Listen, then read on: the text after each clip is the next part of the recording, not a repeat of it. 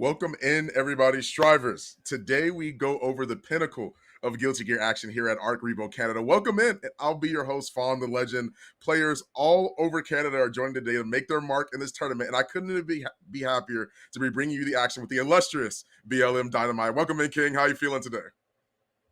I'm feeling fantastic, King. Ready for some Guilty Gear Strive action, Mhm. Arc Revo America Canada edition. Listen, we've had incredible Arc Revo matches all weekends of the January and December months. So I know this one's going to be heat as well. We got some incredible players in the Canada region, of course, and I Mhm. know they all want that top two spot to get to Arc Revo Finals March 19th. Absolutely, yeah. It's something that is to be said, right? You sign up here, you qualify, you play through some people have to play through a slog of a bracket, right? Like some killers out here in this tournament, man. Some of them definitely being from Toronto, Montreal, that are well known. Rakir, Brutus, being in the tournament today. Wash your hands. Kobe, test your luck, like a bunch of people that are well known in the Toronto and Canada region. That's honestly amazing players, super amazing players, and it's actually going to be great to be able to see a lot of these matches today. I'm super excited to be able to see this match. So happy to be here, honestly.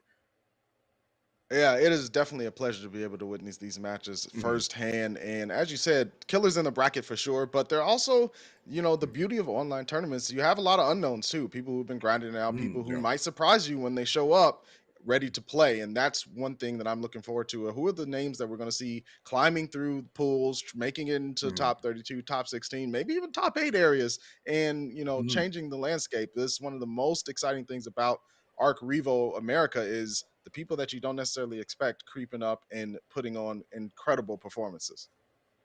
Yeah, it's absolutely something amazing to be seen. And that is a great point that you bring up, Dynamite. It's just the overall fact that, once again, with everyone being at home, quarantine settling in, a lot of people being in their homes means that there's a lot more opportunities to be able to participate and practice in these tournaments far and wide because we have to rely on the online. We have to rely on the overall internet connection between different regions, even though it is the same region, like just making sure that you play and bring out the best possible thing it is that you can do, right? Like it is at home tournament, so it is more accessible to a lot of different people that are within the same region. Yeah, and that's going to be really something that Strive continues forward with. It we've seen it since launch. There have been tournament brackets Yeah. all over North America. And I really enjoy it. I think that that makes the game very healthy, Mhm. and I think it's brought a lot of new faces into the limelight that we haven't necessarily seen before in this particular way. So, as you said, look. Everything about this tournament is getting that first or second spot, right? You want to be able to qualify for the Arc Revo finals. You want to be able to represent not only your region but yourself with the best of the best, and that's why we're here to do it. And I think that as we continue down, the pressure is going to increase, and that Mhm. potential 1 and 2 spot is going to be closer and closer into the vision of those who are doing their best. Of course, yeah. I mean, like the first match that is, I believe, we'll be looking at today is SJ. That is Stephen Johnson, I believe, versus Tonsky. Both of these players, I one of them is one of them is specifically from the Toronto region. Once again, you have the Digital Havocs, the Digital Havoc, the Insidium Gaming. When they put on a lot of these tournaments, you have a lot of those people that come by that are local, and make sure that they're always there, like every week, practicing and practicing and practicing and trying to see if they can actually put their best foot forward, right? And that is the best case scenario. Is that even still, with quarantine and everything, it makes things a lot easier when you still do have a local environment it is that you can go to and practice to. And SJ is the name it is. I've seen a couple of times, honestly. Definitely something it is that like I'm excited to see him today. Tonsky is another it is another obvious Canadian inhabitant from Ontario, Canada, and he is also a very prominent player. I haven't seen him as much, but I do believe that like he will be participating in like the bamboo battles as well. So that'll be something to be able to see. Like definitely a both of these players back and forth. Like they definitely make sure that they sign up for their tournaments. That's for sure. They're experienced for sure. That's so important. Get Mhm. those reps in, get ready for events Yeah. like this where you really want to be able to make sure that even if you're not having your best day, your floor is strong enough to get you through to potentially a Sunday. And that's one of the things that I really love about this Mhm. ARCREVO Mhm. America tournament is that it's a 2-day tournament, right? So first day is grueling, right? You got to go through pools, you Right. got to go through top 32, you got to get to the top 16 spot, but then you have a day to recover, get your mental back up, maybe study a little bit, Mhm. relax, take your mind off of whatever you want to do. And then you can return on the next day to really go back at it at full power. And that's one of those things that, Mhm. in an online tournament space, we don't necessarily see all the time. A lot of them are run just all in one go, right? But this one being the 2-day event really changes the name of Mhm. the game. And you really do kind of earn that breather Right. when you Yeah. get Yeah. into Yeah. the top 16 space and get to Sunday. Mhm. Yeah, exactly. But then some might argue that that is also the case of like, hey, like now that I've made it here, now I really got to show out, right? Like it is, it's always a constant discussion, no matter what competitive game it is that you look at, especially when you're talking about fighting games, is the mental strain, right? Like we love to talk about like the BMBs, the setups, the Oki, the everything, right? But it's so unbelievably difficult to talk about the overall mentality that these players have to have. They got to maintain that mental state, and here we are in the very, very first match of the day. We got Soul versus Kai, SJ versus Tonsky. This is how we are opening up the day. And these are first to threes. First to three, all the way through. All the way through in strive fashion. Cannot wait. SJ and Tonsky, two storied Guilty Gear players, ready to get it going. Already so far. Both of them backing up, making sure they can actually utilize their neutral with Gunflame. Went out in the beginning, but still, we're managing to find the rush down so far. Soul has him in the corner, baits out the burst, and that's going to be a punish. This is where Soul strives, but the FD, that's that nerf taken into effect. Tries to use the standing S, but it's not going to be able to find it because of that FD. Yeah, Tonsky, him in the corner for a little while. There's the reversal immediately. SJ taking the turn back. The Gunflame on wake up, but an immediate stun dipper burst right back into the corner you go. Yeah, and using the 6P obviously to interrupt the pressure that might be coming out from Soul. Obviously, you don't want that to be your calling card. Gets the counter hit, and that's going to be the wall break as well from Tonsky. Finds good damage, and that's that positive bonus. But hey, one of the 4 buttons of the apocalypse. That's that 6H, baby. You gotta be careful with the blue RC just to try and avoid potential punishment. Good hits, and chases him down too with the 5K. Back and forth until we ended off the purple RC into the air throw. SJ immediately answering back with both the DP and the 6H when they were on the back foot, not willing to start blocking. And if you're a Soul player, I don't blame you. Absolutely, yeah. That is not something that I would say that Soul players are entirely known for. Is the aspect of blocking. Gets the backdash, but the blue RC actually slowed him down. Finds the hit, but not necessarily too big of a punish. Gets no burst that time. Didn't work last round, but it's going to be this time, though. It is going to go through. DP is trying to avoid the situations, but even still, that 6S is going to be huge. Big damage into Oki, but get off me, DP. Purple RC forward into the 5K, and the wild throw reset caught you looking.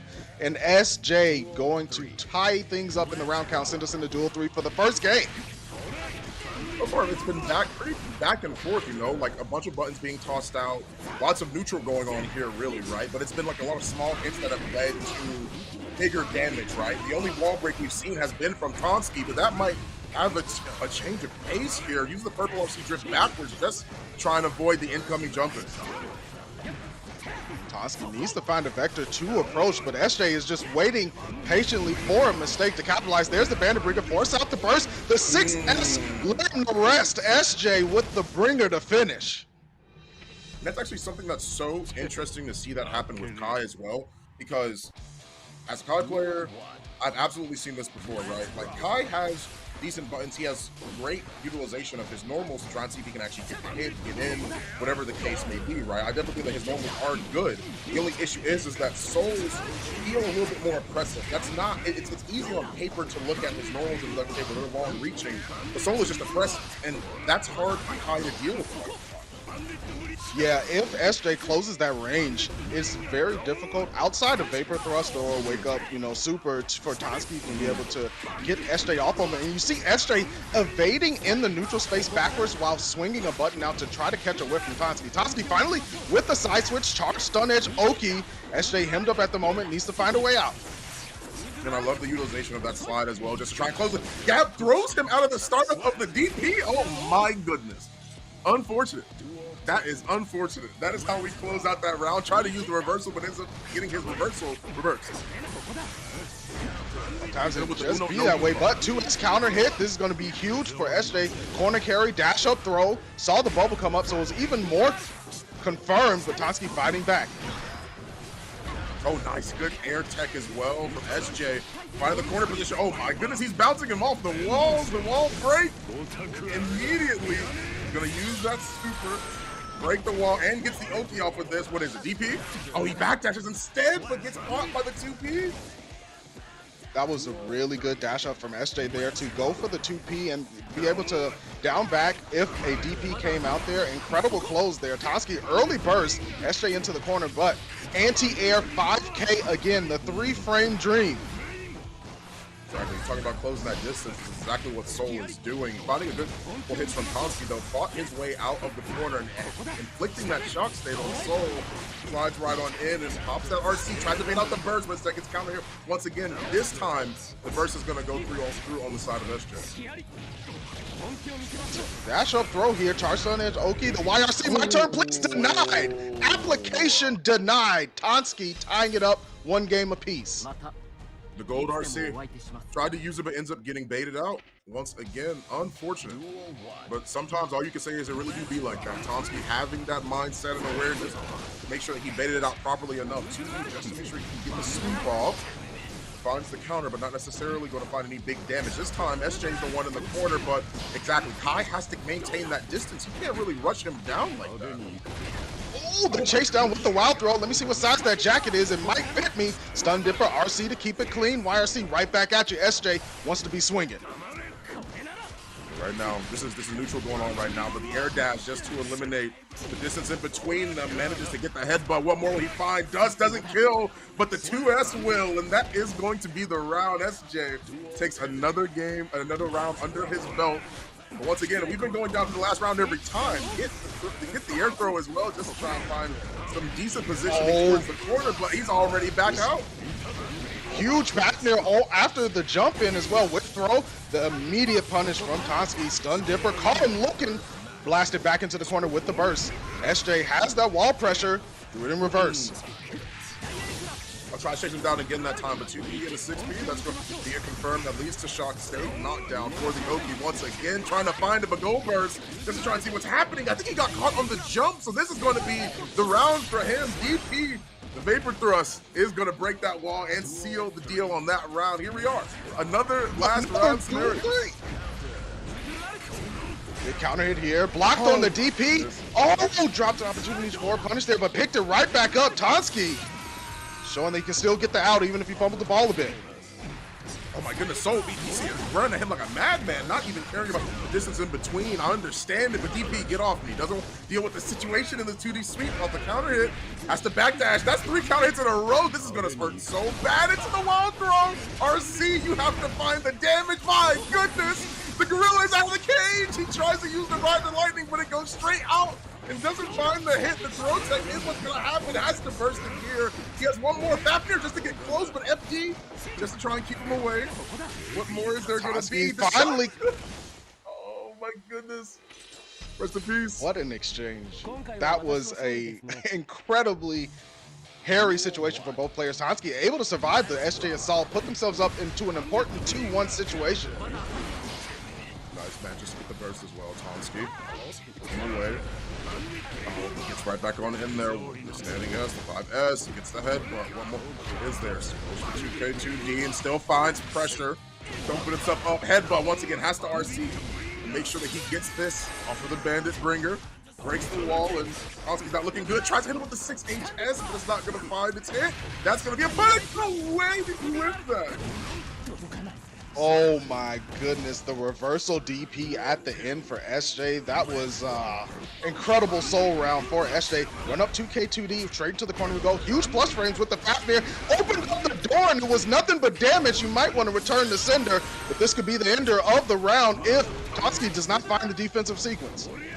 Once again, this time really good SJ, but finds the counter hit. Tonsky trying to open things up. Goldberg just take his turn back, tried to run up and backdash to see if he could bait the DP, but that's 3 for 3 on the DPs. My goodness, back to back 6H just to end it, put him in the dirt, and that is another game. We've already tied things up 2-2.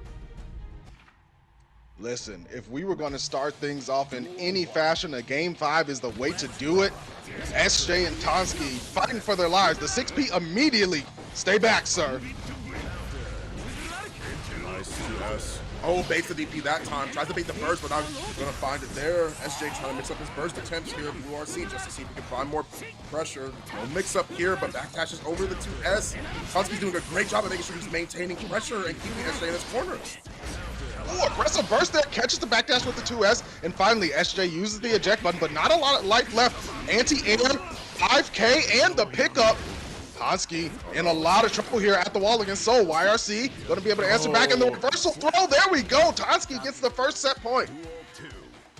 Yeah, SJ just afraid of making sure he closed that gap. Okay, SJ is just, that's multiple times we've seen him run forward. He's trying to close that distance because he knows once he's in Kai's face, that's going to be a hard fight for him to deal with. And if anything, that pressure is going to be layered on time and time again. Wild throw into the RC just to find the ender. Bandit Bringer into 6H is not going to end it. But what will? It's going to be the 2P. And manages to actually hit him out of the 2S. That's crazy. Just a quick jab, and now a double set point. Last game, last round, the gold burst. Tonsky trying to do the worst. RC immediately after Stun Dipper connects. Charge Stun Edge, Oki, SJ stuck in this corner. PRC come down swinging. My name is Soul Bad Guy. Bad guy indeed. He is being very oppressive. The villain of this story, keeping him in the corner. Tonsky has to find a way out, but the 6P is going to end our very, very first set. SJ is going to move on with the final score being 3-2. Back and forth consistently, right? But at the end of the day, SJ is the one that takes that.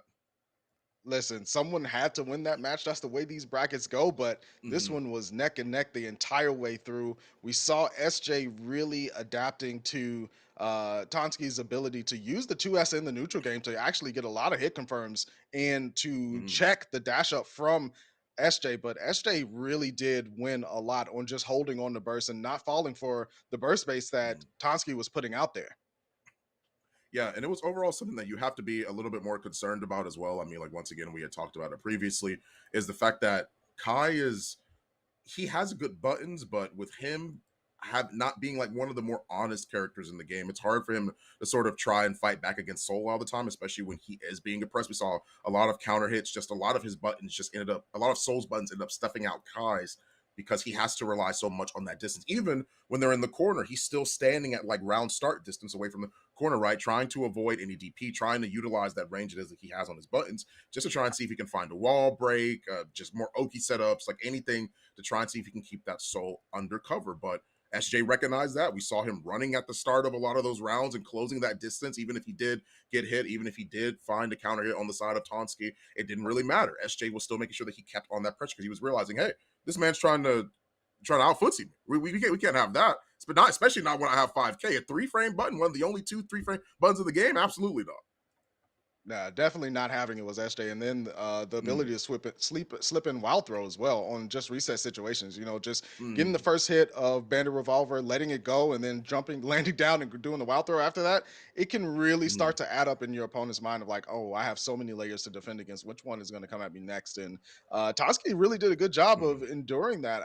Like you said, it went down to the wire. Could have been anyone's game. But speaking of anyone's game, we got 2 more players coming up to deck. The next 2 is going to be Peppery Slash versus Windrunner. Peppery Splash. Now, if y'all were interested in seeing some Peppery Splash, that man is a Zato player. He won the Incendium Community Appreciation event in a nail-biting, 2-2 against Kid Bummer. Kid Bummer is a Potemkin player, and here we are. He's actually running the the Milia this time around, actually. That's actually super interesting. And that community appreciation of it, he actually played.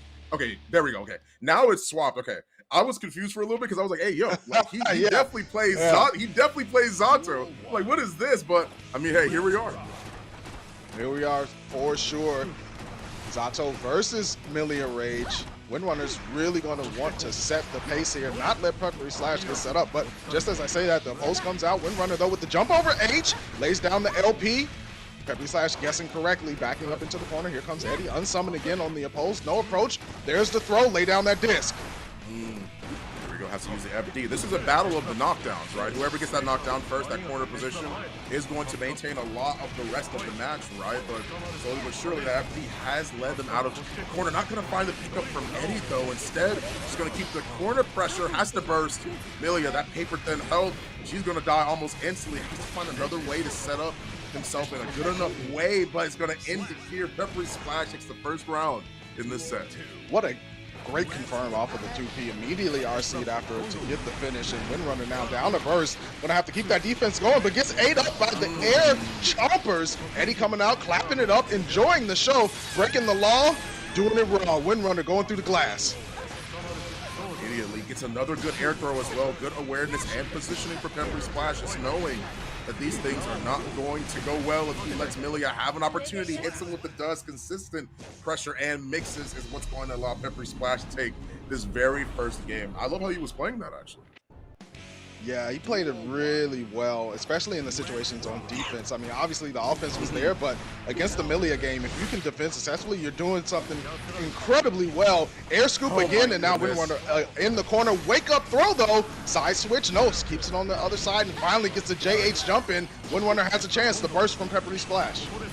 Yeah, has to get the burst. The last thing you want is for her to get a positive meter bonus, but looks like that might turn out better for Peppery Splash. Her does not have Eddie up. Tries to go for the air throw once again. Trying to call him out a lot on those jump-ins. Has to use that aerial mobility just to try and get over Eddie a lot of the time is what Milia has to do, which is why she's jumping so much, but it keeps not working out in her favor. No, Peppery Slash is doing an incredible job of just staying away from those dangerous situations. But this air-to-air conversion off the JS, the flowers are due, landing down on the grave for that round. My bad, I must have thought it was winter. Evidently spring is already in full bloom, baby. That already breaks the wall, sets him up. Great opportunity to find the air-to-air conversion. The last thing I would have thought was that he was actually dead, but that is, hey, sometimes it do be like that. Sometimes you have to say it that way. Oh, speaking of B, the pose into the 2H. Peppery Splash goes with the lows, open up the toes at the wall, and here we go. We're going to do the Sun Void. Positive bonus and Oki available. Windrunner in a whole lot of trouble. Canceling a lot of Eddie's pressure. Just once again, flow after flow after flow. You have to find a lot of those moves that are going to keep Milia in a really bad spot. She has no health, but she kills you. It's like death by 1,000 paper cuts, right? But we're talking about two characters that have decently low health pools, right? Absolutely, and the guts are not there either. Shadow Kermit comes through, finally gets that air-to-air situation locked down. Sky's secured. YRC, my turn, please. The backstep on the throw. Peppery Splash ready to go. PRC forward, drifting into this pressure. Opened up finally, and the burst is beaten. Health devastated. Windrunner almost out of there. Already. Like a bit of a bad opportunity. Tries to roll right on in, but gets thrown out on the incoming pressure. Good just defend from Peppery Splash as well. Yeah, Peppery Splash is a genuinely amazing Zato player, calling out a lot of Milia's jumps and getting those air throws. We see it happen a lot less because now we see Windrunner trying to adjust to that scenario a lot of the time. Peppery Splash is good at being able to call that out because Milia has to maintain that air game, and she has to get to places that Zato can't reach. Right now, it's really hard for Windrunner to be able to achieve that goal because of the way the Shadow Kermit comes out. 6P also keeping Peppery Splash nice and clean from those close jump-ins. Windrunner fighting back, gets a close slash, and now has the opportunity. There's the throw, laying down that disc. No, goes for the Mirage instead. I like the variance on the Oki. You know, most people lay down disc when they get the knockdown and they're used to it. The Mirage on the other side just changes the rhythm. Right now, good counter hit. Gonna carry him to the corner with this, a standard BNB. Not gonna find the conversion off of the moon, though. That would have led to a wall break, but instead, it might be his downfall. One mistake, baits the burst once again. You're gonna have to hold this stabs him with the sword, gives him the good old Dante treatment straight through the chest, and manages to get the Oki set up right here. Manages to have some good blocks. Oh, Man yeah. grab. Have to be aware of that. That's actually gonna kill her. That's crazy. No guts available for either of these characters. This is just straight out brutality. And Peppery Smash on set point. Windrunner working the pressure, Lush Shaker, nothing doing. The Shadow Kermit again coming through and clipping them down. And what a pickup and chase down from Peppery Splash. That was incredible stuff. And now a positive bonus certainly on their side. Going to be able to keep themselves nice and clean. Windrunner looking for a way in. The JH connects. Peppery Splash blocking the Sonic Spinball and backing away. Tries to get the knockdown, but has to burst. Doesn't want to deal with Milia's pressure. No way did he just get... That is absolutely crazy. He's dead off of that. Oh my goodness. Peppery Splash. That's how we end this next match. Oh my goodness. That's crazy. That was a crazy confirm from like that. The confirmed previous, the one it was that we just saw, was absolutely crazy. That's definitely a GG shake my hand moment. Like that is... Milia's trying so hard to get in because she's technically fighting a 2-on-1, right? She's got to deal with Eddie. She's got to deal with Zato, and she's getting thrown out the sky. So, okay, air option's not working. Now I got to approach on the ground, and it's not going to work out that way. You get hit like twice, she's done. That's just it. My goodness, man. Yeah, Peppery Splash is locked in. We spoke at the top saying, you know, a lot of these players are coming in with their eyes on that prize of finishing top 2, but Peppery Splash, storied gear player for sure, is looking at that top 1 spot saying, I want it to belong to me. And speaking of storied gear players and people that certainly know what they're doing, Rakira's going to be coming back, or coming up to deck, going up against Glaw. Now Rakira, once again, this is another Incendium homestay, Digital Havoc. Like he definitely puts in the work. Rakira, I believe, is an Anji player, which will be something that interesting to see. You know, like he really does put in the work. He was participating in the Digital Havocs it was that I was casting, as well as the community appreciation event. We saw him run that Anji pretty consistently. I think I have seen him on Chip a couple of times before as well, but Anji is mostly his mainstay. So I'll be interested to see how he's going to actually play this matchup against Glaw, who I don't know too much about, but obviously is a is here in ARCREVO, so I'm interested to see what he's going to do. You mentioned it before. The fact that everyone's playing, it can be playing at home, means that we see a lot of new faces. Yeah, word on the street is Rakira also has been working with the Gunman too, so we might see a happy chaos depending on how they feel about the situation. Oh. Again, going back to Glaw, yeah, look, the new faces that show up, I love to see it, especially when they're able to get up and contend with some of the old mainstays as well. So we're going to find out who Rakira is going with. Happy Chaos, that matchup, it requires a lot of homework. So I hope you've been, studying and making sure that you know what your options are and are not, because one mistake, you get hit with one of those super heavy concentration shots, the orange things, they sing for sure. So we're gonna see what it is, and it is the Gunman. Boy. Happy Chaos coming to play against Eno. That's crazy. So we've pretty much seen a very large slew of characters already. We've seen Soul, Kai, Happy Chaos, I know. We saw Milia, we saw Zato, 6 different characters already in the first 3 matches. He has to let the intro rock. Rakira, you gotta let the intro rock. No way did you skip that. That's absolutely crazy. That's wild. Listen, he's showing up with the gun and ready to get it done. However, Glaw off to a really good start. The stroke counter hits 6H to the wall. We're going with the reset. The highs going to make him fly a little bit at the wall again and straight through with the super. Dead! Excuse me, sir. So one of the biggest things that people don't talk about with Ino is that, like, we can talk about Milia mixes as much as we want to. We can talk about so many different characters that have that strong set play. But what Ino does more than anybody is mental damage. Could you imagine getting hit 1,000 times, 1,000 different ways, and just losing just off the fact that you're not dead yet? That does mental damage to an opponent. That's how that is. You have to be more aware when you're fighting against Ino, but now Rakira's getting things started. Gotta be careful. Pops 1 shot and it pops 2. And is going to break the wall. That's the super. She should get the returning favor. She should be dead here. You smoke. Absolutely. And you see the story of 2 sides with this character. The defense certainly isn't there, but the offense is absolutely ridiculous. However, Glaw going under the low with the air dash, catching him, trying to back up. Rakira in the corner, 6P'd, but now the pressure begins. Glaw trying to lay down the law. Rakira escaping finally, but gets mashed on, and the note comes through. Oh my goodness. Oh my, yoo-hoo! He's flying across that screen. My man paid for that flight. My goodness. Went immediately into the corner, doesn't find the conversion after that, uses the momentum from the dash. Yeah, this is how you have to play. That curse, yeah, that is some of the most impressive things ever. You gotta deal with that.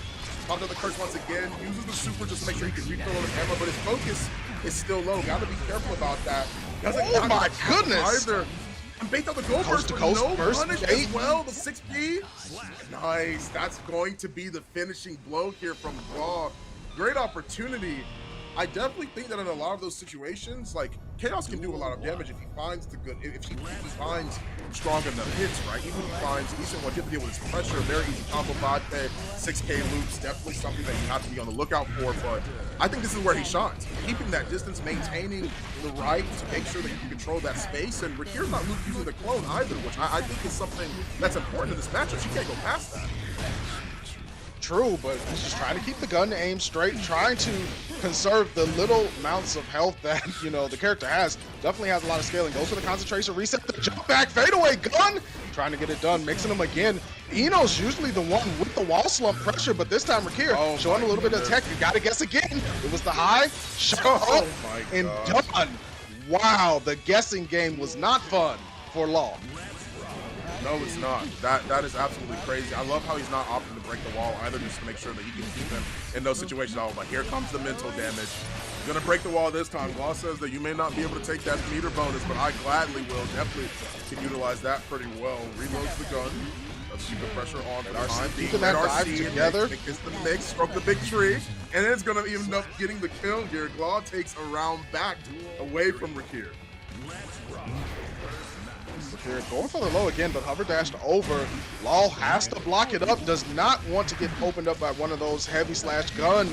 Cancels on a block string, finally gets some pressure. Rakir bursts for the room. Heavy shots. You see Law using those short hover dashes just to make sure that they're able to block and not get sniped out of the air. One bullet left in the chamber.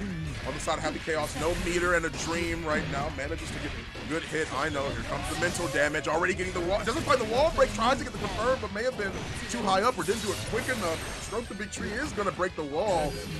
But he has the meter. Blue RC, but he has to hold that. That is super active. You got to be worried about that 2S.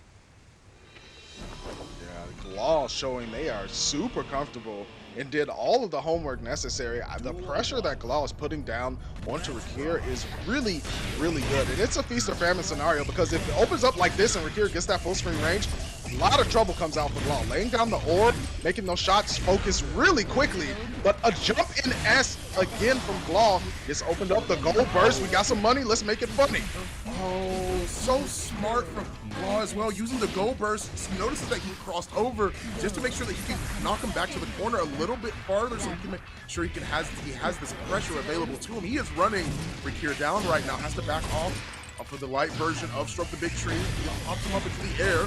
But once that curse gets applied, see, this is where I think Rakir needs to put out the clone. He can't let him get close enough, let him play around that, utilize that meter, has to use the focus super, I would imagine, but instead is gonna go for the wall break here. It should be death, and it is on the side of Glaw. Rakir is gonna take that first round. Rakir looking really good when they're able to just get out of the situations where they're hemmed up in the corner and force things back into an oppressive situation. Immediate conversion after the heavy counter hit at the wall again, and through we go with the 6P. Glaw needs to find a way to advance. Rakir does have bursts as well. Glaw uses theirs. Deus Ex Machina gonna send him into the blocking animation all the way back and draining meter as well. Pressure on 6H just to make sure that they can't hold the up back. Gets the overhead, but is going to have to force out the burst here. Chaos is going to get hit once again. This probably will be a wall break from Eno, and it is. Finds the good hit. Breaks the wall. Blue RC forward again, but this time it's going to work out for him. No big conversion, though. FD rolls right on through, gets the mix left, right, but the DD! You got to be careful about that. You have to punish on the second hit. 6P before the sound wave, before the burst comes out, is absolutely huge. That interrupts that super, but gets caught on the first initial hit. Set point for Glaw, just stroking the biggest of trees and letting Oh them know this my music goodness. gonna play, baby. Charged us through the wall. Glaw has meter available, looking for a confirmed blue RCs instead. Smart tech by Rakia, the jump back, and finally gets the knockdown. Glaw on the back foot, but still with a little bit of a life lead. The roll through got them all mixed.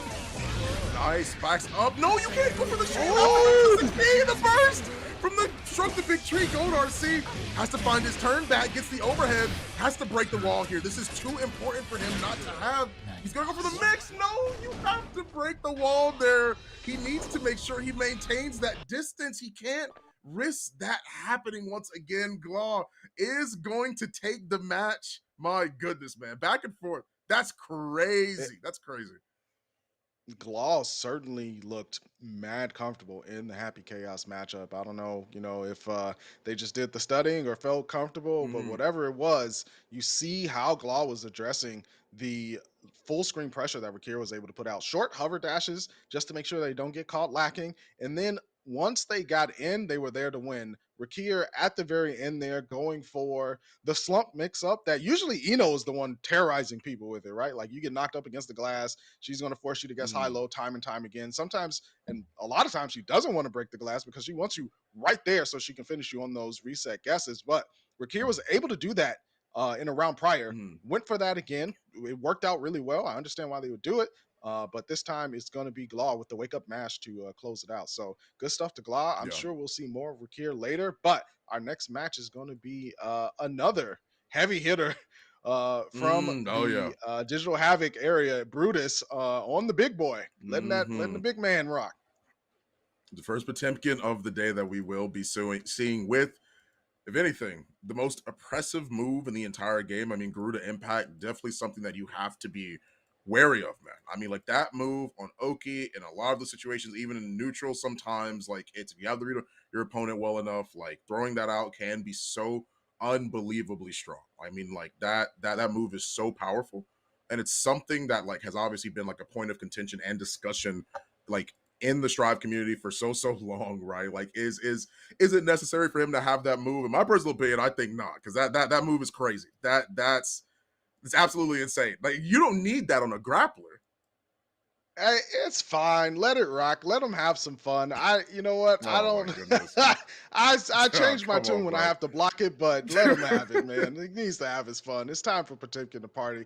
They made some adjustments to it, but good players are going to figure out how to use the tools that they have, and it's powerful. Don't get me wrong. I mean, if you FD it, it's still not going to necessarily save you, and it drains meter. And you definitely don't want to just raw block it because the chip damage alone is ridiculous, and the plus frames off of that is even more ridiculous. So we'll see, how it comes into play in this particular matchup.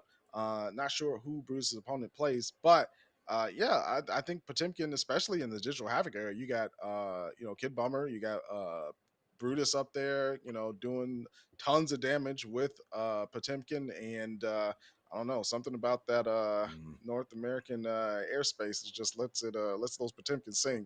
I'm excited though. I really think Potemkin's one of the hypest characters to watch in the game, and definitely can lead to some exciting moments. So I'm curious to see what Brutus has in store for us. And then his opponent, Two Frame Pun, actually is a Leo player. So I know Cola's happy being able to see his character end up getting played today. That's for sure. I mean, Leo, an extremely prominent character, definitely one of the better characters in the game. Pun on the Leo here, piloting that. Brutus, once again, on the Potemkin as we head right into our next match of these pools. I'm interested to see this as well. I mean, the flick is something that you have to be worried about. It doesn't mean like you can rely on that neutral so often. You can't really utilize his projectiles as well because of the flick eliminating a lot of the projectiles that Leo throw. Oh, in the world, I need a projectile when I can start flash kick. Pun letting him know from the beginning, this is the life we're about to live. I have no cares in this world. Here we go, Garuda Impact into the Potemkin Buster, tosses him out. Purple RC, that side swap, what an amazing RC drift to make sure that he actually got the side switch on that. Finds the corner, but my goodness. Gets the slide head, knocks him down, blocks the DP, but misses the 2 my! Gets the counter hit, gets the super. Hey, yo, listen, don't ever let Leo players come. Oh my goodness. Listen. Pun said, I'm out here living life, and I don't care if I throw it away. That's how I'm going to play. Brutus able to capitalize again. Another round star flash kick. Pun has no fears. And sometimes that's all you need. That's like what I was talking about. The flick. Can't rely on those projectiles a lot of the time. Leo trying to find his way out of this corner. Gets the 6P. That new buff. So he can actually cancel that. Gonna find the red RC as well. Not gonna find the wall break. Instead gets the jump P just to make sure he finds and keeps that corner position. Crosses him over. Not gonna get thrown out of it. Finds the mix. Ooh, a pickup from Pun. Just for Gonna go straight into the super, dashing forward. Brutus backing up, needs to figure out a way to close the distance. Pun tried to go for a little berserker slice there, nothing doing. The double jump and cross body chop forced the burst out of Pun. Brutus flicks it right back at you, blocked up and destroyed. Double uppers. Yeah, this is one of those situations where it's like, that type of play style is like, that you do a lot of that to try and catch your opponent off guard, catch them slipping at first to see if you can juggle up their brain a little bit so you can actually formulate a strategy. Never mind. Everything it was, everything I just said, don't even think about it. It doesn't even matter. That literally didn't even matter. He beat again. There is no He did it again. He did it again! Listen, Pun has made up their mind that they are going to flash kick no matter what. And it's hard to stop a person like that. Brutus just needs to focus on trying to capitalize on it, then immediately Pun does it again. Gets the back turn. Brutus with the squeeze on him to lay him to rest. He said, you know what? You're partying a little too hard. Let me lay you down to bed. Good awareness on that. Use the current command grab as well. Slide in just to find it. Yeah, you got to block. Yeah. This is a wild animal you are fighting right now. The gorilla is out of that cage, fam. You really have to be worried about that a lot of the time. Respect that DP. On the loose. They need animal control. Brutus got to put him back into the wagon and take him back to the zoo because this man is rampaging. Don't worry. That leash is slowly being put on. That damage is definitely enough to make people think twice about the next as they make Purple RC drift forward and finds the hit. Brutus is going to find another game under his belt. Moving straight on, moving quick. Yo, Brutus is like, listen, if you're going to just throw yourself into my loving arms time and time again, I'm more than happy to receive these free hugs out here. And now they're only one game away from moving forward. Don't do it again. Hey, yo, you see him crouch? I'm a little bit worried now. He's in my head. I'm not even playing the game.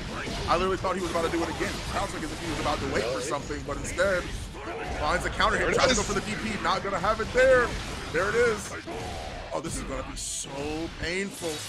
A lot that you have to be concerned about, losing a majority of your life and a positive bonus on the side of Brutus here on the Potemkin. That wasn't even a combo.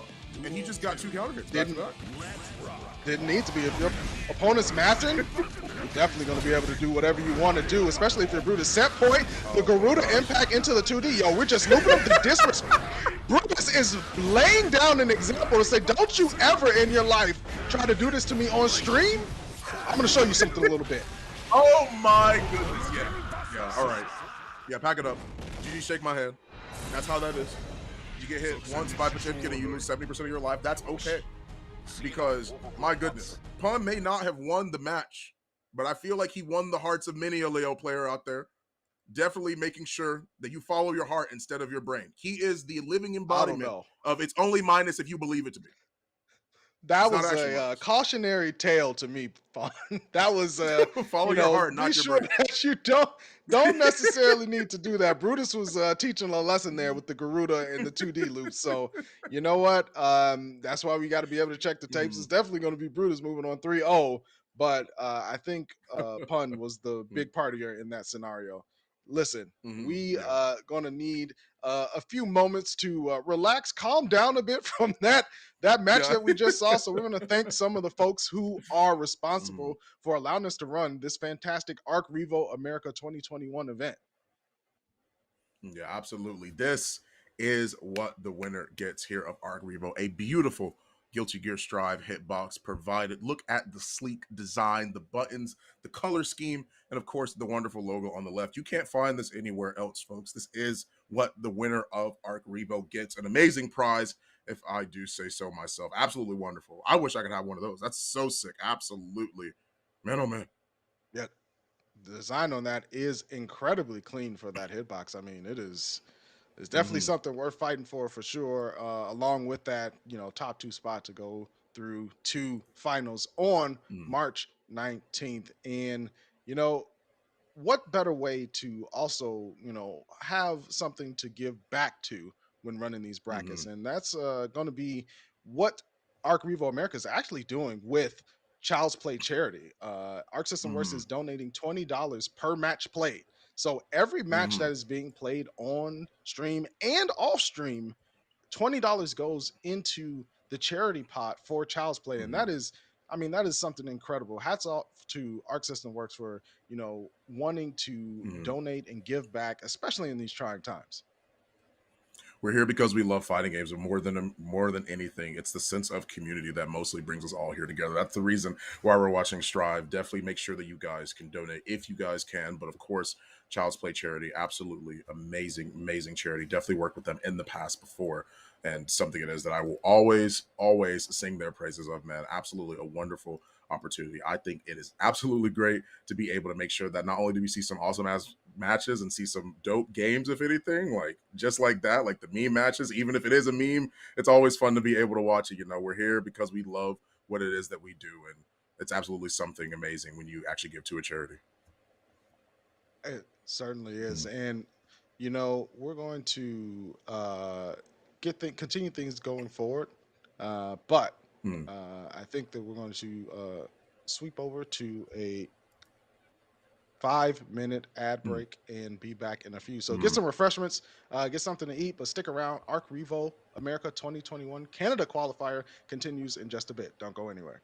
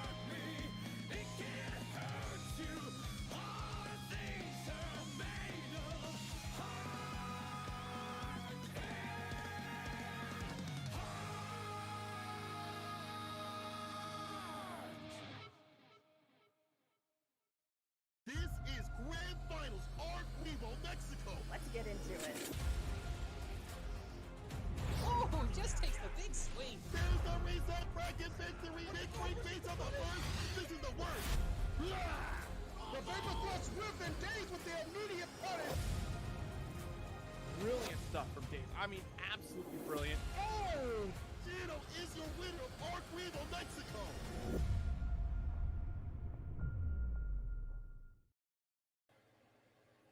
Amazing trailer, and here we are once again back into the Guilty Gear Strive action. Fonda Legend and BLM Dynamite, my homie right here. Absolutely excited to get into some amazing matches to lead into the next game. We will be looking at Peppery Splash once again versus Nagayan, which is something I'm super interested in seeing because once again, Peppery Splash, I really like watching his like watching his Zato. He's a very adaptive player, and the guy in also no slouch either.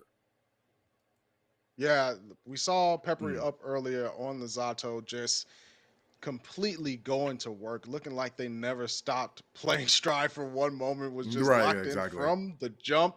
And, you know, if you are Peppery Splash, that's exactly what you want to do. You want to get these 3 O's quickly. You want to reserve your mental stack, but got more to do. Nagayan on the Ramlethal Valentine, certainly a different matchup than the Milia. And Peppery Splash is going to have to do their best to try to avoid the dreaded corner situation, especially against Ram. Yeah, neutral's a lot easier when you have buttons that reach like half screen. Like that makes sense, right? Like so it's A little pretty bit, easy. a little easier. Right. Just a little bit. Just a fraction of a bit easier, right? For you to have to deal with. Great 6P to start things off. 6H or JH is definitely something that people love to use, especially on the Ramlethal. It's something that you have to keep in mind so frequently, and a great 6P to start it off and make sure he gets that corner position. Oh, the trade, but Peppery Splash comes out on top, punishes the far slash whiff as well. Peppery Splash setting up PRC, the side switch, and the shadow current to come through. My buddy and me, the combo for free. Peppery Splash looking to close the door, but finally Nagayan gets some room to work, and the 2S right this way to a loss. Just to at least get one round for himself. Finds a good counter hit. Is going to find a better combo. Tries to chase him down off of the dash, but still had those in-bowl frames. Have to be worried about it. Be worried about it for the most part. Trying to see if they can find the hits. Gets the command grab once again, just to keep the pressure on them. No burst available on the side of Nagayan. Manages to drop it down. People's elbow right from above. Just to try to see what this thing can do. A really good job of finding options to avoid pressure, but the goal burst on the oppose. Nagayan paying some money, but the defensive throw from Peppery Splash gets him out of a rough scenario, setting it up. Eddie clapping it up, enjoying the show. YRC, my turn, please burst right back into the corner. Nagayan hemmed up, looking like a suit out of Macy's. Purple RC drift forward, manages to get a good couple of hits, juggles him in the air, and breaks the wall. That is going to be the game for Peppery Splash. But remember, this is still the first of 3. We still got 2 more potential matches for Peppery Splash to play. Nagayan sitting at 0 right now. Wonder what he has learned from that 6P, just using it a lot.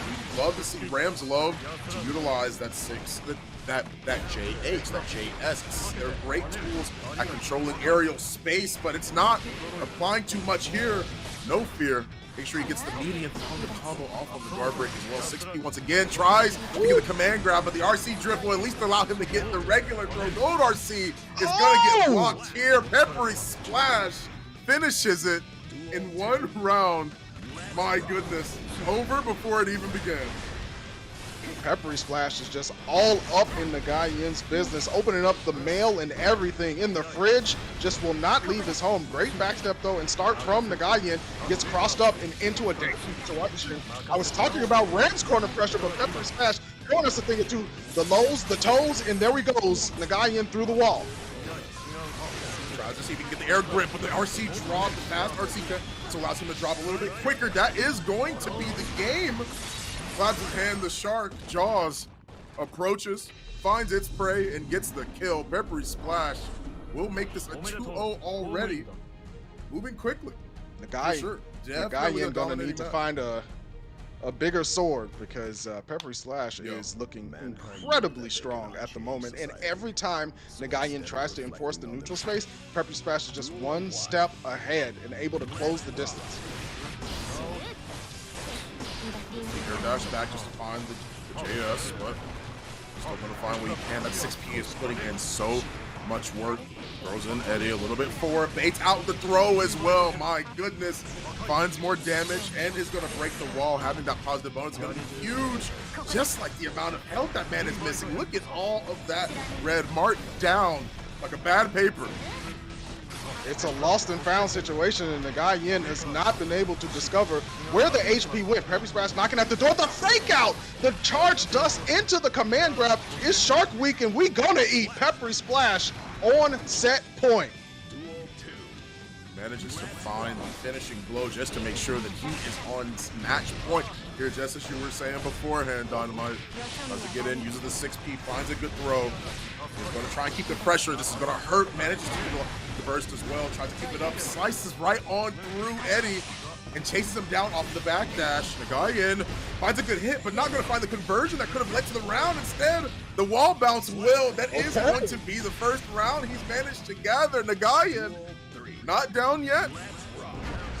Answering back, fighting up against the wall. The round start 2S though for Pepper Splash. Gets them started. Immediate burst out of the situation. The guy in backs it to the corner. Gets the air approach on the 214K. The full Rekka letting it sing. Pepper Splash hemmed up in the corner again. The sword set must respect. Tried to jump out. The far slash locks him in. The guard in risk gauge is massive. Oh my Finally a close goodness. slash hit. The guy Yin. Sheesh! Nagayan finds that finishing blow, the consistent pressure, and of course, Pepper Splash giving in a little bit does actually just get hit raw. Not going to find a counter hit, nothing of the sort. My man Nagayan keeping that pressure, not giving up yet. The guy in showing Pepper Splash that long money don't come for free. You got to be careful, but the burst is now baited, and Pepper Splash immediately taking full advantage. The guy in a whole lot of trouble right at the start of game 4. Gets the command grab, man, just to at least put him in a pool full of sharks. Clearly is hunting right now, looking for the next hit. What will he find? Gets the double overhead full RC just to finish it off. Break that wall with the dust, baby. Pepper Splash with the 7 letters. That is the perfect. Pepper Splash on another set point. Can the guy in defend? 6P gonna knock him straight back down to the ground and immediately into the corner. The meat mallet softening up the bones, looking to eat, but a back throw from the guy in, getting things started. Immediate burst. Pepper Splash needs some room to work.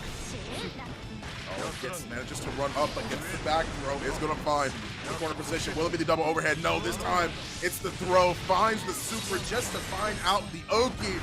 What is it going to be?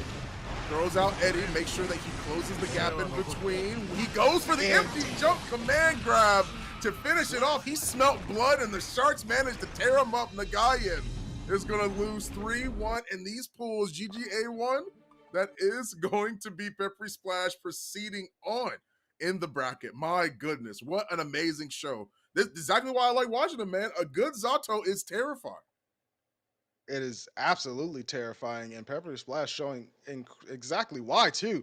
The corner pressure was just on lock, and the ability to cover just so much horizontal space and to nullify the Rams' ability to use that far slash in the neutral space was one of the keys to victory, and Pepper Splash pulled it off really well. That's not to take anything away from the guy in. Look, they won game 3, was finally able to run the game that Ram can run, right? Like, you can say, oh, yeah, they got, you know, a rough go of it in the first 2 games, but Ram is still threatening if the player knows what to do. It's just really good stuff to Pepper Splash for avoiding the scenarios where Nagayan was able to do anything.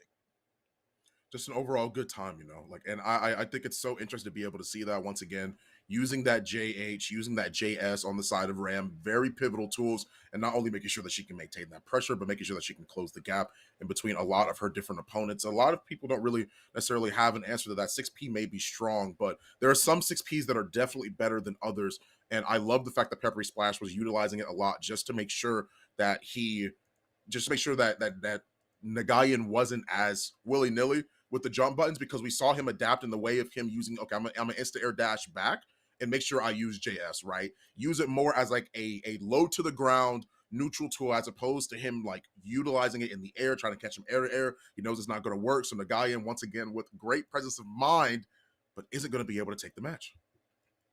That's, you know, that's the way it goes sometimes. Still has the loser side of things to attempt to run through. So not over for them yet.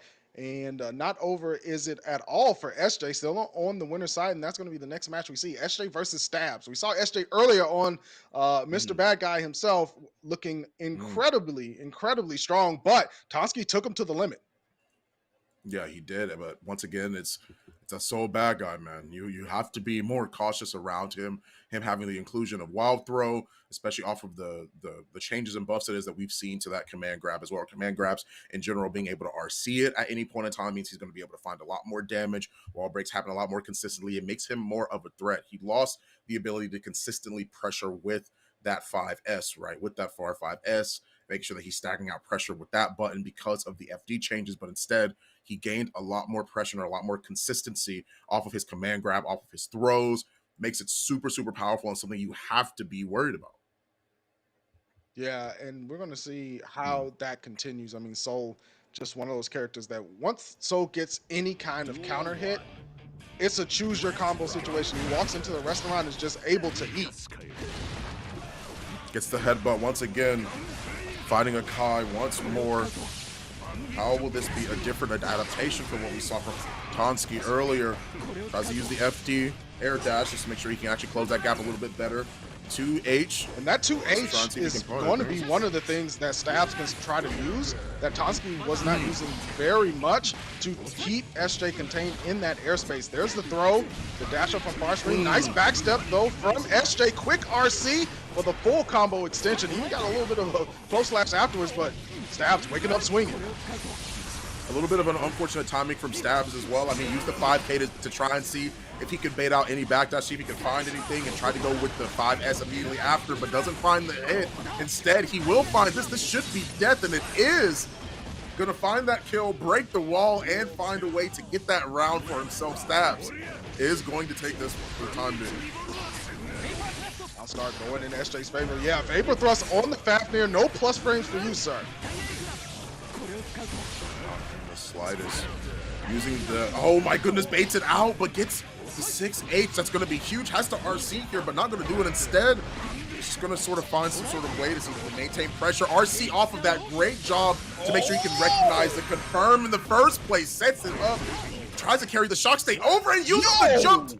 That is so unbelievably smart. Because Soul, especially SJ, loves to use that button so effectively. It has a good range, it's fast, it's 13 frames. You have to be worried about it. Using Jump D is extremely fast as well. And it's great at whip punishing, not something that you see a lot of people do. That's so good on Stabs, making sure that he utilizes that. Yeah, Stabs finding all the right answers to JD after the JS. Looking to try to force SJ into a rough situation. 2K2D knockdown. The dash through, YRC, my turn please. Stabs being really good defensively, immediately bursts out and R slash try to push SJ into the corner and does. Oh, and just close that gap. This should be death. Finding the volcanic viper just to end it. SJ breaks the wall and finds that round for himself. Clapping back, not out of it yet. Have one game already apparent. Round out of time so far.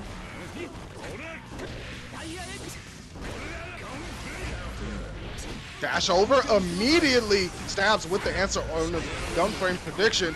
Big counter hit on the heavy slash. Backs up. Does not want to get blessed up. Finds a good hit as well. 5K, it's a good extension from SJ. The 5K, the everything just to make sure that he maintains the pressure, breaks the wall, and is gonna find plenty of damage into an Oki as well.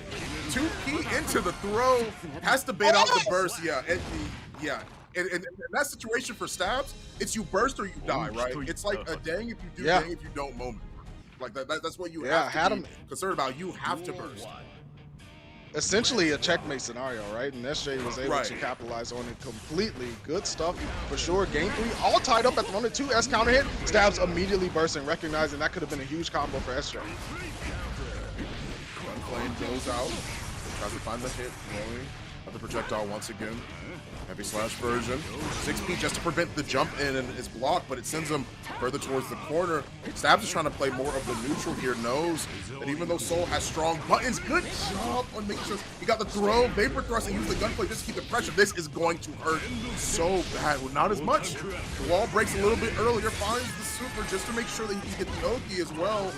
Something Stabs has to be a little bit more concerned about. Air dashes, empty jump into the command grab.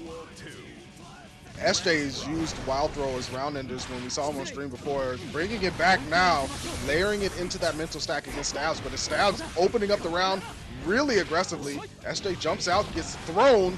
Now Stabs continues to press forward. SJ not DPing at all, does not want to get caught with the setup from Stabs. Oh, nice. Oh my goodness. That's so unbelievably smart. The perfect, he purple RC to make sure the backdash was slowed down so the projectile hit for sure. So he can get that punish. That is so insane. That's so crazy for him to be able to do that. For him to know to do that. That's so wild. Goes to show you that knowledge is really important in these high-level fights. You can play the character, but you also got to play the player. Caught the Vortex! Huge counter hit. RC to confirm it at the wall. SJ wants it all. Even health right now, 6HS once again. Carries him all the way to the corner, gets the sweep. This should just be death. And Bringer into the Fafnir. That's gonna bring Ragnarok, my goodness. Takes another game, 2-1.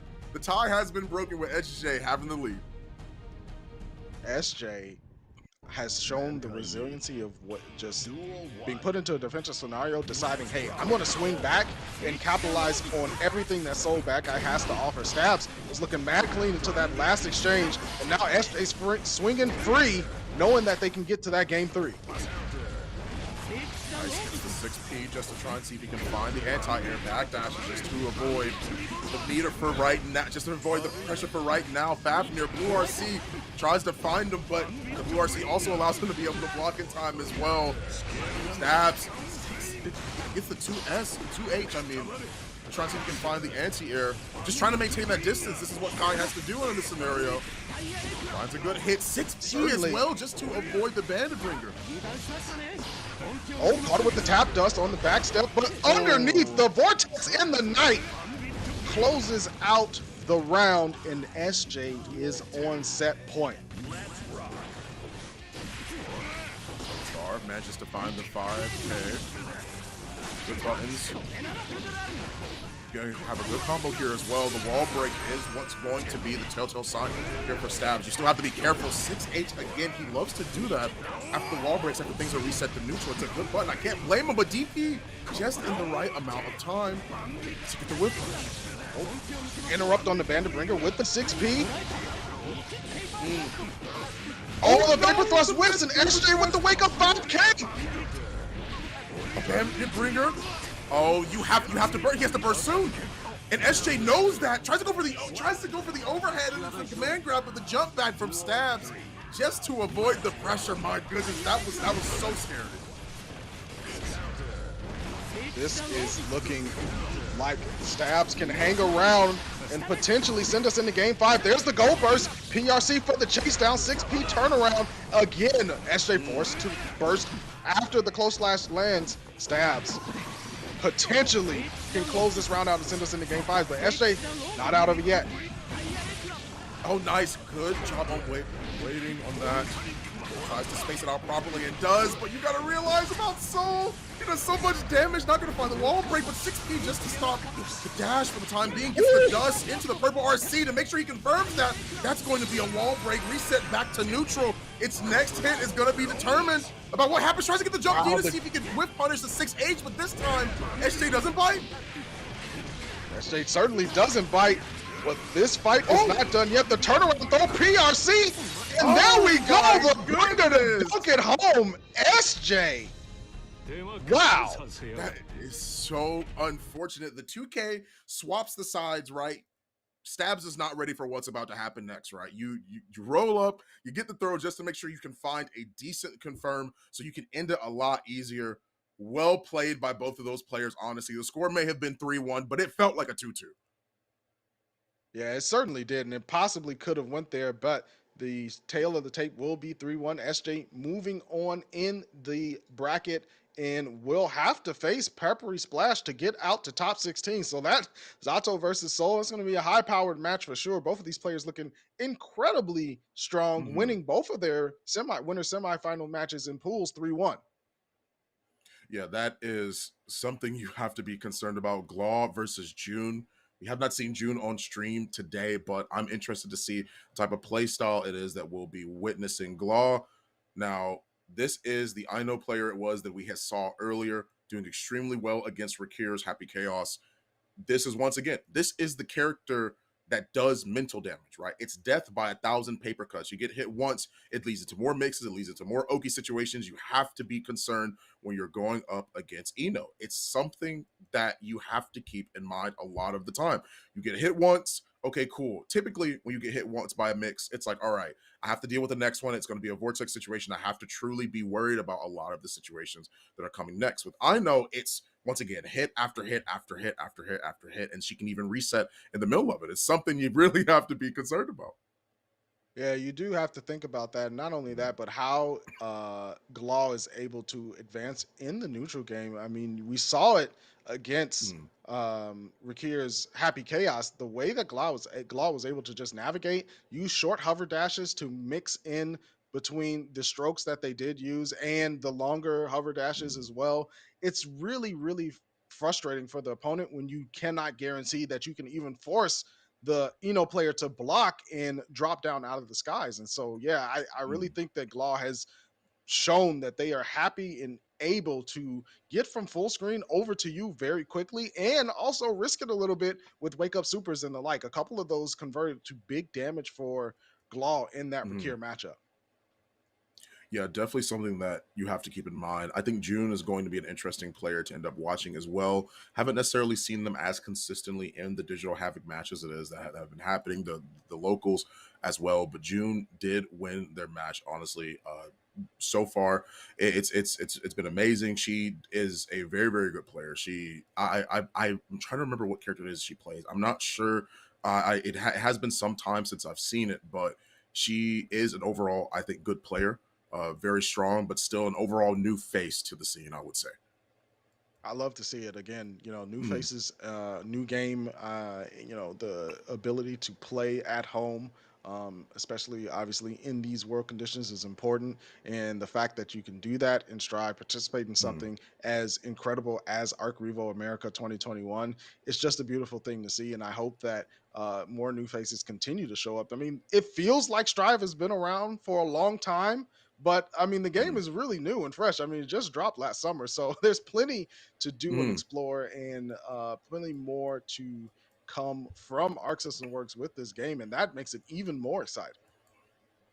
Yeah, exactly. And I am interested to not only see the match, but really think about, like we talk a lot about the adaptation when players lose, but the biggest thing it is that you can talk about is thinking about what worked out for them, right? What went well when players win, right? And so Glaw, we saw how well it was that they were doing beforehand. Currently, both of these players, Glaw and June, I believe, are both 2-0 in their bracket so far. They've both won their games already, so they've just been proceeding onward and onward and onward. They've been doing extremely well.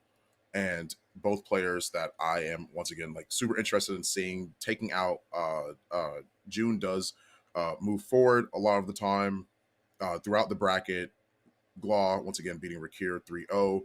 I am interested to see like how June sort of adapts her play style to Glaw because once again, I know is a character that you have to be a lot concerned about. I don't see a lot of people do it as well.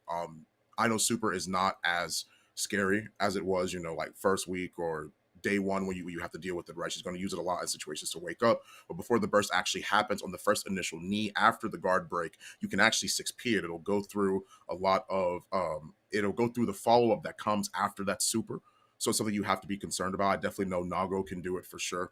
Nago 6P goes through a lot of things actually super, super crazy that you have to be concerned about. So a lot of players can definitely interrupt Ino's or Eno's wake up pressure or wake up, I guess, reversal that you have to be concerned about. It's like a reversal. It's not necessarily like the most like invincible thing. It definitely can be stopped because of the fact that it has a second hit. So Yeah, it's one of those Mm, things that that's the player tendency, right? That you have to be able to be comfortable with and to be able to read, and that's why mm, again with these high level matches, you're certainly playing against the character, but you're also playing against the player, right? Like the autopilot things that mm, you might see on some of the lower floor situation.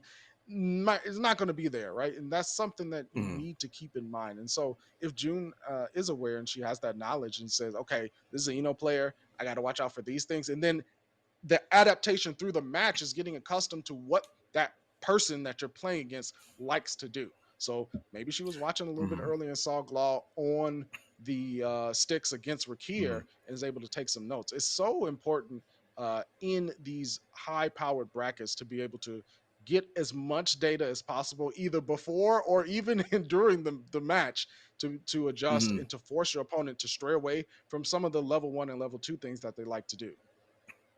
And also, if I remember correctly, I was just thinking about it in my head about what character it is that June plays, and I do think it is also Ino. I I do believe that she plays Ino as well, so there is potential for a mirror match. Once again, when you see characters that have pressure like that, that are that are more oppressive, when you have those Oki situations, it's all about who gets the knockdown first, right? That was what we saw earlier when we saw Peppery Splash fighting against Milia, and it was about who got that knockdown, right? Making sure that you deny the aerial space that Milia has to control, because if she gets the knockdown, it's something you don't want to deal with. Same thing for Zato, especially the case for I know as well. You have to be extremely concerned. It is literally a battle of the knockdowns, right? Whoever gets that first initial knockdown, you absolutely have to be extremely careful with what follows up Yeah, after. and especially in a mirror match. If it is a mirror match indeed, then Mm, even more so you're playing the person, right? Because everyone has the same tools, everyone's going to be able to do the same things. It's important to beat the other person to the punch, but also read what they want to do and know how to punish and respond to your own character. Again, something you expect to see in high power brackets for sure, but again, mm, it's a different feeling. And some people love mirror matches and some people hate them. I don't often find too many players that are in that kind of neutral mm. space. They're like, I don't really have a feeling one way or the other. Some of them exist, but Right. usually it's a pretty polarizing type of thing. So double on the screen would be fantastic to see, especially with the way that Glaw was playing, because they looked Mm, incredibly comfortable with just continuing pressure against Happy Chaos, being able to navigate full mm. screen to close range, and just varying up the mixes as well. It's something that is that you have to be, aware of, or at least have the cognitive ability to be able to, like process, right? Like you have to make sure that you are consistently thinking on the fly, especially when it comes to a lot of these matches that rely on your opponent utilizing the mix up pressure, the okizeme that you have to be concerned about, especially characters like that do extremely well with the pressure, right? That do so great off of somebody's knockdown. And I think it's interesting to be able to witness the happy chaos it is that we saw earlier. We haven't seen him return in bracket yet, right? If there is a possibility for that to happen, but I definitely think that I definitely think that that having happy chaos in that matchup, it might be a little bit more in his favor. I definitely think that the curse is not talked about as frequently as it should be. I feel like the curse for happy chaos is extremely prominent, right? It's something that you have to have applied to your opponent. A lot of people talk about his pressure, his pressure, his mix-up game, but a lot of that is mostly applied after the fact of having that curse being put on them. I don't think in some situations where you're watching Happy Chaos play, I don't think, in my personal opinion, that it's worth a lot of the time to try and see if you can actually go up for the mix. Sometimes his neutral really does have such a strong lead. You gain a lot of meter based off of making sure that you actually utilize those shots, applying the curse from full screen, especially off of a knockdown, and making sure that you retreat, keeping back, and making sure that you play that keep away.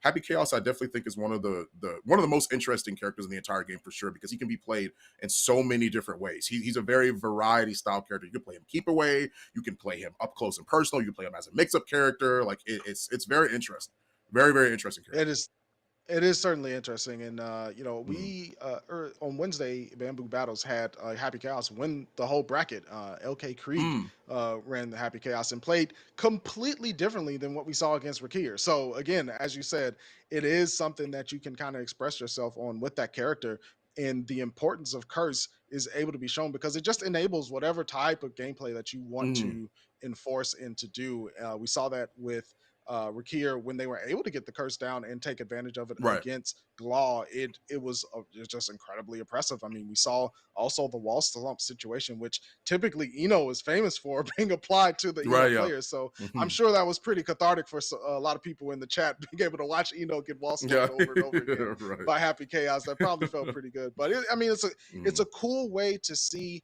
the newer characters come to life, and I enjoy seeing the DLC characters be used. Happy Chaos was one of those when he dropped, I knew, I was like, it's going to take some time. It's going to take some time before we start to see Happy Chaos show up in brackets, because there's so much that you can consider, and there was really no constricted path of this is the way to play the character. And so it took a lot of just experimentation and a lot of adaptation from the strong strive players to say, okay, I get an idea of what this character can do, and it's still pretty open. So what do I want to do with them? Right, exactly. Yeah. And I think that's like I definitely think that describes Happy Chaos perfectly, right? What do I want to do with him? He's an extremely flexible character, definitely varied play styles, a variety of different characters as well, that like you can a variety of different play styles that you can actually bring out when you actually do utilize that character. I'm super interested to be able to see him in the potential future. But I was correct. Okay, hey. I was correct. June does play Eno. I was entirely right on that. Okay, cool. All right, so this will be I guess you would call this a cursed mirror match. I mean, would that work? I mean, depends on how you feel about it, right? Like, right. You might really enjoy it, but it is the mirror, as you called, Fawn, and I'm really curious to see how June approaches this situation. Again, Glaw was just so commandingly strong that we're going to have to figure out if June's able to that early burst there, and immediately June is on the offense, opens up with the lows, the chemical up with throw. Glaw punishes, aggressive burst back into the corner for Glaw. Tries to keep the pressure on, manages to get the red RC as well, seeing what they can find, but it's going to end up dropping the combo. Interrupts with the 2K2D and manages to get the wall break. Not going to kill here. Glaw on the back foot. Instead, will get the foot dive, if anything, right? Like, just ends up dive bombing straight on in and manages to take care of Glaw. Explosive opening for June for sure. Interrupts again in the back throw scenario. June, the press forward, got him low. Glaw in a lot of trouble. Double toxicity, a triple, if you will. A three-peat on repeat. The big tree has a little bit of plus frame so far, but instead is going to find more pressure time and time again. Going to break the wall. June doing a great job at not only keeping on the pressure, but making sure she never gives up the lead. June looking like they know exactly what to do in this mirror match. Interrupt 6P, the stroke to the other side, and now Glaw back on the defensive, FDing out, trying to alleviate some pressure. June letting up finally, but dashes back in. Oh, the overhead got him red and forced the burst. Yeah, nice man, just get the 6P as well. Oh, nice. Tries to keep the super just to maintain the plus frames. Still gonna try and find it. Gets the counter hit and breaks the wall once again. Chemical Love finding its opportunity here. Manages to try and stop it, but the gold RC, once again, the back and forth. June is just piloting this match so far. June is looking so strong. Glaw finally gets around opening to their favor. The lows, and there you goes. Again, June was able to really start to navigate things, and then Glaw finally busted out. I'd really like to see Glaw fighting back here, going for more different situations, and now June forced the burst, but gets the golden edition. Oh, nice. June uses the RC as well. Gotta be careful. Can't quite find it there. Instead, it's just out of the range. The 6H is going to be enough to not only cause the stagger, but make sure it leads to the combo that secures Glaw the round. Here we are, 1-1. The 5S is going to at least keep things a little bit more interesting. Gets the cross up, but no confirm. June slowing things down a little bit. Again, sniping Glaw out of the skies time and time again. June's been so good at that. Glaw finds a conversion here. Interrupted, and right back at you, says, I got the same moves. But how about this song, says June. Pops the reversal once again. Nice, manages to get the jump S. Trying to find their opportunity here, back and forth. Both of them diving and dipping, but nobody gonna find the confirm that leads to the round ender yet. June is closer than Glaw is, but the stroke, the big tree, the heavy variant, is going to find one more opportunity for his mix. Law. Oh, the block in the super, but the skies. 5P, the Morgan Dash is not enough. Gets interrupted in the middle of it thanks to the 5P from June, and that secures another game 2-0 so far. Okay, June looking mighty strong up against Glaw. Has to find one more game, but Glaw has found spaces to fight back as well. Early burst there from June, pushes Glaw away, but the counter hit on the stroke. 6H, stroke ender, goes for the Oki, opened up with the double overhead. June on the back foot, up against the wall. Glaw not taking it all just yet, but gets the caught him sleeping. Play him a song. June ends up the wall getting broken, 7 letters. That is gonna be the perfect. Glaw ends it off of the command grab. Catches him lagging if anything.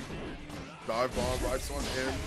6H just trying to control the aerial space, but not gonna find anything that's gonna hit so far. June trying to fight her way out of this corner stroke. Big Tree is gonna go low once again, tries to get the pressure, but uses the burst just to try and keep this distance between them.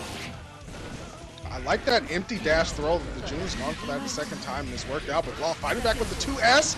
Immediate conversion. June with the burst has meter available to RC if necessary, or do a super instead, and now Glaw is dead. We are 1-1. June on game point here. Gets the counter off of the 2S. Dashes right on in. Manages to get the throw. That's the second throw once again. Trying to see what they can find. Throws out the musical note. Just playing them a little bit of a song. Right now, that song is not sounding too good, June. One more mix away, and that is gonna be it. Goes for the low, gets the confirmation. You get a perfect. You get a perfect. Everyone gets a perfect. June, at the end of the day, is gonna take this 3-0 over Glaw. Good stuff from June, playing the tune to their own liking against Glaw. Wow, that was incredible. And you called it fun. I mean, you said June, strong player, definitely want to be able to get the job done, and she does. So going to be moving on in the GGA2 pools to winners finals of that pool for potential to get out into top 16. But, still got to wait for their opponent. Yeah, absolutely. Yeah, June moving on. Overall, a very, very interesting, very aggressive match, controlling the space a lot.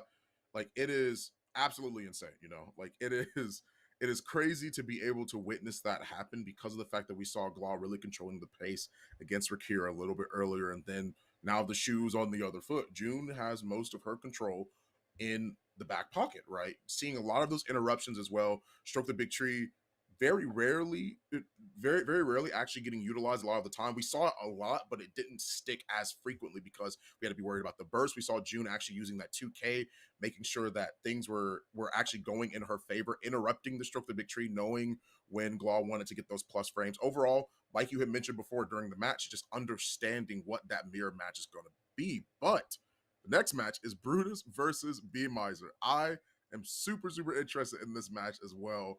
Super, super excited to see this. I mean, Brutus, we saw him on the Potemkin earlier when he was fighting the gorilla out of the cage. Leo, pun, doing his best, but at the end of the day, falling flat. Brutus did take a 3-0 over him a little bit earlier. I feel like Brutus was the secret gorilla in that matchup because Pun starting off with just round start flash kicks, just letting them rock, allowed Brutus to just play their way and have a ton of fun in the super disrespect. Obviously, strong player is Brutus, and on the Potemkin as well. So yeah, this one's going to be pretty good. Brutus, another one of the Digital Havoc and Syndium heavy hitters that we expected to make it far in the bracket. So gonna have to go up against B Meister's Jacko. The character diversity in so far has been mad clean. I'm loving it. I actually think that this is actually a somewhat, just a little bit favorable matchup for Jacko. She controls a lot of space really well. The first Jacko it is that we've seen today, she really, really does well at controlling space. Those minions really help her out a lot, and the consistency of making sure you keep that pressure as well is something that she can maintain at all distances, just like this. Once those minions are out, you have to be concerned a lot of the time. Certainly do, and the Workers Union putting in all the extra effort, overtime included, interrupted by Brutus, burst back in the corner by B Meister. Mega Fist and the purple ORC just to try and close the gap in between. 2S, counter hit, but not going to find it big enough to confirm. Sends the minion straight at him. This is exactly what I mean. Brutus has to respect a lot of this position. Jack has such a little health, one hit, and that's pretty much it. But even still, it doesn't even matter. Purple RC just to try and find the switch so far, but it's thrown. Garuda impact has to empty. Timeline for B Meister, Hammerfall, and the dust on falling. Nothing to be done. Brutus survives and claims the round. Right now, opportunity, Kara Buster, 5S into the command grab. Jacob has very little health. He's able to control neutral so well. Once we're in this position, this is where it becomes dangerous immediately. Goodness, man. He counter hit though. B-Meister bursted back into the corner. Brutus goes for the cross body shot, but anti-aired by B-Meister, keeping that space. Finally throwing out some minions here, interrupting the slide hit. Blue RC forward as well. B-Meister has some rhythm. Soccer kick. Oh my goodness, the Barnum and Bailey combo. Let's see if we can find some sort of way out. B-Meister still keeping that pressure. Drops the minion and manages to get the anti-air. Aware of the Mega Fist. Tries to go for the throw tech. I'm not going to find it here in Purple RC, but it might be a little bit too much. Just tosses out the minion, the 2P, to make sure that the minion keeps the pressure on when it's after. Once you hit the minion with any normal, it has an active hitbox, so you got to be concerned about. Using the 2P just to make sure you keep that pressure is so important. Right now, B-Meister's pressure is unwavering. Minions played, and now the throw. There we go. Minion set up again. Brutus just hemmed up the armor on it and bursted immediately. Good timing from Brutus. So gotta be careful because here it comes. Oh, nice. Good job. Making sure they utilize the throw at the right time. 6H. Brutus here. Incoming miss. Mix just waits the 2S as well. Interesting. Manages to stop the pressure coming in, and that's what's so messed up.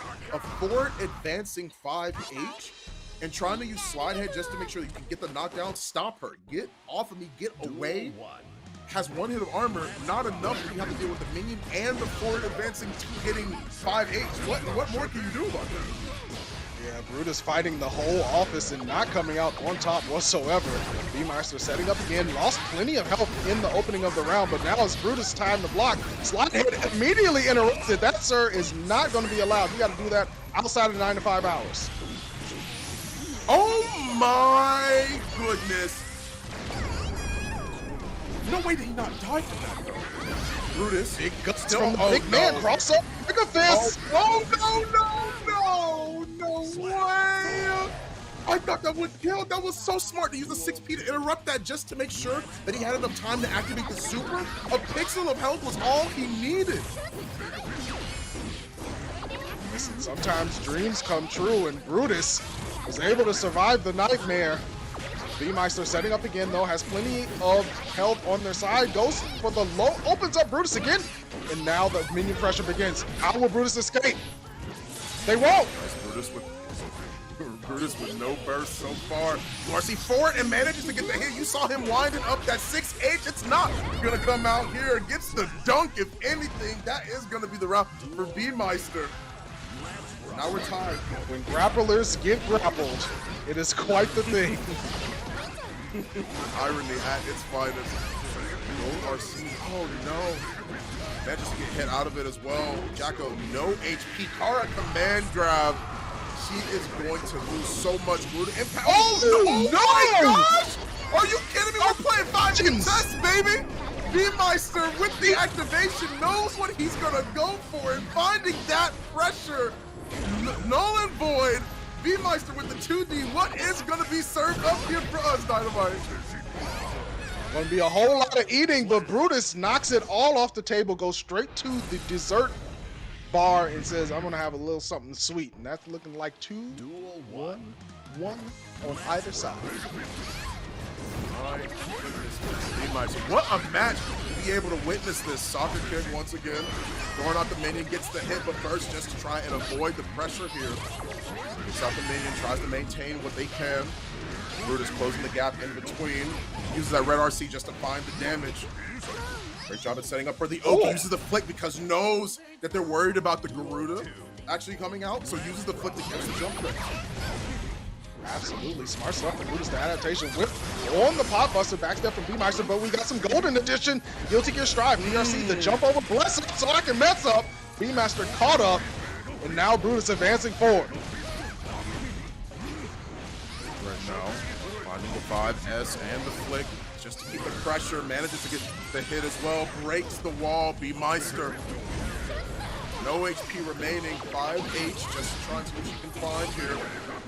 Moving forward with the gold burst, backs up, has to maintain pressure, you have to keep this distance. Has to find what they can off the 2D. Workers Union again just laying down the law on the capitalist machine. A big hit for B-Meister. Want to be able to juggle all the way. The Barnum and Bailey returns. This is the wall break, and they tried to back up to dodge the code RC, but the active frames of the Mega Fisto. He finds the hit. That hit so low to the ground. He missed the wall break and lost the round. So tragic. Brutus needs to go on to the next season of Survivor because he is just lasting in these terrible situations with negative health. Oh my goodness. While they can burst once again, B-Meister. A couple of rounds, we've seen small mistakes lead to big things for Brutus here in Blue RC. Just to make sure he finds that damage. Slidehead once again closing the gap, crosses up. Still not gonna find what he needs to make sure he ends this round. Oh, releasing a driver on the whip. This could be a start for B-Meister. Has time to throw out one minion. Didn't get two. YRC blocked up, denied. Oh, but B-Meister looking for perhaps a burst there. Didn't get it. Has to close the round the old-fashioned way. Brutus again on a touch of life, but the sphere gonna take him out.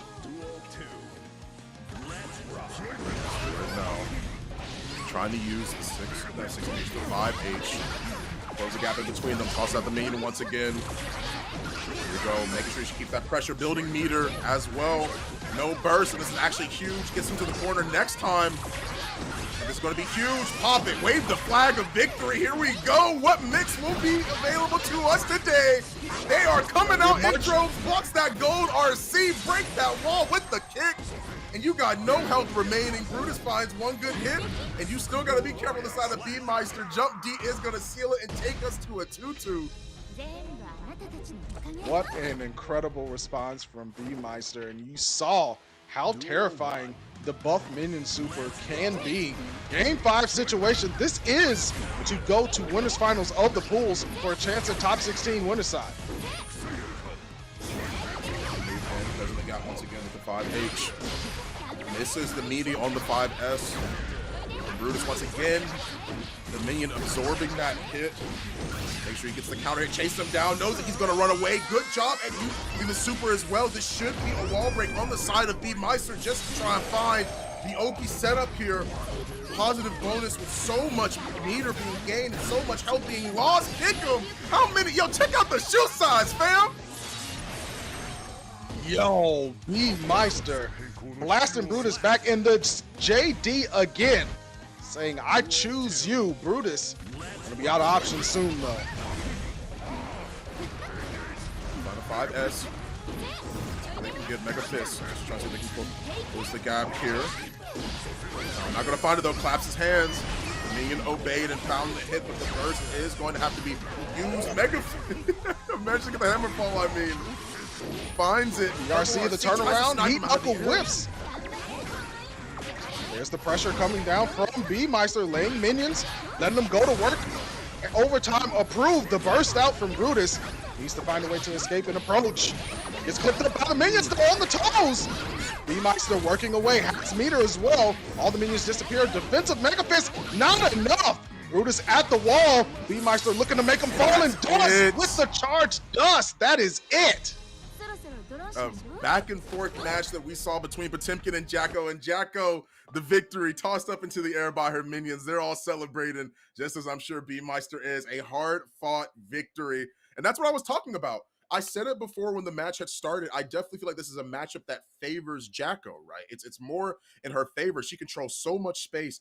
back and forth consistently, you have to be worried about those minions. It's different than making sure that you can just flick them away, right? There's more that are coming. You have the buff in the corner as well. All of that pressure is real, by the way, for all of you that for those of you that are watching at home, for those of you that know that pressure is real.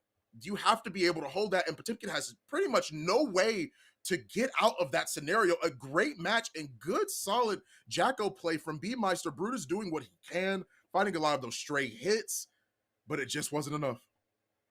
Yeah, well, it was not enough. Did go to game 5, and you know, not over for Brutus, but B-Master will be moving on to winners final of that pool. And speaking of winners finals, we're gonna have our very first one, winners finals of A1 Peppery Splash on the Zato versus SJ rocking Mr. Bad Guy. Here we go once again. I'm so interested to see that, man. Like, we're talking about a situation where we've seen the Soul get utilized today. We've seen so many characters get utilized today. Peppery Splash, for those of you that know him, man, very, very well known around the counter community. Several digital havocs that he's been at. Definitely attends his locals very well. A well-known and well-versed Zato player. Definitely scary that you have to be able to look out for. Then on the other side, we have SJ, just as prominent.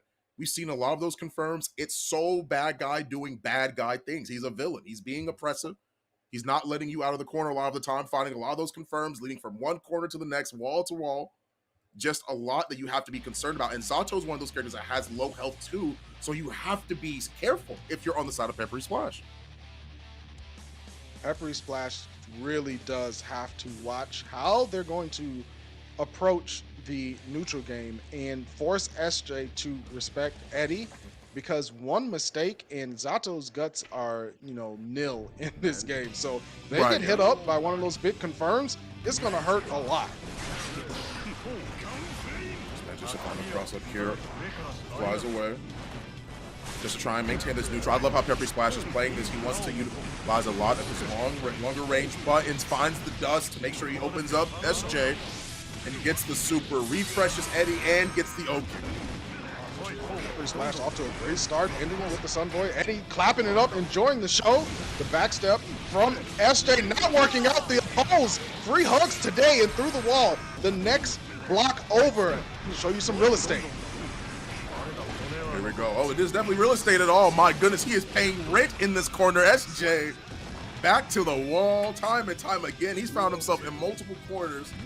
Peppery Splash has been the one that has led him there, leasing him a spot in the corner time and time again. SJ has not really been able to wake up and do a lot of aggressive things. Went for the Volcanic Viper there, but nothing was doing. It's Shark Week all day long. Positive bonus rocking. Peppery Splash looking mighty strong in this first game. Shadow Kermit coming through.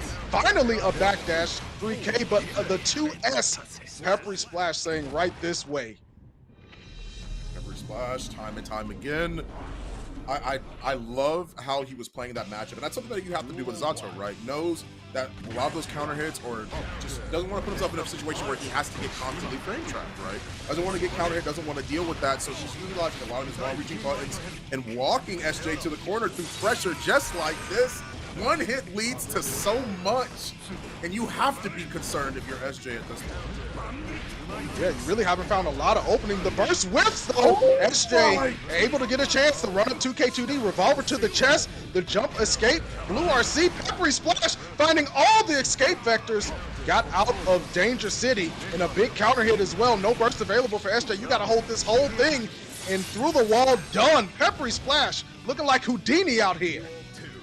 SJ may have lost the round, but my goodness, if that was so smart. He used the invulnerability on the slide to make sure he avoided the burst, kept him low to the ground so he didn't get burst in the air, so that way Eddie can't make sure that he breaks the wall, tries to keep the pressure away from him because Zato can't reach up that high anyway, but Eddie can. And SJ is doing great at adapting to what Peppery is doing. Peppery is keeping him in the corner. He's keeping a lot of this pressure on, but those small plays right there are making sure that SJ shows signs of life constantly. Yeah, SJ not out of it by far. Gunflame pressure. Great jump forward to keep Peppery Splash into the corner. You see the risk gauge. It is mad high. If he gets touched, and he does, the bringer, but fortunate stuff from Peppery Splash that SJ wasn't able to pick up. Now Peppery Splash with the chance. YRC, my turn, please. Access denied. Damage applied. Peppery Splash through the wall goes SJ. SJ has to, oh, he has to try and run. So that's something that we saw SJ do a lot earlier when he was fighting in his very, very first match against Kai, right? Against Tonsky. He would run to make sure that he can close the gap in between them because he knows that, once again, like Kai has a lot of those, like has slower buttons, good reaching buttons, but slower buttons compared to Soul. And you have to be a lot more concerned about that. He's trying to do the same thing to Zato, and it's not working out because those buttons, not only do you have to respect them, but this is a 2v1, baby. This is literally a disadvantage situation for you. You have to be careful if you're going up against Zato. Certainly do. Heavy Slash has been using Eddie to perfection. Shadow Karma coming through to get the hit. Enough to put SJ in the corner. Blocked up and 8 up. Sun Void goes down. SJ is looking really rough for him at the moment. Oh, tried to play outside of that effective range with Splash, but still finds the hit and the confirm to make sure that he wins against SJ for the time being. Here we are. SJ has been making those adaptations, but it just hasn't been enough. Light Hell into a pose, the throw. Peppery Splash's throws have been so good, and as a Zato player, that's one of the things you need for sure. Shadow Karma keeping SJ into that corner. You're going to respect this block string. The pose eats him up into the skies. The Sun Void through the wall. Last chance, last dance for SJ. Next mix is going to be the determining factor here. No meter for a Gold RC, but does find the damage so far. Protects the throw. Get your hands off me. Gets the Gold RC as well. Tries to chase him down, but the backdash, the frames. He was still considered airborne in that scenario, man. So he couldn't actually get the throw off. He walked up, or at least ran up to try and see if he could at least get the grab, right? Because he was expecting, or at least knew the backdash was coming. But he did it too early. Bad timing, wasn't able to quite get it, and Peppery Splash once again takes another game 3-0. This is just a recurring segment at this point. Yeah, Peppery Splash with the spice looking real nice, going to top 16. So hats off to them. Our first qualifier for top 16 of the day, and it's going to be Peppery Splash. Not over yet is it for SJ, right? Has a chance to qualify through the losers final side of the pools, but you know, only got one more chance after that. So it's going to be a rough one. I mean, I can't even get mad. Peppery Splash was just playing so nice in those scenarios. So many good reversal throws kept Peppery Splash out of just really bad scenarios. You saw the moment that SJ had real soul pressure in the corner, Peppery Splash was able to jump up, use flight, use BRC to avoid the PRC chase into the skies, and land and set Eddie as well. So look, Peppery Splash knew the name of the game, and that's what you see from a veteran Guilty Gear player like Peppery Splash. Here we go. SJ versus Stabs. We are looking at another Soul versus Kai matchup here. SJ has really been doing well. Obviously made it this far in the bracket. Now here he is to try and qualify once again on the loser side of things. Stabs definitely was playing well. I genuinely loved how I saw him playing Kai earlier. Knows what that character does, right? I mean, obviously it goes without saying, you're playing a tournament like this, you're expected to know what that character does, but he knows the type of stuff that's like, all right, I'm up at 3 a.m. in training mode. What more can I find, right? Grinding it out. He's the one that we saw, right? Up at demon time, putting in that work. He's the one that we saw using the jump D against Soul 6H. The thing that shocked us when we were watching this match, and him just being aware that he can utilize that to whiff punch. It's a fast normal, same thing as 6H. I believe it's 13 frames on the side of Soul. Like, it's a fast button, so you have to be concerned about it. It leads to big damage, something you have to be concerned about, and him having that knowledge to know, okay, I jump D here, I'm aware of what SJ is going to do. He loves using that 6H when that neutral is reset, just to try and see if he can catch somebody using a button at the very beginning of that neutral reset. But Stabs was ready for it, and he's utilizing that so well. And this is the run back, right? So we're going to get to see our first run back on stream. Stabs versus SJ, losers finals of A1 pools. This is for top 16. So far, here we are, trying to consistently see what can happen here. Nice DP, get off me. Hands off for right now, but that shock stick is applied. Gets the good jump in, and has the burst here. Yeah, could have led to big damage in an Oki situation. Good jump back from Stabs. Avoiding that pressure again. Volcanic Viper on the attempt from Stabs to get some momentum. SJ puts him back into the corner. Gunflame. The backstep gets caught. SJ loves to backstep defensively, and Stabs sniffed it out immediately. That's the power of the run back. Nice. It's the RC just to make sure he can keep that overhead pressure. Still keeping the corner position as Stabs and manages to make sure he gets that 5K into 5S conversion. That leads him winning that round. Stabs has plenty of time. Oh, you hear the music? Oh, this OD. Yo, they are singing to the skies and lords My of favorite Guilty song Gear. is SJ trying to Whoa, send what? Stabs to the skies, but missed the 6H. Weird timing there, allows Stabs to escape. Yeah, it doesn't quite work out there. Backdashing. Ty has to play the neutral game here against him, but 6S is going to find his way back in. Miss input as well. Try to go for the DP, but instead gets the heavy projectile on the side of Stabs. That is going to be SJ's victory. Tied up in the round count for this first game. Stabs playing the neutral space, immediate 5H counter, no punish on the 3K. SJ escapes with a little bit of a mistake there. Gunflame utilized here, actually having the danger here as well. Trying to find his way in, but just making sure that he finds his proper time to strike. Applying the shock state, tries to backdash projectile, but still gonna get hit. Carries him into the corner, gets the throw. Here's the Oki setup. Ooh, punish and force the burst out from SJ. Stabs with the PRC conversion at the wall. Charge stun edge Oki. I love these 2Ps from SJ to check the dash up throw attempt, but the wild throw whips. Not gonna find it, stands up for the JD as well. Has to utilize the burst off of the next hit. Purple RC up, thought he was gonna burst there, but waits for it instead. Stabs having good enough awareness not to use the burst at that moment. Instead, the 2P is gonna seal the deal. You mentioned how much you like the 2P. Stabs says, I'll take one for myself. Secures himself the game. It's a good idea. 3K on the aerial attempt works out for SJ. Stabs in the corner at the moment, guarding up the dash out, turnaround 3K, bandit bringer, and a punish.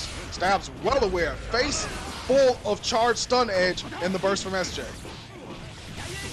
So far, bouncing back and forth off of the wall, finding good damage, but instead the gold RC is going to make sure keeps his position here, gets the slide off of it. Still sets up for the Oki scenario, gets the wall break. Stabs is going to find another round for himself here against SJ.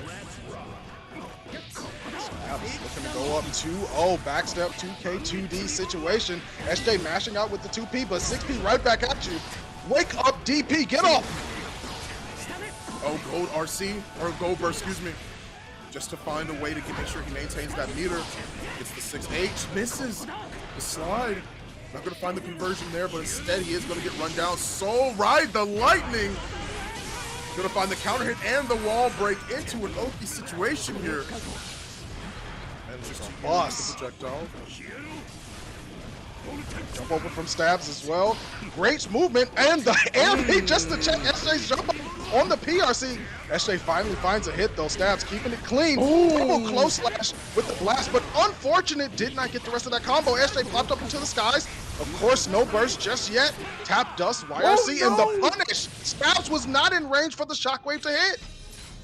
And I think that he thought that he was because of the fact that I guess he just wanted to make sure. I'm not sure why the yellow RC was utilized there. I think you just wait that one out. The FD may have been enough. Run up once again, the SJ special for what it is we've seen today in the tournament. The consistent run ups into the throws or into the buttons, whether he gets hit or not, he's not stopping it from doing. There's the burst out early from SJ. 6H punish. Stabs trying to find a way in and does with the stun dipper, sliding on through into the DMs. Charge stun edge combo again, but the answer with the far slash from SJ. Quick RC. How will Stabs responds? Gets blown back with the close slash. No finish though. Oh no, back throw, charge stun edge. Stabs waiting for the YRC. My man put up a tent and camped out for that one. Yeah, and the thing was that, like, I think there was enough time to be able to see that, like, he wasn't going to react in that scenario. So, like, the YRC came later. I think he was trying to catch Stabs off guard, but that 5S ended up whipping off of the backdash. Great conversion from Stabs there to make sure he finds the damage. Just wants that positive bonus on the meter. The cross-up makes it that FD air dash. Gets up a little bit extra momentum. The 4 Stabs. Charge stun edge again, and immediate sliding through the perfect. Yeah, it is. SJ is definitely one of those players that we've seen time and time again that has really tried to keep that aggression, keep the pressure on his opponents. We see it a lot of the time. Did it against Peppery, did it against Stabs here, did it against Tonsky, did it against a lot of the opponents he was facing today. The run up into buttons just to try to see if he can keep the pressure, right? Whether he got hit or not, if it was a counter hit, if he ended up just getting hit off of the run, if it wasn't a counter hit, if he hadn't hit a button, a lot of the time he was just trying to keep the pressure on his opponents, and it's come back to bite him in the butt. It just wasn't enough. A lot of those times he's getting caught or hitting buttons, whiffing, whatever it is that it may be, just wasn't working out enough. I think he need to give himself a little bit more time to sort of pace himself, breathe, relax, like try and find a way to see if he can find pressure just a different way, in my opinion. Yeah, all things to think about and consider, but it is going to be Mm, Stabs moving to top 16 loser side. So that is the run for SJ. And our first two top 16 qualifiers will be Peppery Slash on winner side out of pool A1 and Stabs on the loser side out of pool A1. Fine. We said it at the top of the yeah. show, these matches are going to get even more high powered as we continue to go, but there are definitely some really strong players shining through, and I think we just saw two of them. Yeah, there are absolutely some killers that you have to be concerned about. Something that I mean, man, amazing matches that we've seen all day today. Something super, super interesting that we have just been able to witness. An absolute amazing set of matches we've been watching all throughout the day and a lot of these earlier pools. Absolutely amazing to be able to see, man. I'm just so excited to see the rest of the tournament too. Absolutely. And we're not done by a long shot. We still have Yeah. A2 winners and losers finals to go through. That's going to be Mhm. June versus B Meister in winners finals. That is an Eno Mhm. versus that Jacko we saw. Whoo, that looked mad oppressive. That Yeah. was rough stuff. Yeah. Yeah. B Meister is definitely nothing to slouch on, man. I mean, we're talking about June utilizing utilizing the Eno extremely well, right? Like something that's been extremely prominent. She's a crazy player. We saw it happen in the mirror match, fighting back and forth. Super, super amazing, honestly. Same thing can be said for Yeah. B Meister, right? Both of these characters do so well at making sure that they keep the pressure on. It's so oppressive. Like that word has been thrown around a lot today, but it's just the truth. It is the oppression that you have to deal with from the Inos. The oppression it is that we saw from Peppery earlier. SJ trying to keep the pressure on. June, B Meister, both of these characters are great at making sure they utilize knockdowns. Okizeme, super, super important, honestly. Like, and It's that's something that both these players have to keep in mind. it's really really important, and again for June, it's going to be the story of how do I approach, right? How do I get through Mm. just the lines and lines of minions that are going to be tossed at me to Mm. be able to apply that pressure to get that knockdown. And on the other side of the coin, B Master's decisions on what am I going to do to keep Eno away until it's time for me to run that corner pressure with the minions.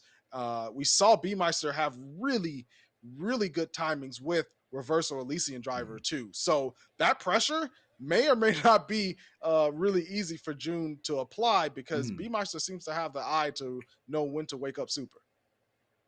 Yeah, and it's something it is that you have to keep in mind as well. But like once again, like making sure that you utilize that anti air, the instant air super from Eno is super important, right? Because you don't want them to be able to punish off of that one hit. You don't want them to be able to she wakes up, ends up breaking the guard. Okay, cool. I 6P after it. That is pretty much a confirmed way to end up stopping that super, right? That's why people utilize the utilize the instant air super so frequently is purely because of that reason. It's less that you have to worry about. It's definitely guaranteed pressure. It leaves you on plus frames. It's something it is that you have to be concerned about a lot of the time.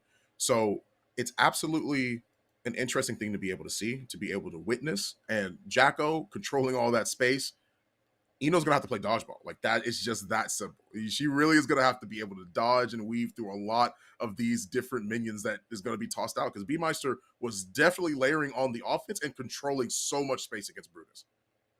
Really was. And just finding Hmm. areas to challenge, not just with reversal super, but we saw 2D get busted out a couple of times for heavy counter hits and big punishment of forcing Brutus off of B Meister. So yeah, June's work got the work cut out for them. Hmm. But again, if June can get in, B Meister's gonna have an escape plan ready and be able to make those decisions quickly, because we saw June time and time again force Glaw into scenarios on the same character Hmm. to guess rapidly. So it's not just the guessing game in that vortex, it's a very quick one. And you have a lot of things to think about to be able to successfully survive that type of scenario. I'm fascinated by the possibilities, because B Meister was they were Hmm. able to escape some Garuda setups, some really tough stuff.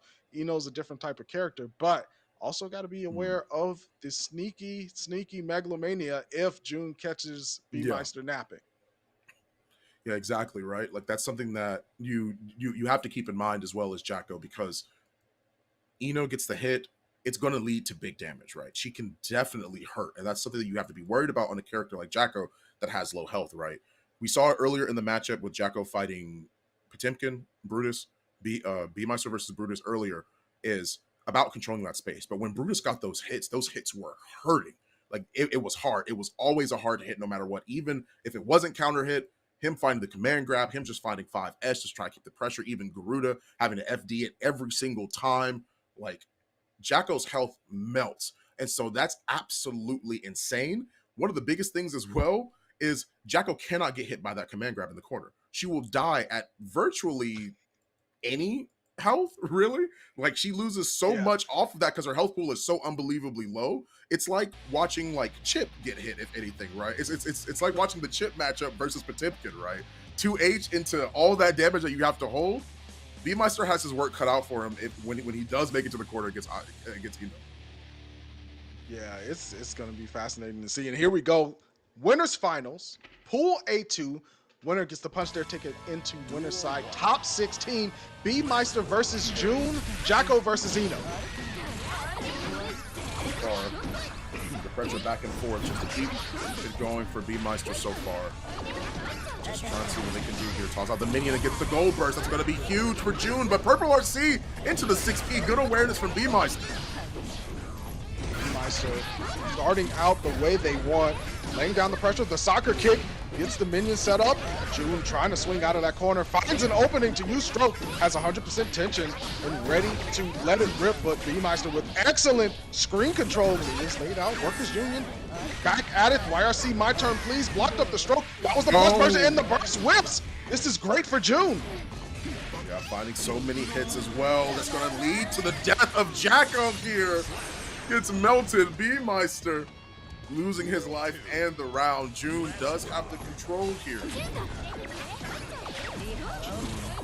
Able to really turn that round around to her favor. B Meister blocking it up. Went for the low, nothing doing. Laying down some sheet music is June, but put themselves into the corner. Oh no! Still keeping the pressure. Gotta be careful. And there's no burst either. Purple RC just to make sure they can keep the plus frames. Trying to catch him jumping, but not going to find it. Gets the air throw instead of the 6P. Finds a better way to get that knockdown, actually. That's going to be the wall break as well. B Meister, positive bonus, and lots of health gone on the side of June.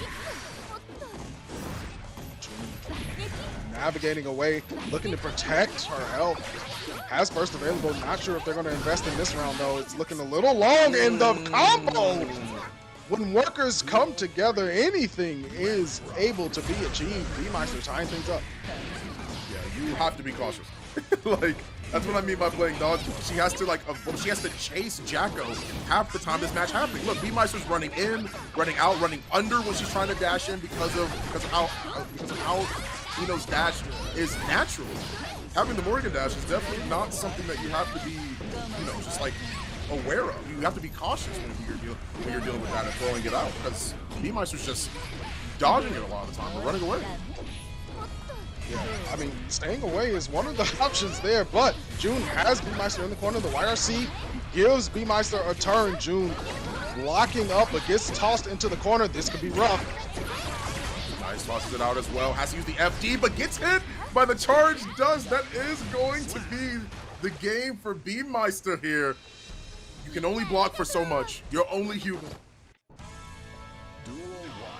Listen, June did her best to survive the scenario, but B-Meister with the oppression session was able to close out that game. However, June off to a quick start in game 2. Throw, great punish, but the burst back into the corner you go. Also got the minion once again, keeping the pressure on them. Still doing what is necessary to make sure that she keeps those plus frames. Jacko not gonna find the damage here, but instead June will on the Eno.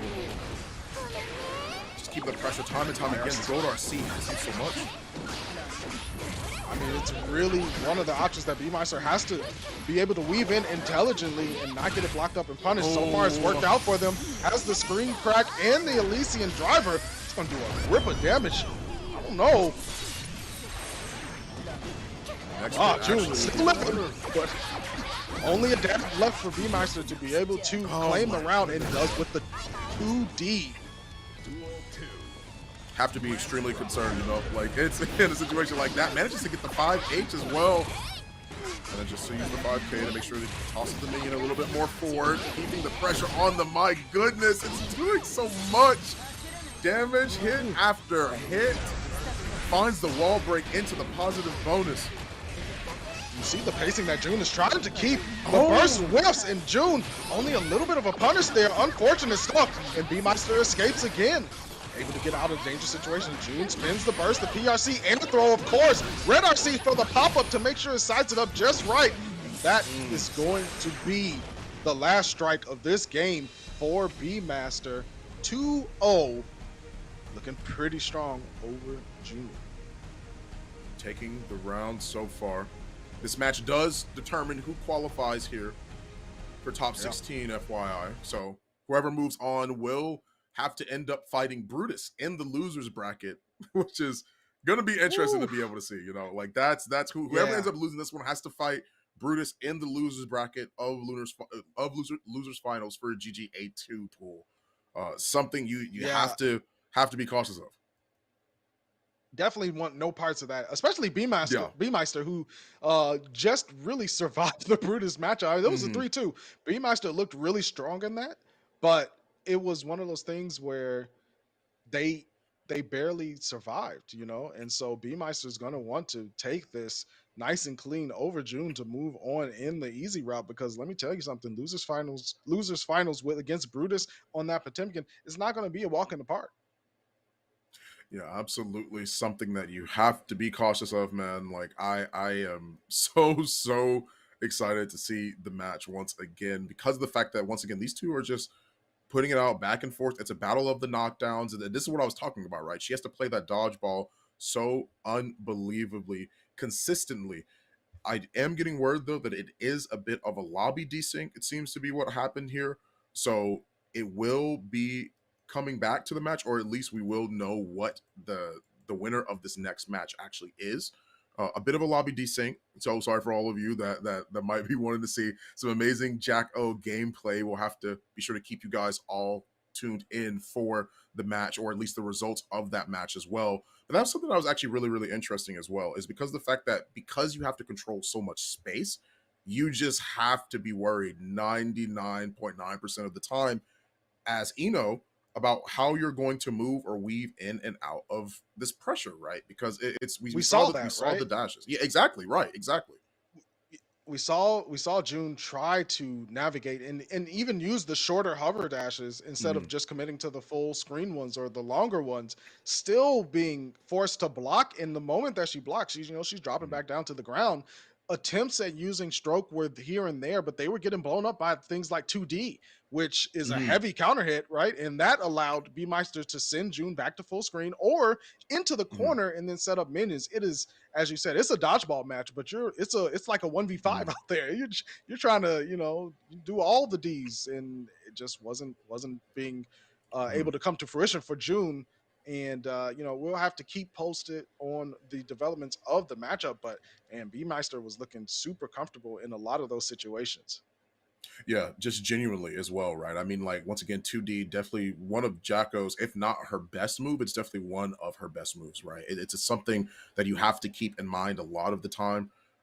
It's very active, very prominent move. Use it a lot in neutral as well. Lowers her hurt box consistently. It's something that you have to be consistent enough with, but obviously not throw it out too much, right? And then, of course, with the inclusion of it being extremely active, you have to make sure that you can actually utilize the soccer kick well as well, right? Because you can use the soccer kick, you can pull out the minion, keep yourself safe, keep yourself always on your toes. But I also am getting word that B Meister did actually win that last match, so they will be moving on. B Meister has qualified to move into top 16. June is going to have to fight Brutus here in the losers final match.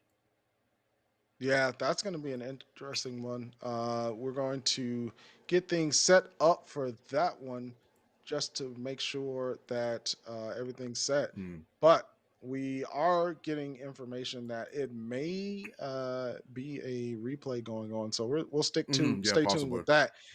Yeah, either way, if it is June going down to the losers final side to fight against Mm. Potemkin, Brutus has a lot of thinking to do about, again, the situation, right? How am I going to defend against both the stroke the big tree advance and Mm. the natural hover dash that has? Of course, Mm. there's some options there for Brutus. 5P being one of the frequently used Potemkin buttons that I've seen against Mm. just Mm. because if you try to go for heat knuckle and it whiffs, that is a rough story to Yeah. live. But I've seen 5P be used as well and mixed in with Heat Knuckle just to force the guessing Mm. game on the air approach. Try to defend the skies. Of course, there's Mm. 6P as well, but the range at which does that hover dash is really going to matter. What option Brutus has to try to protect themselves from the advance from Yeah, exactly. Yeah, it's there's a lot that you have to keep in mind when you're thinking about Potemkin really fighting against a lot of those mix-up heavy characters. It's a lot, and he's a big body too, so you have to definitely be concerned about either getting instant air overheaded or having to deal with a lot of dangerous situations by playing a big body. Right? It's just the natural flow of things, just the natural flow of fighting games, how you would expect it to be when you play a character that's like bigger than 90%, if not 100% of the cast, other than Faust, right?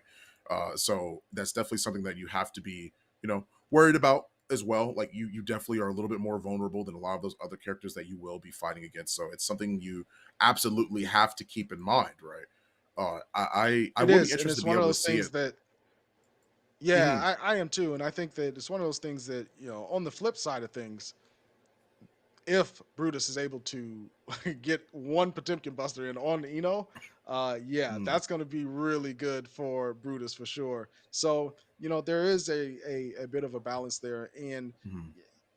experienced players are going to know what the story is moving into that type of matchup, and so June, if they are going to be going to loser side, we'll have to be attention to that. But not just yet, because I just got word that B Meister and June did not finish out the match. Hmm. And we will be getting a Hmm. replay of game three. We're going to start it off from the top of game three, B Meister up to June with 0 on the board, and get back into it. So we're finally confirmed that we're going to get to be able to see that winners finals, which I'm very excited about. And I Yeah, know that everyone absolutely. else wanted to see the rest of it too, because it was getting really spicy. Yeah, absolutely. Yeah. Now we can, like head into the match and see exactly how this is going to play out, right? The speculation is there, but here we are. It is 2-0 right now on the side of June. B Meister does have the lead and is still one game away from making sure that they qualify into the top 16 here at ARCREVO. This is going to be super important. We know that Brutus is waiting in the wings, but let's see if B Meister can pick up where they left off. June tried to approach with stroke there, nothing doing. Gets the dash in, and again 2D, forcing June to respect. Gold burst though, we got some money. Nice. Using the red RC as well, just to make sure that you can keep the pressure. You use the red RC on block, especially when she's drilling in like that. Oh no! You have to be careful using that command grab. Tried to go for it, but not going to find it. This is going to hurt into the super as well. Finding the dunk to get the damage and the Oki. June loses so much of her health there. Yeah, a ton of red. Not dead quite yet, June. Nice 6P for the upper body invulnerability. Goes with the stroke there, the chase down. Oh my goodness, 5H, the helicopter spin. Almost got the win. Minions buffed up. The Workers Union united.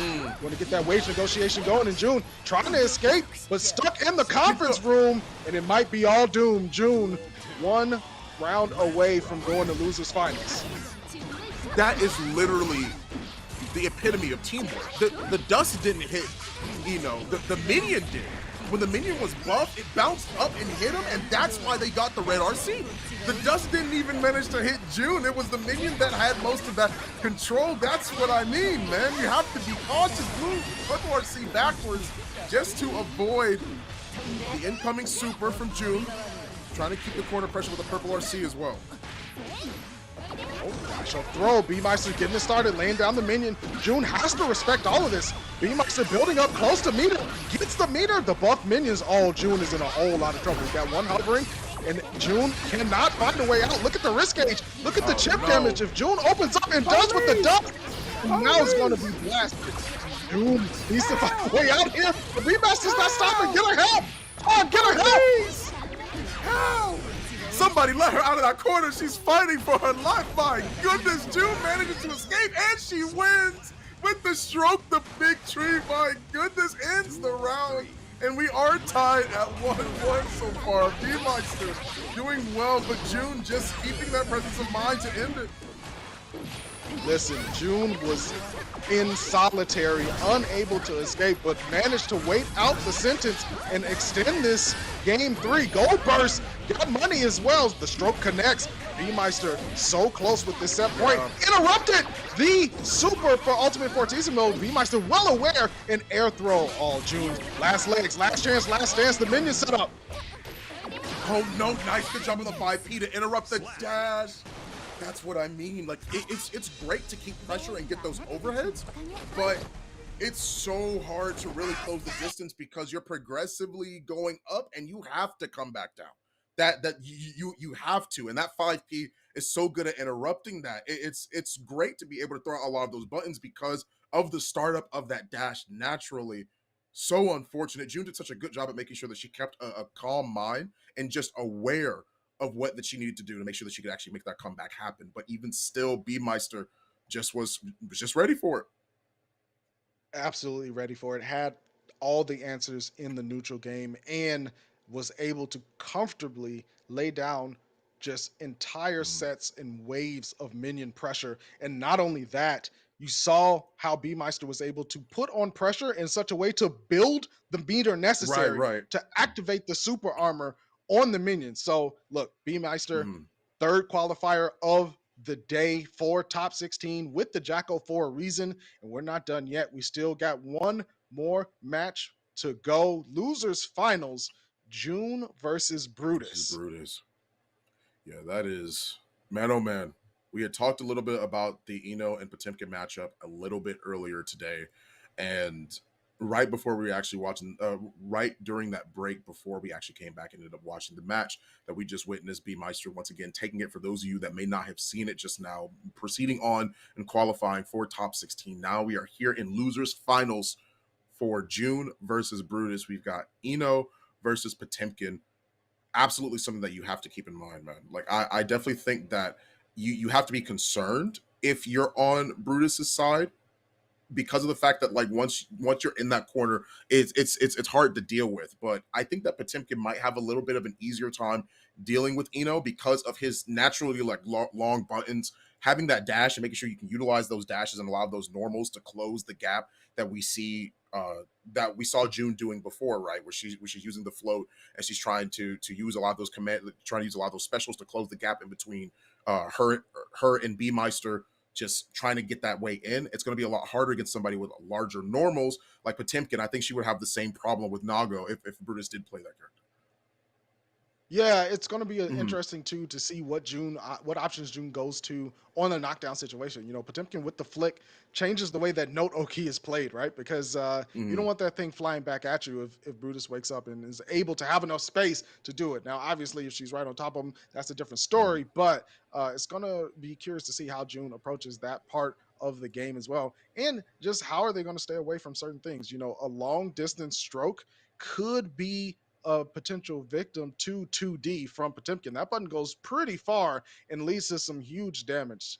It's one of those things that when you're looking at the matchup on paper, it's like, okay, yeah, Potemkin's a big boy, gonna have to Mm. protect against the double, triple, even sometimes overheads. Right, yeah. A guessing game can be pretty rough, but on the other hand, how do I make sure that I'm approaching properly so I don't get slapped up with some huge damage? And we've seen Brutus interrupt people advancing in the neutral today. Mm. And if you've been watching them play for much longer than that, Right, so it's exactly. going to be curious to see how Mm. June picks up and runs with that off the back of being in winners finals, not obviously doing the way they wanted. The mental game is also changed as well for June, because you got to kind of throw that Mhm. match away and be like, okay, that was what it was. That was what it is. I got to move forward in the losers finals to get another chance at top 16. Yeah, and then having to be aware of, like, once again, like, mind state being shifted because you have to be more so worried about pot being played as well, right? Like, once again, big damage from Potemkin. A lot you have to be concerned about if you are playing as Eno. You just have to be concerned. You have to be worried a lot of the time. Some matchups are a little bit more even. You can slack off, not be as stressed. But I don't think that this is the situation here, because I think that it's so important for Eno to be able to get her plan going. But because of the naturally big, the naturally big range buttons it is that Potemkin has, it's going to be a lot harder for her to do that. I do think that slide head and hammerfall, as you were saying, aren't as much of an option, right? Because Eno's going to spend most of her time in the air. Slide head is such a good neutral tool to use to try and see if you can actually close that gap with your opponent. Because Eno's going to want to prefer being in the air and making sure that she applies consistent pressure, and her dash naturally leaves her in the air, slide head may not be as effective and not utilized as much. Same thing for hammerfall, because it can end up getting popped. She can punish you on the way down. It's something that you have to be, at least aware of if you are playing against Eno in that matchup as pot. Yeah, it's certainly another layer to this matchup that's going to have to be Mm, considered. And if you haven't been paying attention, Guilty Gear Strive is a mm, very fast-paced game when it comes to those decisions mm. in the neutral and on the wake-up scenario. So not only are you making these decisions and thinking about it, you have to do it in real time against an opponent who's also really good. So that Mm. ups the difficulty as well. And if you think about round enders, we've seen Brutus go with the fake out charge dust into PRC Potemkin Buster several times. That's Yes. again something else that June's going to have to put on the mental stack to say, yo, is this a real charge dust or is this the PRC version? Yeah, because once Brutus gets that knockdown, you're eating like 8 million Garudas. There's like nothing it is that you can really do about that, right? You have to find some sort of way to make sure that you maintain that distance while also keeping your own pressure. Oh, wow. We are losers finals of Pool A2, Brutus versus June, and the winner of this goes into top 16. Just blocks the hammer fall. June has to eat a lot of this pressure. That risk gauge is building up super red right now. Nice, gets the 5S and finds good conversions into the... He didn't even break the wall. He just died from that? Jeez. That negative guts is not working out so well for June at the moment, and Brutus is hammering away in the corner. 6P, June trying to fight back, slide head coming through, big shoulder move over. Brutus, instant pressure in the drift, PRC Potbuster. June in a ton of trouble, and Brutus takes this one convincingly. 1-0 Brutus. Yo. We talked a little bit about like how we felt like Eno would do in this matchup. I feel like how we talked about this match doesn't even matter at this point. I mean, like, it doesn't even matter. Like, where we're seeing this happen, I didn't think the slide head would be as effective. Baits out the burst as well. Backwards Mega Fist just to keep the pressure on him. Drops it. Well, it's not just that side head is effective, it's the range in which Brutus is doing it to be able to eat up an air normal. There's the throw from Brutus. Goes with the frame kill on the shoulder. June stuck again in this corner on the right side. Finally fights through the slide head. Gets an opportunity to work.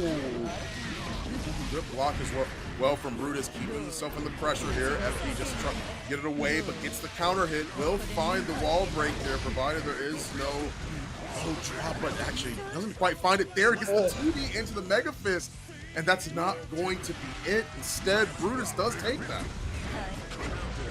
Brutus with that 2D, checking the ground movement from June. June opening up this round very strong. 6-8 into the double. Chemical Love, a triple, if you will.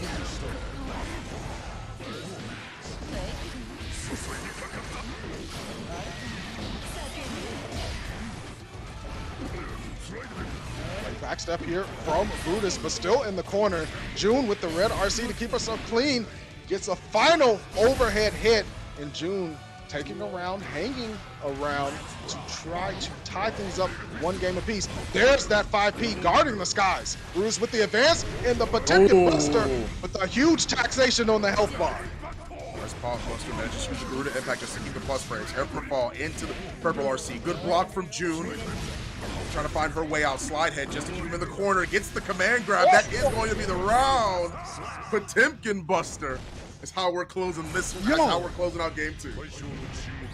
The tick on that command grab setup was so fast. That was so fast. Yeah. That is hey.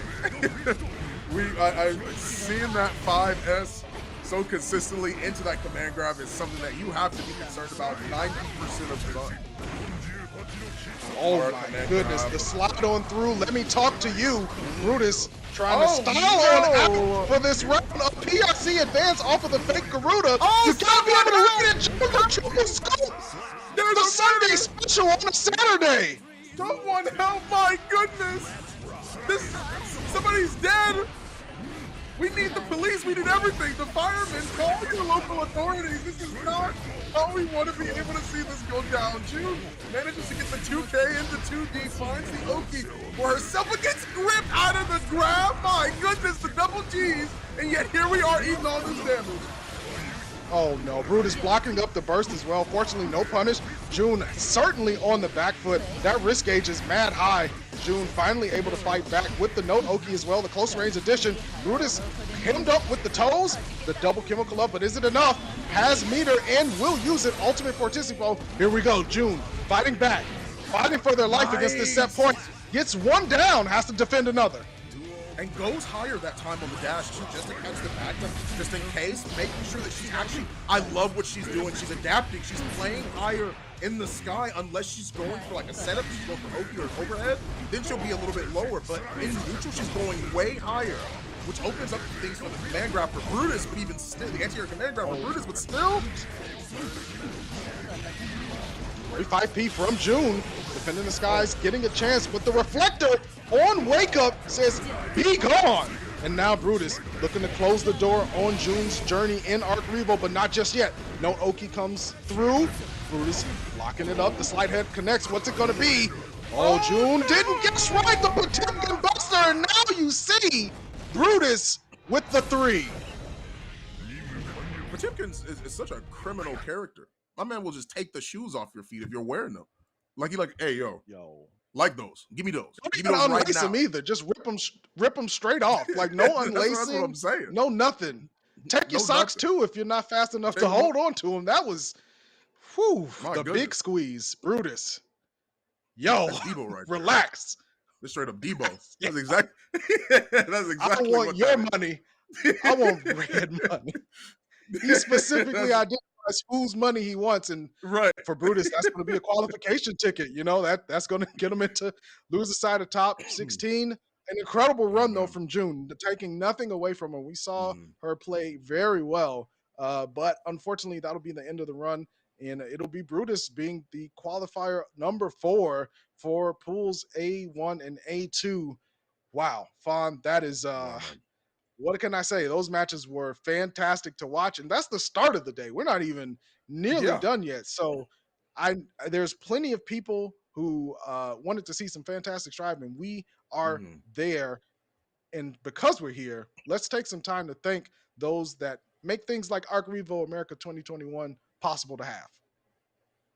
Yeah, absolutely. Yeah. One of the biggest things it is that we absolutely can talk about is the hitbox. We have to talk about the prize it is that these players get. Look at that sleek design. You can't get this anywhere else unless you win this tournament. That hitbox is godlike. I would love to have that, man. I'm sure whoever ends up winning ARCREVO, they will love to have that in their hands as well. Limited and exclusive to this tournament. Look at the sleek design, the Guilty Gear Strive plastered on the left side. Great usage of colors as well. It overall makes a wonderful tool, a wonderful weapon of choice, I would say, for everyone that is for everyone that is playing in this tournament. Absolutely super, super amazing prize to be able to witness as well. Oh yeah, it looks mad clean. And again, on top of the top two finishing, being able to go to ARCREVO Finals on March 19th, that is one heck of a prize. And Hmm. speaking of prize, the prize of all of our hearts is being able to give back. And that's exactly Yeah. what Arc System Works is doing with the ARCREVO America 2021 circuit. Every match that is played in every ARCREVO America qualifier is Mm. $20 into a charity pot for the Child's Play charity.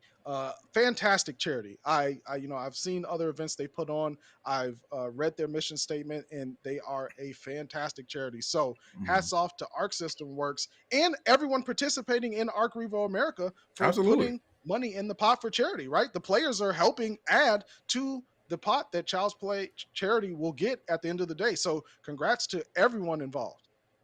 Definitely got to do it for the kids, man. I mean, like, once again, it's amazing. We're all here because of the fact that we love these fighting games, but more importantly, we got to make sure that we have that same sense of community when we're looking at these wonderful charities like Child's Play. I'm absolutely floored and love that charity. Absolutely, have worked with them in the past before, and it's overall a great opportunity. Right after this break, we'll be back with some more Guilty Gear Strive action. It's been fun, the Legend of Dynamite. We'll see you guys a little bit later on today. Goodbye, guys.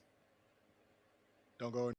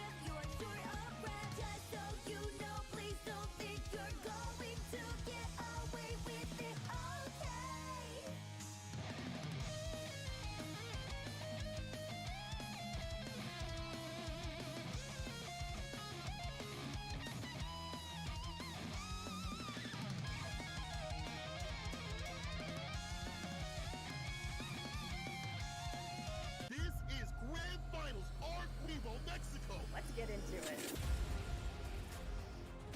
Oh, just takes the big swing. There's the reset bracket victory. Big Green beats on the first. This is the worst. The Vapor Thrust whipped and Days with the immediate punish. Brilliant stuff from Dave. I mean, absolutely brilliant. Oh! Gino is your winner of ARCREVO Mexico.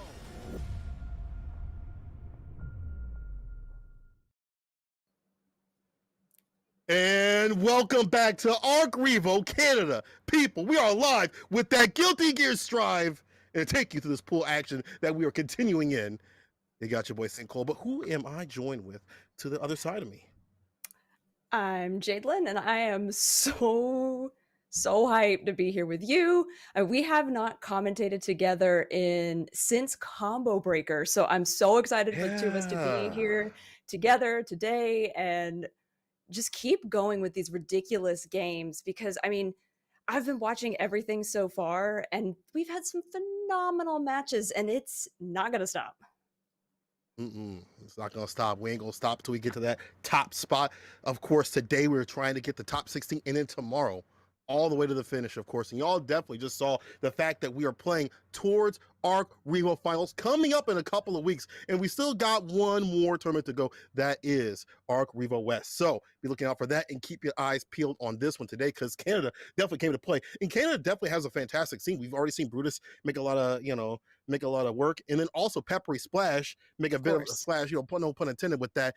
And then Remy Celeste, who got second at CEO, which was a big upset to me. I ain't never seen Remy Celeste, but they did the VTuber unveiling out there. That was tight with the axle play. It was like being in the room with Remy, just that whole entire match. The grand final set was insane, and just seeing the way that they brought so much to that matchup with their axle. And now we get to have that here. So Remy Celeste is in this pool, which we are going to get to see them. We have been running the brackets in the background so that we can keep it moving. But first, we are going to have Lukewarm versus Munster. Oh, my boy, Munster. Listen, commentators ain't supposed to be, biased. I got to give shouts to Lukewarm, first of all, coming through the bamboo battles out here on the weekly, seeing him a lot, but also at the same time, the homie Munster, who is a monster on the Zato. Definitely dude that loves to turn up when it comes to the Zato play. Like, I feel like he takes a little bit to get going, and when he gets going, he's real hard to stop. So, been definitely coming through correct. And I've been liking a lot of the players I've seen out here that maybe I don't get to typically see, because there's so many locals. Shouts to the Digital Havoc crew having a Canadian style event, but also for a lot of people to enter, because obviously we have this fantastic net code. Y'all can enter in anywhere if you're in the US for most tournaments, which is fantastic.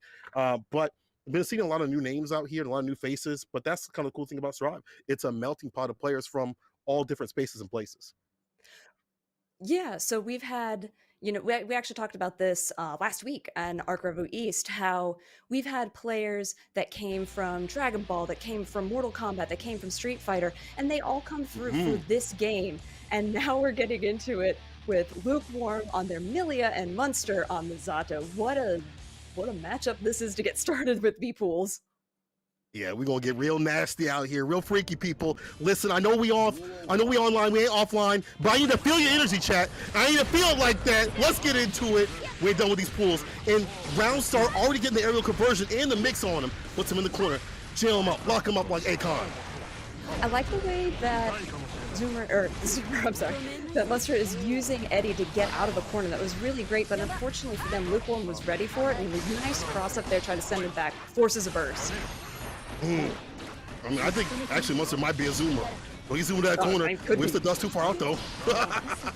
Again, there's a lot of different players out here in terms of age and stuff like that, where they come from. And he's about to go down. One more touch to end the round. Back though.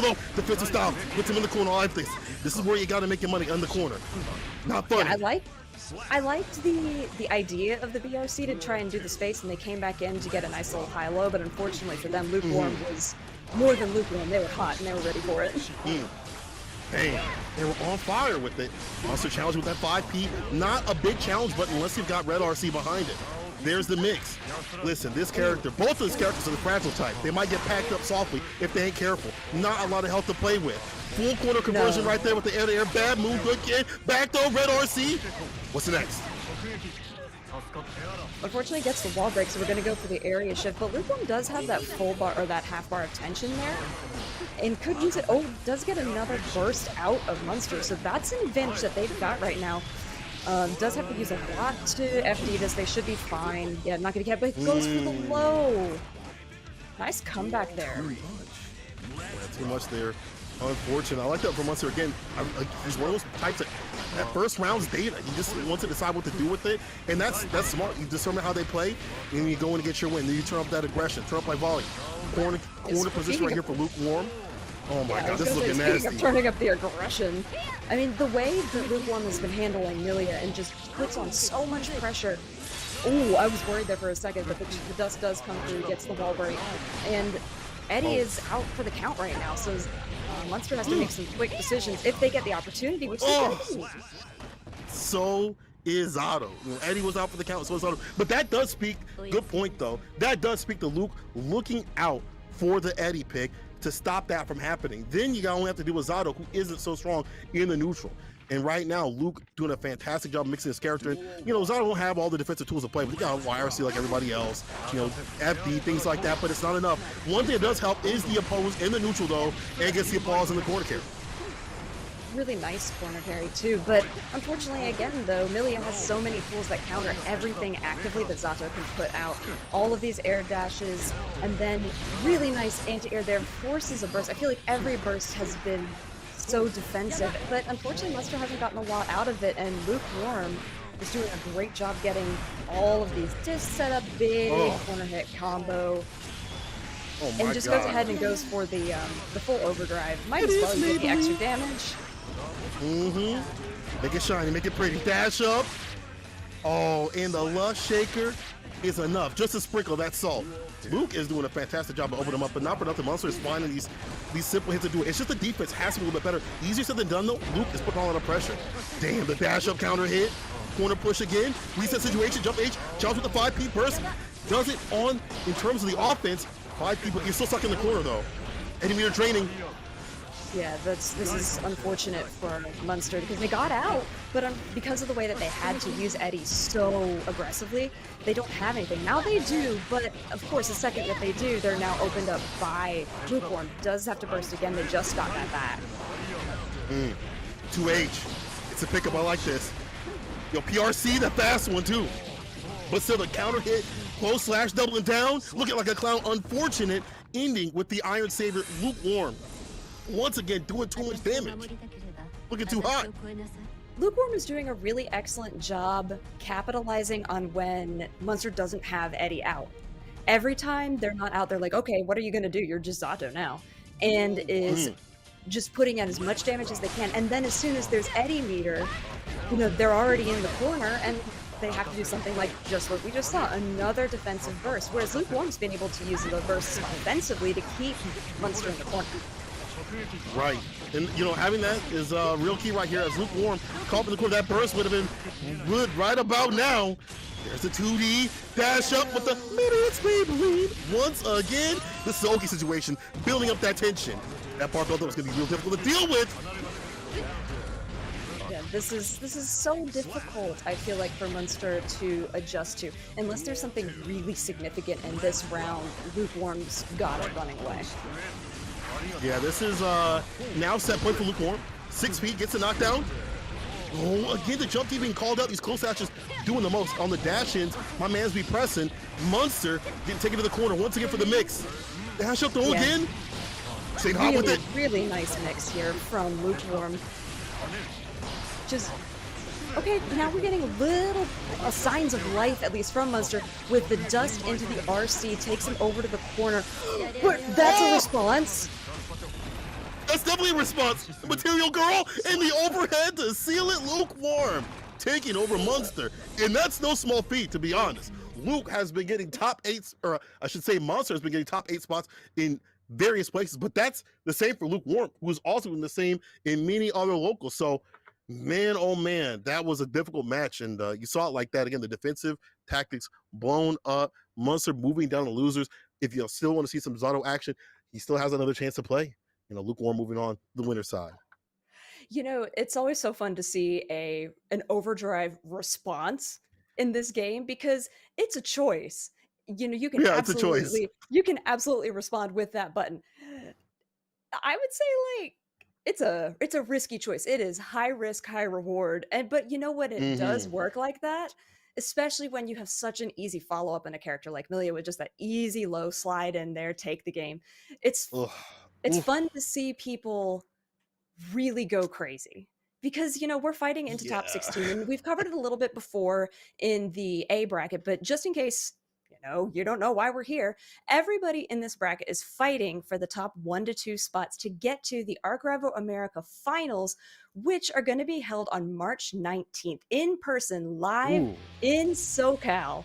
And live. everybody who makes 1 and 2 gets a payout of that $30,000 prize pool. It's not reserved just for the top people of that top 10. Everyone who Ooh. qualifies gets payout.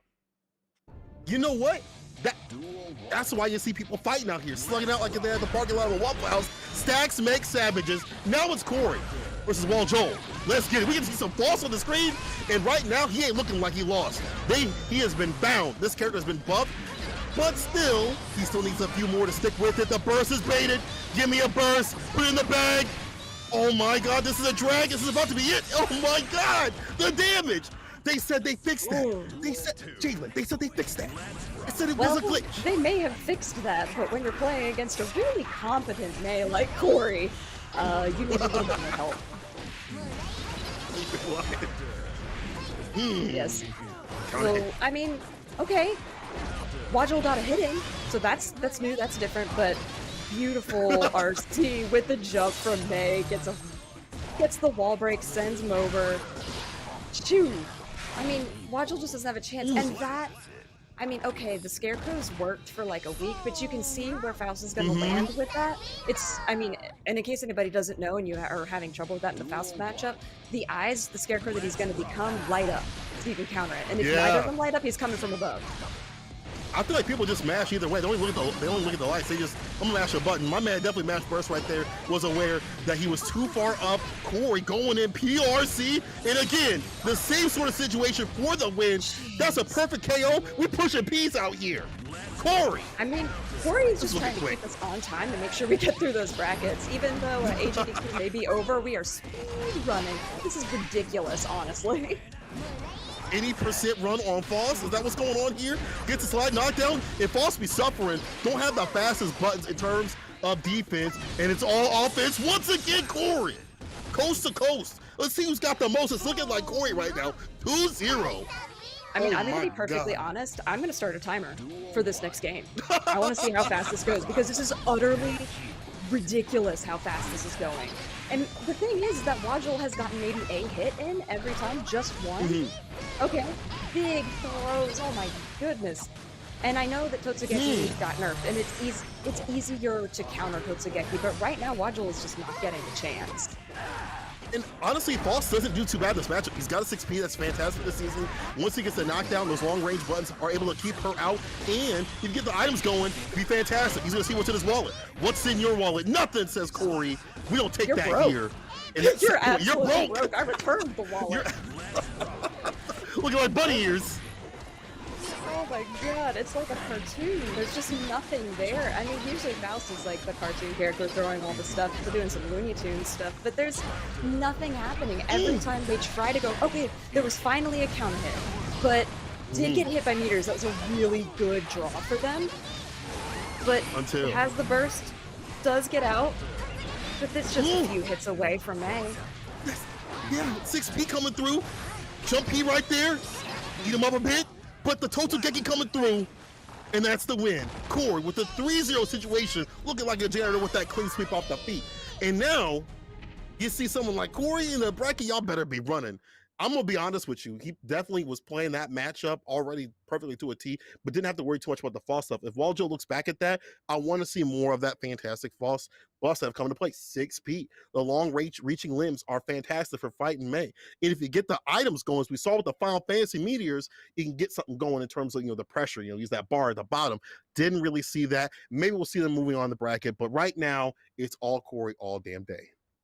Right, and something that I did want to say, I did time that. I timed that entire game. That was our You actually longest timed set. that? I really did. It was Uh, a minute 9. Our longest match was a minute 9. It just be like that. I It just be like mean, that. You know. that was fast. You know what? It was fast, but you fight someone as strong as who is obviously as strong as Corey, it might happen like that. Listen, if I fought Corey like that, dog, I'd probably get pieced up in 30, and I play Nago. So even with all that health, I ain't got nowhere to go. Where I am going right now is further in this bracket, and where y'all are sitting at is the ARCREVO Canadian edition out here. Again, we are working our way through the pools, seeing some fantastic good to get stride play. Why don't y'all tweet out, let the people know what's going on? We definitely got more action on the way, and man, I want more. I love this variety that we get to see with this game. You know, a lot of people talk about the top tiers and stuff like that. We've already seen Faust. We've already seen Pop come through. We've already seen dozens of different characters. We've already seen the Happy Chaos too. You know, recently before the break, we saw Happy Chaos doing a little bit of work here and there. I want to see more of that. I want to see more of the people on their Joker moments. Happy Chaos. Yeah, actually, coming into this, there were 3 characters that I wanted to see more of, and it was Eno, Jacko, and Happy Chaos. And I've gotten that so far. Do I want more Happy Chaos? Yes. Do I want more Jacko? Also, yes. Because if you've followed me on Twitter at all, you know I love Jacko. And so I just want to see that, and I want to have that more as the game, you know, progresses. But it's also been really refreshing to see people, you know, bringing out some new tech and having so much variety in the game, because this is still a young game. So we're getting a lot of new ideas and fresh ideas. And of course, it's being actively patched. And ArcSys is looking at discrepancies in characters. Like, you know, we talked about Faust just now. We're bringing Faust up to to a level that was acceptable in the current in the current gameplay. You Look, said that.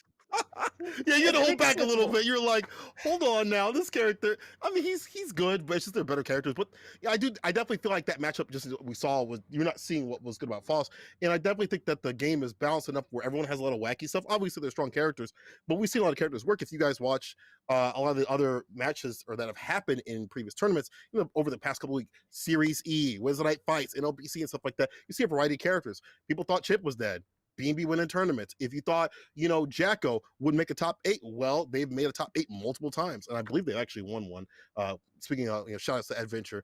And then, you know, Axel, who was supposed to be dead after the patch, got second at CEO. Like, y'all had a funeral and everything for him. Like, it's been so long.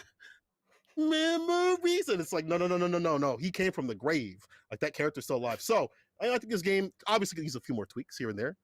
You know, but you know, it's in a good spot and it's only gonna get better. Right. I mean, it is only going to get better. And, you know, we've in previous ARCREVO regions, we've been looking at like the season 1 roadmap. We have, you know, more character, more stages, more stories. There's another character that we don't even know who it is yet. And, you know, there's so many opportunities for gameplay and adjustments to be made.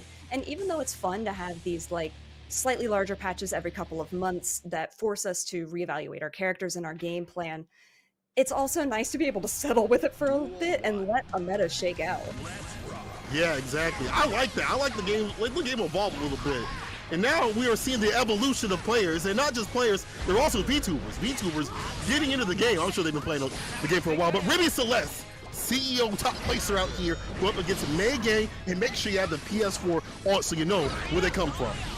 Right. So Remy, we already highlighted, did a phenomenal job in CEO, and if you missed that, go back and watch it because it's worth it. But Remy, I don't think has slowed down at all. Their run at CEO fueled the fire, and look at, I mean, you can't come in here. This house is closed. Get out. You see the sign on the door? Come back tomorrow. No soliciting, my friend. Get out of here, you and your dolphin. I will call the cops on you and your animals. Ugh, Remy Celeste with the fadeaway right there. Explosion, rinsing. So I get those anti-situations. Even though they're whipping sometimes, May has not been able to come through as soon as I say that overhead kiss from a Rose. Trying to charge up. Red RC got him called for the corner.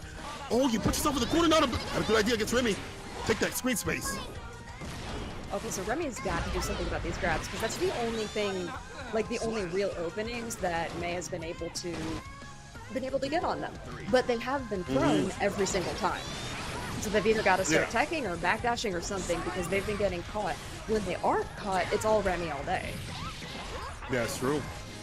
this screen space. You want to be able to keep that. And keep him out 5K, also 2K, fantastic buttons this season. And plus you get that 2D knockdown, just like that. Just like that. Call me this Cleo, call me now. Uh-oh, burst though, gets the distance, I like that. All this room to play with. RCs, gets a side switch, close slash. One more hit, you won't last. No, does he go for the crane grab? Nope, doesn't. Oh, just gets a nice jump overhead. Really good adjustment there from Remy. They had to work. They really did have to work at that. But there were good adjustments being made. You know, as long as you're... I feel like Axel has the distance advantage in this matchup because May has to get it. And she can do it really, really quickly, but if Axel can keep you away, then you're fine. Clothesline. And does choose to put her in the corner. Break. I mean, you want that, but you're still over there. Hasn't there's finally I was like, hasn't gotten open yet. This is good. Very nice. What's like that, Remy? That was tight. I like these trade combos right there. Man, still aware. Jump S. Red Kiss gets a throw. He's out of there though. Jump H. Seal it, Remy. You gotta seal it. Got the bar at the bottom. Oh, the jump in. Counter hit has to run the burst. It's the other worst. Counter hit again. 2H. Sends it. You know, the thing is, too, it was so threatening because they got a gold burst off of that. So they could have, you know, just the threat of having a full bar of tension was so much.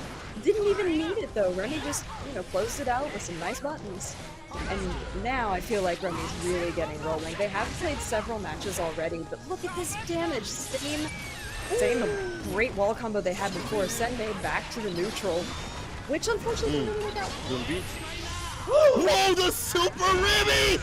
Got him! Shake my hand! Shake my hand! Okay, What a fantastic reaction! Is this a Canada special? Is this you know sometimes like there's a West Coast thing, there's an East Coast thing. Is this a Canada thing? Wake up overdrive? Is that how we respond? Can in I Canada? put this on my pancakes? I'm very afraid. Please spare me. If I see you in the lobbies, please spare me. Let me get a little bit on my pancakes. Here we go. Oh my goodness! Look at the so. You know, in the first couple rounds, Megang was able to, you know, open Remy up with those throws, and Remy has not let them get back since. As soon as I say that, of course, nice RC, unfortunately doesn't get the follow-up combo, but spent all of the meter trying to get back in onto Remy, but Remy's sitting at a good health advantage and half of our attention. Jumping right there. Still, again, May has to really, I mean, like, we haven't seen May Gang really work when they get in some of these situations. And some of that's just Remy's fantastic, you know, awareness right there. Double 5K. Look at that. He's out of there. But too far out. No charge. Didn't have the Totsugeki on the line. And now Remy staying fine. Just these one good sequence to seal it. On the other hand, May Gang almost had it. Burst gets the distance. Okay. And the jump in. Yeah, the jump in does take it. It was nice. Remy was trying to fish for something on the ground, no pun intended on the fish, but Megan was making some good adjustments by doing diagonal jump-ins. So, and Remy was not adjusting to that. Now, do I think Remy's going to get a download? Maybe. There's the throw again, though, that was so successful for May in the first rounds. That D, though, coming through. Remy running out of bar, though. Side switch with it. Which in positionings, changing places, changing spaces. FD again, getting that space out too far for May to get in. Once again, back throw. I like that though. Built that bar at the bottom. Gold edition for the Gucci burst. This is real good for May Gang if they can get going with it. But you know, the thing is with any Axel, but particularly Remy's Axel, they're not going to let you get going. The range is so optimal for Remy right now. Oh, and look at that, the command grab into the low, really well done. And of course, you know, you go back into the next round and nobody's got that tension built. It all goes away. You can't keep that round around. Now it's all Remy on set point. May Gang trying to stave it off for a little bit longer. To stay in this game, we trying to see more of that May Gang. Trying to hear more of this song. Trying to cancel right there on the close slash. Anti-air, Axel Bomber for the damage. That's his access to his damage. It's going to be the Axel Bomber. Try to find the fadeaway. The follow-up with the Dolphin. Oh, I don't think it's going to work like that. I think my man's blocking. He's blocking. Yeah, he blocked it this time. Hit me once. Block the Canada Shame special. on you. Yeah, exactly. It hit me twice. Shame on me. But throws back into the corner for Megan, which is a terrifying place to be, especially with the Totsugekis. Gets a gold burst in response. PRC is out of there, and now is trying Remy's trying to put May back into the corner. The PRC does whiff, though. Oh, nah, you died. Nah, you I think Rick was trying to sauce him up a little bit at the end right there with a little bit of flavor. Just let it savor, because like he had that one touch to do it. In Axel's finishing game, in terms of, you know, KOing the opponent, especially when he's got that range, it's easy like that. So Remy moving on, showcasing why they are a top placer in this game still. It's crazy to me because I have not seen much of Remy. No offense to them, but I ain't seen them much in terms of tournaments and things like that. And they came in cleaned up CEO. So they're definitely a top pick, I think, or for at least many people's top picks for this tournament right here. Oh, definitely. If not just for ARCREVO Canada, for ARCREVO America, I would say. I mean, I know we keep saying CEO, but that was the first, you know, live bracket that we had, and there were over 750 entrants to that tournament. And True. seeing the way Remy systematically dismantled those brackets was really impressive. And coming into that finals, they played spectacularly. So, you know, great to see them still making their winner's side run. May Gang not out of it in the lower half of the bracket now. This is a double elim tournament. Everybody gets 2 tries, just like we always do in most brackets. And if you aren't keeping up with the bracket at right now, you can just type !bracket into chat, and you can bring that up on smash.gg right now. So we're actually making a good run through this B group bracket, and I'm just taking a look at it right now. So some of the matches that we're going to see, Corey versus Lukewarm, which I think is going to be insane because both of them, we've seen them. Another May. Usually we don't get, you know, recently we haven't gotten a ton of Mays in tournament, but now we're going to have, a May again. And then some other things that we're going to see are, just taking a look. Oh, we're working through Skyfair versus Avi. It's going to come up as well. You know, a lot of these people playing, like you said, in, you know, weekly, bi-weekly brackets that are happening online, and there are so many opportunities for everybody to join those. So if you're like, I want to make sure I'm practicing with people as often as I can, you know, go to Twitter, go to Discord, and, you know, really you can find there are small local groups that are running it, but there are also, you know, larger organizations that are running really good online tournaments every week. So go find them out, because you can get the practice if you look for it. Honestly, there's no excuse. I see a lot of y'all in the chat saying that character is strong and stuff like that. Well, if you think they so strong, why don't you come through and come correct in some of these tournaments and get that guap? You know what I'm saying? Speaking of strong characters, we got Nago, which we haven't seen yet on stream, I don't think. And I'm a big fan of this character. He's got the big boy normals and that big boy damage. Skyfair getting into him, already putting him in the corner position. About to make him pay rent. Talk about big damage, though. Skyfair has damage twice her size, because May is putting a hurt onto Nago. And Nago, one that we would think, you know, at, you know, mid-range advantage, would be able to take it to May. YRC is one of the first things they've had to in advantage at all in this match. Oh boy, you gotta bet and manage that blood gauge, because he was about to pop. That was terrifying. Yeah, you about to look like Edward Cullen out here, dog. You definitely gotta be careful with that. But playing around the blood gauge is super important, because you don't want to get got in a situation where you lose all your health. Skyfair says, I'll let you do that before that even hits the, you know, the blood gauge right there. But I'll be saying aware. Spent a lot of blood meter though with those CPs.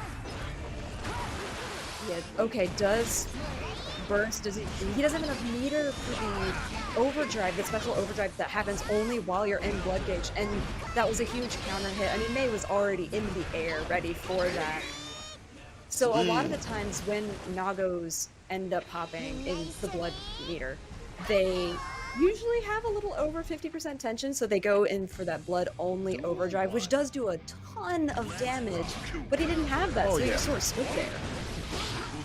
Yeah, unfortunately. You saw a stutter step right there for Skyfair to wait for that super. Even after the mask was gone, man was shining in the sunlight.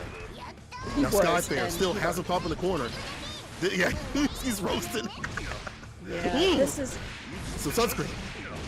Yeah, oh no! You're bursting too high! You're going too low! Surf and turf! surf and turf, and you're the turf, dude. Jeez. Hmm. So right I'm hungry. now, Avi is playing so defensively, and it's not working out at all. They're trying to block, they're trying to FD whenever possible, they're backdashing, which could put them into a danger state, and they actively lose tension if they're not careful. But every time they stop blocking, they get opened up like this.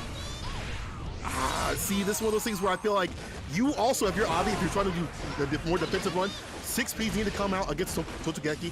You need to be more preemptive with some of these long-reaching buttons. Have Skyfair prove to you that you can't come through. But right now, Skyfair says the door's open. I'm coming in, about to get that win with a close slash situation. Skyfair looking to do another clean sweep. But I'm gonna tell you one thing, Abby. Time to turn up my volume, bro. I need to see more matches. I need to see more action. The people, after a while, don't want to see no clean sweeps. We want to see some people get knocked off their feet. Both ways, though. I've been thinking about it for a second, saying, dog, what happened? Yeah, so you know what though? As you were saying that Avi was basically being too respectful, did you notice that when they BRC'd and then did the anti-air swing with the sword, how Skyfarer backed off? They're ready to respect the Nago buttons. He's just gotta make Skyfarer do it.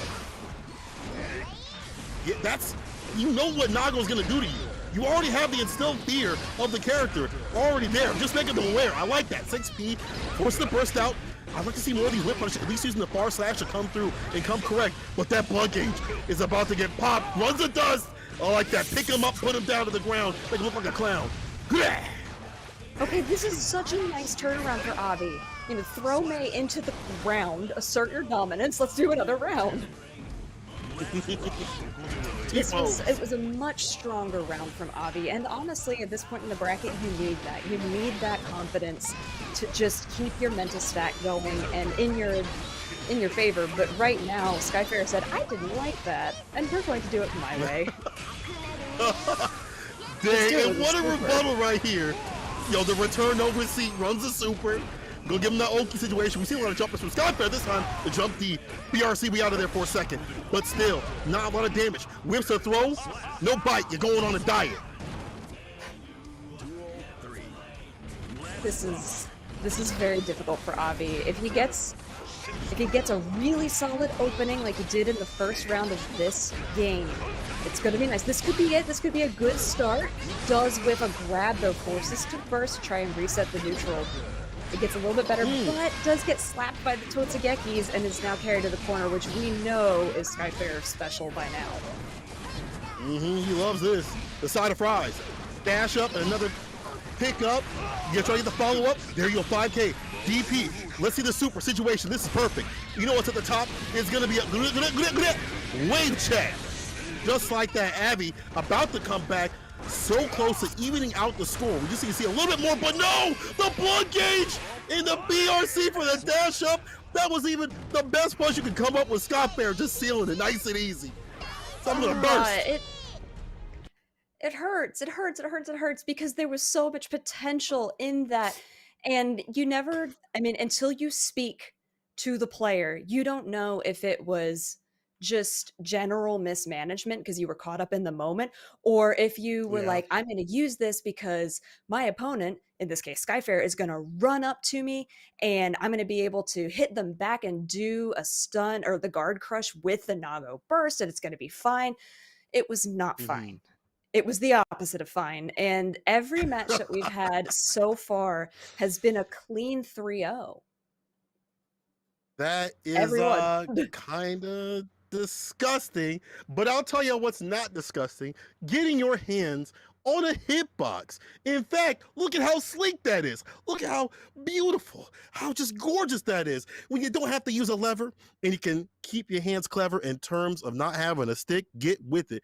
Hop onto the hitbox train, people, and the winners will actually get this special edition. So it's something more to play with than it is just, you know, getting that qualification spot on the dot. So shout out to Hitbox for providing some fantastic custom editions for the players and also providing another way to play. If y'all want to take control, you should go to the website.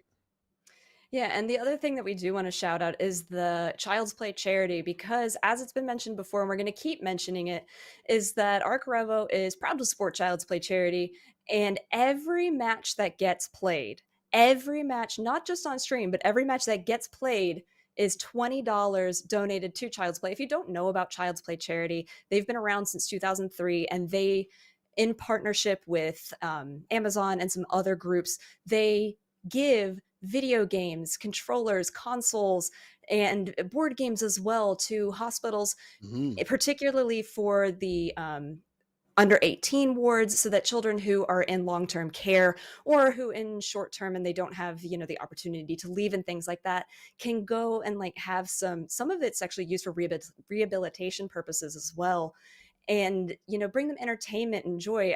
I was actually, right before Child's Play got established, I was in the hospital for a week after a spinal surgery, and all we had was a TV, Ooh. and it stunk because it's so boring and there's just nothing to do. So shout outs to Child's Play for bringing joy and just, you know, distraction to some. It's sometimes it's the brightest part of these kids' day. So in response to that, if you're in the West Coast and you're like, I don't know if I want to sign up for ARCREVO, sign up, and then at least you're donating charity, you know?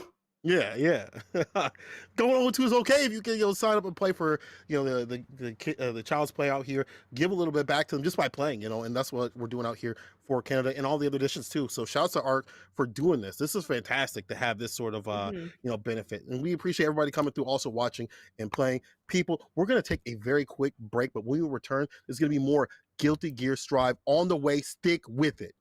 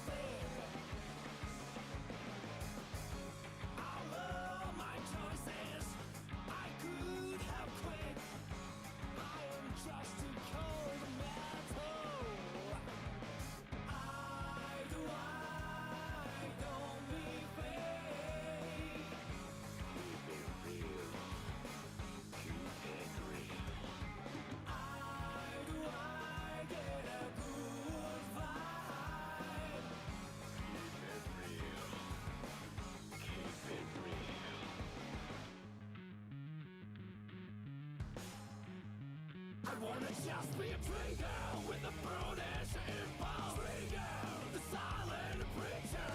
Watch out, keep your hands up. Don't make a big deal out of me.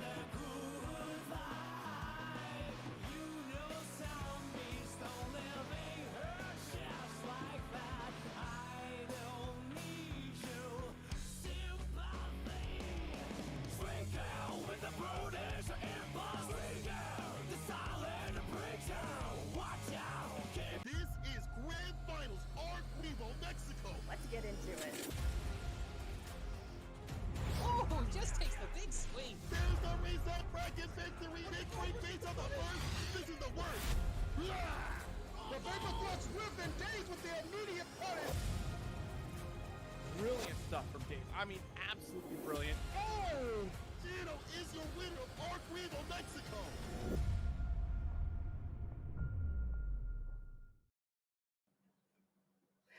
Hey everybody, welcome back to ARCREVO Canada. We are back with the tail end of the Group B pools, and don't go anywhere because we still have Group C and Group D to go after this as we make our way towards top 16, towards the ultimate prize of getting out of here and making it to ARCREVO Grand Finals in the 1 and 2 slot.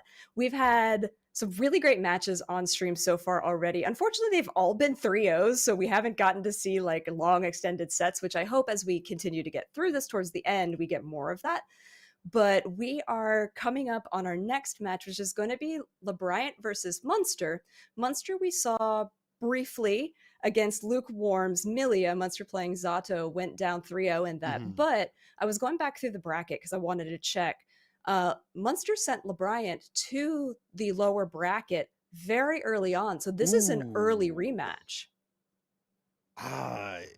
You said lower bracket. That's the losers bracket. It's the losers bracket out here. You know what I'm saying? And you put it right.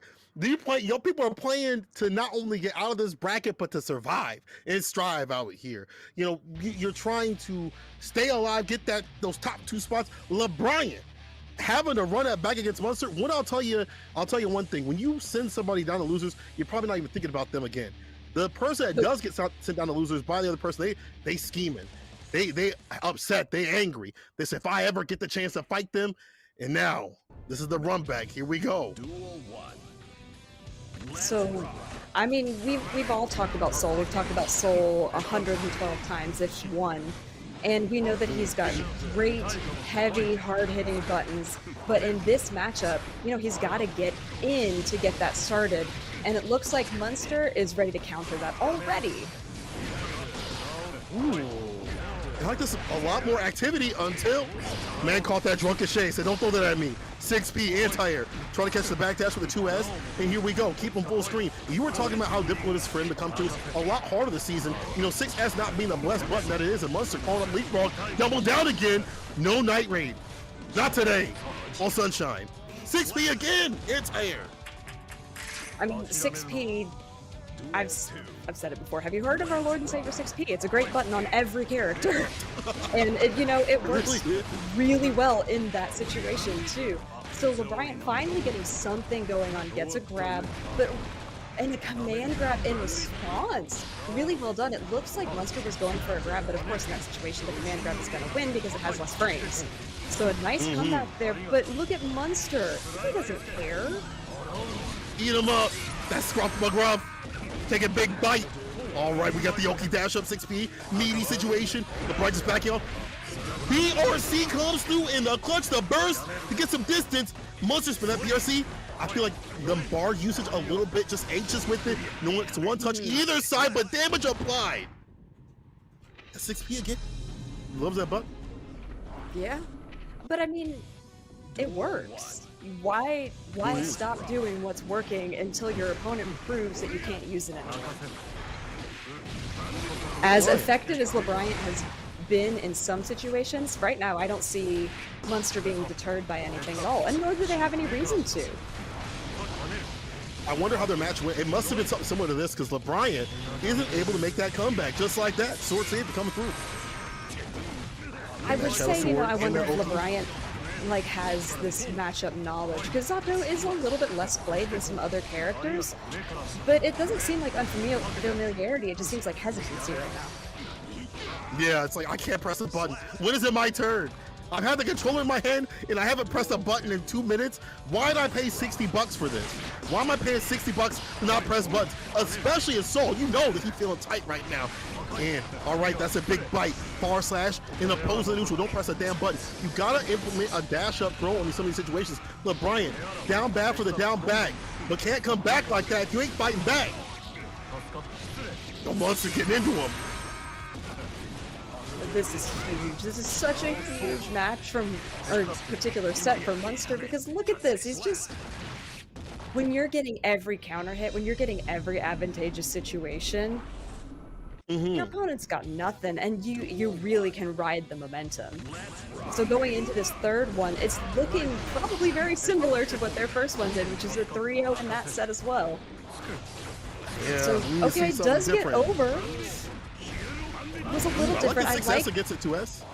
yeah, I like the adjustments that LeBryant is making. But it seems like Munster is adjusting much faster. He's too fast for the computation. Eat him up a bit.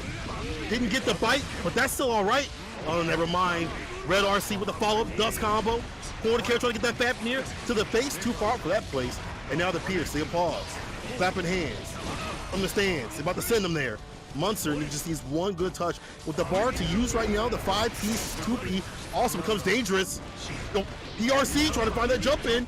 5K though, finds its way. That was a really nice adjustment from LeBryant. I like the way that they controlled the airspace much more effectively. Because Munster likes to live there. These are the hard hits that we look for in a soul.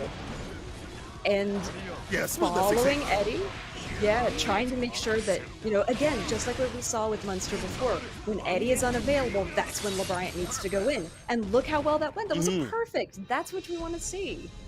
Yeesh. LeBryant pushing P's out here. No bricks today. LeBryant came to play. This dude, now that he has the confidence, is looking a little bit different. But then again, this is the Munster that we wanted to see early in these sets. You know, I feel like this is a more warmed up Munster, and there's still layers to that game plan. Finds a jump in, calls out the gun flame, snuffs it out. Let's see what's all about in this corner position right here. Again, the opposed dash up command grab. Munster loves his dash up command grab. Y'all even count how many times my man will go for the dash up command grab. Loves to get grippy with it. I like the PRC to stop the momentum in the air to get a nice setup there over LeBryant.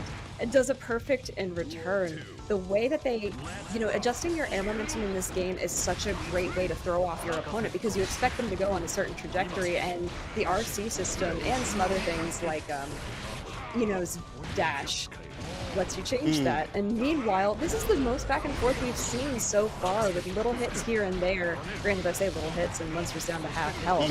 But it's getting yeah, but it's getting back into it. Nice challenge there from LeBryant. Here's the back though from Munster, get that positioning. Leapfrog for the, oh my god, the dust 2, corner carry, leapfrog. 6H to the mummy returns, and the return of Munster. He a monster. That's game point. He is. Eat him up. Eat him up. What? Isn't that Munster's a cheese, right? All I saw was cheesy gameplay right there. I'm just kidding, Munster. You ridiculous. you definitely sick with it. But that's the Munster we want to see. This is what we wanted to see right there. The type of gameplay we want to see early in this ARCREVO. You know, we had with the brackets, he came on stream, you know, he got 3-0, but this is the real one. This is the real deal right here. So shout out to Munster from coming through 3-1 right there against unfortunate soul play who just didn't know what to do. It was unfortunate because watching the gameplay, it seemed like they were finally getting their feet under them by that fourth game of the set, and just couldn't do anything. Every gunflame, every Fafnir, everything was just like, if he gave Munster an inch, Munster took the whole mile. Munster adjusted much more quickly to LeBryant's changes than I think LeBryant could process. And that's something that we talk about a lot in this game, is that this is a game, especially at this level, of micro adjustments. And when you get to the point of this level of gameplay, if your opponent is seeing what you're doing and getting those reads within the round, not even just the game, but within that round, and going, oh, now you're doing this, now you're doing this. These are the answers that I've already practiced. And you don't have that. If you're used to doing it like, oh, I can do it in this one game, your opponent's around ahead of you. There. Yeah, and that momentum for someone like Munster is what they want to ride with. So you're just giving them the opportunity. Even if you do have these, you know, you get one game on them, you know, they've already so warmed up, it's already hard to push them down. So Munster moving on in the bracket, you know, loser side, but still can make the return over seat. You definitely, it's going to be a bit of a shark pit. Again, trying to get these last two positions out here for ARCREVO Canada. The top two will be solidified, but you definitely want that first place spot. And let's see if it's a first place spot between Lukewarm versus Corey. Man's name is This- lukewarm, but he been playing hot with it though. Yeah, it is again. This was who sent Munster to the lower bracket was lukewarm, but you know Corey played out of their ever-loving mind against Faust. So I feel like this is going to be an incredibly volatile match.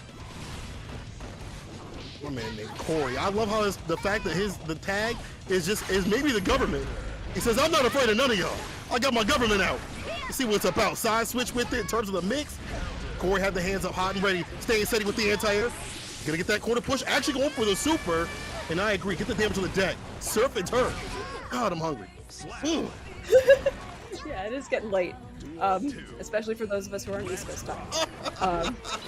But Corey, I love the way that they are just bringing the aggression to lukewarm right now. So many Totsugekis finally gets counter hit. I don't know if they were lining up for another Totsugeki, but lukewarm doesn't want to be brought to SeaWorld. They returned the tickets and jumped over that Totsugeki to reset the pressure. That was really nice.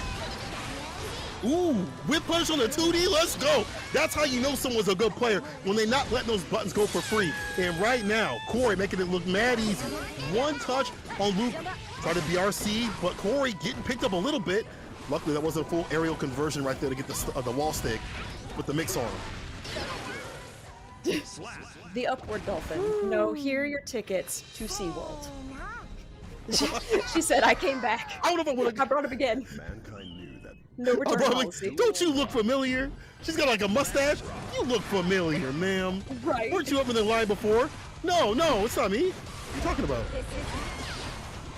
So this is actually looking like much more of a struggle than what Lukewarm has had to deal with in past games. They are getting their setups. Really nice disc on the opposite side of Corey there, but Corey came to swing, and these wall bounce combos, the way, oh no! That was unfortunate, doesn't matter though, just picks it up again. Yeah, no big deal. 5-second rule. Brush off the germs, good to go. Pick up the hair, you know. Actually, don't do that. Chad, don't do that. That's actually a really bad idea. I read that recently. Do not eat off the floor. It's the 5-second rule's whack. But I'll tell you what's not whack. Corey's neutral right here. Air to air right there. Luke making me look like a loser right here with the air to air saying, listen, I got neutral too. But it's just these hits that do so much damage, and Corey's ability to be able to cash out so significantly. Not able to find the mixes. Poor Luke out here getting colder and colder. They certainly are. It looks like their hot streak may be, no pun intended, may be coming to an end. Does force Corey to burst there, which is the first time that we've seen Corey do something that defensive. Has to spend a bunch of tension to FD the incoming damage there. But really, Lukewarm is the one who has to worry, because May hits like a truck when you get those big counter hits. It is it's definitely a matchup where, like, if you're not able to get the knockdown situations, if you're lukewarm, then it's looking peak. And we also see Corey also going for these whip punches on the 2D. Like, we definitely see him outside the distance. 2D whips, punish, and then a punish on the burst. Here we go, the Luke. Take advantage of the situation. Jump in H, tech, get the throw. Back to mid-screen though. Interruption like that 6P. Saw him rear back, said not like that. I like these adjustments that we're seeing from both players. Big full screen Totsugeki to get Lukewarm over into the corner. PRC whiffs, doesn't get the slowdown, however, doesn't matter. It gave Lukewarm time to get on the other side of Corey and take advantage of this corner situation. Takes the wall, gets the area shift, goes ahead and cashes out, because why not? You're on the wall, you get extra damage over there.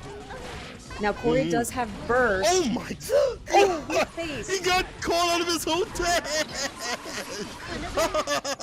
The jump D to seal it. Unlucky boy. Unlucky boy. That was Mayoki. That was Mayoki. I'd be so tight. Lukewarm gotta stay solid with it. This is set point, Corey. I'm dying. That was unfortunate. And here we are. So Like Corey, that. one round away from just securing their ticket into top 16. Oh, that Totsugeki was slightly out of range. The Canada special responded with a super, but it was FD'd. Put that poutine away. Oh, catches the dash in. Corey knows the situation. He knows you see one good conversion now to take him down. Burst off the table. Baited because he waited. And the throw, because he deliberated to make this man defibrillated. Corey seals it. Another 3-0 today. Another one.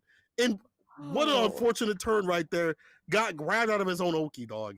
I would, listen, I'd set up my control. Luke, ain't going to be deterred by that.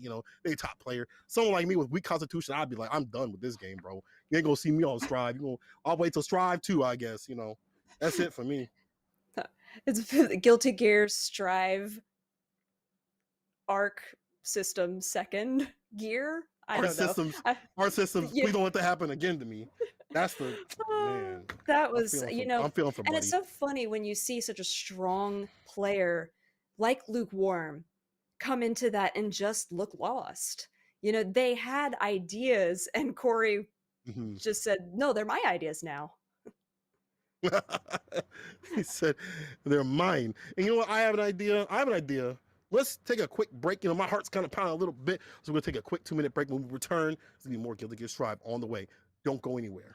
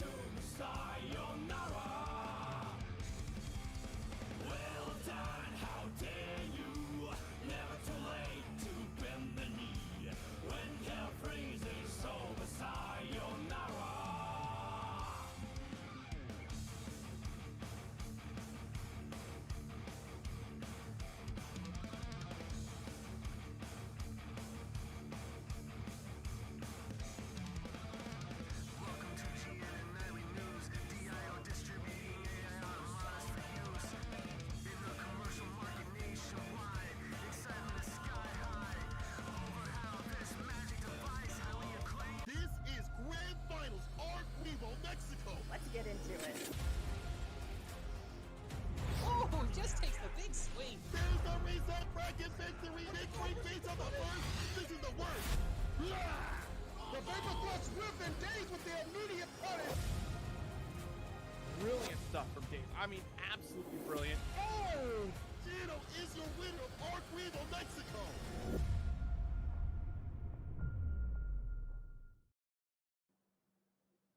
And welcome back to ARCREVO Canada, people. We took a short break, had to deliberate a little bit. My heart was beep, beep, beep after that last match. But just like that, we back. St. Cole and Jalen on the mic. Now we got a little bit of a run back. Tell me about what we are about to see. That's about to be absolute flames and fire. So we are going back to our very first match that we had on stream today, which was Lukewarm's Milia into Munster's Zato. So fortunately for us, we've been able to see Lukewarm in the previous match and Munster in the one before that. So, you know, Lukewarm was looking really, really hot in the first match that they had against Munster's Zato. And Corey said, cool it down. You're done. You know, go back to being lukewarm, adding some ice to the water. I don't know. I'm done with the analogy. I can't do it anymore. Yeah. But in any case, Lukewarm just lost in spectacular fashion to Corey's May. I mean, sometimes it just be like that, you know, but you still got one more to play. However, this is a run back, and this is a different sort of Munster. This is Ultra Instinct Munster, hitting with the dun, dun, dun, dun, dun. Wrong game? That's okay. So Arceus, though. Let's go. Lukewarm versus Munster. But definitely, dude is definitely on something different right here. He's so different. He's playing so different. We call him a stranger right here because the way that he is getting aggressive earlier in these round starts has been better. He needs to keep that up if he wants that win. But Lukewarm already getting in. Yeah, this is looking strikingly similar to the first round. So things that we want to look out for is how Lukewarm takes advantage of the Eddie meter when it's out, because that's when they got a lot of their advantages in. But we would also like to see from Munster some of the gameplay that they brought against the Bryant Soul, which was a lot more aggression early on. Oh no, defense been blown up. YRC punished. Off the table, close slash, you ain't gonna last. Dust him, King's dead with the crown. In the private position to take this backs away, but this is fine. Get that corner push all the time. Capel, jump Dino, eat him up a bit. This gets caught with the clap. This could actually be a really big opening, but there was still a burst on the table for Lukewarm. That's a huge advantage for them. Coming over, just double dash because Milia does have that extra air advantage and is able to get the overhead cross up. Really nicely done from Lukewarm, but it was much closer than we've seen in their previous match. Yeah, Luke players. Milia players just want to play a one-player game. The minute you start pressing buttons is not what they want to do. They're going to want to rush it down, make it look like a clown. PRC trying to go in this time with a throw. Switching up what they do in the corner, though. Waited, tried to bait, but Munster able to get a Gucci gold burst right there. And what a punish! Sit down to the ground. The dash up 6H when he returns. 2S counter hit. Corner carry with the PRC. He's ready. This is the aggression that we wanted to see, that we needed to see out of Munster to put Lukewarm back in their place. But Lukewarm is just not deterred. Catches with a great uppercut with the hair and the TK Bad Moon to end the round. I'm sorry, TK Bad Moon every time just looks so cool. I don't care how many times I see it. It's cool.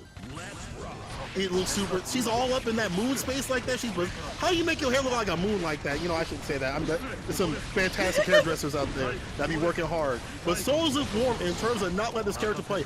I like the dash runner using that speed dash runner to get that close slash to put Munster in the corner. Had him there for a minute. Munster's got to be careful. Again, defense is the most important thing to be careful about. You don't have the guts to play with. You're the fragile type. You get packed up softly when you play Zato. You don't have the health to play with. So Munster has to be extra careful on defense. Burst up the table though. This is good. Had that burst bait, and now she needs to finish his play.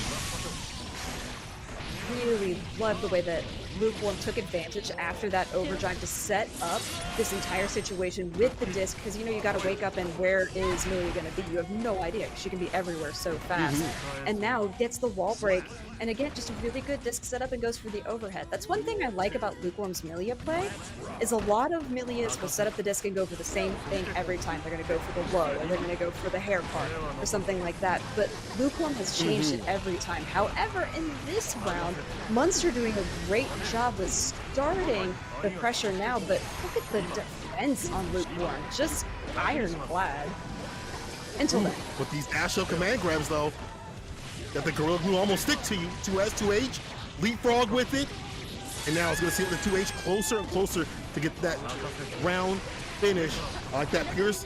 And I also like the fact that he dashed to get that swing. This is a lot better in terms of dealing with it. And again, pushing P's. I thought he got hit, but he made it look easy. Munster out here doing a fantastic job. It's just more of this arrow push right here. Right here. Using leapfrog to catch some of these jumps that Lukewarm's been doing. He's been going over his head over and over again. Now he's got something for him. Yeah, the leapfrog takes up so much of the screen space, not just that Milia likes to occupy, but that Milia will end up landing in. So it's a really smart move. I feel like the Eddie management from Munster is a lot better. Unfortunate burst there does get fully punished to the extent of Milia's wall. But a nice grab into the RC. There was meter on the table. I was so afraid that Munster was just like, what's going to get me the most damage to close this out? Because there was a little bit of a wiggle there where they looked like they tried to input something and it didn't work out. So I'm always afraid that somebody's, don't make it fancy, just close the round. Tournament combos. Nothing silly with it. Nothing spicy. Just nice and easy. No wild and mild with it. Just finish it. Just finish the job. Do it now. First, Munster getting the distance. Leapfrog. Back to mid-screen. 2S. Trading though. That close slash again. As soon as he goes to the sky, so surprise, Lukewarm gets his dash in close slashes. Now the knockdown situation. Dash in again with the close slash situation. Mix him. I'm just gonna let you go because you're throwing bars right now. I'll be real.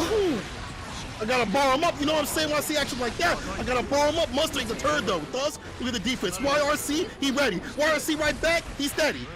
Avoids that jump in. That's the win. Luke, how he blocked like that? He blocked like that. That blocking was incredible. The blocking in my fighting games, what are you doing? In all honesty, the defense in that was so clean. And now Luke is really feeling it. This is looking much similar to the rounds that we saw earlier as PB started. Full combo sends Munster to the next area, and look at the tension game. There's so much on the table, and we know that Lukewarm can do such a great job with meter. BRC gets counter hit though, resetting to this far neutral space. Ooh, these jump H's coming through to hit Eddie. Super smart with it, and that's one way to play. Get Eddie off the table. Oh God, deal with Zato, and it's Zato 1. Ain't Zato 2 out here. 2D knockdown, trying to put the mix on him. Oh my God, the SoundCloud. Listen to my SoundCloud. That's the mix, and that'll do it. Listen to my SoundCloud. That's how you got it. That's how you get people to listen forcibly and knock them over, and then hand them the URL. Head of the do link it right now. Click this. Click this link. Oh, I love the dash out of the corner to just reset. Nice air combo, catches the whole thing. Unfortunately, couldn't finish it out, and big counter hit. But burst, offensive burst to keep Munster into this corner, because that's where Milia wants you. Jump H gets the counter hit, knocked down with the 2D, of course. Side switch with it, and the aerial movement lets her reset her positioning if the mix don't work out. And this positioning is about to put Munster down to the ground. Dust on him, King's dead. The crown is about to be put on Luke for this round, and not only that, it's set point for Lukewarm. Yeah, I want to see more of that fast tempo that Munster was bringing out in, that second game that just really made Lukewarm pause and think. But Lukewarm is no think, only go right now because he doesn't have to. There's nothing. There's no leapfrogs. The YRC, doesn't really do anything. Big combo here from Lukewarm. Does force out another burst, but Munster just got. Ooh! Staying sucker free on a Sunday. Luke came to play. This dude is all in and gets the win against Munster.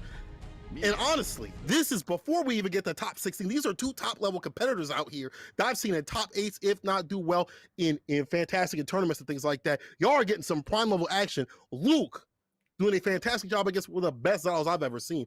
And honestly, I felt like Munster would have did better if they believed more in some of their hits, committal with it. You know what I'm saying? As you were pointing out, they didn't see any leapfrog, in much of the RC bar being used for that aggression. I feel like obviously you get hit with a counter hit, you lose half your health, and you're like, damn, it's like that, and you start to pull back, but you got to get in there like that, because if you just let Milia run game, it's over. She ain't gonna stay late. She's gonna keep aggressive with it. So Luke moving on the bracket, a double jeopardy, unfortunately, for Munster, but that just shows you the quality of the people out here, the players out here. Someone like Munster going out of the tournament in double jeopardy, it's hot. Right. So that is going to wrap it up for one of our Group B pools. So Corey is in the winner's side, Lukewarm in the loser's side. So that leaves us, we've got to wrap up Remy Celeste's bracket now.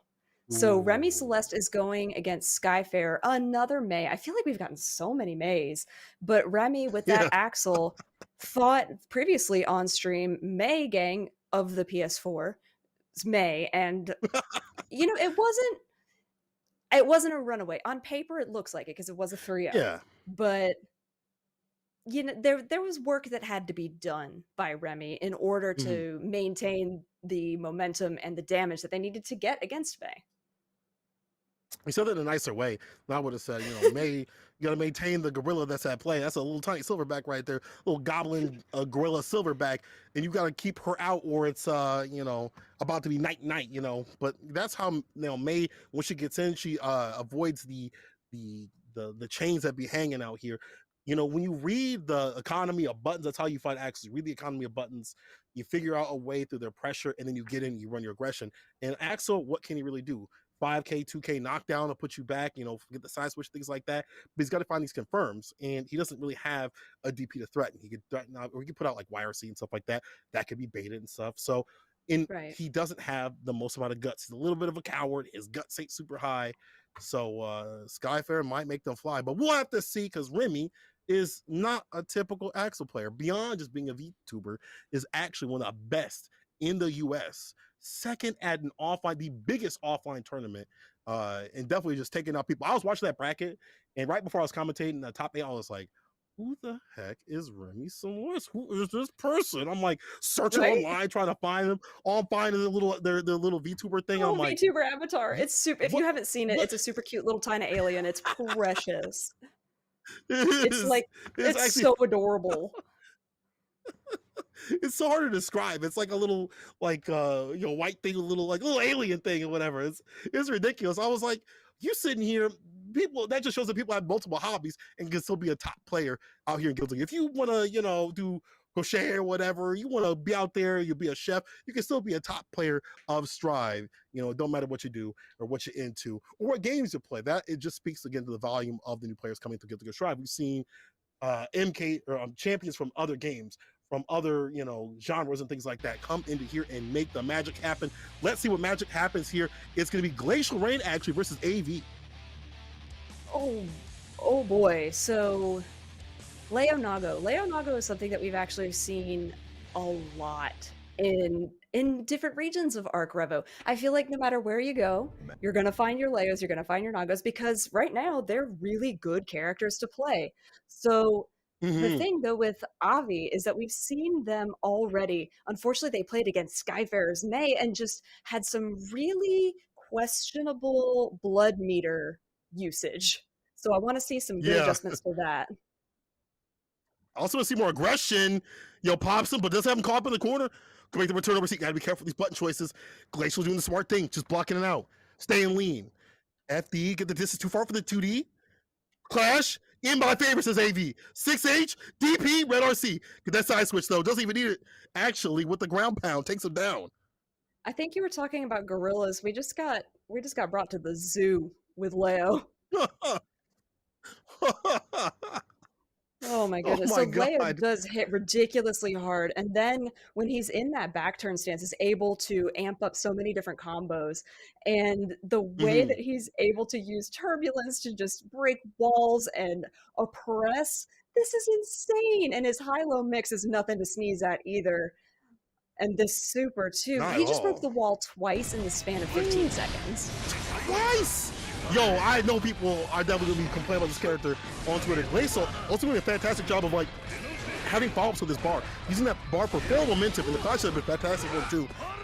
Red RC, 2S seals it. Got him. Glacial, first one. Preying upon what makes Nago not the most powerful character at some points. The defense is lacking, and it's lacking some of these points right here. Obviously, you don't have the DP. He gets into you. He's going to stick to you like Gorilla Glue. This is a gorilla too. This is, I like seeing signs of life from Avi, because what I was thinking about was how passively they were playing. It's not defensive, it's passive. is the word that I was looking yeah. for. Because they're just, even when they have the opportunity to take a hit, they're not doing, they're waiting, they're respecting their opponent too much. And I feel like Glacial Rain can feel that right now. Look at this, every empty space, Glacial Rain is throwing out a button. Finally, a YRC from Avi is like a last-ditch attempt to do something, anything. Gets 2 bars of blood, it doesn't matter. Leo has a fantastic DP. It's wild to see a Nago player just like not press. You know what I'm saying? Like, there we go. Bloody spin, get that win. Get into it. Yeah, look, there you go. Remember, you got the buttons. You got good buttons, baby. Use them.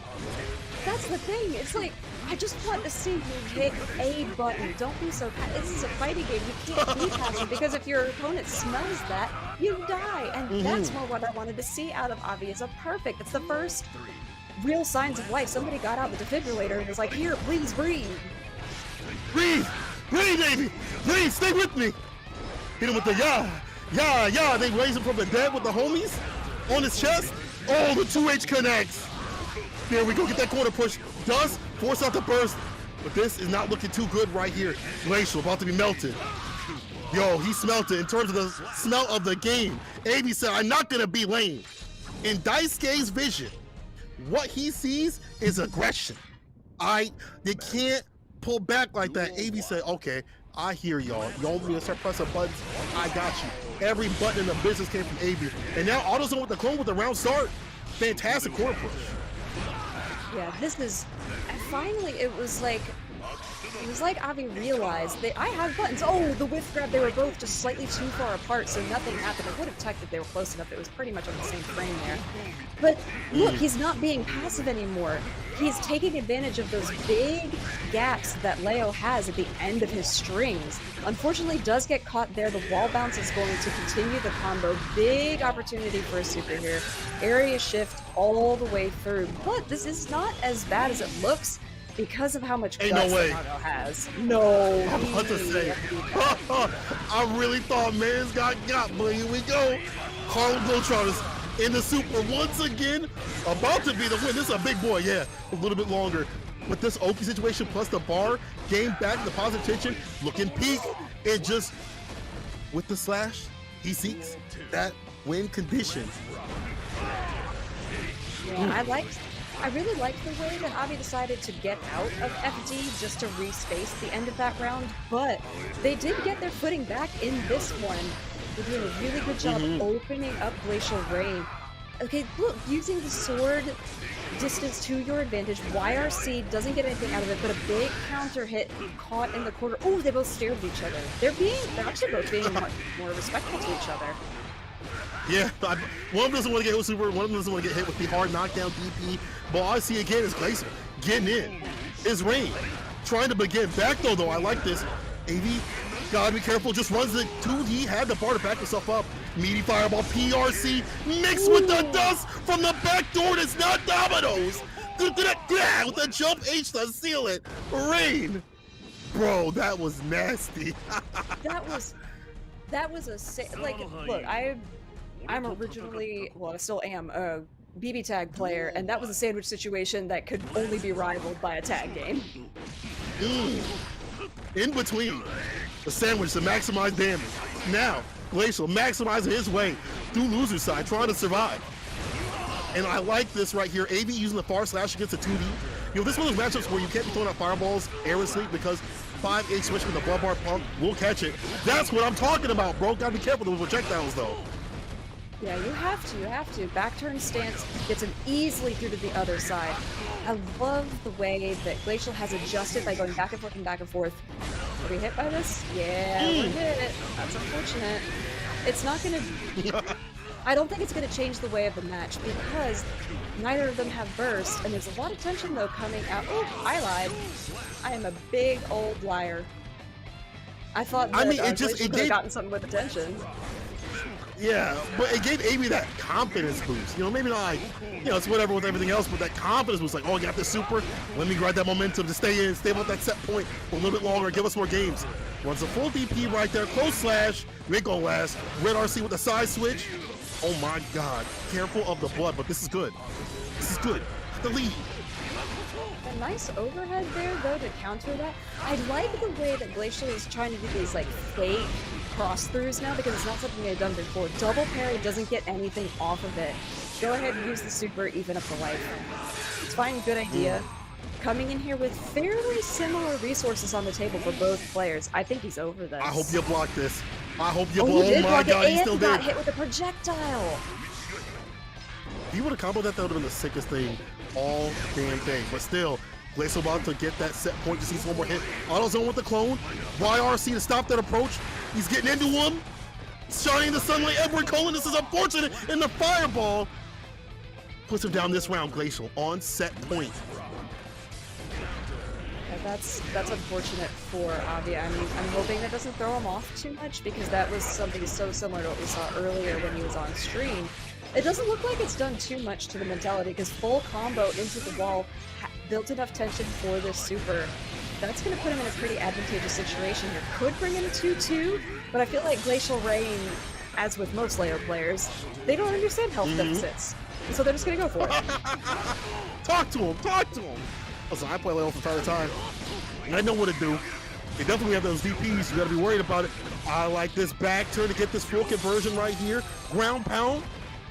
Round around right here. AV trying to stay alive. Immediate RC usage. RC once again to continue the pressure. Trade though. If you got him caught up in the corner, the fireball side switch. Also though, Chris in the cranium. The peace be with you. Also with you. Out of this bracket as Glacial Rain takes it over AVI.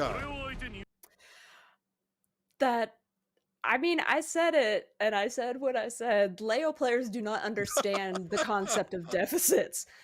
And to be fair, this game, and that's something that I really love about this particular iteration of Guilty Gear, is that it is not over until it says slash.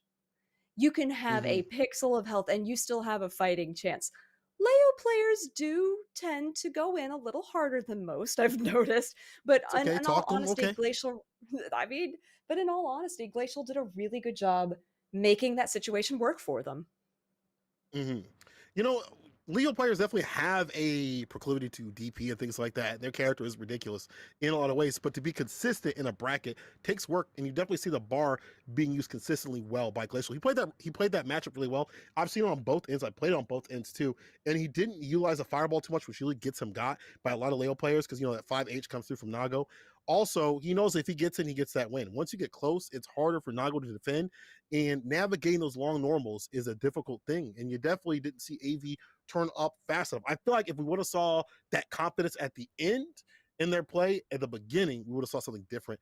But you know, Glacial moving on the bracket, fantastic Leo play, fantastic all the way through. People, this has been ARCREVO Canada. We still got more games to play. It ain't over, dog. Y'all just eating the appetizers right now. We getting to the nitty gritty, closer and closer to the top 16. That'll be happening tomorrow. But even then, this action that we've been getting into has been, chef kiss. It's been so much fun, and I'm really glad that ArcSys decided to do these 5 regions for ARCREVO America, so that every region was really allowed the opportunity to showcase their talent, so that the Midwest and Central region could show up and show out what they've got, so that Mexico could show the differences that they've got in their gameplay. And now we had East last week, and we've got Canada this weekend. And we are getting into, this is a top 16 qualifier match between Remy and Skyfair. So we've seen the characters before, we've seen the characters fight each other before, but not these two players on stream yet. Yeah, not just yet. I saw some Skyfair fans up in the chat. Let me see the Remy players come through. The Remy fans out here. This is another Canada match. Let's get it like that. Winner side, as you just said, he really got to fight another May player. And they're definitely doing something different. Skyfair definitely something different, a lot more aggressive than what we've seen from the other May players, maybe so far, in terms of getting going, especially around start. Yeah, incredibly aggressive, which I think works. I think that's part of their game plan. You know, they have a much faster tempo than other Mays that we've seen. Doesn't rely exclusively on anchoring Totsugeki mix just to get in or start things up. But Remy does have a few answers here. However, because of the damage that May's able to do, Remy is still at a deficit here. Yeah, this is Something you got to be really careful of. PRC, no air grab though. That would have been part of the damage differential to help out. Skyfair does have the lead. Misses the Axel Bomber too far out. North off the table.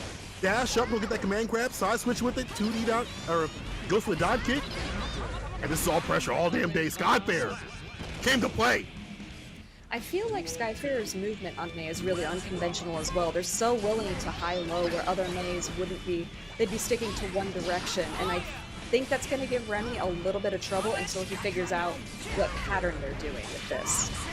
Yeah, that's true. You know, that's one of those hard things. Like a May with movement is real dangerous. I feel like May players are starting to access more and more of the character. We see a lot more of these meaty setups with the fireballs that she's got, using bar and things like that. It's not just about the brainless pressure. So it's a no-brainer that this character, when utilized like that, is going to be even more dangerous. And that risk gauge is correct. Oh no! We get a full conversion though. First offensive style. Okay, finally Remy gets a little bit of hits in, and they're just trying everything. Oh, I love the PRC to get out of what would have been a pretty dangerous situation. Skyfair's risk gauge is cranked again. It's in the red, and look how much damage that did just from one hit. That's why you have to really pay attention to your risk gauge. Yeah, you gotta be spotting that. Like, you can't block all dang day. You gotta press buttons. The name of the game. Dash up.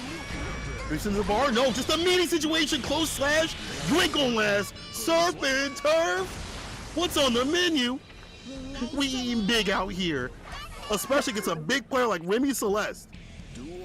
Yeah, this would actually, I think, would be a huge upset if Skyfair was able to knock Remy into losers at this point in the bracket.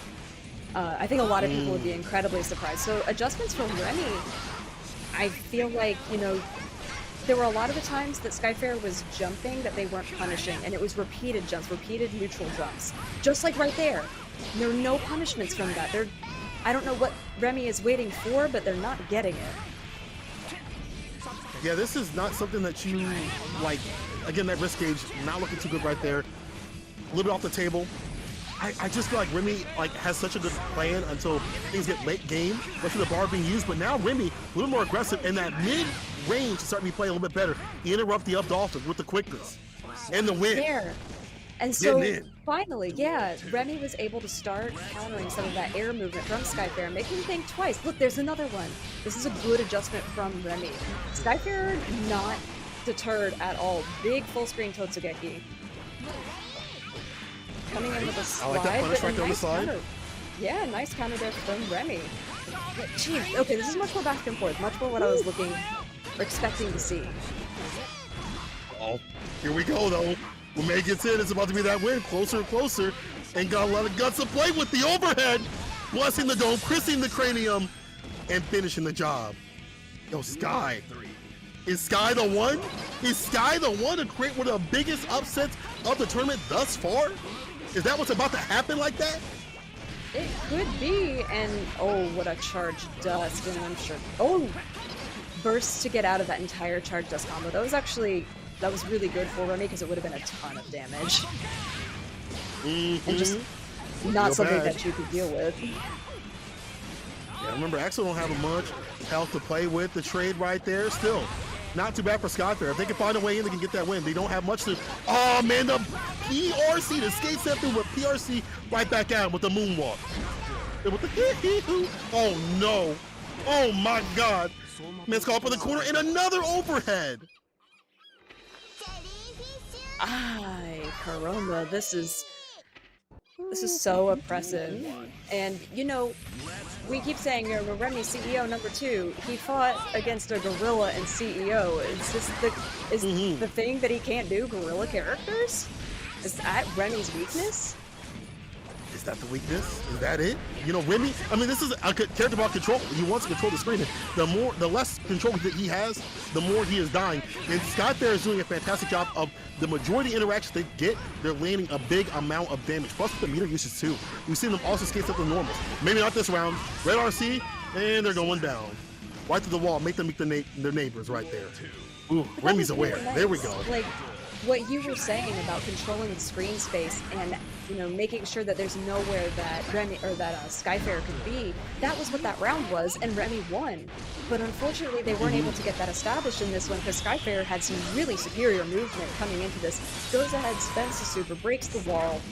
This is a huge hill for Remy to climb here, although this could be a good start. Nope.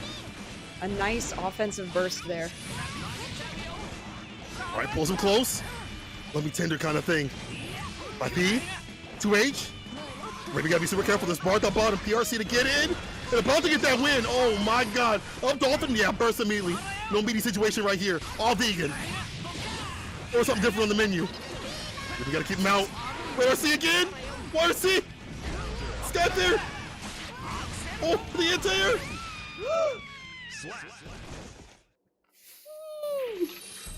Oh my God. I wasn't breathing. For that last, 15 seconds, I just was not breathing through that. It was such good management of meter. The YRC is into the burst combo. PRC, speaking of burst is off the table for Skyfarer here. And Remy just trying to continue the momentum, and this is a really good start. Yeah, this is what you need right there. Opens them up. How you like that overhead? Follow with the Axel Bomber. Oh, couldn't find the finish. Skyfarer's out of there. Able to survive, but for how long? You got to deal with all these normals. Again, the win, like that last hit situation for Axel, super easy to do, and you see it right there. Dang. Remy coming through, find a way to play. Ain't done just yet. Not done yet. It's still a hill to climb for Remy. Still, Skyfarer up 2. And if, depending on what happens, this could be, ready to take the set. But this is such much stronger gameplay that we're seeing from Remy. Big combo with the bombers to send her all the way away. And just what you highlighted was what really we ended up seeing with Remy taking that. It's because Remy controlled the space that May wanted to be in the entire time. Remy Celeste said, dog, I'm about to beat you and wear you like a VTuber out here. 2-2. Game point, Skyfarer and Remy going to the distance. I think a lot of people, including me, would have thought this would have been slightly free because of Remy's pedigree, but this dude is getting taken to the limit. The absolute limit too. They're both coming out with that we've not seen that with the scythe, and just the Sickle blender Storm was activated. Exactly. Sickle Storm was active. They want a fancy ones too, the Ninja Edition. Those blades will cut you up quick if you put your hand in there the wrong way. Ooh, just a fake. Try to get in. Uh-oh, close slash. Red RC conversion to pick up. One more hit to put him down. Actually, that's it. Remy said, mess them kids, bro. I don't care about them. On set point. Back from the brink. He ain't done yet. No, but neither is Skyfarer. They have not given up, and they're doing a lot more, FDing, like walk FD, than they had been previously, because now they know they're getting hit by everything.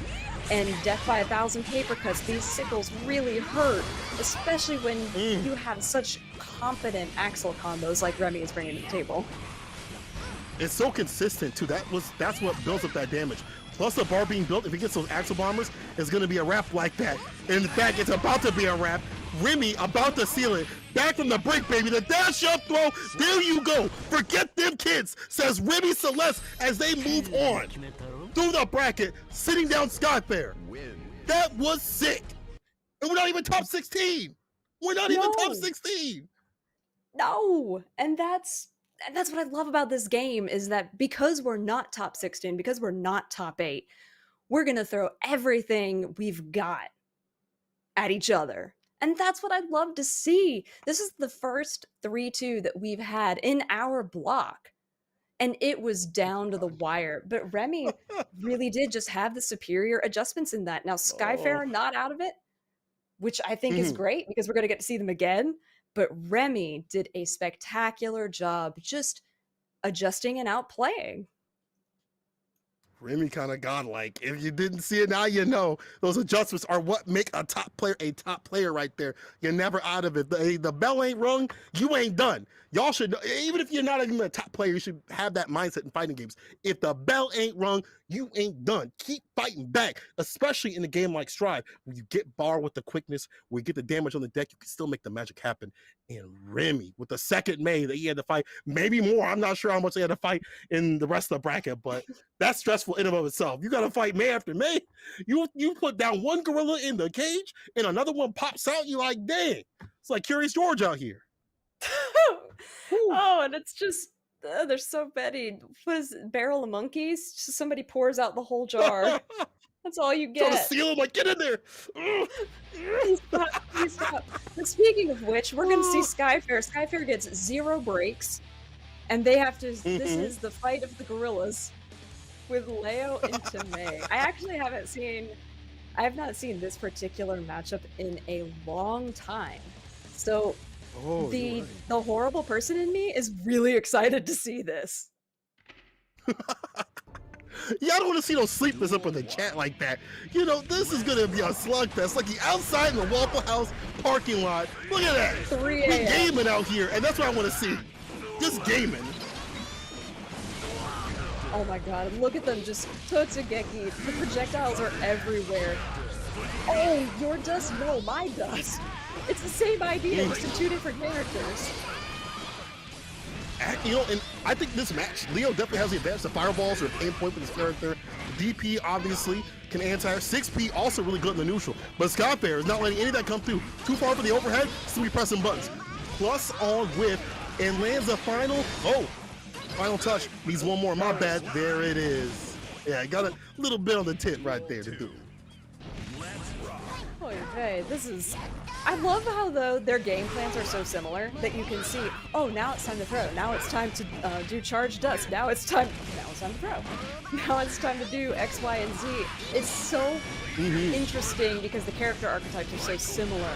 They do have different tools, as you can see with that really nice cross-through from Glacial. Is this? Yeah, those are huge. Never mind. I shouldn't have even asked the question. Oh my god.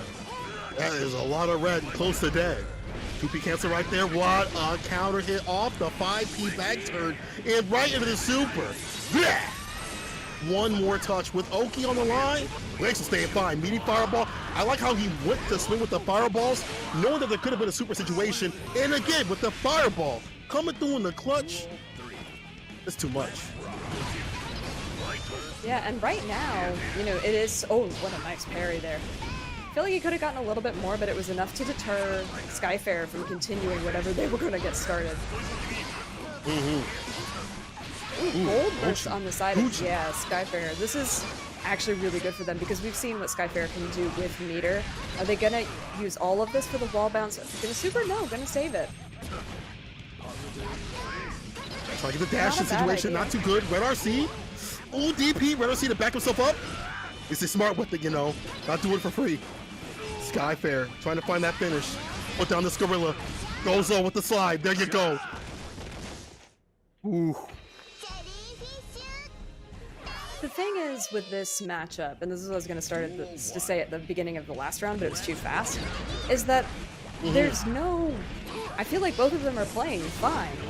You know, there's no real disadvantages or real, you know, glaring misplays that I'm seeing right now. It's just gorillas fighting. They's just swinging with the best buttons. Jump S2 to put him to rest. And obviously, I'd like to see one thing from Glacial is more of the 6P to come through these aerial approaches. There's a side switch, the burst. Skyfair was watching the stream. He said, not me. No, sir. Not me. Not today. Whips the DP, dash up, punish. The Chicago style right there. Oh, deep dish with it, too. You gotta put some more damage. So sometimes you put hands on them like that with a grip. And the way that they're using their... I mean, they don't have many long-range buttons, but the way that they're using what they do have, both players, just to try and poke and get some semblance of a combo is so interesting because they're both the same ideas. Skyfarer does take that particular round, but I really... Okay, before I finish that thought, I really like the way that Skyfarer is challenging all of those cross-throughs with the grab, because look at what they get off of a grab. It's kind of nasty. As soon as they see the FD, they got something for them. That's what you typically see as soon as someone is FDing, is a dash up either command grab or normal grab to deal with that. The super, I don't think that's gonna reach. My man was blocking. No, he wasn't. Dog, he was full screen and still got hit with a super. You definitely gaming out here. Oh, caught him in with a back turn slash. You may not pass. And there's the dash. Oh my God, one more touch. The RC, yo, finish it. Do it now. Do it now, Gohan. Do it now. Oh no. Oh, no. What is going on? What's going on? Jalen, what was that? Oh, that What are they doing over there? Oh, they're riding high on adrenaline, honestly, is what it seems like. And that burst, Is that what it is? I really feel like it is, because that burst, I understand why Glacial threw that out there. Because, you think May's going to come at you from that angle, but unfortunately, because of where it landed on screen and May didn't follow it up, was just able to finish out the rest of that set. And, I mean, nerves are riding high. Whoever loses is out. That's true. You want to do everything you can. It's easy to sit on the stands and say, yo, I would have dropped that if I was in training mode. But you get up here, there's losers brackets, to try to qualify you a strong player. You definitely doing dash jump, supers, denied right there. Man, all the two, Steve right there, the counter hit, they slugging. Get him with the super. They are mix them. throwing everything out. Oh my God. Being counter hit here.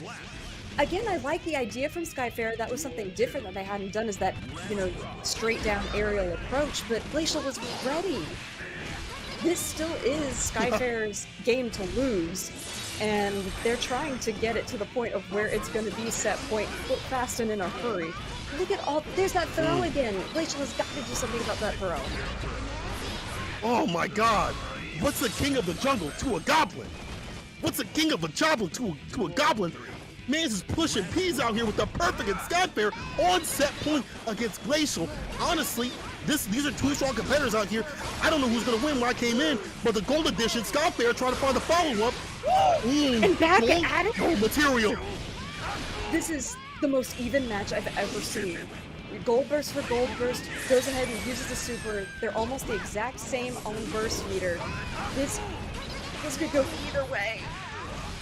Oh, corner push. Put him to the wall, make him fall. I like that. I like that Skyfair's backing up a little bit, trying to, just survey what's going to happen on the screen. Then he goes in, no lead. A lot of meat with the Totsugeki. This is so tense right here. Anyone can explode. Without bar the bomb, anyone can still explode. The way that they're dashing back and forth too is actually, the movement is so impressive right now. Big hit here from Skyfair, and it's gonna finish it out just like that. That'll do it. That's a big hit. That'll do it. Damn, Sky. What would you like with your surf and turf? How would you like that cooked? Man said, well done. Ew, don't do that. Don't cook it well done. That's disgusting. But what wasn't disgusting is Skyfair's play. That dude is so sick, and that means Glacial is out of it. But they were gaming. They were definitely they explored every button on that controller. I feel like multiple times in seconds. They're definitely going to need, the next time they go someplace to a live tournament, they're going to have their buttons looked at, because they were slamming on those buttons. But that was such incredible gameplay. That's why I love continuing to watch and talk about and play this game, because that's the kind of magic that you can see on screen. And if you want to magically smash your buttons, hopefully not punch them, and do it in the right way, you can pick up a hitbox today. We have these fantastic hitboxes out here for the winners of Guild to Gear Strive. ARCREVO Canada, look at what Arcs is done doing out here with the artwork. That was super sick. Y'all lucky I ain't entered this tournament or any of the other tournaments, you know what I'm saying, to get this sick artwork. Shouts to Arc for coming through and blessing Hitbox with that fantastic artwork. Y'all can pick up your own at the website.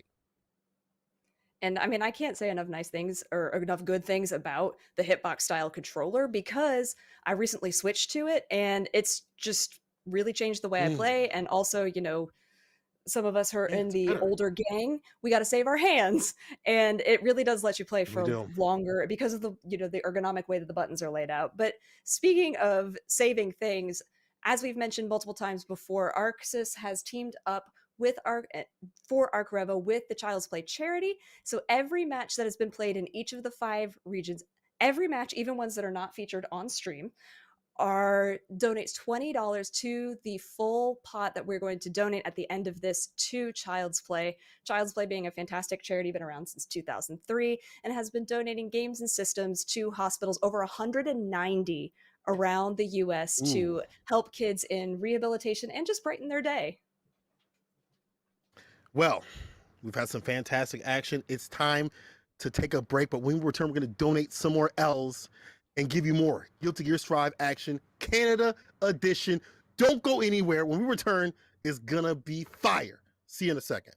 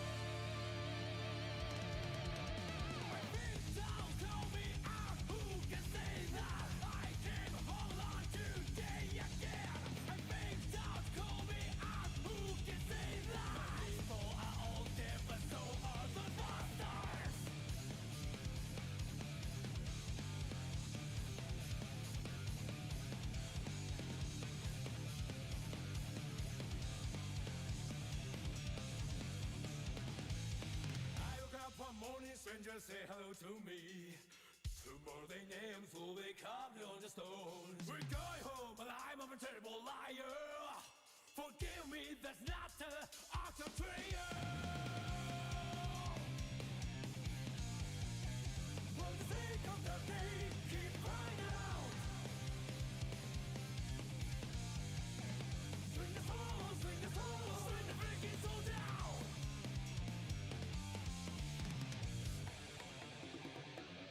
Hellfire, hellfire, bring your buster. Hellfire, hellfire, hellfire, hellfire. All the men are going down with us.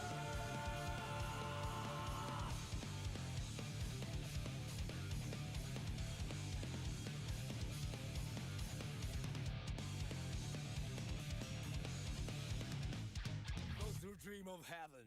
Those who dream of heaven never last very long. The running flash and dirty sky infect my wounds. We're going home alive, alive, alive. Forgive me, just get me out of this hell. For faith and the game, keep crying out.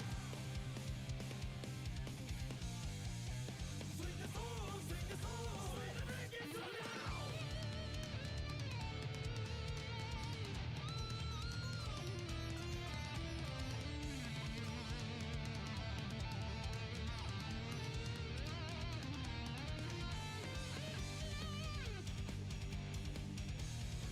I must be that way, lives can't hear my commands, but still I can't see the way. Oh, I am the reaper, took my place in the world, that's why I have to go.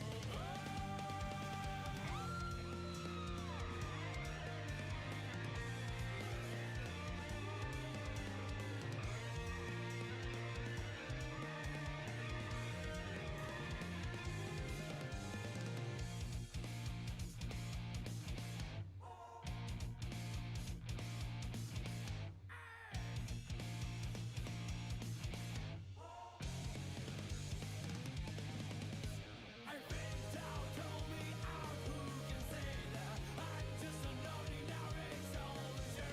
I think down, tell me out, who can say that will I be on the right side of history. I think down, tell me out, who can say that I can hold on today again. I think down, tell me out, who can say that people are looking at the sun on the bastard. This is Grand Finals, ARCREVO, Mexico. Let's get into it. Oh, just takes the big swing. There's the reset bracket victory. Victory beats on the first. This is the worst. Blah! The Vapor Thrust whip and daze with their immediate punish. Brilliant stuff from Dave. I mean, absolutely brilliant. Oh! Gino is your winner of ARCREVO, Mexico.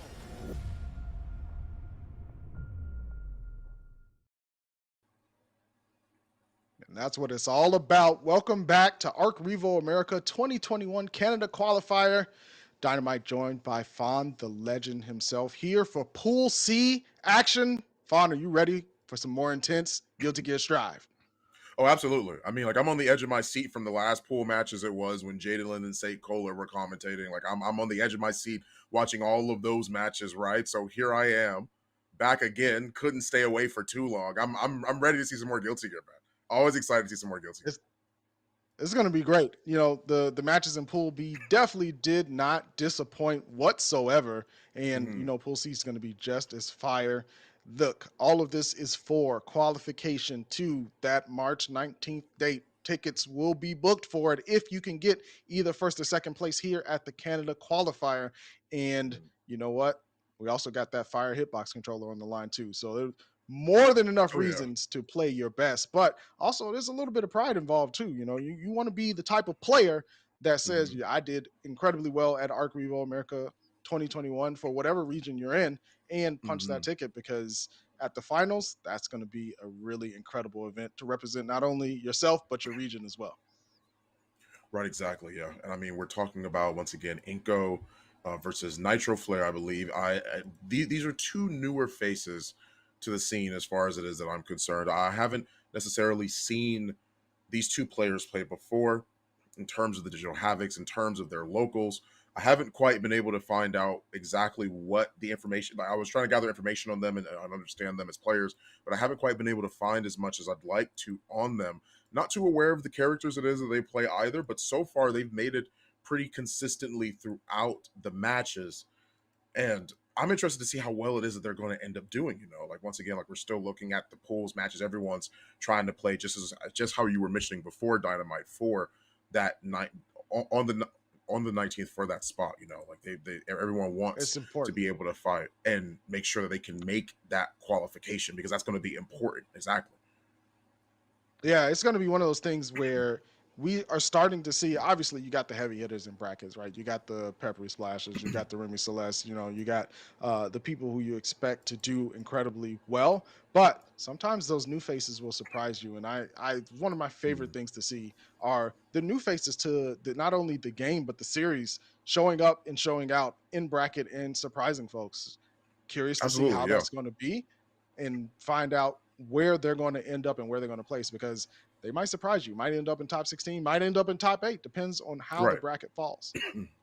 Exactly. Yeah, that's something that you consistently have to keep in mind. Obviously, mentality is probably one of the biggest things that I don't think people talk about enough when you look at esports in the larger juncture, and really just competitive fighting games, whatever it may be. Right, these are long hours, right, that people are playing, and they have to make sure they keep that mentality in check, because it's very easy to run out of steam. I've definitely been there before. I've definitely run out of steam before. Like I've been playing matches of pools that started like 7 p.m. and then like I leave and go home at 3, right? Like 3 in the morning, 3, 4 in the morning. So it's definitely a mental game. It is a war of attrition.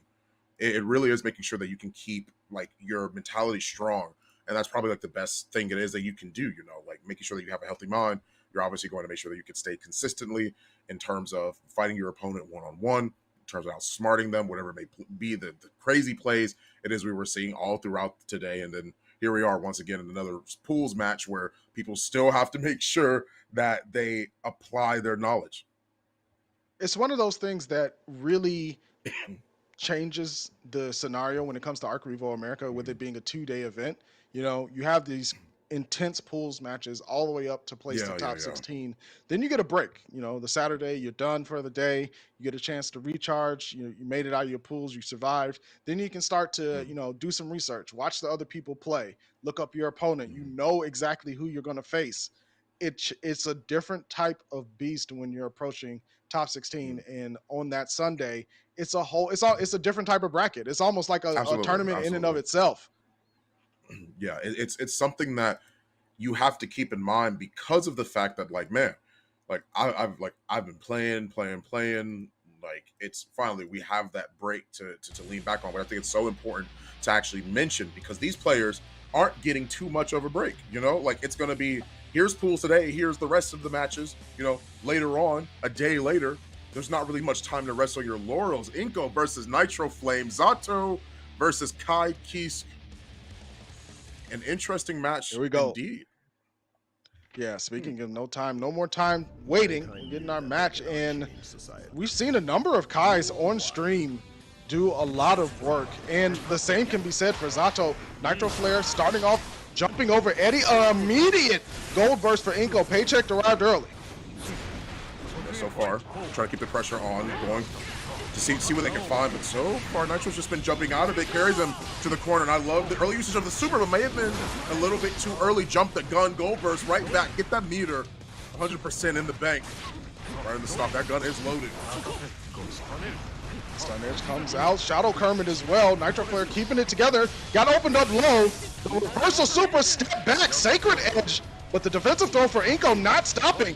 He was all electrified up, said this bodysuit made out of rubber. Oh, I completely understand why you got the soul colors on, my friend. Channeling that inner gorilla. I see you, Nitro Flare, doing his best. Manages to use 2 supers back-to-back with the 100% meter he was able to gain. But not going to find the lead here. Instead, that is going to go straight to Inko. They close out the first round, with Nitro being down 1. Dipper, a little 2P punish. Gets a huge counter hit, though. Does Inko. Clapped up. Nitro Flare trying to escape, but you cannot get out of this movie. Gonna have to survive or thrive. There's the back throw, charge Stone Edge.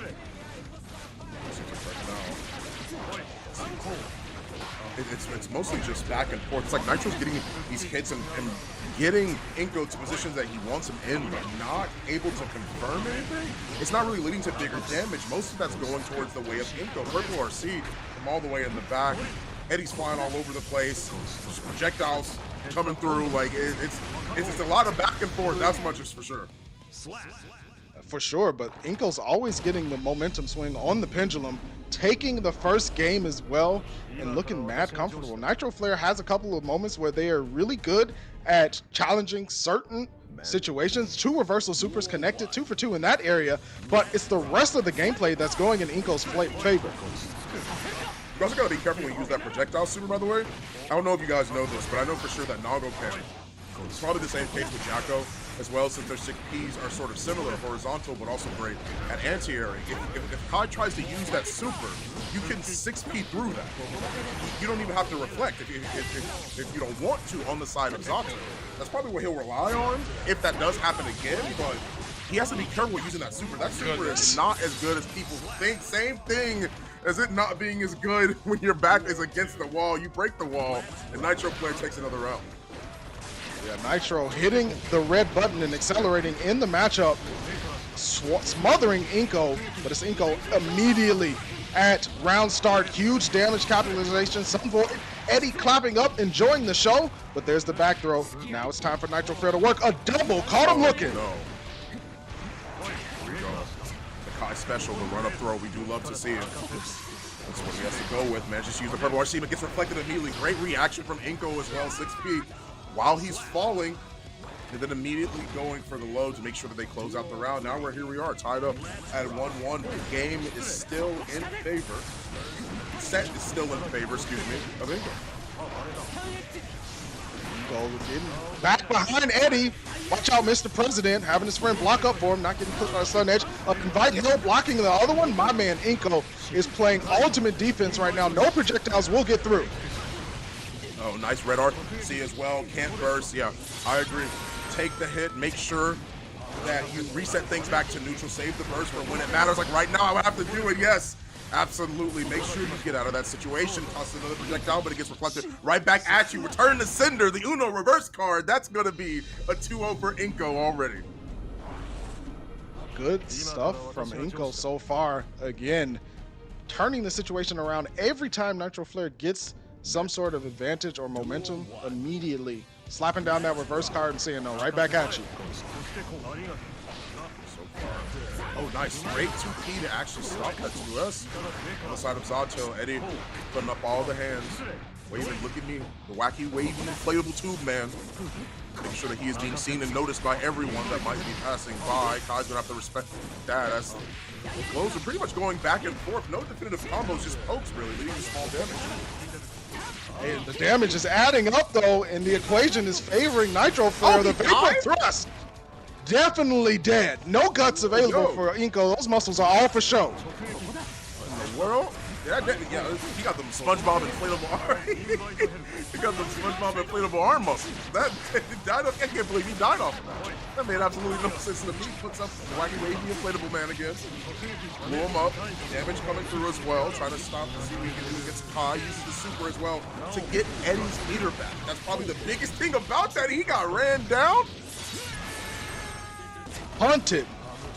Like the shark that Zato is, Nitro Flare was unable to escape in the Shadow Kermit for the surprise episode of the Muppets. This is a special on a Saturday. Probably some of the best driving you can. Wow, my good. Yeah, try blocking that. Yeah, good. Yeah, good luck on that one immediately. Jumping from Kai. 2P obviously try and stagger out not only his pressure, but get him away from any situation that might be dangerous. This is exactly where Zato wants him to be. Oh, great response though from Nitro Flare, getting in there. The dash up throw, red RC to pop him up. First available for Inko. Nitro Flare though gets the wall splat. Gonna have positive bonus and the ability to keep going. Great tech from Inko, and immediately the oppose. Eddie was waiting for the slide through into the DM, said, don't you ever talk to my mans. I'm gonna need you to change your number and get out of here. So far, that number's still in commission.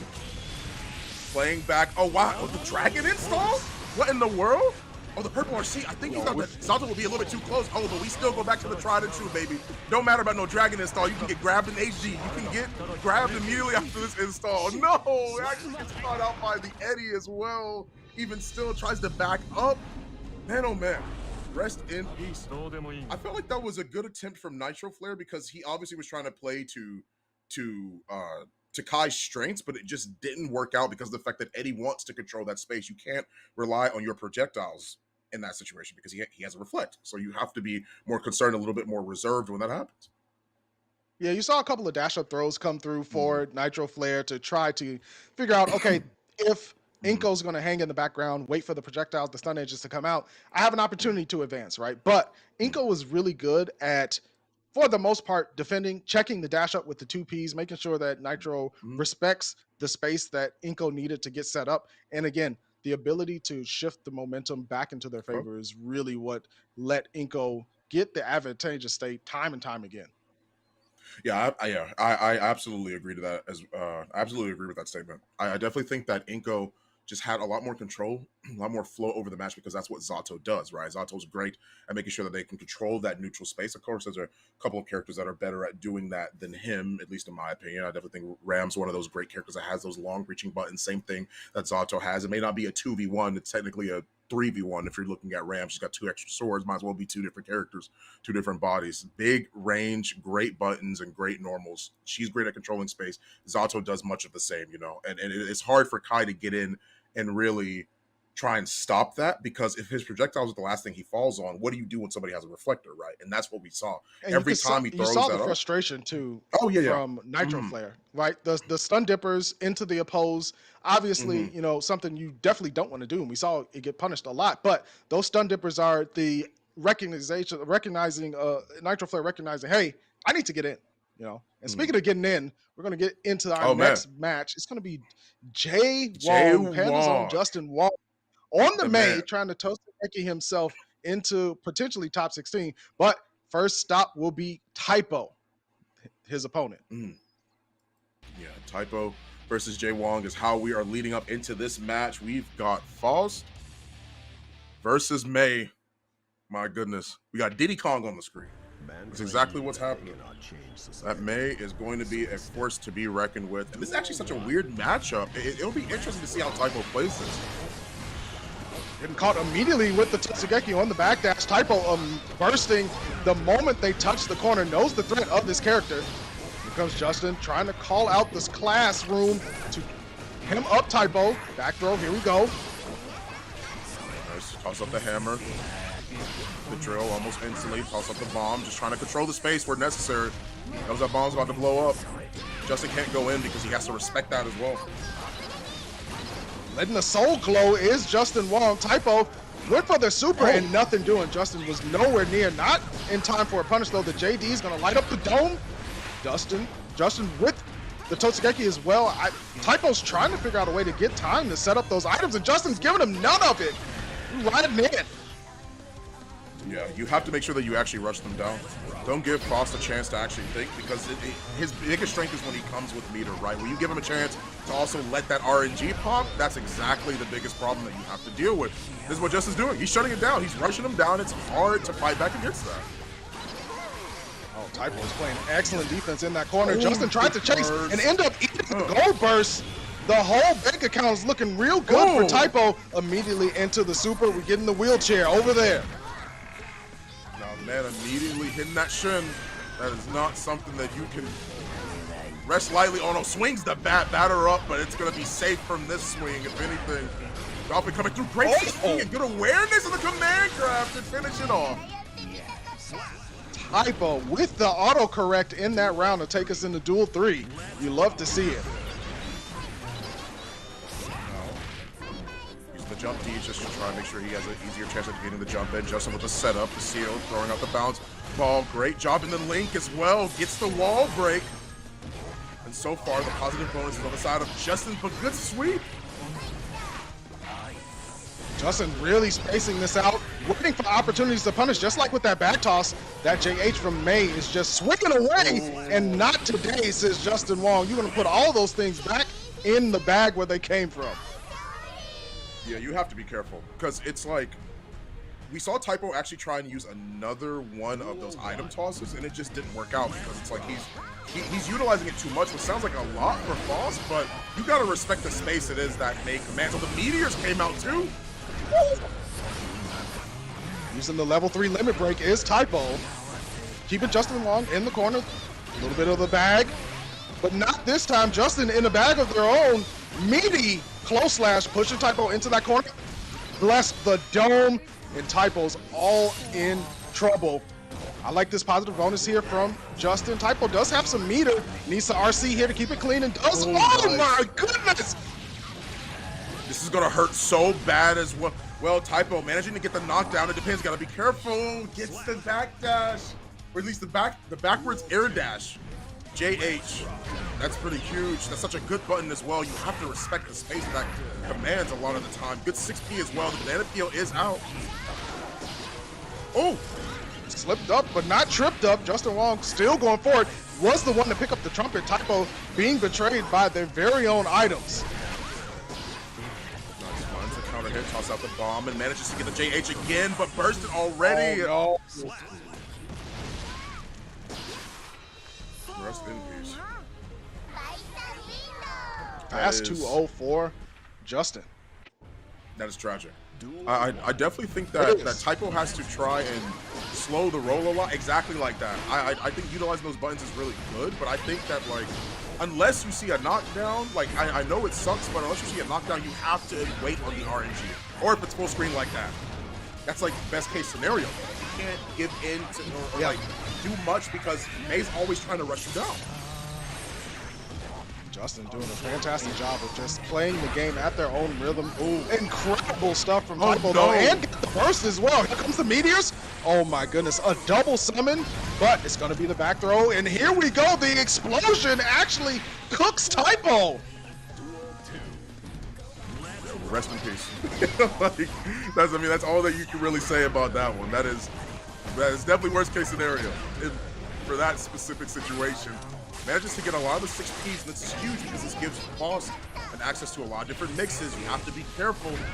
Drop the bomb and manages to get the good anti-air. This is what I mean. He has to slow this pace down. Let Justin play at your pace. Yeah, easier said than done, especially when playing against May. Big 2D here, and now Typo hemmed up in the corner. An excellent air-to-air sequence to fight their way out. Justin has opened up low the command grab, but no! It is sizable William coming out to play. Manages to get the hit as well. Next hit will be the thing that ends it, but he misses the 2S afterwards, and the throw is gonna be the punish. That was actually what he needed to win that. So unfortunate. It was too high. The 2S is such a great anti-air and a good combo extender, but in a situation like that, it was just too high. So he couldn't find the conversion that you were expecting. Yeah, it was, again, an attempt to slow the pace down, get things to shift into their favor, but Justin did a fantastic job of continually pressuring Typo and forcing the decisions to what item should I use to try to slow things down. How do I find space to call out an item? How do I jump in the air and toss bag? Is that going to be punished? All of the spacing things that Foss likes to do to get set up to kind of run the RNG game were denied immediately. Justin used JH incredibly well, both in an air-to-air way and being able to IAD in when a bag toss or something like that was coming.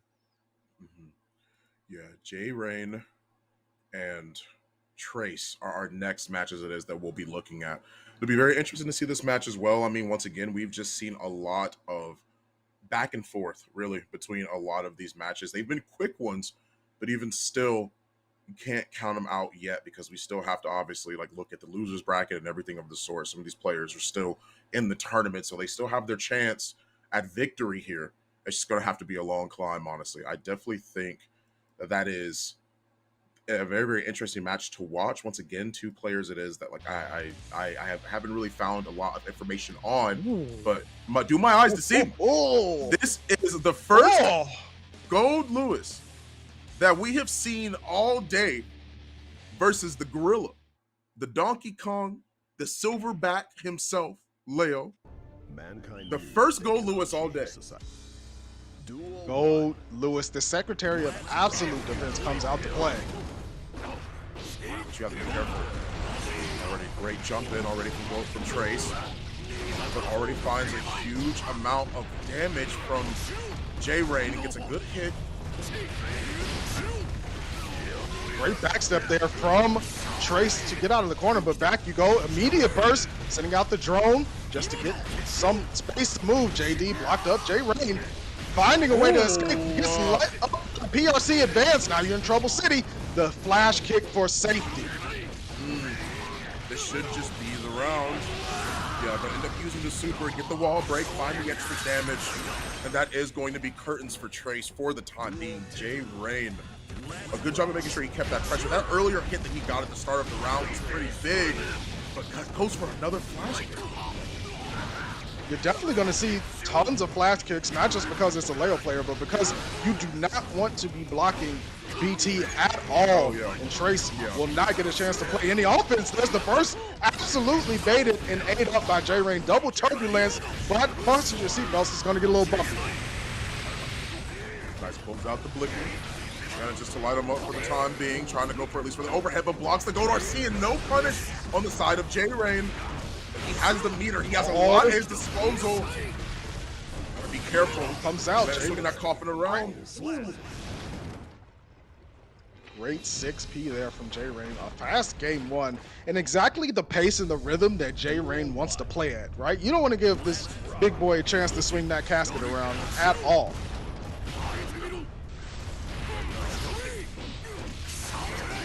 On him, keeps the pressure and burst. I like the utilization of that burst just to make sure that they stay in the corner, but just as soon as he was in, J-Rain is already out, gets the cross up once again and gets the mix. What more will happen here? An overhead into a counter hit. Oh my goodness, J-Rain with the absolute blender of the Oki. An incredible 2P though from Trace. Big counter hit. The drone keeps him lifted and a double casket for the basket of damage. J-Rain in a lot of trouble, but the super, he said it's my turn. It is my turn, pass the controller. That is absolutely no idea what else to say about that. That is just, hey, it's only minus if you believe it to be. There is no punishment if people don't believe that. Good job, you can throw that cross up. That's so important to actually utilize. You can't let Leo get a lot of his pressure off. This time, once again, another TP.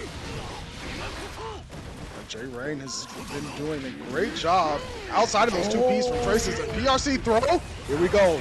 Laying down the drone. Gold burst denied. Application is definitely not approved. Your credit score is not high enough. Trace with the gap, but just like that, J-Rain jumps in. Flash kick. RC to keep myself clean. There you go, Trace. That's what I'm talking about. And that all started off of the back of a PRC using the back turn light recovery against J-Rain.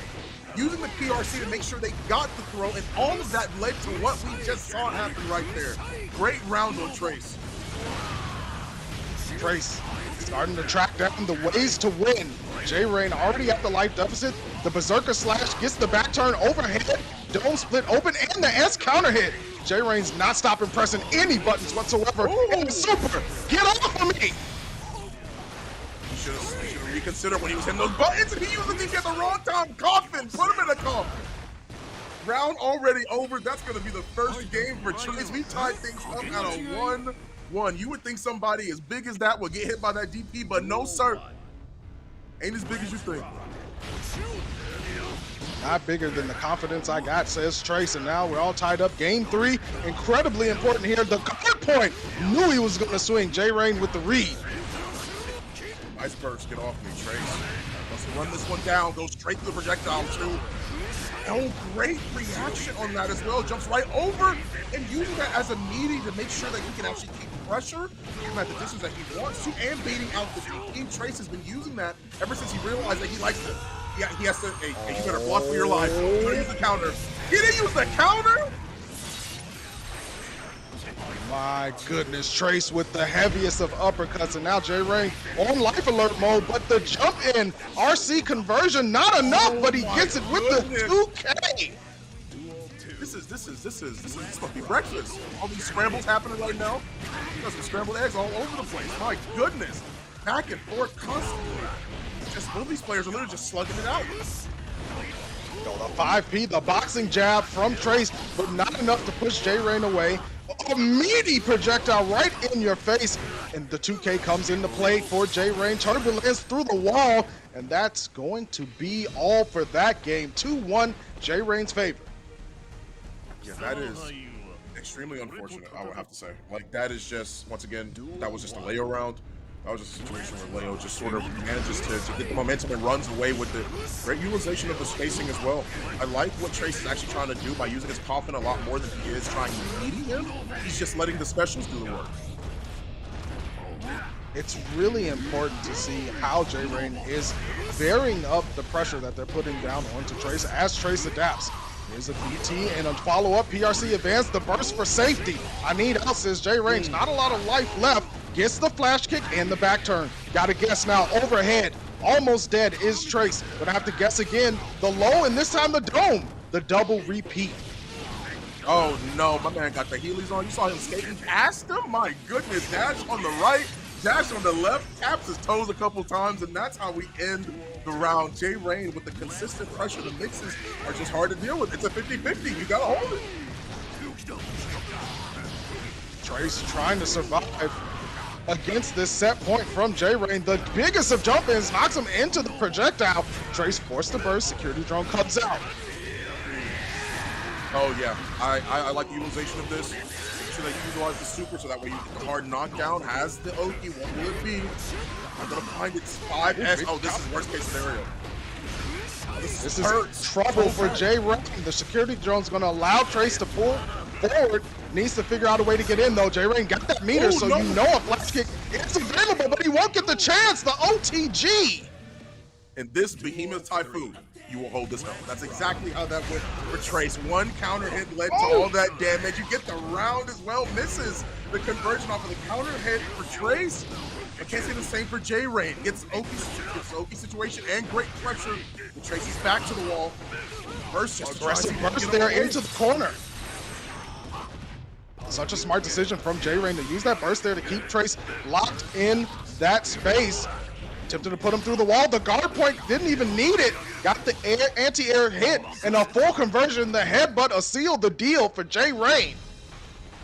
Another unfortunate situation. Has to burst immediately as soon as he sees the first hit in that scenario, because the purple RC was for the forward drift, making sure that obviously you try and keep the pressure on them and make sure that you bait out the burst if it happens. Trace held on to it for a little bit too long. Purple RC drift forward. He just finishes the conversion instead of having to wait for the burst, right? If there was any time where he would have burst, it would have needed to be at the start of that combo. Was still holding on to it. Very, very unfortunate for Trace, but still an overall great opportunity I saw. I really, really enjoyed watching that, because once again, the first gold Lewis of the day, can't complain about that, man. And a good showing too. Yeah, certainly not over for Trace. Going to be going down to the loser side of things. So they still have a chance to make that run in this Pool C. And before they do, we are going to take some time to thank the people that allow things like ARCREVO America 2021 happen. Hitbox, making it happen for sure. Fawn, this design looks incredibly clean. Yeah, that's crazy. Yeah, I don't. This is exclusive for the winners of ARCREVO. I mean, like, this is crazy. You know, you win in your respective region, you get this bad boy right here. You cannot buy this. You can't buy this anywhere else. This is exclusive for the tournament, which is why this is so crazy to look at. Guilty Gear Strive plastered on the side with the beautiful color scheme as well, the red and the white. Man, that is such a good looking hitbox. I've said it every time I've seen this on screen. This is crispy, dripped out.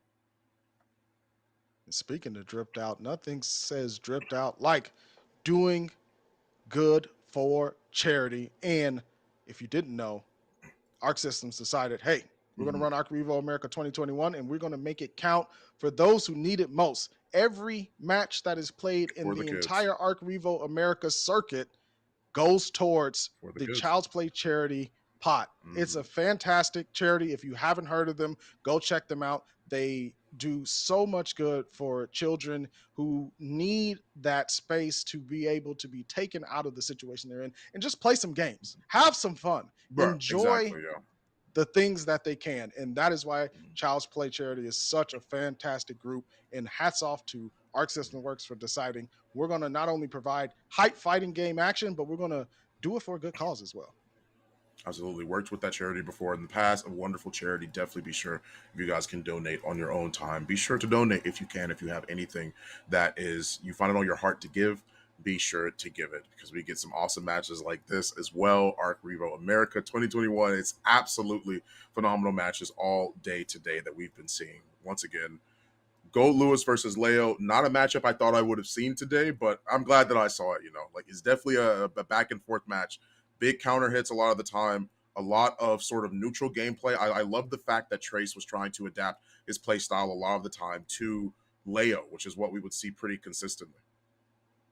And, we might see more of Trace later, but before we find that out, we're going to take a very quick break, 5 minutes, and we will be back with more Pool C action here at ARCREVO America 2021 Canada Qualifier. Don't go anywhere.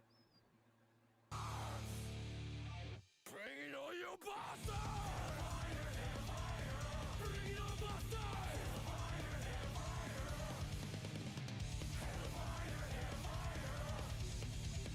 I'll never call him down! Bring it on, bastard!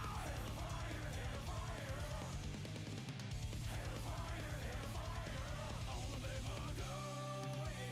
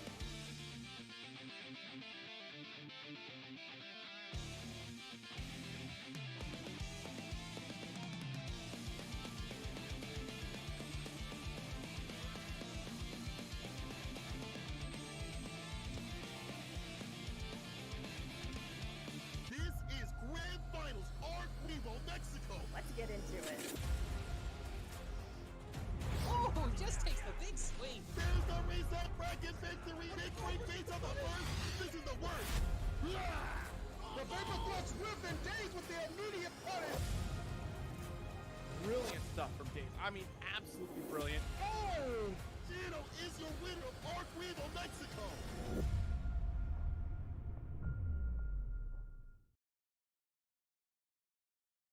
Welcome back to ARCREVO America 2021 Canada Qualifier Pool C action coming at you.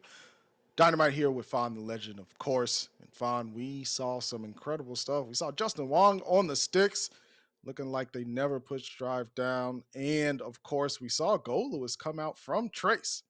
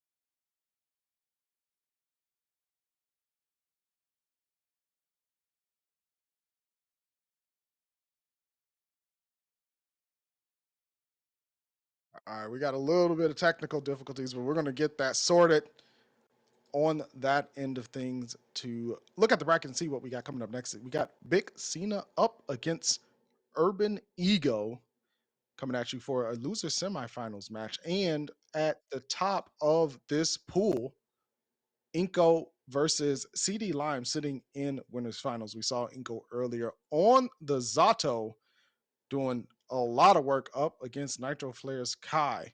And we haven't seen CD Lime just yet, but they were the ones to defeat Big Cena 3-1. So we might see a little bit of a run back situation. And of course, looking over at the second pool, we have, of course, Justin Wong moving on and going to be in winners finals against J Rain, who we just saw. So going to get straight into it. Ego running the Ram Lethal Valentine and Big Cena on Milia Rage. The Ram versus Milia. An interesting matchup for sure. Once again, this is like this follows sort of the same sort of flow that I was expecting to see when you see Nago fighting this a lot of the time, right? Big normals on the side of Ram Lethal. Milia has to traverse a large majority of this for the entire match, pretty much.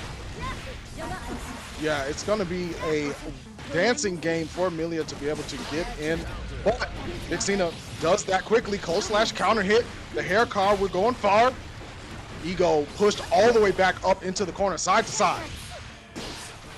Yeah, it seems like right now, Milia tries to make sure they can actually make their distance. No, try to close the distance in between them. Ram Lethal's pushing them back. My goodness. Huge answer on the side of Ram Lethal. Milia losing a large majority of her health. Yeah, but it's going to be Ego getting the back throw, sword set. The YRC knocks the sword down. All important, but an immediate air-to-air backstep. Oh, no punish on the whip throw. Ego trying to close the door on this round. Big Cena with the side cross. Lays down the LP. Name that tune. The burst to save the round. Big Cena looking to get in with the jump. Delays it for the purple RC. And Ego just fighting for the life with the slide in 6P from Big Cena. Yeah, 6P is going to end that round for the time being. But right now, both of these players sort of maneuvering over each other. The air dashes going over each other's heads.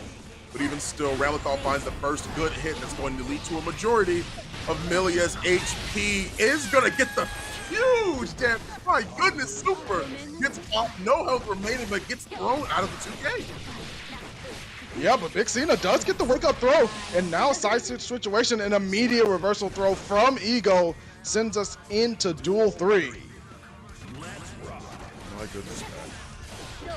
Cena doing such a great job of making sure they're trying to control space, putting Ram Lethal, not allowing her to play neutral, has to close that gap, has to play rush down and be aggressive. That's what you have to do against these characters. It's hard to do to let somebody play neutral like that on Ram.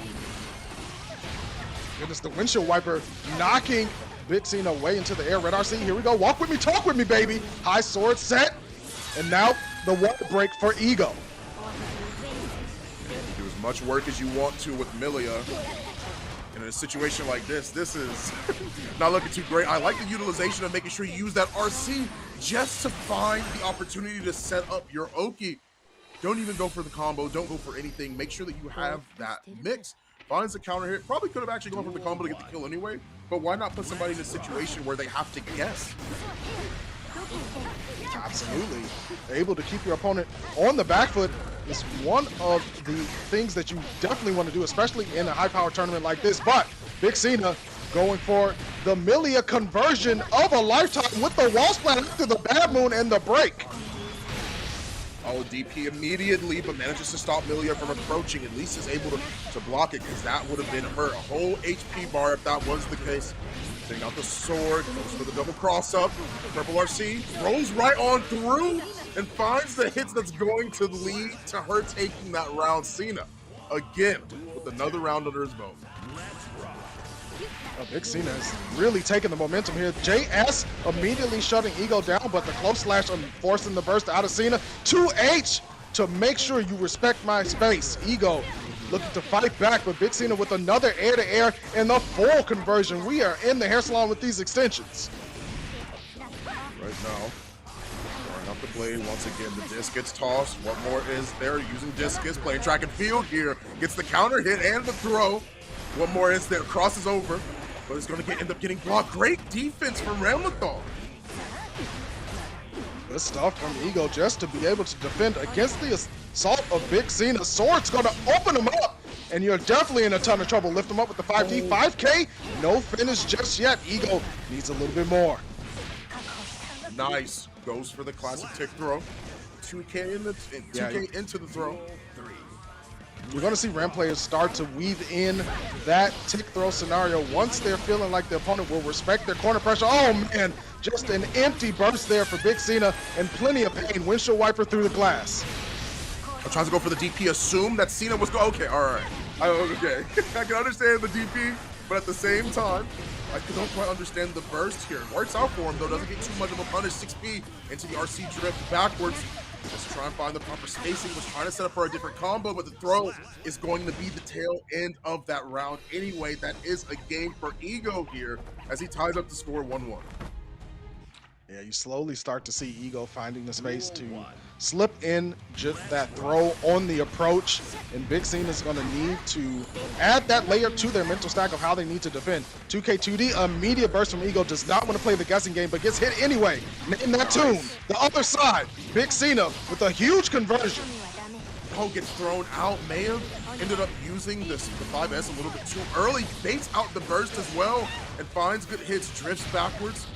Tried to get the side switch, but didn't walk under far enough to be able to put her back to the corner. Here we go, Big Cena again, keeping that momentum. The close left, but the Mortal Bato says no. The fireworks show going off. Popped off big time. Ego takes that round off the DP. Cena tries to roll in, tries to get another mix-up setup for the time being, but not going to be able to find it. Throw once again, 2K into the sword. Throw once again. Not going to be the 2K this time, but instead use the blue RC to make sure that they can get the whiff punish off of the throw.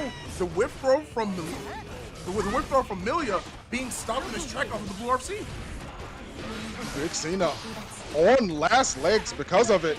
Gonna need to have the perfect of round. Burst it back. Has to find a way back in. PRC right back at you. Good blocks from Big Cena, but you got to do more. How are they going to approach? Ego with the tick throw off of the 2K. Wow, Big Cena gonna go down 2-1 to this point. Still has another game to play, but Ego so good at turning the tables. Right now, Ego having the lead is a pretty huge sign of how this match can potentially go. Seems like the adaptation has been there. Cena started things off with having the first game, but now it's looking a little bit rough. Cena, 5S into a good conversion. This will lead to the wall break. Or not.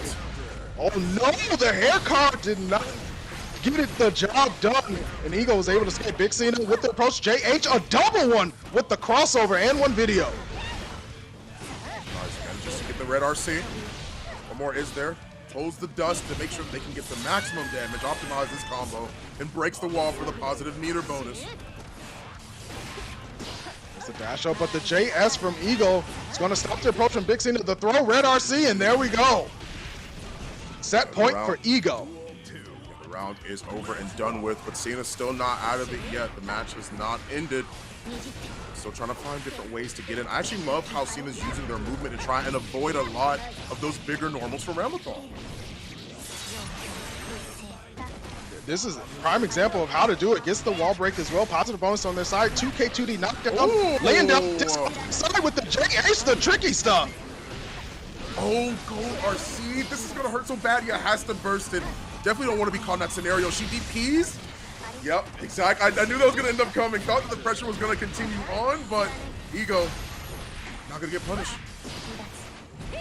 It's clipped with the JH. Here comes Cena pushing Ego at the wall. Quick PRC for the anti-air close slash. Cena staying alive. That's one set point defended. Needs to do it again.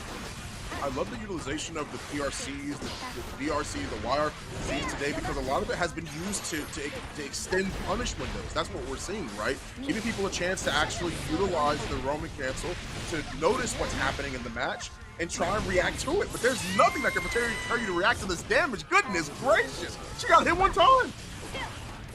That's all it takes with Ramlethal falling JS. An immediate punish on the high sword for Cena. Side switch situation. We're carrying him all the way over there. Burst almost available for Ego. Cena's gonna have to play around it. Gets the side switch again and a jet button from Ego. Finds good hits for the time being. But even still, blooms with the flower. Finds good damage. What will the Oki setup be for the time being? Gets the jump. And the cross-up will be there. I love the fact that Cena was utilizing a lot of those cross-ups because of the fact that, like, Ego can't depend on the DP as frequently if his inputs are always getting mixed up, right? You got to worry about blocking because you have to worry about which side is she going to end on. So you can't really think about the DP unless it's like a run-up meaty or some sort, which none of those really work. Yeah, Cena's certainly using those extra air actions from Milia to keep Ego on the back foot, blasted back into the corner. Are they with the burst? And now Ego approaching forward. The back step, far slash connects, but still in the scramble situation. And Cena's just staying smooth, but finally punished with the Mortavato. Ooh, anything you can do, I can do better. Milia with the L'Oreal, but gets thrown out of the run-up meaty. That's not going to be enough for her to win that round. A great response from Cena, but wasn't a great end. It messed up the meaty in that scenario. Yeah, it's another set point for Ego. Had two of them before in game 4. Was not able to close the door. Cena blown up with the 2H. Double 5K to keep him in play. Shooter's on deck. Breaks the wall. That's the burst. Not looking too good. One more hit. Gold burst. Wait a minute. This is more doable. Hold on, Dynamite. This is more doable. She gets the gold burst and is finding good damage. Gets the counter hit once again. Now hold on. A minute baits out the burst with no punish to go through purple RC. What is it going to be? Gold RC just to get him off for the time being. Has to play back. No swords for the 2 for the jump K. Is going to end it there. My goodness. Cena fighting for his life towards the end, but was not enough to win it. So crazy. Man, oh man, what a great match. That was an incredible ride. Ego at the very end there, finally getting that set point conversion to move forward, but in an incredibly close fashion, 3-2 between the two of them. And I mean, Cena was just putting so many actions per minute down with that character all over the place, using the cross-up situations, but Ego, every time they got any sort of hit, it was a big conversion and massive damage on the board. And that's just how that matchup goes between those two characters. Yeah, massive conversion. An overall big opportunity presented to Milia, but wasn't quite taken advantage of because of the fact of, like, once again, that jump K really was just an unfortunate situation to be in, honestly. Ego is gonna move on in the bracket, and that'll be something very interesting to see later on who he'll end up going up against, because still very well played. Started off really strong. It is a hard thing to try and maneuver that matchup when you're looking at Milia, right? It's very difficult. It's really hard because like the same thing happens with Nago, the same thing happens with the Ram. It's a lot of buttons, a lot of nonsense it is that you have to maneuver and deal with and move around, which I honestly think that the Millie player was doing such an amazing job at avoiding a lot of those normals, avoiding a lot of those buttons because of how consistent you saw her using the flower just to make sure she mixes up how she's getting out of the corner. Several times we saw her get out of the corner as well, just purely based off of how well that movement was being utilized. Yeah, absolutely was. You saw Mhm. 2H start to come into play from Ram because of that movement, right? And when the approach is Mhm. very straightforward and it's not a cross up situation, and Ego was able to read the approach from Cena, the 2H would come up out of the ground, get a huge counter hit due to it being a heavy button, and that's when the Mhm. damage would come into play. So, unfortunately, that is the going to be the run for Big Cena. Ego's moving on into losers finals. Uh, Mhm. and will face the loser of winners finals, which is Inko versus CD Lime. That's for Pool Mhm. C1. And in Pool C2, we still have Panda Zone Justin Wong waiting in the wings, going to be going up against J Rain eventually in winners finals for that top 16 spot. I'm curious to see how far Justin's going to go in that run. But J Rain was looking really nice up against Trace. J Rain on the Leo. So, May versus Mhm. Leo, that's a different kind of game. May has to be careful in a lot of situations because Leo can just really tear up, especially with Far Slash against Totsugeki and things like that. Yeah, and Inko versus CD Lime is also the winners finals in the respective pool it is that we're looking at right now, right? So it'll be very interesting to see how these players are going to bring out all the stops. Some of the best matches as we've seen today have definitely been the winners finals and like the loser semis and then the losers finals, right? Those three matches are always like, okay, like put on your game face, make sure that you have your A game, like your A game is being brought because you have to make sure that this is the time it is where you do it. Of course, they still have the opportunity, either of them, to be sent to the losers bracket, but who wants to do that, right? Like that's a lot of stress. That's a lot to be sure that you can like fight out of the losers bracket, right? There's a lot mentally that you have to keep in mind. Inko is back with the Zato, and as I was saying earlier, I was going over in my head. I'm like, dang, have we seen every character in this game? Now we have. I think Giovanna is the only character that we have not seen today being brought out. I'm sure somebody in chat or just in general will correct me if I am wrong on that, but I'm pretty sure we've seen every character in this game be played today.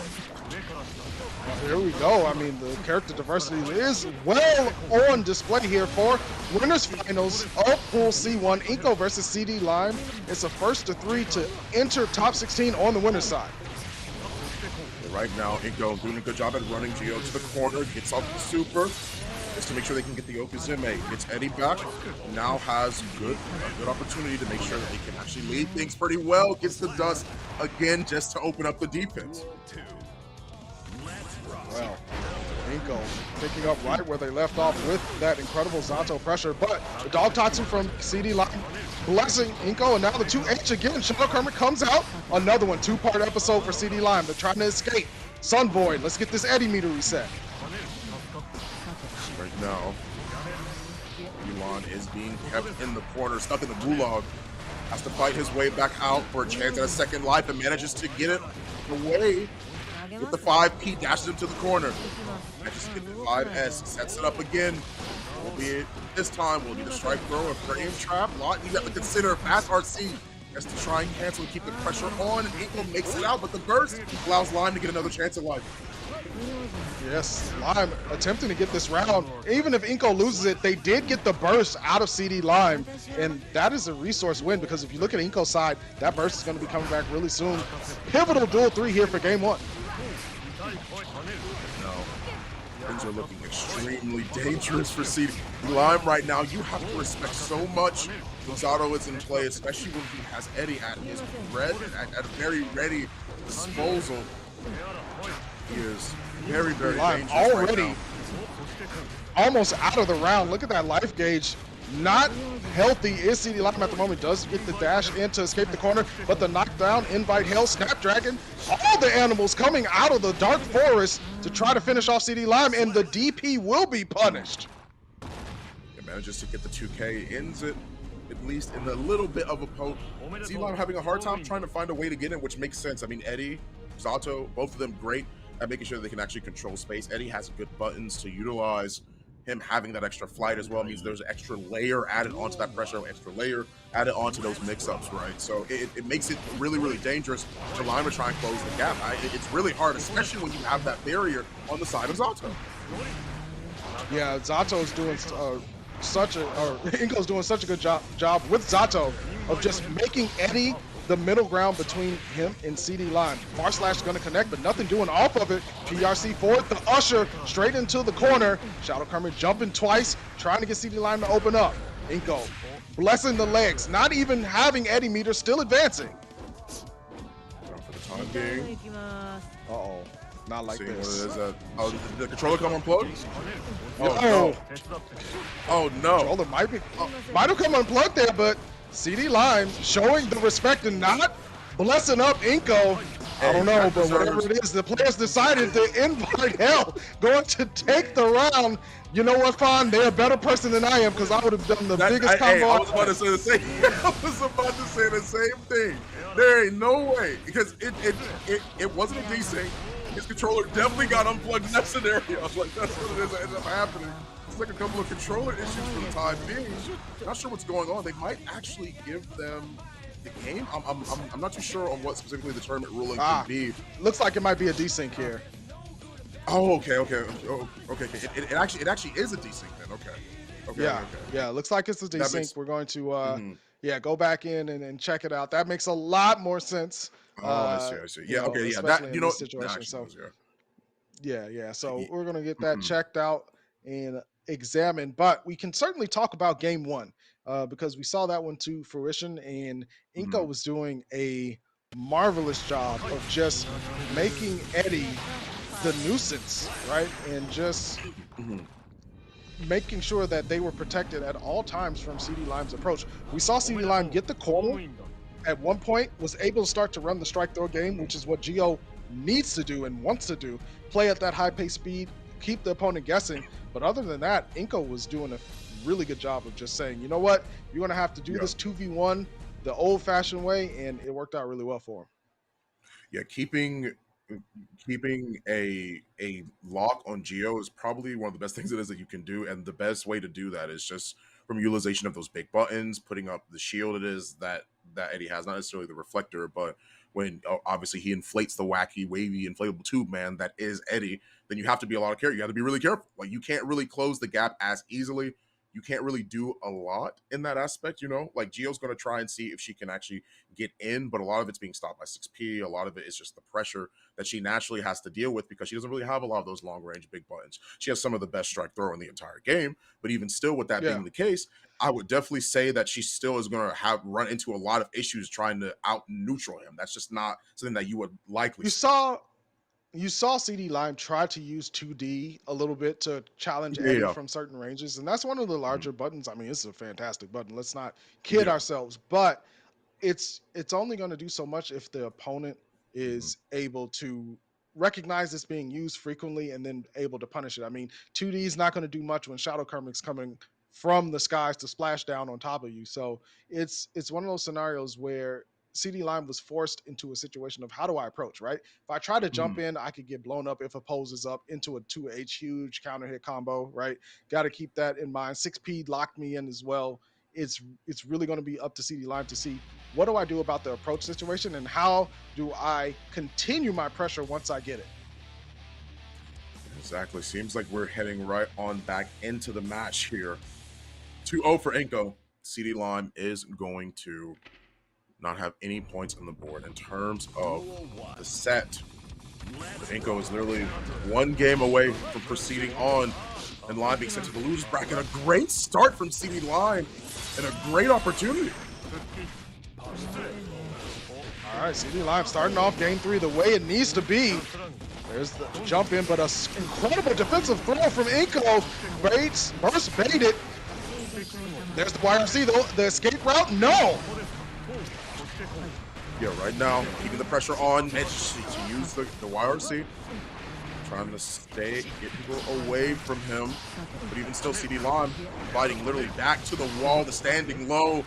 Oh, wow, the command grab versus the normal grab. Neither of them win. Too much hit stun and not at the right time. But can't say the same in this scenario. Lime does actually get the normal throw and finishes off the round.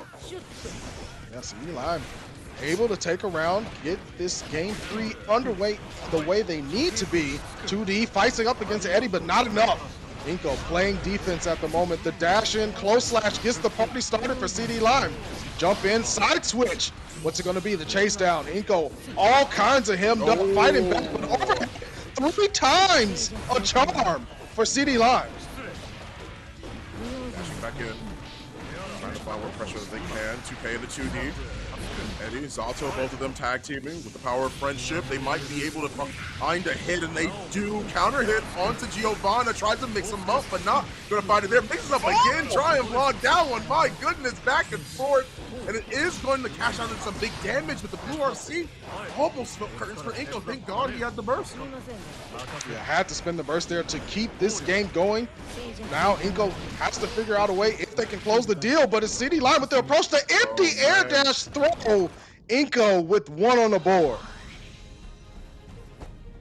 Fighting back. CD Lime looking great. Looking good, looking good, looking good. Definitely started out the last round, the last game that we saw. Very, very first round with such a strong combo leading into the wall break, clearly finding their opportunity to do the damage they need to do here. And now Inko's in the corner. Inko trying to play the escape game, bursted straight back into the corner. The 6P denies CD Lime the approach. Invite hell. Oppose comes up. Oh, tried to get Eddie on the other side, but CD Lime used that opportunity to close the gap. The full combo here into the super. Through the glass goes Inko. Fine. Good little situation here. RC just trying to keep the pressure out, walking him slowly down to the corner. It's going to find the corner. He's going to find the corner, but not as easily as you can find the foot dive. CD Lime finds another round for themselves, as he is currently in the process of making sure that he can take another game. Yo, CD Lime trying to go the distance here, at least push us to game 5. Inko, invite hell, media edition. CD Lime saying no protein for me. I'll just stick to my vegetables and be all right. Side switch situation. The pseudo DP whips, but the burst does as well. And CD Lime jumping all over Inko at the glass, and through we go. She's not going to be able to find a super hard mix here, but unless it's... Oh my God! Oh, whoa! Was it the... I wonder if it was the... Oh, wow, that's so crazy. So the empty jump throw actually was enough to get the kill. I mean, that makes sense. That throw definitely does hurt, but I thought he had a little bit more health than that. He lost health. Look, Inko gonna have to do this the hard way. The reverse sweep is on the table for CD Lime. Get your brooms out. But right now, it's the burst. Trying to stall things out.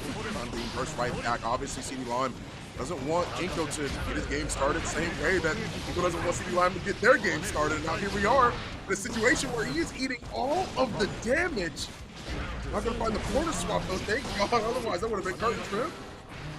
YRC, my turn please, says Inko. But the pseudo DP with the upper body inbone lifts Inko up into the skies. Dog Tatsu at the wall, and the split kicks for the quick knockout. CD Lime with the set point. Here we are. I mentioned it before, Dynamite dashes into his face, finds a good throw, trying to stagger out his pressure, gets the plus frames, no 60 on the side of Inko. To be able to stop him from utilizing that, gets the mix up once again, but no confirm. Invite hell, waiting for my friend to come back from the store with all the goodies. Ends up blocking. YRC, my turn please. A pseudo DP off of me, says CD Lime, and the extensions, the hair salon combo through the wall. Here it is, next hit, RC manages to, oh thank goodness Eddie was there. I can say that about so many different situations that you see Zato in, blocks out the DP, but dashes up and gets the low. CD Lime, a complete reversal of how we saw Inko starting things out. CD Lime bringing it all the way back, finishing the full set 3-2. Great utilization of obviously the tick throws, great utilization of those normals, really making sure that every single hit that they got hurt. Yeah, CD Lime did a fantastic job of really taking full advantage of every opportunity. I mean, you saw the Giovanni extensions on the combos in the throw game. That strike throw game just flipped the whole entire script around. Being able to empty air dash in and just get a regular throw is such a mentally damaging move. And then if you're Zato, your guts are zero. You do not have guts. They are not there available for you to save your life. And we saw that time and time again where that throw became a round ender. CD Lime going to be punching their ticket into top 16. Not over yet for Inko. They have a chance to run it back in loser side of things. But wow, I mean, CD Lime looked like they were at death's door before game 3 started. Yeah, immediately. Yeah, like definitely, definitely not looking too great at all because of the fact that Zato was doing such a good job of making sure that they controlled the space. Inko really keeping them away, really trying to stall them out from getting in close to do that. That's exactly what Gio does so well. She plays that rush down game phenomenally. Like I said, one of the best strike throws in the entire game that you have to deal with. She's so strong. Her dash is so strong and very, very oppressive, always in your face about it. And it's so interesting to be able to see that adaptation over the time, over the time we saw them play in this set. Takes it 3-2. That is no small task to be able to do that. Yeah, good stuff to CD Lime for the reverse sweep. Punching that ticket to top 16 on the winner's side. Inko versus Ego will be our next and last match of Pool C1. Going to be going up against Ego, who we just saw take the victory over Big Cena. Ego on the Ramlethal. And again, this is a different matchup for Zato. You know, Ramlethal has a couple of options where she can really pressure Zato in certain ways, in certain spaces, thanks to the swords, thanks to the ability to be able to smooth through with the JS as well, using that as a kind of a low, strong hitting move on a lower jump is something that, you know, Inko's going to have to really, really to pay attention to. And not being in the corner. Nobody wants to be in the corner against Ram. That is a bad situation, but especially for a character like Zato with no invincible reversal whatsoever. And I'm actually so glad that you mentioned the JS because we saw this matchup earlier, Zato versus Ramlethal with Pepper, right? With Pepper. We saw that happen a lot where the Ram tried to rely on the JS, the JH, and it was being shut down by what? 6P consistently, right? You force Ram to play a grounded game against Zato, and suddenly that conversation becomes a lot more different. She has to be more concerned about 2S. She has to be more concerned about Eddie. She knows she can't jump all over the place off of those normals because they're so good for her. Because of the fact that Zato, is making sure that she's staying grounded. We're going to see what happens. Speaking of JS, that's how we're going to open up this match. And the high sword set gets Inko bouncing off of the wall. And Ego strikes an incredibly big first blood. As manages to get the burst off. Trying to keep the pressure on as best as possible. Uses the burst. Ego pops the super. Tries to snipe him out of the air. Forces out all of whatever remaining meter Inko had to empty to avoid the damage. But the counter hit is enough anyway for Ego to be able to close out that game.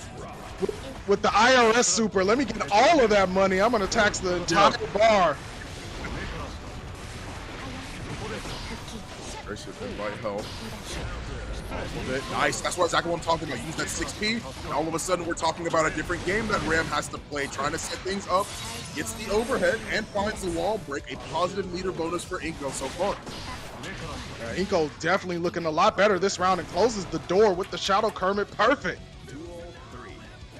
Right now, still trying to keep them away. Exactly what I'm talking about. You force Ram to play a grounded game. This conversation is different. It's looking different. Sun Void going to get that Eddie meter right back and ready. Eddie coughing it up. The drills. Immediate eject button from Ego, but not enough. Inko 6P. A pulse comes up. Going to have to defend is Ego.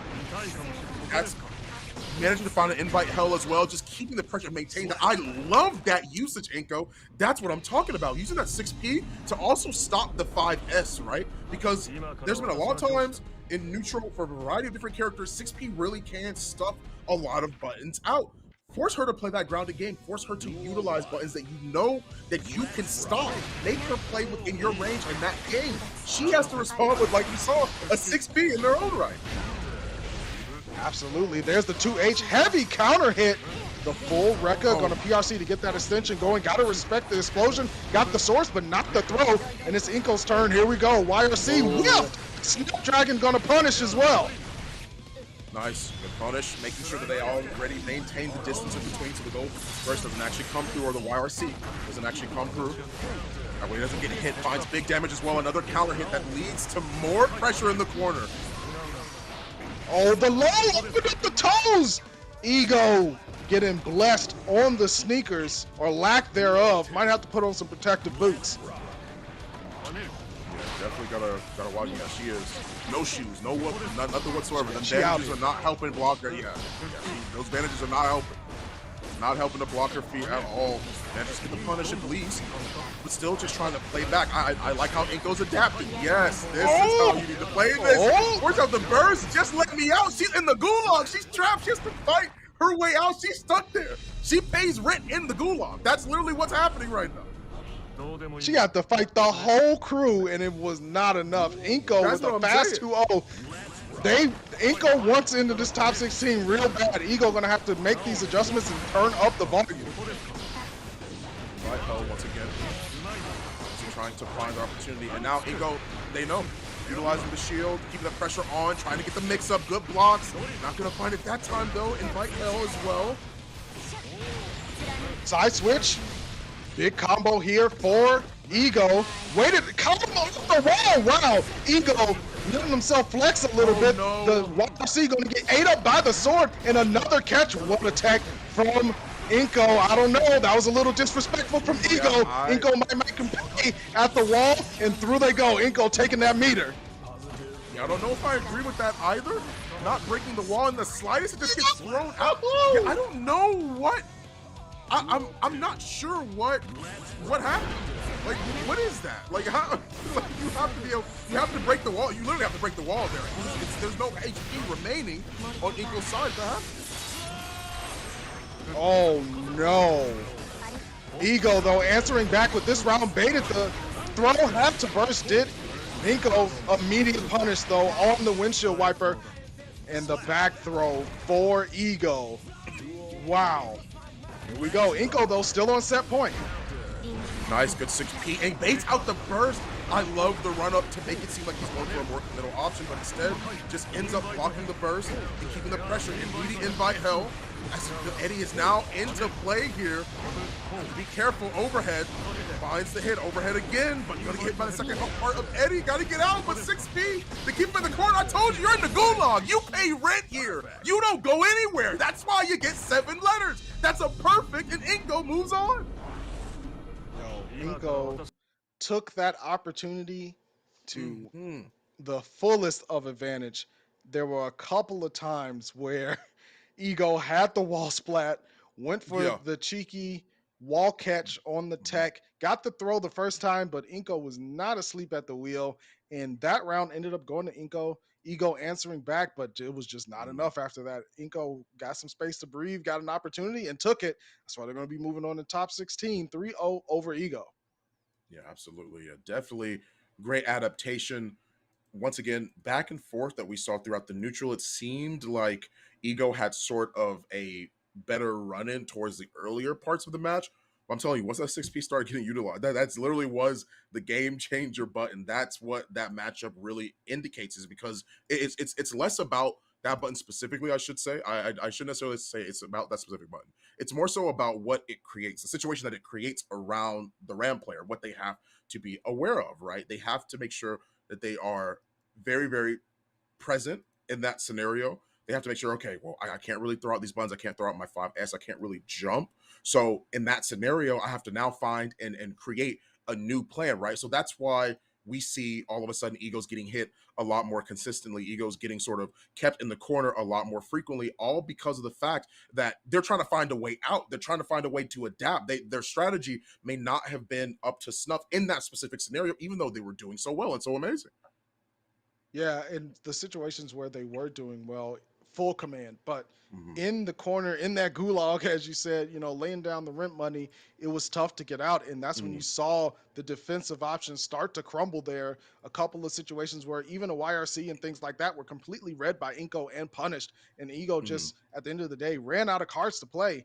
And you Mhm. saw that come through many times in that game, in that match. And that is why Inko's going to be moving on. That'll close out Pool C1 for us with CD Lime and Inko being the two qualifiers, but we're back at it again in C2. Trace on the big man coming through. GD. Once again, Gold Lewis is back. And I would hope better than ever. Fighting for his life right now. Great job at utilizing the jump in on the JB. Just to make sure that they can find a good jump in enough to try and stall out that Ramble Ball.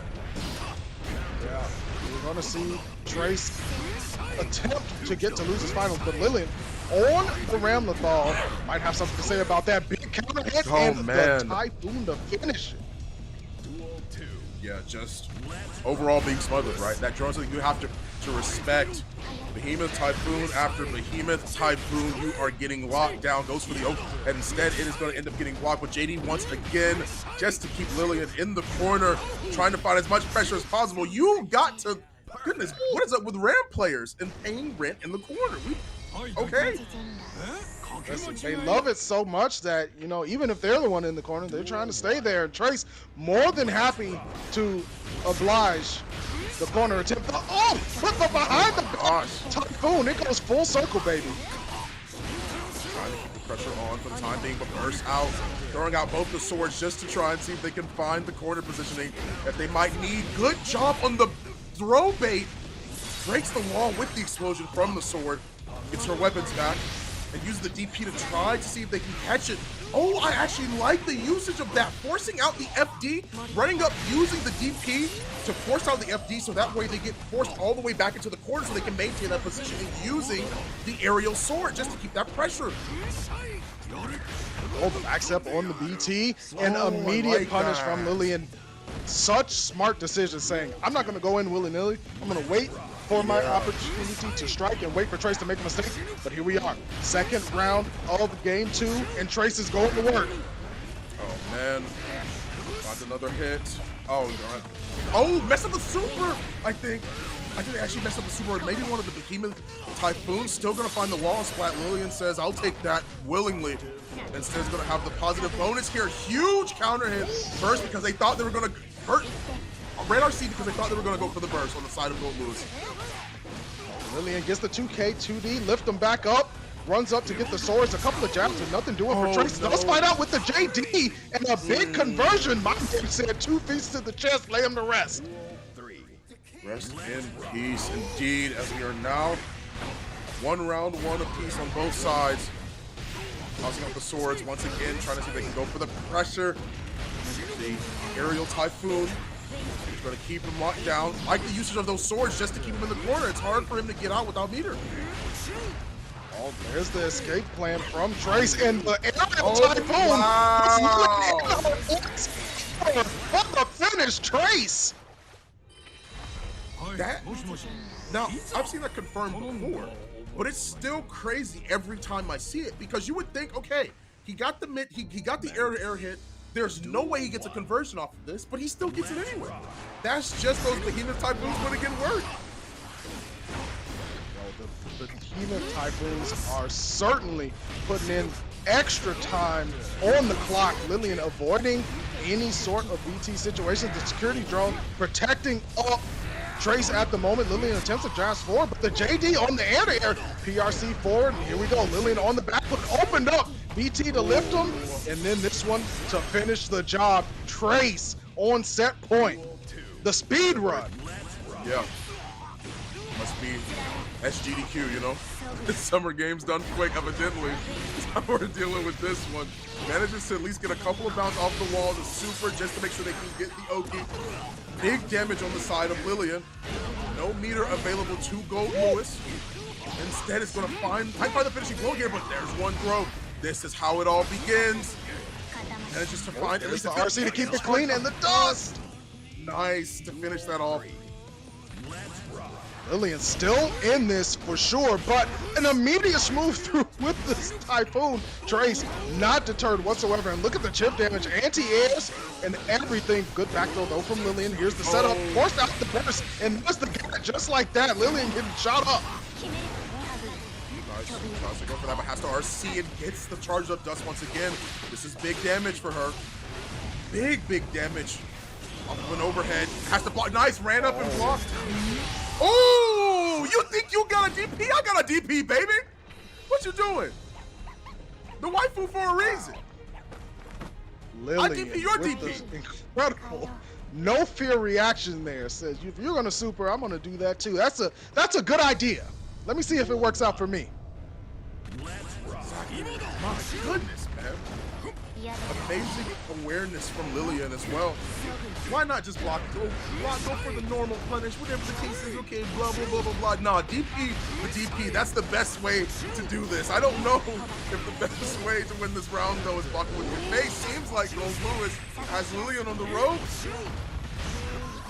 Lillian without swords as well. Trace taking full advantage. That mortal battle's going nowhere without those weapons. And Trace finally capitalizing on the whiff, and now we're at another set point.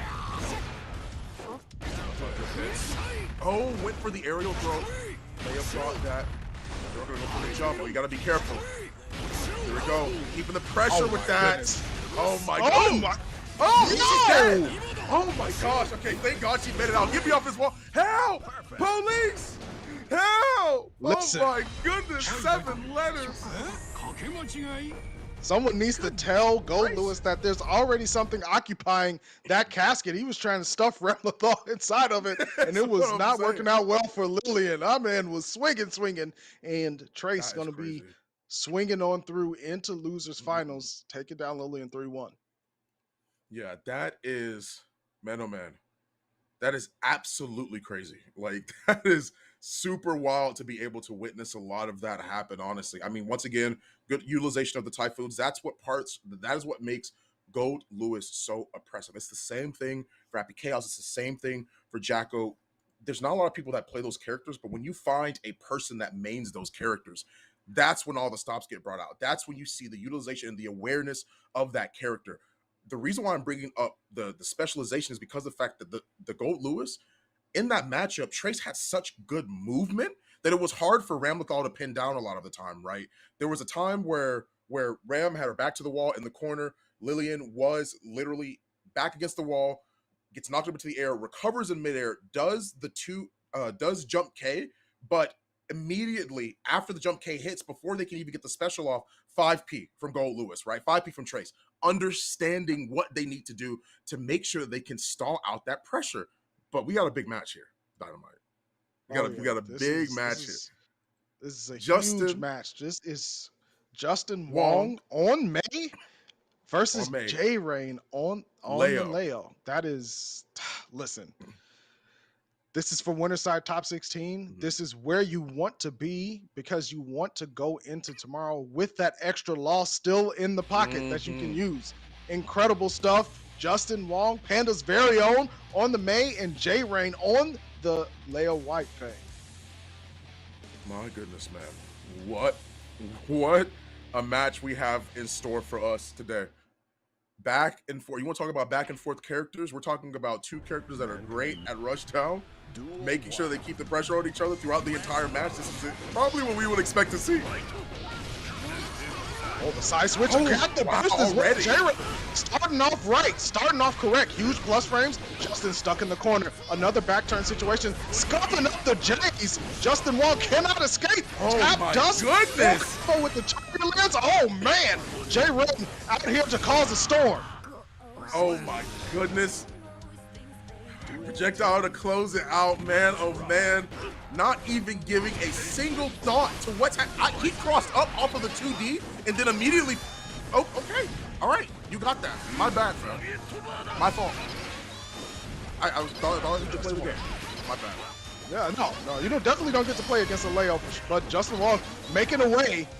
J Rain on the back foot, tried to go for the K, big counter hit as well. Charge 6H, the guard crush, and immediate eject button. I'm tired of blocking, says J Rain. this up. Tries to get the do. It's 5K, but not going to find anything that's going to lead to a bigger opportunity on the side of J Ray. And Justin Wong drops back just as hard. Now here we are, tied to see who can take the first game in this set. Great counter hit and good damage from J Rain as well. Once the setup goes for the overhead and breaks the wall. Goodness gracious, such back and forth from both of these characters. The dash in H from Justin. Immediate flash kick again from J Rain. Does not want to hold that. Dome blessed and split right down the middle. Here's the super and lay him to sleep through the wall. Night. Gracious. I know I said that things were going to be a back and forth, but this is literally how it was, right? Like the best case scenario is like you see Leo really closing the gap. J Rain is not trying to let Justin Wong get anywhere out of whenever he has the momentum. He's not letting him out. Same thing for Justin. When Justin has J Rain in the corner, he's not letting him out. Definitely not letting him out. Big plus frames. Justin still got a block. J Rain not stopping. PRC, the headbutt against the wall and the turbulence. Positive bonus rocking. Gonna have plenty of meter available. Nice blocks from J Rain and the 6P with the checks. Trying to finish it off with the 2K and does. And oh wow, man. Such an amazing opportunity, actually. Just off of that great awareness, good reaction from Justin. Making sure they get the throw. Using the Dolphin has to back off, but 6P once again just to keep the Dolphin away. No, here's another back turn situation. And the cross through with the K. Turbulence to go right back into it. My man saying, Blender, don't you dare try to be a defender. J Rain with the mixturization. Popped him too high in the air, so the burst didn't actually hit. He was too high. Tries to see if he can actually force anything, anyone's hand out of just please, like, get this monkey away, get this gorilla away. He's all over me. Gotta do something. No chaperone. Not any room. Yes. Whose gorilla is this?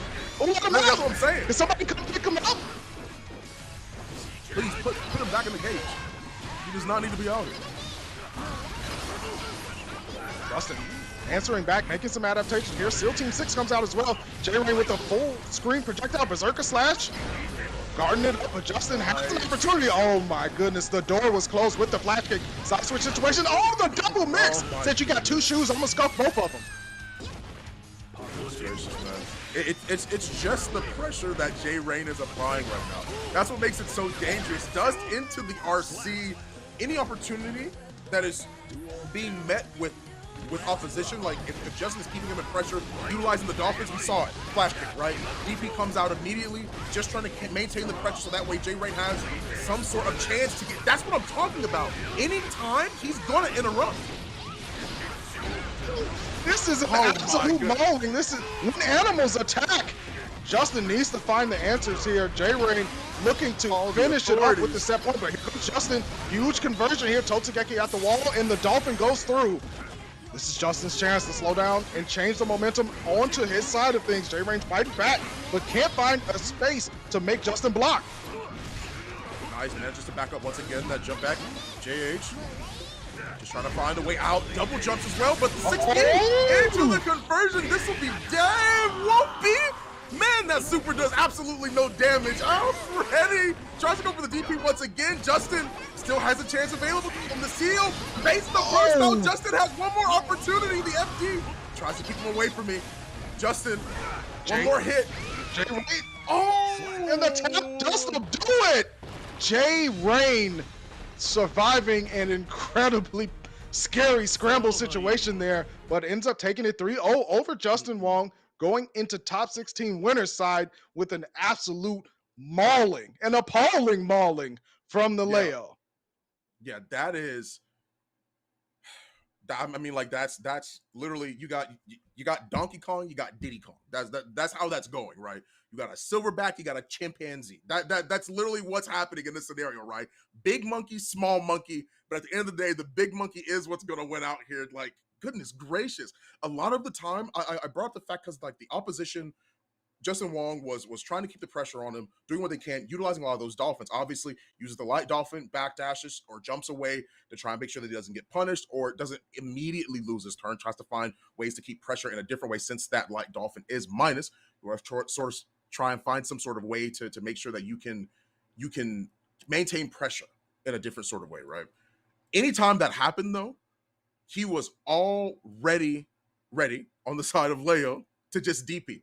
Flash kick, do whatever it is, any means necessary to make sure that he won that round. Take his turn back. I'm going to make sure that I am not blocking against this character. I am going to be bold enough to trust in the flash kick. I do not want to play that game. I want to be the one hitting buttons. I paid just as much money as you, but I'm going to make sure that I can press the buttons the way I want to. That was the way the J-Rain played. But also the OS of being able to turn around 6P a lot on Justin's air dashes over really did make the difference there, because there were times where Justin was able to air dash over J-Rain and the 6P from Leo caught him. So what that means is it's going to be Trace and Jay Wong going at it in losers finals of Pool C2, our last match of the C pools for that loser side top 16.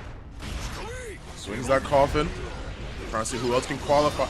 Here, Justin with the JH doing such a good job.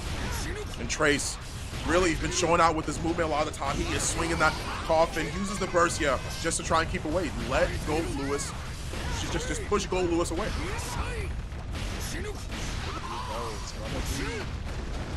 Trace looking to find that momentum, gets the knockdown. The Typhoon is dodged by Justin, but still the life bar goes on the side of Trace's favor. Burst immediately. Here comes the security drone blowing up the SEAL Team 6 sniper shot. Tries to find a proper cross-up, but not going to find it yet.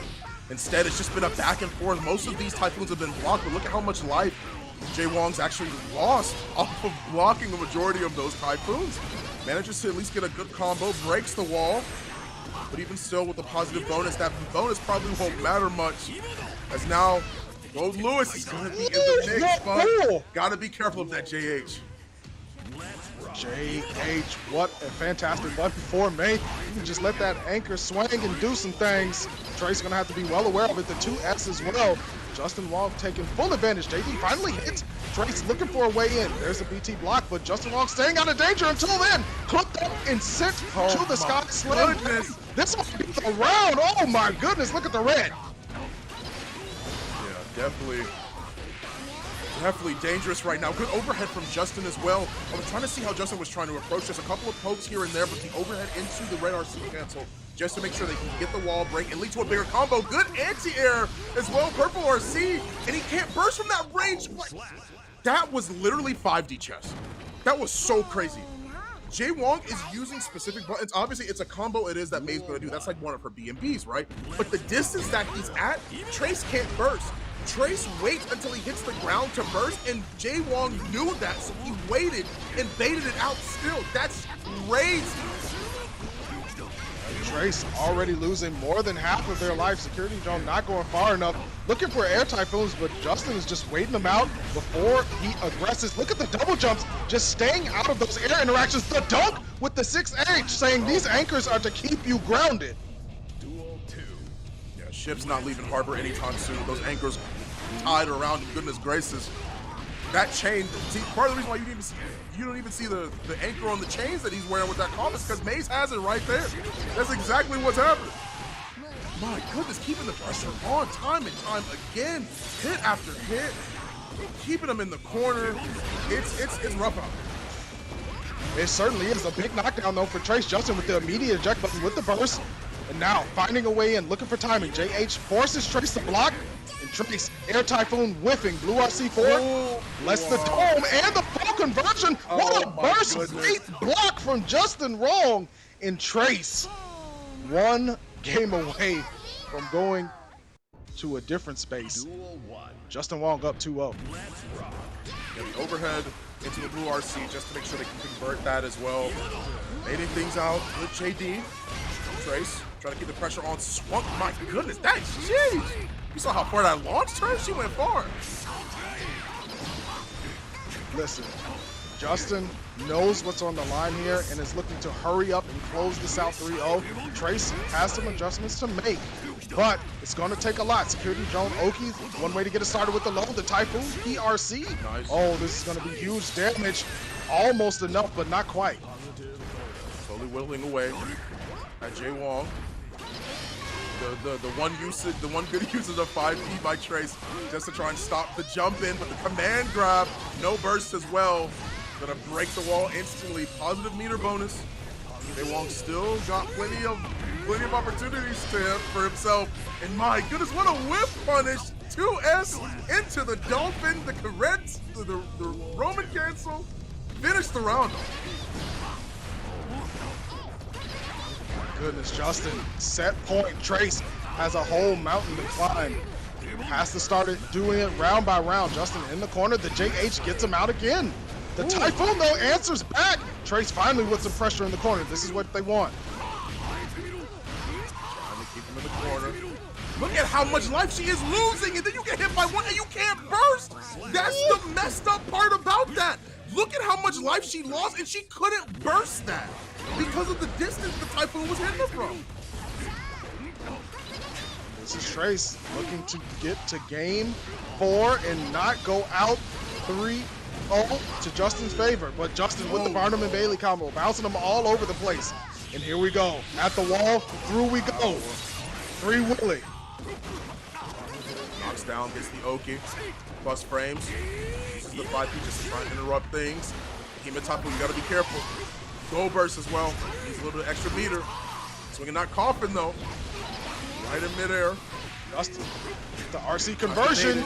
Burst available for Trace. Looking for it was Justin. There it is. Oh, shut up. The minigun, the JD. Doesn't keep the pressure on. Oh no, but gets caught by the falling JH. No 6P.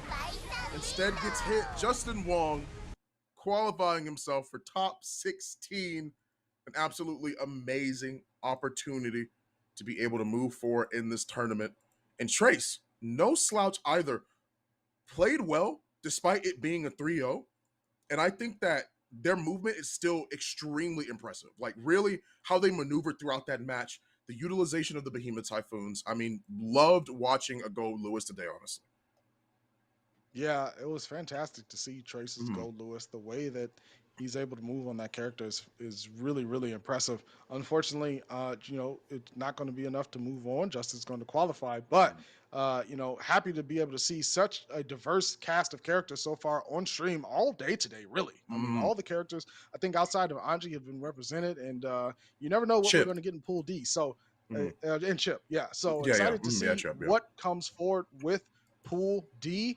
But before we get there, let's see how some of these players might be playing if they manage to win this event. I'm talking about the fantastic hitbox controller that is going to be assigned to the winner of these tournament top 2 spots. This is looking mighty clean.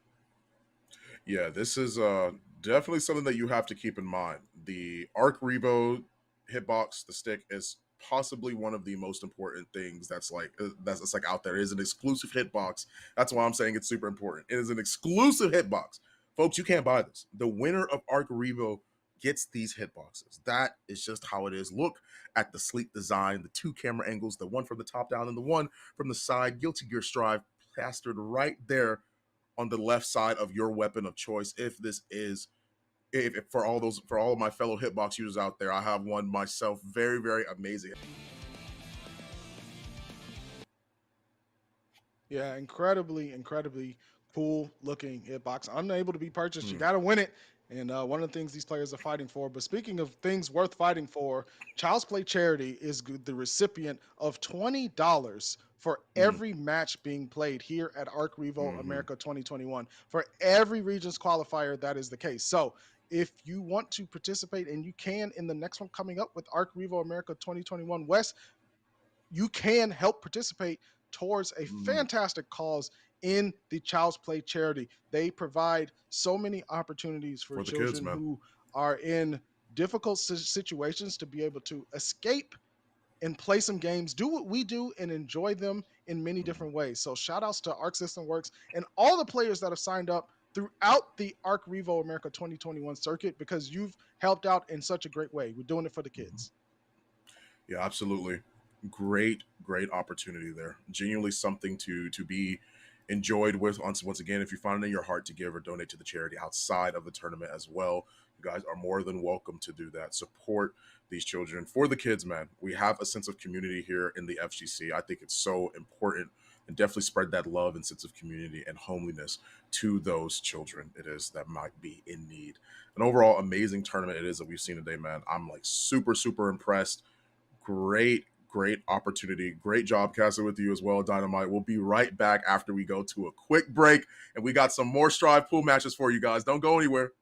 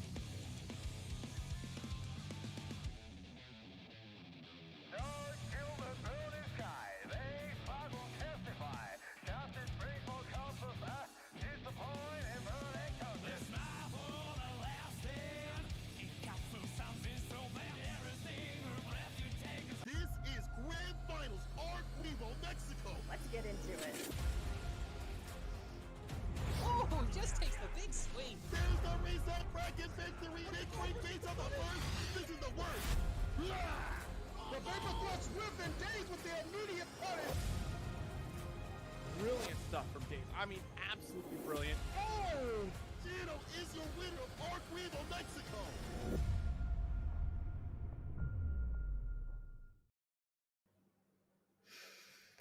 And we are back with more fantastic action here at ARCREVO America, Canada. We have had 3 spectacular brackets so far, and me and my good homie, St. Cola, are here to wrap it up with Group D for you today. Fist bump. Hey, fist bump. Fist bump, right? Got it. Yeah, see, Yeah. virtual fist bump right there. We're doing this on the online kind of thing, but obviously the players are working towards the offline finals coming up in a couple of weeks, and we only got 2 more tours on the dot. So let's make it hot. And as she said, we are in closer and closer to that top spot. We're trying to figure out who's going to be top 16, and y'all, it's been some blow ups after a while. We already saw Justin go down to losers, even though he's a casual tournament player, he still be working out here, but he's still in the top 16 spot. We also saw Krakatoa is down to losers. He got pieced up too. Right. Right. What? And that's, yeah, that was somebody that we've been keeping an eye on. Krakatoa was, very regular player, been playing this game and other Guilty Gears for a long time. Surprised to see them down in the losers bracket now. But this pool, I mean, these 2 pools that we've got left are particularly volatile with some relatively some unknown players, some players who, aren't playing as many online tournaments, and some who are going to bring some really surprising things to us. And that's the kind of Guilty Gear. I mean, I love seeing high level players. It's super fun, but you know what you're getting. I love seeing the things that I don't know, because it's like unwrapping a present every time, where you just don't know what you're going to get. And it could be super duper exciting or something totally crazy. Yeah, or something you want to keep the receipt for and send that back. No, I'm just kidding. But one of the things is, like, some of these players that haven't been playing in tournaments, we saw what happened with Remy. I didn't see Remy at a lot of big tournaments. I didn't see Remy at like NLBC, WNF, stuff like that. Clean up people. And then what happened at CEO? Second place, clean up people all the way through Winterside, just smoking. I was like, who is this cat? But that could happen like that at this ARCREVO, and it's been happening at multiple ARCREVOs. There's been a lot of top players, top places, and things like that. I'm like, bro, who is this? And I checked them, and they're like, yeah, I enter like 2-3 tournaments, but they just like grind monsters because the online is so fine. It allows you to keep the grind going. It allows you to keep running these matches. I'm gonna tell you, it's like a substance maybe I can't say, but it's super addictive when it comes to Guilty Gear Strive, when you're able to just sit in the lobby and run it time after time. I got pieced up 25, I probably shouldn't say this, 25 games in a row just yesterday. I was testing out some soul stuff, but I was like, this hurts because I'm losing, I'm taking a lot of L's, but I'm having fun. And the online is so good that I just get right back in. Right. That's the thing Not L's, with though. this particular. Look, we hold those. It's fine. The thing with this netcode in this game, and you're right, it's something that I really love that Strive has brought into the fighting game community, is you really can just rematch. And we're seeing that a lot in this tournament. Like, these guys don't even breathe between matches. They just go right back in, because you keep your momentum, everything runs smoothly. You get in there, you just want to hit buttons, man. It's just something that you can do so easily in this game. And something that you brought up about people coming into this game, newer people, and then people who are really established, like Justin Wong, who we did just see, and even Peppery Splash, who's been playing quite a bit of Guilty Gear for, honestly, a really long time, is that Strive has brought in so many different players of so many different ages. There are tournaments that I've been a part of on the commentary team where we've had entrants as young as 14, 15, and then you have it's terrifying when those kids get their hands on the buttons. It's terrifying because they got those young gun reactions. Those young gun, we ain't got those. No, but then you have people who have been a part of the scene for years and years and years, since Accent Core and things like that. Elvin Shadow, well-known tournament organizer of Frosty Faustings, but also really well-known Faust player, in case you didn't know where the name Frosty Faustings came from, who's been still entering tournaments, was part of the ARCREVO Central bracket. You have established players like Lost Soul, who was in the East bracket, Hotashi, Justin Wong, who's part of this bracket, who's been established, Peppery Splash. You're seeing so many mix of people, and I think that's really great standing point of Strive. I think it spoke well of the game for these people, those same people, to continuously playing the game. It's not just like a flavor of the month. Like, they keep playing it, just in want entering this tournament. Super sick. We also saw K7, who has come from other games, take down CEO, the first and biggest offline tournament for Guilty Gear. So it's not just, oh, I'm just gonna play this game for a little bit because everyone else is doing it. It's, hold up, let me see what it do. Like, let me really stick with it. Really put the time. And if you do put the time, you can find you can find some victory. So again, I like that this game is developing. I like that we have a lot of variance in terms of not only the player base and the people who are coming through, but the characters too. We saw damn near every character. We saw Gold Lewis. We just saw Gold Lewis. In fact, I was commentating a tournament where 2 Gold Lewises were fighting off against each other. That's like 2 unicorns meeting up. It's so beautiful, and they just slaughtering each other. That's something you don't get to see, and it was super sick. Yeah, that sounds sad though. I was like, wow, that was depressing, but I get the analogy. That's amazing. I did want to bring that up. I actually took some screenshots of the recent winners, the top 2 of each of the recent regions, because I wanted to talk a little bit about character variety, because that's something that we have been able to see a lot of here. I mean, in this particular bracket, we just pulled out all the Mays. I feel like all the Mays live in Canada, and here they are. Every May everywhere. But from ARCREVO East, our 1 and 2 are a Leo and a Nago. Actually, from Mexico, it's another Leo for the 1 and a Pot. And then oh my God, we've got... We'll tell Arxis. I know. And then we've got Geo, and they played Axel, but they're going, and the very last match switched to Kai, and they said that they're switching to Kai permanently for the rest of the tournament. So yeah, I mean, there is some variety there. There's more than just some. Obviously people can be like, Leo, I hate Leo, but there's other variety going through. And speaking of variety, one of the more varied, less varied characters to see in the bracket is out Krakatoa has been knocked out of the bracket. I just got breaking news from Mothership. Krakatoa's been knocked out, man. And listen, it's a hard life when you play false. Either the RNG favor you or it don't. Some days a lotto ticket says yes, some days a lotto ticket says no. So some days you just spend money.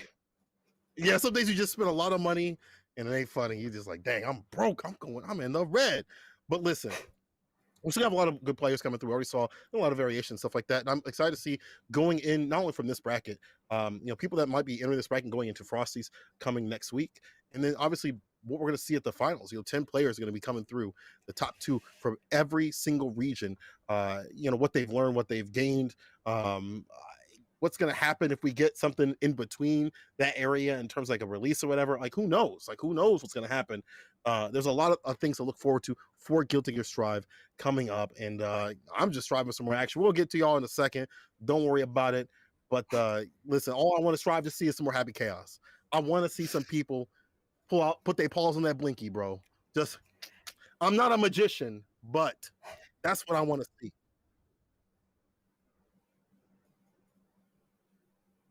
Okay, Mother Base just said Stardust coming through. Might be seeing them too. So we do have a matchup lined up for y'all in a second here. Let me see. I don't know who Stardust play though. I think I might have them on my sheet somewhere. I know. I am checking right now. So Stardust and Cha-Cha Man are in the winners half of the first D bracket. Okay. No, I don't have anything on them. So it will be a surprise to me. If anybody in chat knows, go ahead and let us know, because that would be super sick. Bro, chat is getting ridiculous. Who is this Borobo? Borobo is the nasty one that y'all are buffing up? Listen, if Borobo if you're sitting up here gassing up Borobo and I ain't impressed, I'm gonna feel depressed. You understand? Y'all sitting there, I see the chat going wild. And that's cool. I love that y'all are coming through for the homies. It kind of feels like that old days, you know what I'm saying? Where we used to be like, hey, yo, people in the back, cheer for their homies and stuff, just virtually. But Borobo, let me see it though. Let me see it. Let me see y'all. I see a lot of y'all put the chat about that. Let me see what they do. We'll have to see that later on because they're not up yet. But we'll see. Yeah, I love watching this. It's so much fun, and this was something that we got to do during ARCREVO East as well, during a Happy Chaos match with Lost Soul, when, Lost Soul definitely loves eating it up with the crowd and gets hype off of that. So I was like, Yeah. come on, chat, get hype. And chat just was like, zoom, with all of the support. It was fun. I mean, it really enhances the player experience. And then for us, I mean, to me, it just feels like being part of that crowd again. So it's nice to have that. Yeah. And I mean, so while we're waiting for these guys to all get into the room and everything, what are the things that you want to see out of this last pool? What are a couple of things that you really want to see out of this last pool going into top 16? What I want to see is like a match that gets someone so salty they run to Twitter immediately. And that's like one of the biggest things of Twitter universe. That's what I want to see. I want to see someone get so salty that they got counter hit and they go right to Twitter and write just a thesis on what they didn't like. That's what I want to see. Before they go night, I want to see them write a thesis. You know what I'm saying? I want to see just the saltiest this character. I want to see chaos. All right. I want to see chaos. I want to see people fight for this spot like it's the last bit of meat on a deserted island. You understand? I want to see y'all swinging. Don't hold nothing back. Don't be nice out here. When you put hands on the sticks, it's hands on the man. Don't be kind. Don't be like, oh, this is my friend. No. Slaughter them. I want to see a slaughterhouse. You thought I was going to say, oh, I would like to see good matches. And no, I want to see destruction. I want to hear those counters in my ear. I want to hear counter. Don't be Atlas. No, I'll be real. That was not what I was expecting, but I am not disappointed. I mean, I like the idea of somebody getting so salty that they salt themselves into a dissertation on Twitter. So I think that would be hilarious to see. But no, that was not what I was expecting. Do I like seeing it? Yes. Okay, so you can't say I'm corrupting her chat because she's a fighting game player too, a commentator too. We love seeing that salt, wholesome. Listen, she's very wholesome. I agree. But as a commentator, do you not like seeing blowups? Do you not like seeing people get like really salty? Come on. Well, oh yeah. Come on. I mean, the salt is real. We got to de-ice the road somehow. Exactly. Half of it's all frozen out here. We got to de-ice the roads. Well, but yeah, I mean, they don't know how cold it is. It's so cold. It's probably colder in Canada. Let's be real. That's true. But I mean, for things, yes, I think that's super exciting. I hope we do get something like that because that means we're going to get really, really tight, really hype matches, and that makes me look forward to things. I mean, just on a personal level, not all of, but a lot of the characters I personally really enjoy getting to talk about. So, like, which are the characters we don't see as much. So, are your Enos, your Jackos, your Happy Chaoses, even Gold Lewis have all happened not on my block. And so I want to see those players come in and come through because I want to talk about those characters because there's so much cool stuff and interesting tech that you can go through. I love, that's actually one of the things that I love about the hashtag system is that you can put in those character hashtags and just bring up Twitter videos of combos and things, especially, goodness gracious, like some of the 95% Happy Chaos combos that you can find on Twitter are absolutely ridiculous, but also viable in real matches. It's not just your training mode stuff. I can't believe people are saying that character is not good. Like, that is wild to me. Did y'all not see what Deb be doing to people? Deb be committing actual war crimes. The Geneva Convention's got to step in against Deb. And then she giggles right out. She's like, sorry. She is like, rude. That character... Oh, yeah, she just sorry. Like, it is wild. Y'all definitely, if you've never seen any of the Happy Chaos stuff, check out those Twitter links, and also check out Deb's stream too as well, and all the players too. If you know there's a player out there, check out their stream, especially if they're playing. through ARCREVO because I love to see, you know, what they're saying. Some of it's salt, we're not gonna lie. Some of it's like, bro, this character. So, but sometimes you get a lot of good nuggets of advice or information, or some of the players that you do see, even if you miss their ARCREVO run. Like I typically go to like Diaphone stream because he's so informative. He'll break down characters, and he's a good content creator too. He makes it very digestive, even for someone like me that's really into the game. So, you know, I really like the players, you know, breaking stuff down, showing us all these late combos, Happy Chaos. Definitely, if I feel like if it wasn't for those links, I would think Happy Chaos is weak. I'd be like, this character trash. All right. All right. Let's switch it up. Let's switch it up, people. Let's put something on the screen. Y'all been listening to us jabber. Now let's get down to the action. Test your luck versus Ali. Alzi, I'm sorry. Yeah, this is on paper, I feel like this is a really difficult match for Milia. Just because Nago has so many things that can counter it, but I've seen Nagos get what I like to call systematically dismantled by Milias. Yeah. Talk to me.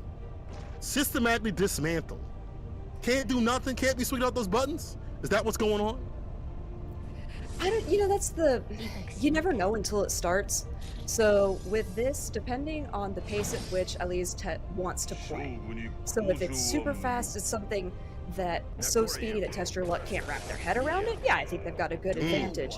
If the airspace is, you know, taken out from under Milia, kind of like it was in the opener right there, I think Elise has got a long road to go.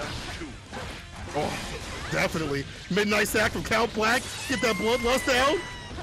6H. One more touch will seal it. Maxim with the full kill, trying to get the auto zone in the slap chop. It does everything. Push a piece with the first round of this block, I should say, with the perfect. Damn, touch your luck. Yeah, so just right there, look at the way, this is so different from some of the other Nagos that we've seen during this tournament. Their space control is immaculate. The only thing Elise has really gotten going until this one little combo right there was a burst. And still wasn't able to do a ton of damage. PRC, huge counter hit here, sending Elise back to the corner and able to manage that blood meter during that. Very, very good blood meter management. I mean, it's very good when you kill them before you can even hit the limit, which is exactly what Test Your Luck got going. Man's got the combo. It was a wrap. Chicken and cheese in it. That's a wrap. Round start with that DP. We gaming. Give me a burst. Oh no. I feel like Test Your Luck could have gotten so much off of that burst, but still, I mean, huge hit. Big start for Test Your Luck. Oh yeah. Nasty. Aerial conversion right there. That's what we're talking about. Put the mix on this character. Don't let him fight back. If the sword is unsheathed, you can be sliced in half like a leaf. Bad move. Good kid right here. Double down TK edition. That was for you.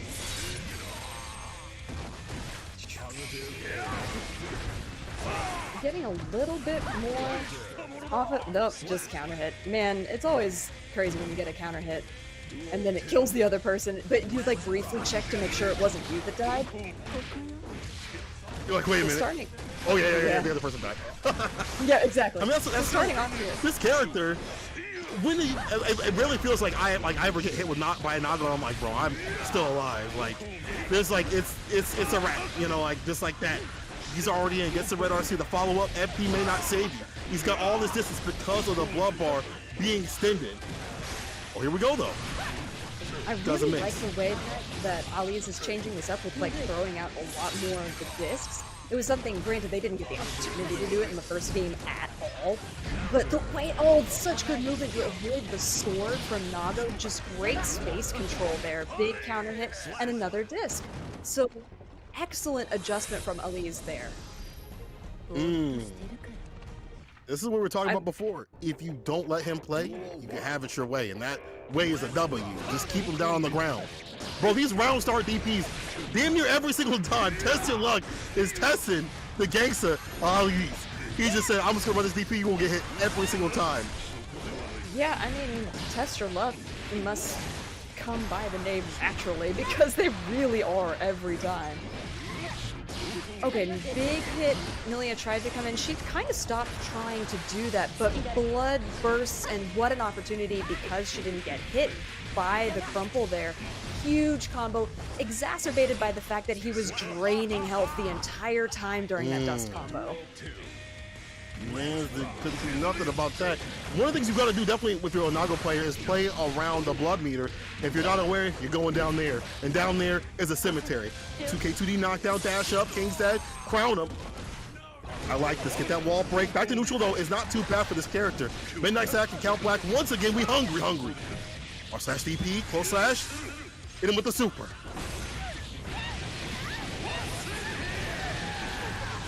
And even on a character like Milia, where you would think that that would do a whole lot, you know, she's still alive for now.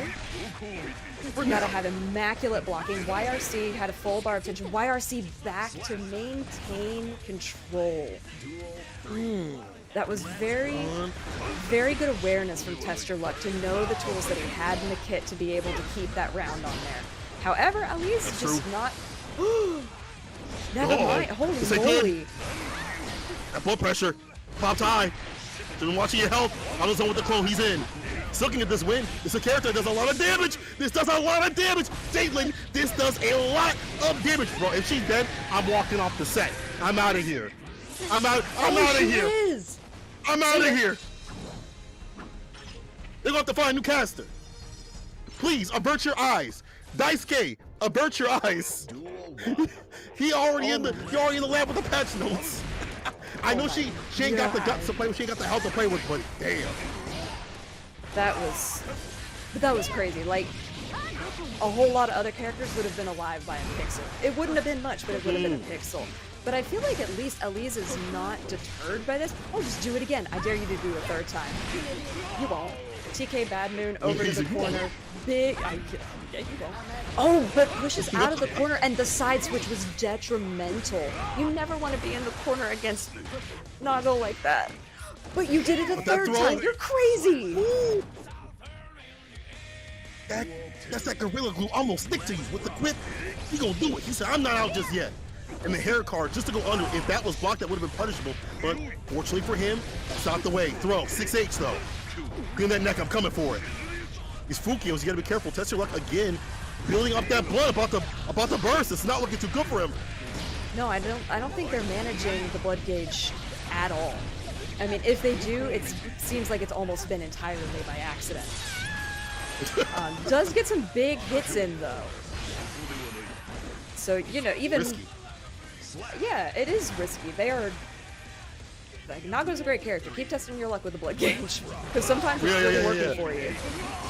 That's the name. Right. That's why he's testing luck. Yeah, sometimes, you know, for Nago players, the blood gauge, it's a suggestion. It's like, well, if you want to worry about that, is if you get the damage on the deck, you can get the job done. It's about to be won. If Test Your Luck can get that final hit, he's got the super cut.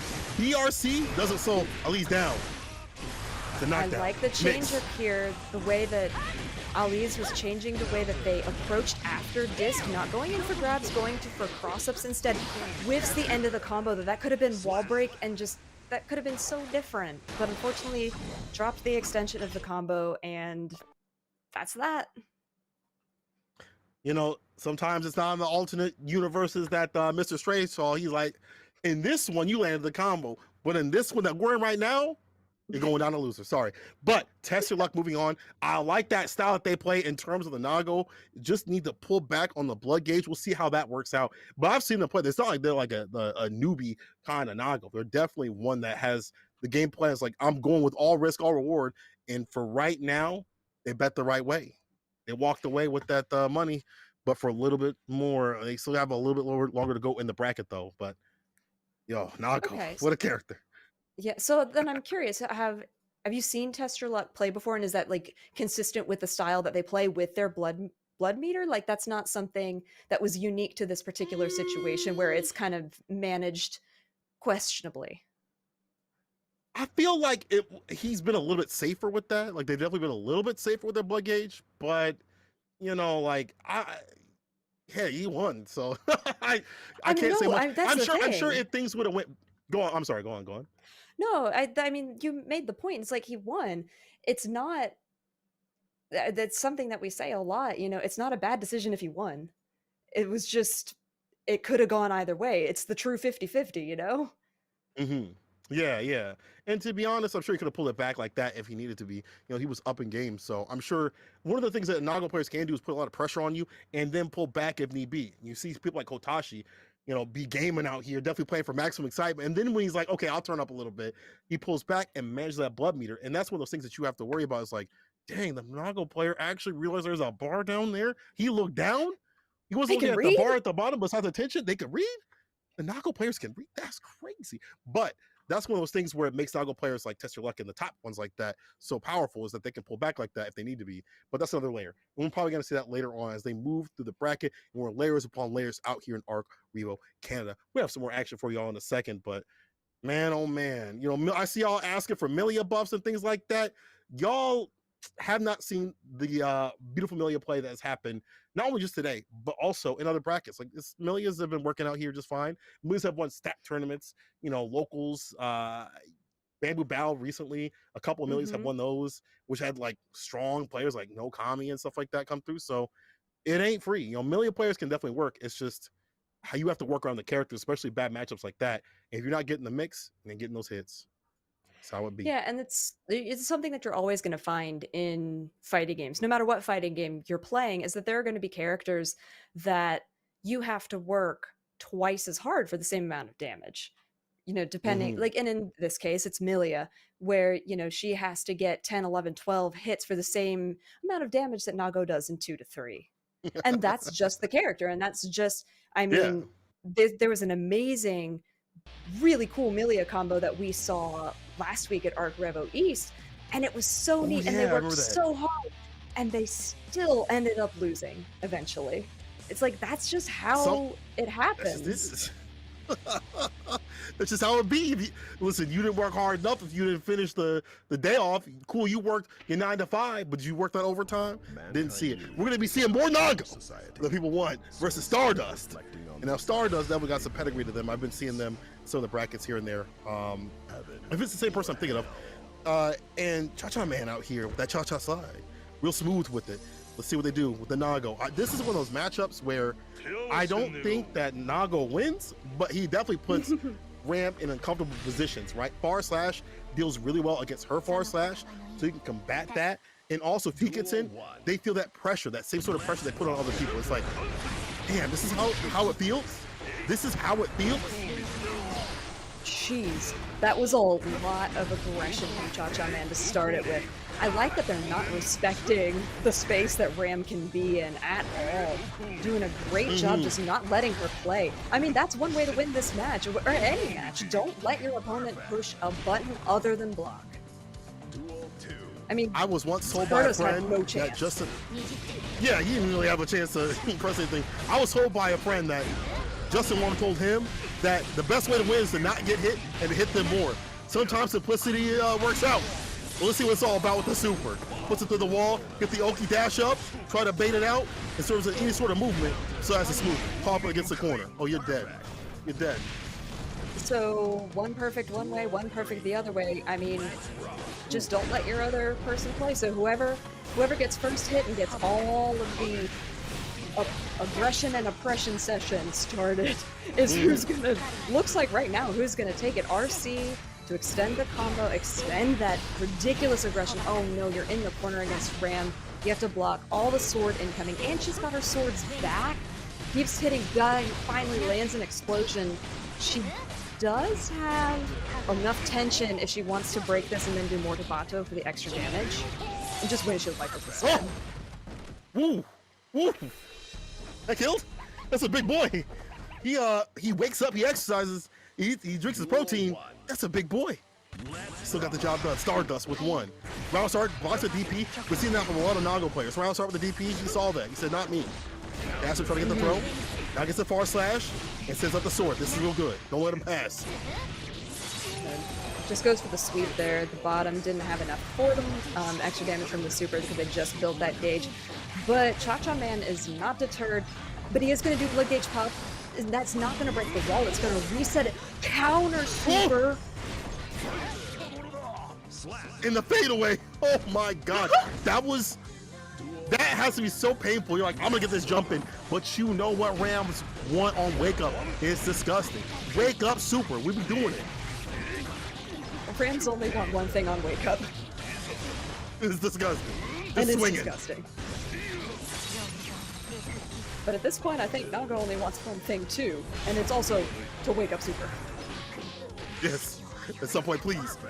Or the 6P, the slap chop. What are these perfects? I like how they know. don't want the other person to play at all. They're like, I do not want you to play. The minute you play is the minute I lose. That really is what it seems to be at this point, is, you know, they're both just so incredibly aggressive that, you know, you don't get to play. Oh, but there's a little tiny chip out there. It doesn't matter. You're in the corner against Ram. You pay mortgage here. Utility Burst suit. back. Water, garbage, everything. Ooh, she went in for the grab, and it looked like Cha-Cha-Man was trying to tech what was the grab, but they were slightly off, so he ended up winning that exchange because she was still in recovery there.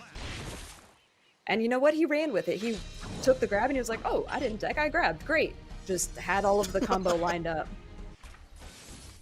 I like Cha-Cha-Man also using a lot of the auto zone with the clone, applying that plus frame situation. Arm block, you gotta hold that. Once they get in like that, it's a very expensive blood spin, but it's one of those ways you can get that win. That cancel right in the DP, 6H, 5H. Don't move a damn muscle. Stardust too far out to find that extension. Oh, we got that corner push. Stomp the roach with the 6K. 6H again. Cha-Cha-Man.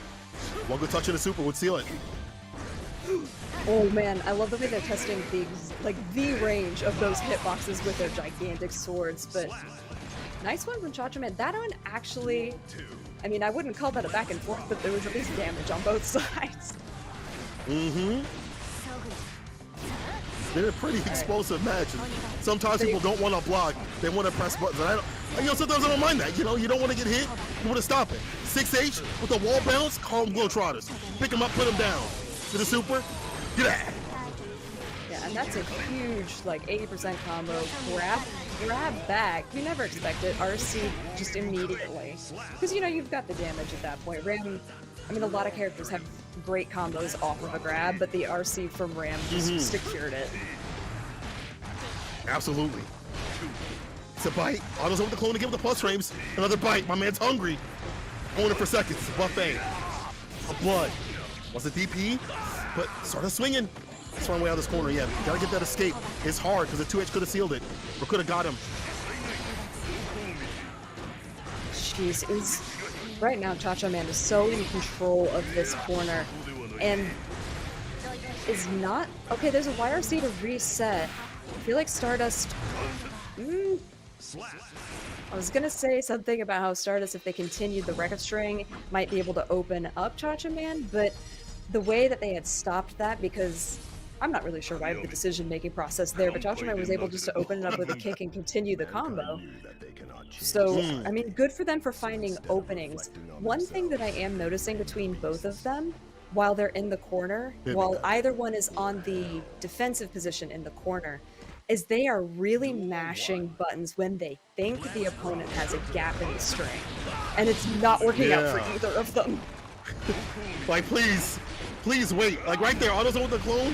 It's not your turn. There we go. Finally gets the counter hit, but back into it. Burst had to be run to stay solid. 2H, the lockdown situation. Don't leave. Red RC. All my man Cha-Cha sees is red. Stomp the roach with the 6K. 5H, 6H again. Wash your neck. You trying to get ahead? Holds decapitation. That's the win. Cha-Cha-Man on set point, just getting into it. It's a mauling. It's just absolute destruction on both ends. Both of them are out for blood, and only one of them's a vampire. Let me try this out. What's all this blood stuff about? Y'all into it so much. Oh my God, you pressed after the bloody spin. You feeling depressed. This red RC, you blitz up that bar. Going far into the loser side. Nah, wasn't able to get enough of the super, but again, it's a one-touch situation. Yeah, full record combo. Doesn't get anything set up, but was actually respectful there of Cha-Cha-Man's buttons. Now this could turn around depending on how well Cha-Cha-Man decides to not block. Not block? How he decides to not block? What do you mean? He tried a 6P right there, trying to find the gap. But just as you said, sometimes you gotta hold back on the button. You gotta be down bad for the down back. Hold the block. God, God, these guys are playing on fast forward. It's like somebody just put it to 2 times speed and said, okay, go. Just go. Why? Run. Oh, the super. So let me find a gap. Let's see what it do. Not the super. Let's see, not the swords. Special wake up super. Over RC. Hold on now. The scaling though. On his wake up, close slash. You ain't gonna last. That's it. We playing. We pressing. That whole And I'm putting you in losers. That whole match was, I press the buttons. I mean, we talk about, and we did frequently in our previous blog, get to talk about like the Gorillas, the Mays, the Leos. Those guys were playing. They were in the. They learned from the next cage over at the zoo. They were also in some kind of gorilla exhibit because that was so. Just the button presses Hectic. were ridiculous. It was hectic. There was just so much going on at any given time that, you know, it really was, I'm just not going to let my opponent play. That was both of their game plan. That's why we saw so many perfects. Just, I don't want you to play. And half the time, Stop, like, don't press any buttons. Try to unplug their own controller, like, hey man, you get out of here.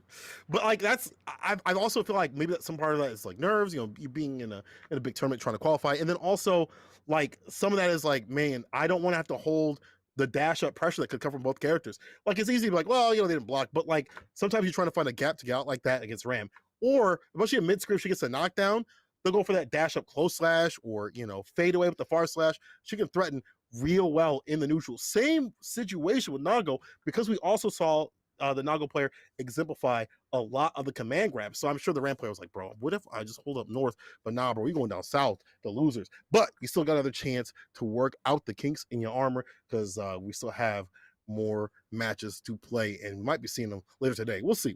But again, this is easier said than done when it comes to getting things done in the bracket. Like I can sit at home and, you know, play floor 10 and Celestial and be like, yeah, I'm winning, yeah, win a few matches, like this is easy. But then you come out here in the tournament, people are watching, you got like 3K people watching right now plus more, and you hand shaky, you know, it's different. It's a lot different.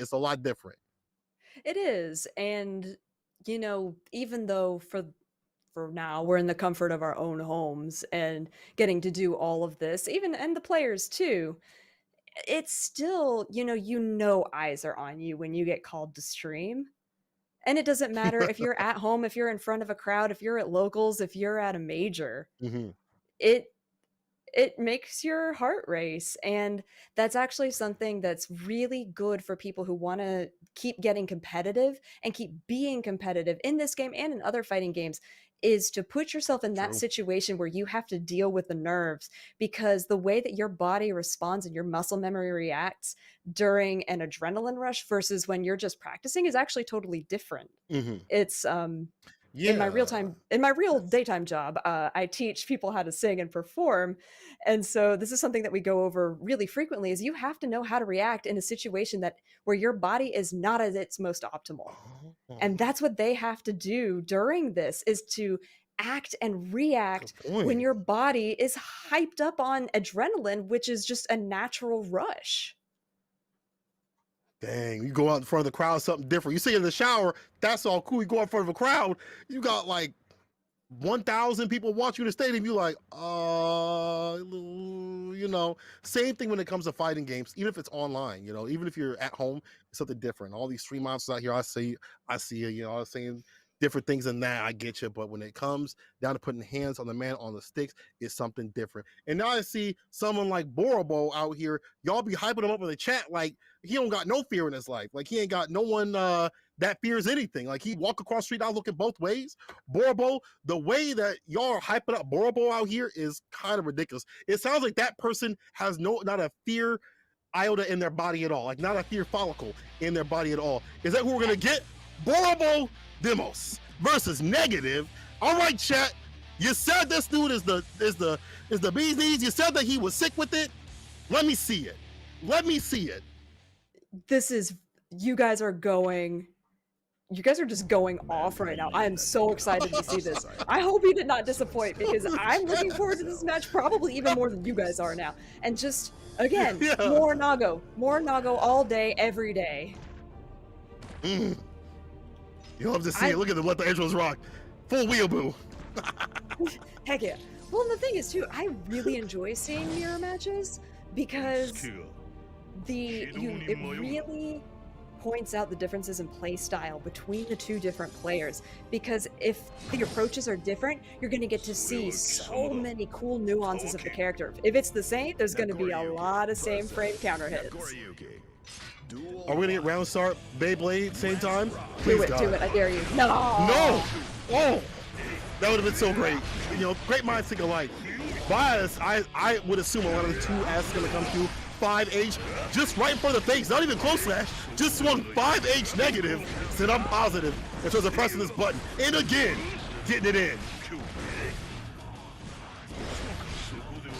Big swings coming out here. Oh, that's a huge, huge DP.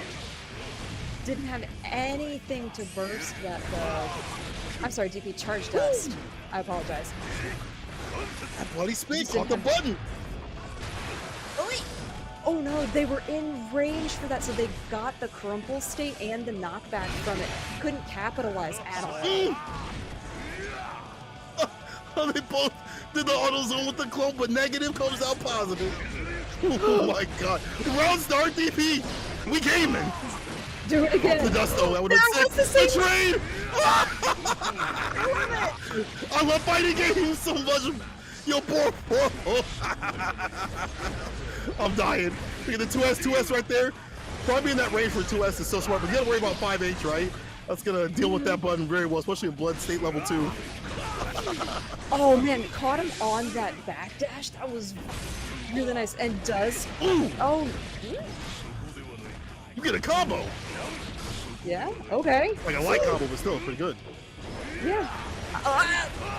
Just swing it for the fences. Beyblade, do it again. Do it again, I dare you. Vice spin. Do it again. Oh, Close slash. Throw. Yo, Borobo definitely is getting a little bit better on the defense side of things, but man, oh man, it gets difficult to deal with this. The range is taken up by both characters full screen. So how do you stay lean? How do you stay solid in this?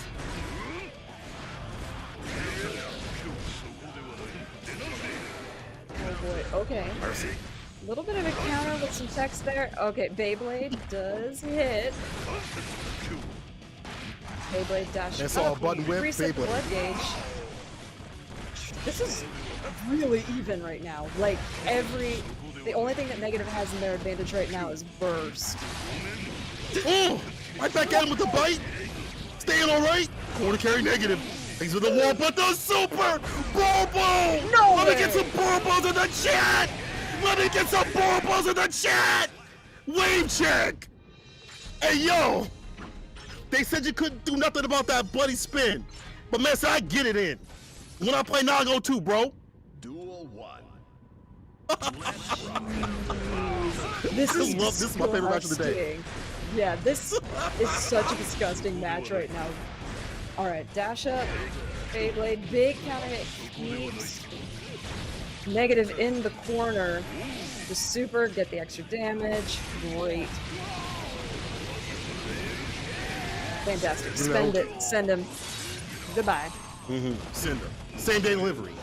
At your front door. Oh, he wanted more with the bike. Didn't get it though. 4 out. Auto zone with the clone gets in. Burst situation. Borobo's defense seems like it's a little bit better right now. And the dust to open him up for a little bit of rust. Oh, he didn't get the finish. He really burst without the super. Look at the combo. Oh my god, BRC did get the slowdown on that and a low just to take negative out. Sweeps the feed. What I really liked Easy about spike. the charge dust at the end of that was that it reset the blood gauge. It was really smart. Yeah. Oh, my man dialed at that super with the quickness. So I ain't gonna miss this. This is gonna be good. Won't kill, but it will put him in a prime position with the wave check. Get Oki, and there's so many things you can do. Dash up, throw, dash up, close slash, one more touch, 2H lands. Borobo ain't out of this just yet. Even in its own mirror matchup, gets a side switch. When you got Bar, you got Nago in a prayer, you can make that one shot happen. YRC, BRC to counter the YRC and then just ends up getting it with a low, but I that could have with that YRC with the reset, if he had gone into a low, I don't think that Borgo would have recovered yet, and that it would have won the match right there. He did win it eventually, but this is so back and forth, and I'm loving every second of it. It's actually hella fun to watch, the reset. Negative, I like that bite that they got. They get we spend more of that blood bar, and there's so many things that you can do. Get long range with it. Having the auto with the clone. Red RC, that should be the victory with the 6H. Wash your neck, I'm coming for it. Bro, I love this. I'm in love with this match.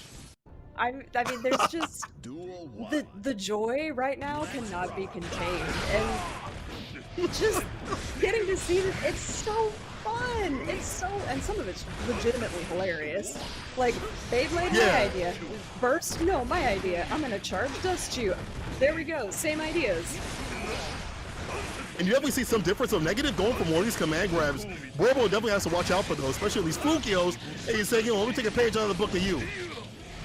Gets the far slash full record conversion and the slash ender close addition. Needs to find the finish. So look at that backdash from Boro.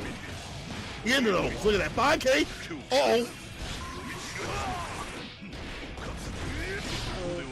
Is this the comeback from negative?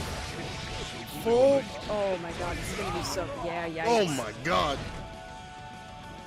You gotta manage your blood gauge. You gotta. It's kind of wild. You definitely have. It's so hard to think about it because like they've been definitely getting a lot of bites, but in the heat of the moment, you're like, oops. Even more so, especially it's a character that's going to damage you. That is your own.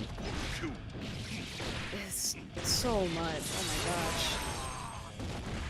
This. Oh. Okay, Tech. I like. Okay, Tech and that same character is so fun because it's just same animation. My idea. Negative has. Your idea.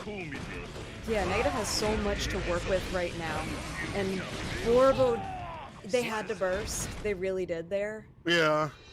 I mean, they would have died without it, but at least with it, they could have had it. There was an inkling of a chance. Now, Borbo. Down. Negative. The new protagonist. Saying, this is my character. You better go back to the character select screen. Pick somebody else. Because this is not yours. There is nobody else. 6H, double down again. There's nobody else but Nago. Ooh, bloody spin again. Get into him. Next time from Count Black. Oh, you style a bit too much. You profiling too much. Negative and the positive in terms of rounds. Push a P, we going down. Set point. Early burst from Borbo too. I feel like they're really feeling the pressure there. Okay, that stand-up animation from Nago is one of the best animations in the game. It's so eerie.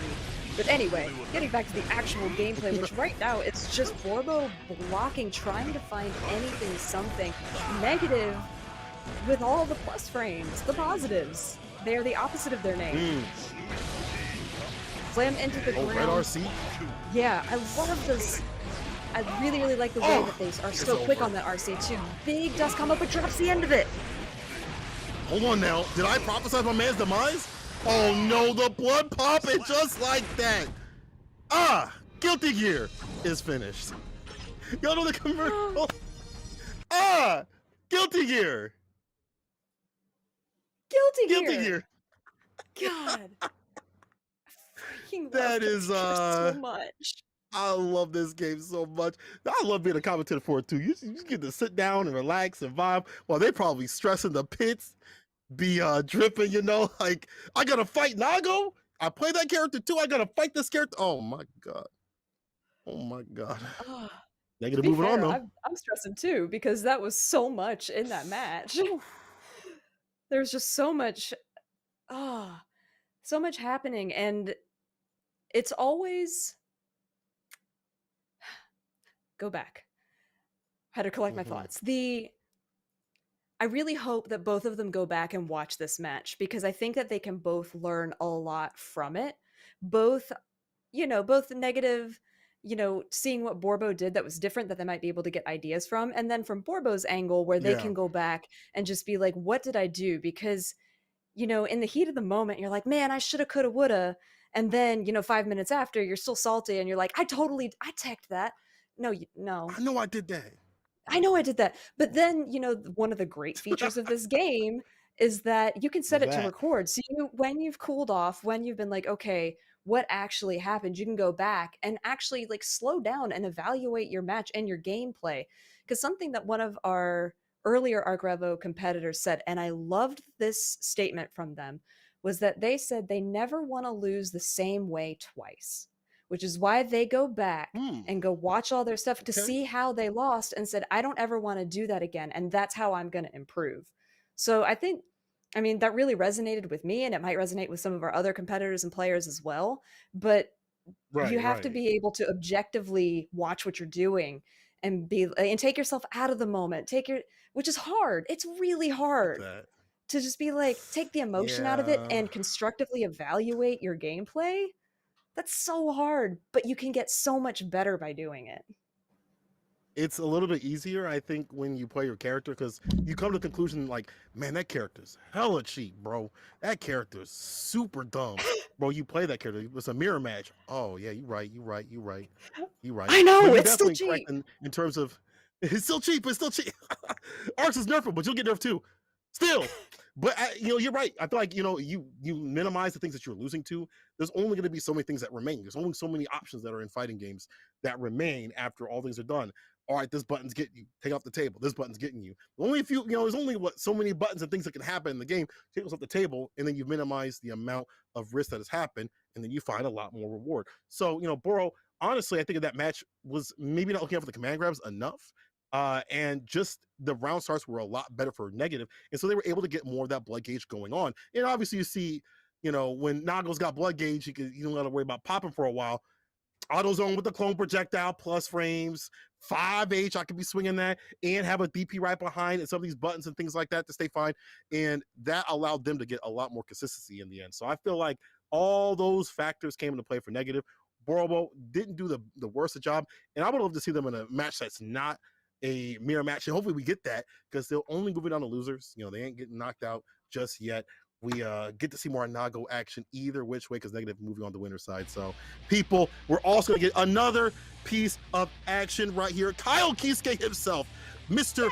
Bread and Milk and Dirt himself, Varric versus Classic Rando, at the helm of a silverback gorilla.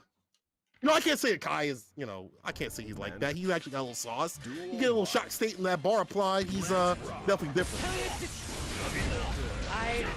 I am a Kai player, so I always get really excited when I see this, because I do feel like... Oh, I'm sorry! No, I don't care. It's fine. I was originally an Eno player, though, and I had a breakup. But I think that Kai, as we're seeing here, is not... I mean, a lot of the times against Leo, we feel like, oh, Kai has a disadvantage, or any character has a disadvantage, but there's a lot of tools that Kai has that actually counters what Leo has, especially with that charge stun edge. That can do so much for him. Yeah, his buttons don't do too bad against his character. The only thing that happens is, like, when Leo gets going with the momentum, it doesn't matter what character you play, it's so hard to stop. So, Varric has to worry about that. Gets a flip kick right to super. Rises the lightning! It's the wall break too. Ain't gonna wait. Get that Oki on the deck. YRC resets everything, gets across there, but I love this movement from Varric here. Just stays out of it, says, I don't want...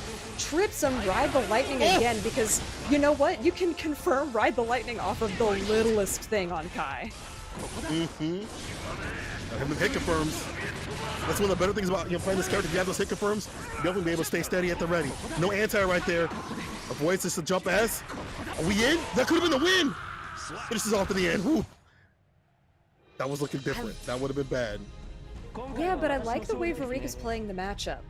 It's utilizing Kai's range to its fullest extent, making sure that his opponent is constantly in shock state so you can get that extra damage on some of your moves, and then just changing the Oki situation with the charge stun edge, which, because it's a multi-hit projectile, actually goes through, the charged version will go through Leo's projectile. Big charge dust. Oh, but he had the burst counter. Sliding on through, DMs are open. Flip kick, put him in the corner of the Barnum Bailey's. Meaty fireball, get denied with the DP. Now some damage applied if Classic Rando can get through. Trying to make a name for himself out here. 2S. Corner pressure, 6H. Bounce him off the backboard. Harlem Globetrotters. Oh no, Vapor Thrust whiffs, but so does Classic Rando. He had the right idea, but he was mentally 3 frames behind with the reaction, and really kind of allowed Varik to win that. Yeah, the drop, you can't let that momentum still, be stolen away from you. You gotta keep it going, because now Varric, I feel like, has gotten this, like, look at this movement. Very confident. Once you get a character like Leo, like, you feel confident until the DP lands. Nice, gets a side switch DP, though, Vapor Thrust Edition. Eric got him caught up in the corner. Oh, no! Yeah, burst to stay solid. Okay, that was some really excellent blocking. Tries to come in with the jump heavy slash, doesn't get anything off of it. Big combo, well, it could have been a bigger combo, but oh my god, meets Classic Rando meets Varik in the air that time. But there's a nice counter hit from the jump heavy slash. Does not have the burst to deal with that dust combo. Fudark goes straight trying to wake into, up, put him back to sleep. Yeah, Fudark God. into 6 heavy slash, especially if you're close to the wall, because 6 heavy slash has the wall bounce property. Great combo starter. What a great starter right after the break right there. Now Barracks on looking for that quick, clean sweep off the feet. So I'm on janitorial duties, my friend. Burst to get that distance and put him in the corner. That was a good burst right there. But here's the 2D knockdown. DP, he's still swinging it out. Yeah, nice Vapor Thrust and the heavy slash projectile carries Rail all the way to the corner. Wall slash. I think he ended that with the other play to get the shock state. Yeah, he did. Very smart. Provide the lightning. Just confirm it off of the kick. You're dead. Taking a ride into Disneyland. Set point Barrack. This is looking real good for Barrack right there. 6P gets the knockdown. Dash up 2S. 2H, I should say, I'm sorry. Meaty fireball. Jump S. Randall just needs to get more started. The Leo tendencies. There we go. Back to it. I also like to see more of the deflection come through. Oh, the Dust, the Kai special. Oh, you must burn. Oh my god. Well, no, you hold the burst. You hold the burst. But this might be a hero edition. DP.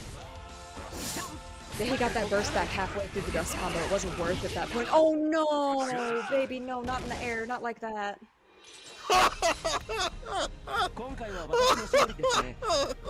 You said that so motherly, like, oh no, no, no, no, no. Like they don't trust. I really did.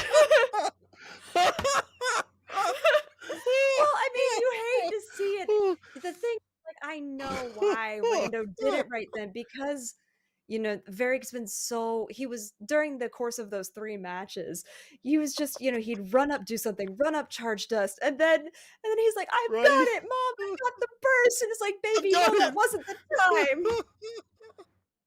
Like a disappointed mom, like, dang, I gotta have another one of these kids because this one ain't working, dog. This one ain't working. Get this, time to turn this one. This one ain't working. We gotta start again. Oh my god, you know what you should throw away? This is some fantastic hitbox controllers. You keep those. Those babies are super slick and super sick with it. Check out the perfect, beautiful designs on this. It is super fun for those who win, because the winners of each ARCREVO are gonna be slid their way. And if you want your own hitbox, obviously not with this beautiful layout, you can go to hitboxarcade.com/ARCREVO to pick up yours. And thanks again to Hitbox for helping sponsor this tournament, because we appreciate everything. It's a beautiful hitbox that each of our top 2 players will be receiving, along with a ticket to the finals, the ARCREVO finals in March, which we will definitely talk more about tomorrow as we are approaching the end of the 4th region and coming up on the 5th region of ARCREVO America. We also wanted to shout out our partner in this, Child's Play, where every match that is played throughout, we're donating $20 to Child's Play, or ARCSIS is donating $20 to Child's Play charity. Child's Play, I got to talk about this a little bit before, it was established in 2003, and they are partnered with over 190 hospitals throughout the US and other regions that help put consoles, video games, rehabilitation video games, like things like the Switch and the Wii, when that was more popular several years ago, to help kids make it through difficult treatment processes, or any kid who is just around. I had mentioned before, I was in the hospital for a little while, short while when I was younger, right before Child's Play was established for a spinal surgery. And it's so boring when you're in the hospital all by yourself and all you have is a TV. So for Child's Play to come in and alleviate just the mental pain and pressure that some of these kids have to go through in the pediatric units is so important. And so we thank all of you who signed up in each of your individual regions to help us donate and just bring happiness to other kids through video games. Absolutely. Listen, we had a lot of happiness today. I hope everyone's been enjoying this great Strive action. We're gonna take a quick break, but when we return, more Guilty Gear Strive, Oh Canada edition. Stick with it.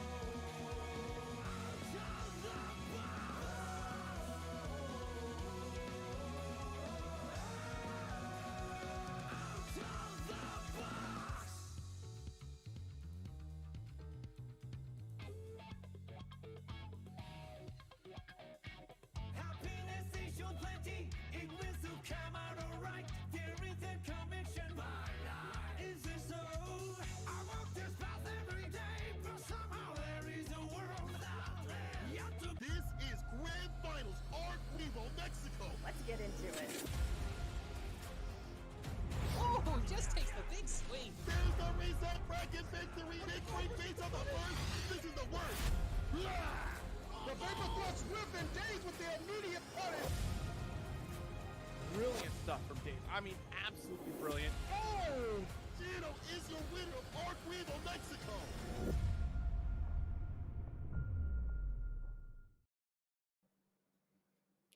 Welcome back to ARCREVO Canada, people. I saw y'all sing in the chat, and you got my word. That me, not only me, but Jalen over here too as well, will sing with you when we come back offline. But right now we're online. We staying fine for some Guilty Gear Strive action.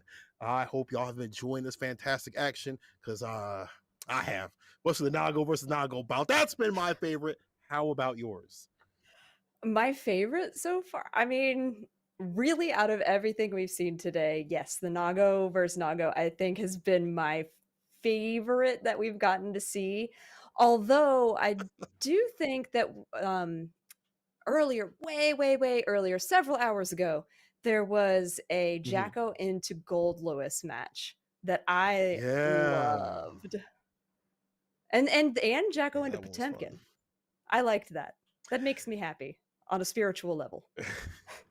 On a spiritual level, like you On a feel spiritual that, level. I was like, this, yes, more this Jacko. centers me. Yes, I love it. We get to see more action coming up soon. Like, I really feel like we have seen a lot of variety, so I do hope we get to see more Jacko. We do have a lot of variety in the U.S., so hopefully in the Canadian scene as well, we could see more of that Jacko. I personally would love to see more of the Happy Chaos. Please give me some Happy Chaos. That character is ridiculous when lapped out. It takes a while to play, right? But when he gets going, he's a threat. We've seen that, and we're seeing the action here already. Ali Z coming through with Stardust. That's Ram versus Milia. Names are switched. My bad. Stardust got the Ram. Yeah, I mean, speaking of characters that take a little while to get going, I mean, it'll take you a while to wrap your hands around Milia. For sure. Not as much as Happy Chaos. But, I mean, on a button standpoint, Ram is certainly easier for a newer player to pick up. Whereas Milia, her optimal combos have a lot more hits and a lot more button micromanagement in them. So when we saw and now I know how to say the name, Ali Z, on earlier, they were playing against Tester Lux Nago. They did take a round, or they took a game there. And with Stardust, unfortunately, they were against a Nago as well. So they finally have not a Nago in the games. Let's see how they match up against each other.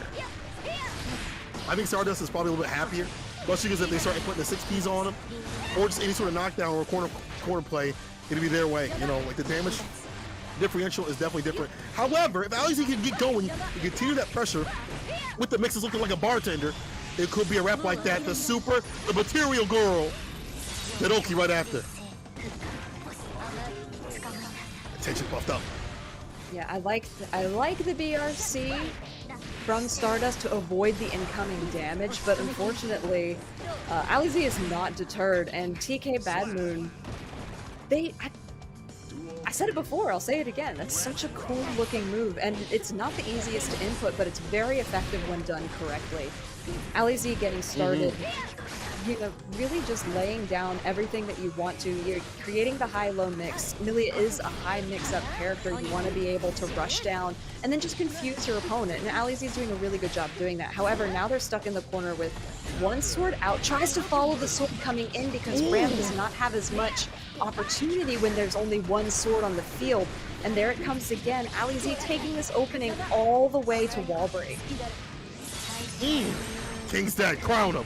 Ali Z, one more touch to seal it. Find one more good opening. Counter hit though, post slash. Gets the wall carried right there with the swords in 6-8 situation.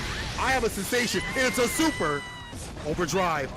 This is Oki, but Ali Z with the bar. Gold edition? Are you kidding me? YRC, 2D, BRC dash up, the super again, Stardust! I swear, I have never seen so many wake-up supers as I have in Canada. What is it with you guys, wake-up supers? Y'all are some different sort of poutine, you know? Different sort of poutine. I love it. So goodness gracious. Sheesh, as they say. But we're just going counter hit for counter hit here. And nice go.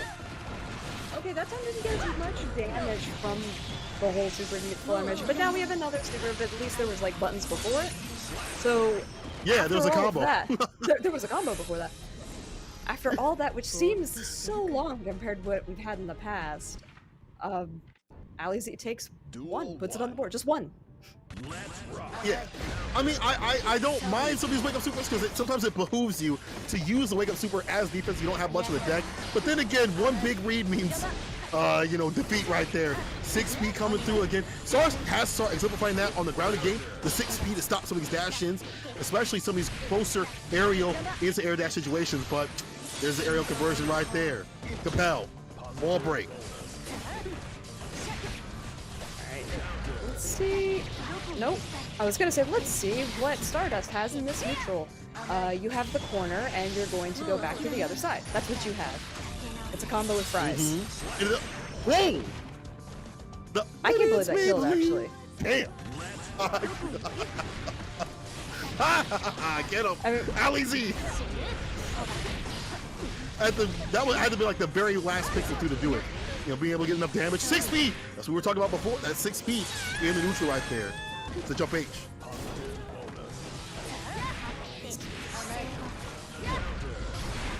you know, Alizé was put in a little bit of a worse position health-wise, but oh no.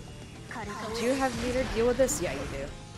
So there was just enough for Alizé to PRC to then be able to FD, all of that, but Stardust had enough meter to do another overdrive. To what? To what? But that was smart. That wasn't bad. You know, you saw the mix coming through. You stop and stay sober out here. No intervention necessary. Run the super. Absolutely not. There's the high-low mix with the double dash crossover from Alizé. Big air combo. Is this going to go all the way? End it with a bad moon? Yeah, and the wall break. Very nice. That's the Millia combo that they did in ARCREVO East too. I'm so glad we got to see it again. A burst that was not the best. This is going to give Stardust a huge opportunity to come back here, but Alizé has a full bar of tension and is still gaining it. Holy moly, hey, what yo, a counter air car. Still caught in the corner. One more sword on the side of Stardust. Runs a super. Once again, a super situation. Do y'all have a problem with supers? Do y'all need help? Y'all need an intervention for y'all supers? Because y'all just be swinging it out here. Maybe it's us that need help. Maybe we need to be taught. I feel like I'm missing something. That might be the case. This is the new meta. This is the new meta. This is ridiculous. You know what? I can't wait until all the regions get together and all the other regions have to deal with these supers. Yes! Yes, they will not be ready. And we're not seeing it. Sucks because it's working out for Stardust. You know, we have to find these options and things like that. There's different sorts of ways to use the bar, and I like that. Whatever it lets you take you far, you know, it's cool. 6P, one touch to seal the far slash. You cannot pass with that dash. Stardust getting closer and closer to game point. Ooh, I'm not sure why that sword whiffed in it, but you know what? It worked out for Alizé. And now Ram is without swords, but I mean, not that it would matter. She picks them up right then. Gets one explosion. More to bottom, nobody's surprised. There was meter on the board, so you might as well use it. Especially in the hand starters. And then just slap her out of the air. Man, the backhand. Check my wristband. Stardust. Just, you know, even more and more so now finding the combos and supers in these right times. But if I'm Alizé, I'm trying to find some calls on these supers because that's her only real form of defense, so it makes sense that we do see the super every so often. And somebody did say, you know, there's gaps like that, but then again, if I'm Alizé, I'm going to tighten it up a little bit. PRC gets the corner carry, and now you call against the wall. You might fall. PRC, get the wall splat. Yeah, just like that. Dust him. That was a beautiful rhyme, by the way. It just kept going, and I was like, I just didn't let you go. Speaking of letting go, please, no, I was gonna be like, you can't let Ram go out of this corner because she's just gonna do so much. The PRC does hit, and the burst does counter, though. Sometimes those don't work out real well when they're high up in the air like that, but Stardust actually was pretty well calculated on that, and it manages to even up the playing field pretty well. Grab, oh, you're dead. Ooh. Ali Z is just not able to close these rounds out. It's easier said than, I mean, with Milligan, remember you have to put so many more mixes on it. It's difficult because Stardust is able to find these, these ways out, these gaps like that. Can Ali Z just stick to him?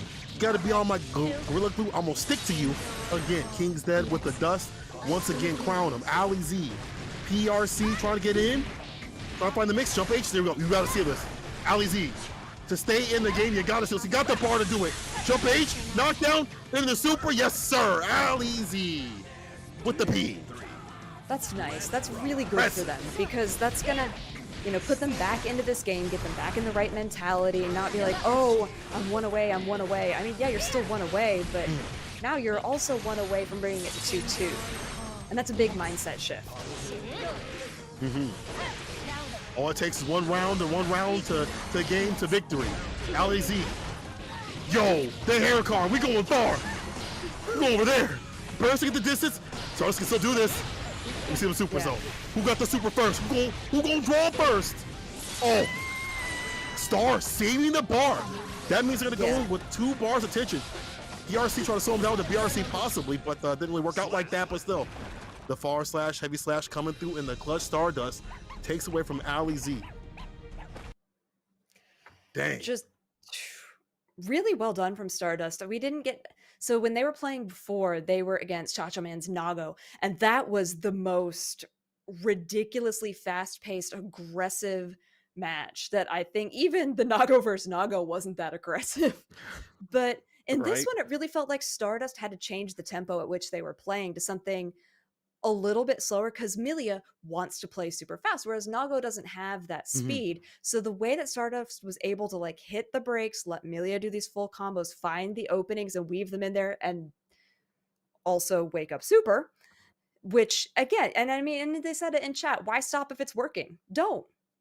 Yeah. Until it stops working, keep doing it. I think, no, and it worked and it secured them 3-1 victory, and they're going to keep moving on. And if you're keeping up with the bracket, which you can do by typing !bracket into the chat, they are going to face the loser of Test Your Luck versus Cha-Cha Man. So it could be a run back. Well, regardless, they're going to face a Nago because both Cha-Cha and Test Your Luck play Nago, so we get another Nago matchup. I just realized that. I'm super excited. I'm excited. I like watching Nago. When I play Nago versus Nago, probably not that much fun.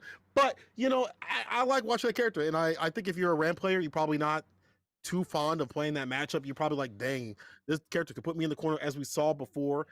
So what could be in store is a lot more plus frames with the auto zone with the clone, keep them locked in the corner. And Ram players and Nago players playing at that far slash range where they are both trying to get that hit going. We might be seeing that get it right here. But before that happens, Nago versus Nago. Test Your Luck versus Cha-Cha Man. Cha-Cha, real smooth. Move to the left. Now Charlie Brown. Y'all know about that. Y'all too young for that. Y'all might be too young. Y'all doing Fortnite dances and stuff like that. Fortnite shuffles.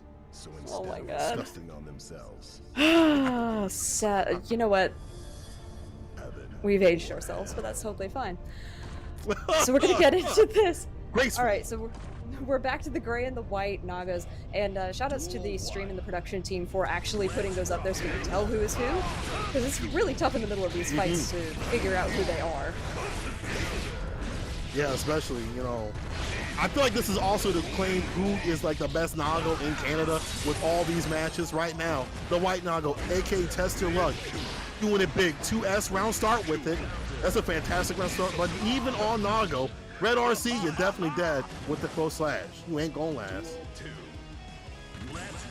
No, that's unfortunate. Wow, that hit super high. I'm surprised that it hit the target the way that it did.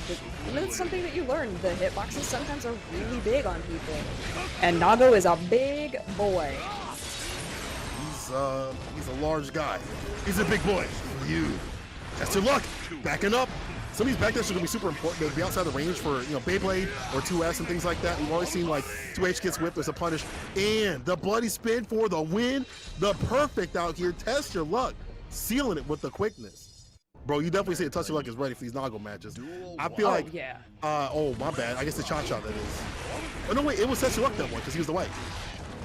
There we go. Right. Switch it up.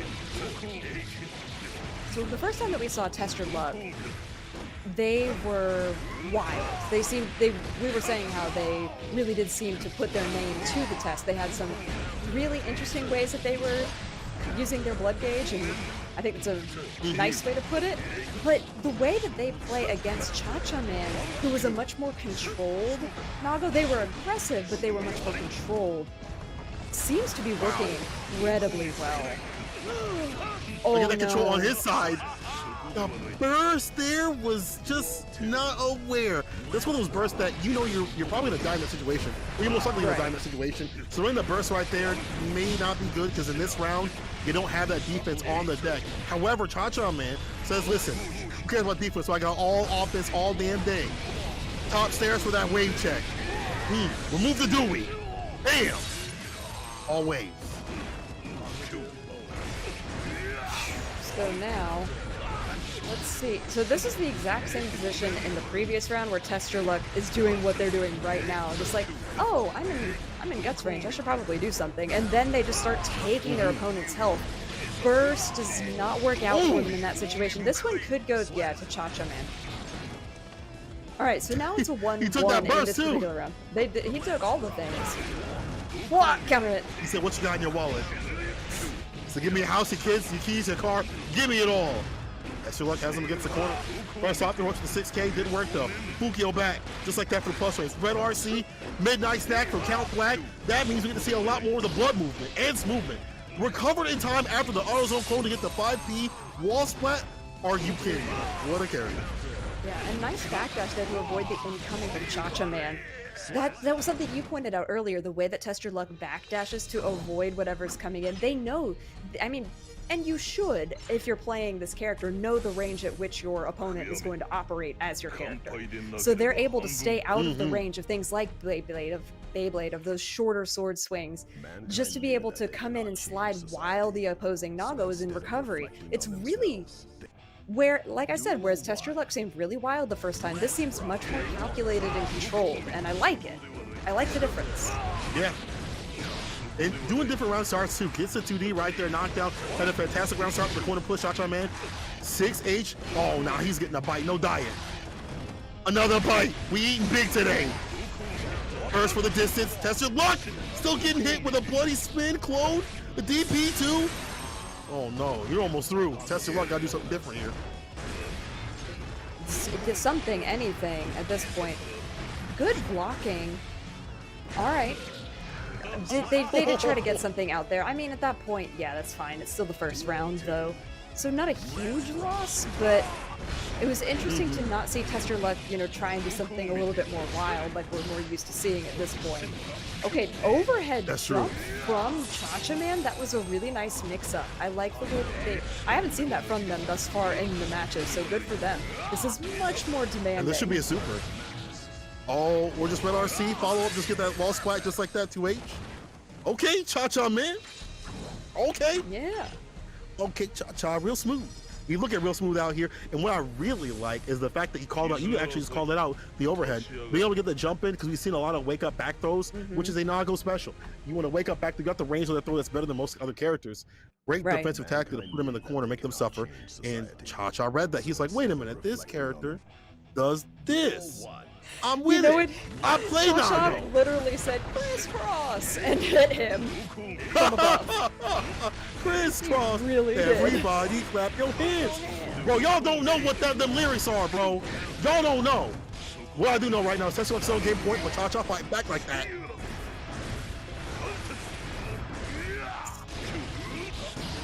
Okay, that was a big swing to contest the incoming from Cha-Cha Man, but was too close and gets hit with the crumple from the burst of the blood gauge.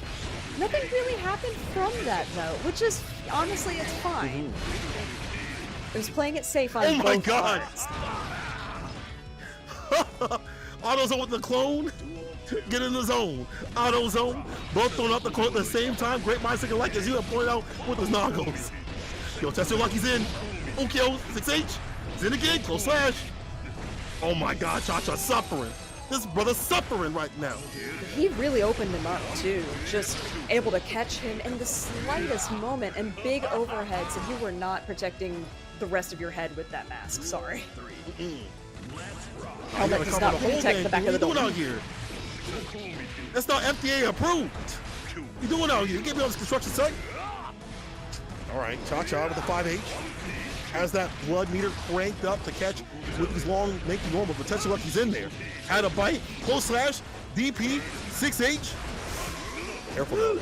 Not over just yet. That was a big counter hit overhead. Resets with the blood meter with the command grab. Just try to open him up first to get off the pressure. RC into the corner. Doesn't complete the wall combo, which I feel like is giving Tester Luck another chance at life, at winning, at continuing, and they did. Right through the bracket. Test your luck getting that full conversion. And that was at the tip of the feet. That was at the tip of the toes right there. He said you into those.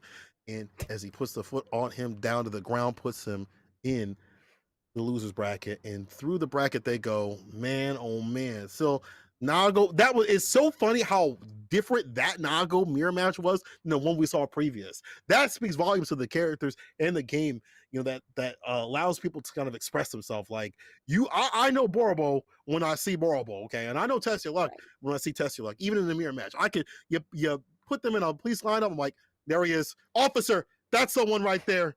That's the one that hit me with bloody spin round start. That guy right there. And then, with Test Your Luck, you could be like, no, officer, that's the one who waited until he was in guts range and then completely dismantled me from the end of the match, took me side to side, took my namesake Cha-Cha and Cha-Cha real smooth to the... He did this to me.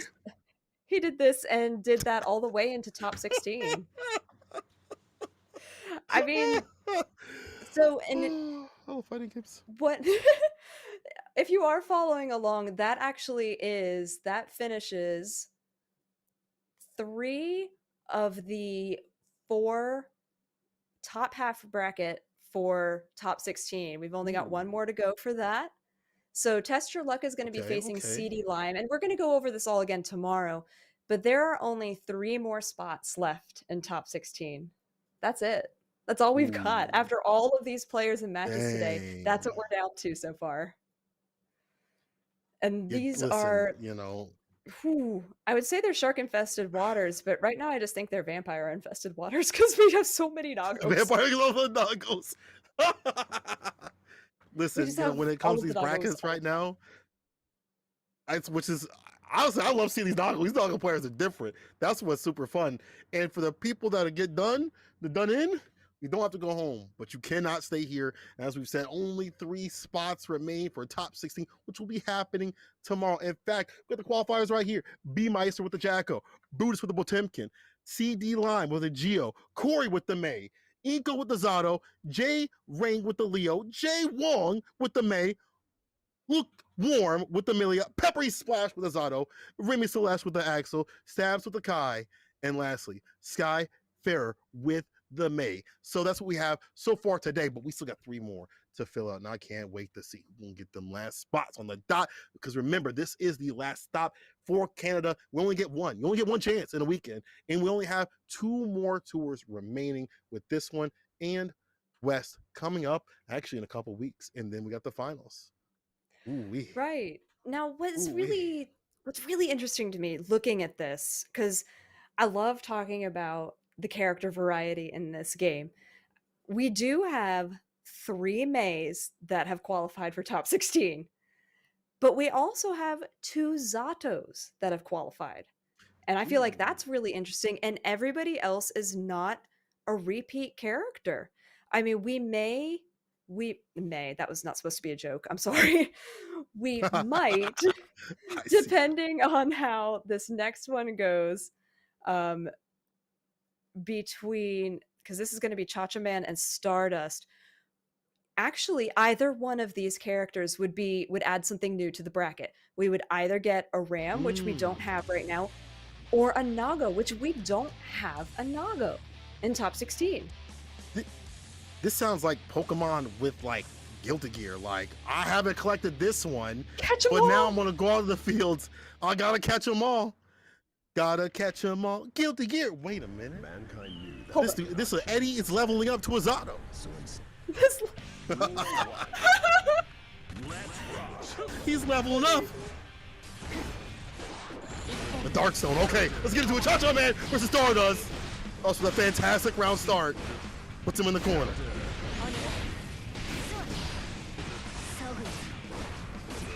And you know what? And just because I am a silly and I didn't remember this, Test Your Luck disqualified with Nago. We do have a Nago in there. We could have 2 Nagos now. Oh, okay.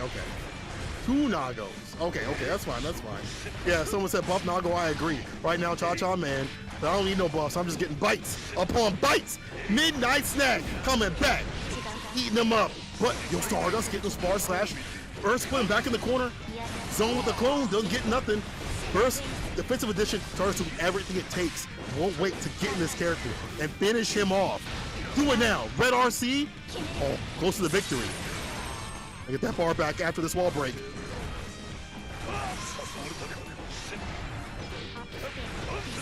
Alright. So now, oh my god, they're so even in life. Goodness gracious. No, they're not. Just kidding. Until there's the epilogue. You gotta wait till after the credits. It's like, oh, they're still alive. And then you see them fighting it out after the credits. Only one can survive. It's a Marvel movie now. We gotta stay till after the credits. Always till after the credits. That's a tip for life, people. Always wait till after the credits. And never give up until you're dead, even right now. Well, I see a lot of red. Stardust with a super. Looks like the Gundam special right there. These are really big hits coming out from Stardust right now. This is, okay, so this is a run back. So Cha-Cha Man put Stardust into losers earlier on in the bracket. So, and Cha-Cha Man did take that 3-1 over Stardust. So we are seeing some adjustments on the side of Stardust. It was 3-1. Stardust only got 1 game that entire set. We'll see what happens right now. First game might be going to Cha-Cha Man. Stardust gonna make the return over seat up in this corner. All I see is a back throw. The non-go special with a side of fries. Puts him down on the ground. Eat the dirt. That'll do it. Duel 1. When we saw this the first time, this was the match where they were both just playing incredibly aggressively and just weren't. It was one where it was perfect, back to back. Because they just wouldn't let the other person play at all. This is very different. It all, like, I actually had to look back through my notes to make sure this was the same matchup because it doesn't feel the same at all. I feel like Stardust is playing carefully, but here we are in the same situation where Blood Gauge doesn't get managed correctly and Stardust just goes, oh, an opportunity, and then you die. So thanks. You handed me the W. You didn't want to win this round. That's how you want to go down, I see. But then, again, it's so much easier to say, yeah, I'm going to match my blood meter, but it's so difficult because you get the momentum and the mode, and you want to keep the character caught up in the corner, but all it takes is just one Eris, Pukio forward or back, but just like that, you look like Edward Cullen. Stardust getting into him. Wrecking situation, has the bar at the bottom. Why is C spent from Cha-Cha for the defense, now going for offense? No way! I mean, I feel like Cha-Cha Man was stunned mentally by that. Finally woke up from it, got a grab, and was able to take the round, but there was a moment they were like, what, you just did that? And just stood there. There was no blocking, but there was no movement either. It's like, you really feel like that? Are you moving that different today? Looking like a stranger. It's not strange, just damage right here off the corner push right in the break. What? Yo, Stardust just didn't block the dash up? Cha-Cha Man said, I'm coming in. If you won't let me, it don't matter. Get the bar to avoid this. It's gonna block it out. FD. Yeah, saves him. The chip. Yeah, but unfortunately when you spend all of that meter to FD, you've got nothing tension-wise to counter the incoming, and that was a lot of damage. They've got a little bit now, almost at 50%, but Cha-Cha Man has to make this work. And look how much health. Oh, hold on. Help him! Help! Help this man! Help this man! He ran out of tension. He couldn't FD anymore. There was just nothing to do. Sometimes it be like that, You call up in the corner, and meter management is such an important thing in fighting games, It is, and with the FD system, with tension being able to be used not only for overdrives but also for for RCs and for FDs, you have to be able to manage it so well. And against a character like Bram, where you want to have all of those tools, you have to manage it really efficiently. And unfortunately, they tried. They really, Chacha Man really tried to manage it, but it just didn't work out for him. Speaking of not working out, Stardust is now struggling in this round where we're standing 1-1. This is much closer than it was before. Yeah, that's a lot better. Better round start too for Cha-Cha Man with the 6P right there. Counter hit, 2S, buddy spin, pro slash. Careful of the blood gauge though, Cha-Cha Man. Careful, oh my god, he was at the very tip, edging with it. But here we go, Stardust taking advantage of the situation where you can't spin any of the special moves. Stardust going in, trying to get that win. Hit him to the wall, make him fall. RC, 6H. Oh no, Stardust on the bar. Yeah, Chacha Man came unstuck from the wall. Just, I don't know if Stardust didn't know what to do with Nago being up that high, but it doesn't matter. They went ahead and took the round anyway, so it's 1-1 and round count 1-1. This is probably the most even we've seen these two play in the 2 full games or sets that we've gotten to have on stream so far. Burst does work out there for Chacha Man, but unfortunately, Stardust is not deterred and just goes ahead, sticks Nago back to the wall, and gets the area shift, Once which again? is great. Oh Full no, record Stardust. combo, they're Yeah, gonna the be Cha-Cha able to use this Man. combo. They got it. Yeah, and the windshield wipers, nice gaze vision, all nice and clear. What you see here is Stardust making the adjustments and making Cha-Cha's health bank look a little broke. My man's so broke he can't even pay attention. And he also be paying attention to this action right here of Stardust making these adjustments. And I feel like what's helping is I'm not joking when I say this. Stardust is putting a lot more defense on the deck. There's blocking going on. We saw a lot more of like the defense on the deck. And some of these perfects would come in the last time they fought from the fact that they wouldn't block sequences and things like that. Now my man has got the hands up hot and ready, staying steady. Commentator's curse, I'm so sorry. Punish on the super. I swear, it happens every time. It doesn't matter what we say, it's gonna happen. It's why? We I'm bring sorry. it into I'm so existence. sorry. We speak things into existence. It's the blessing and curse of being a commentator. Speaking of blessings and or curses, depending on who you are, Stardust is really far down on health right now. And depending on how this goes, good blocking from Cha-Cha Man. He could bring this to a 2-2 very shortly. Does catch Stardust out with low RCs and then just uppercuts to bring it to the 2-2. Okay. Stardust said, listen, bro. I'm coming through, but Cha-Cha said, man, nah, not today. Not today. We closed. No entry. No entry at all. Cha-Cha Man trying to make this a double jeopardy. And that would be just kind of gross. But so, Cha-Cha Man, I really like how they're playing in some of these situations. It's just, again, defense is how they have to win. And also, whoa, my man tried to go burst round start with it. Cha-Cha Man luckily blocked that out, didn't get bar to Stardust, but still, going forward. This corner position to burst off the table. Burst in the corner against Ram? You wouldn't. You wouldn't. You shouldn't. I mean, that's what it really comes down to, is you shouldn't, because look at, oh, they did try to check, Cha-Cha Man tried to check with the foot, he blocked the overdrive. That was actually really crucial to turning this round in the other direction, because that was looking all Stardust all day, and then good blocking, gave him another chance at life. Stardust did still end up taking it, but definitely Cha-Cha Man not out of it, taking the advice that you obviously inadvertently gave him, and it actually put some good defense on there to extend the life of the round. He's something obviously with this character that's Nago, but I like the backdash though. The defense, one of the better things you can do with Nago. I was on with the clone, getting in, red RC, about to have that win. Get that stick against the wall. You're about to fall. Go meet your neighbors. Going upstairs. And we're gonna meet your neighbors. Wave check. Right to the wall. Bam! Final game, final round. Cha-Cha. Stardust. Let's Oh, go. what a huge overhead, and the burst to try and stop the incoming, but there was no incoming, so Cha-Cha Man just gets to continue this combo, extend it onto the next stage. See ya, have a nice day, and good blocking up until commentators first, and there wasn't good blocking, but a YRC resets a YRC back! Stardust doesn't want to give up this corner, of course not, this is Ramland. This is how she wins. This is how she wins. Backhand. Windshield wipers once again. On the side of Cha-Cha Man. Red RC, of course, it's gonna be the bloody spin. Far slash, spin him against the wall.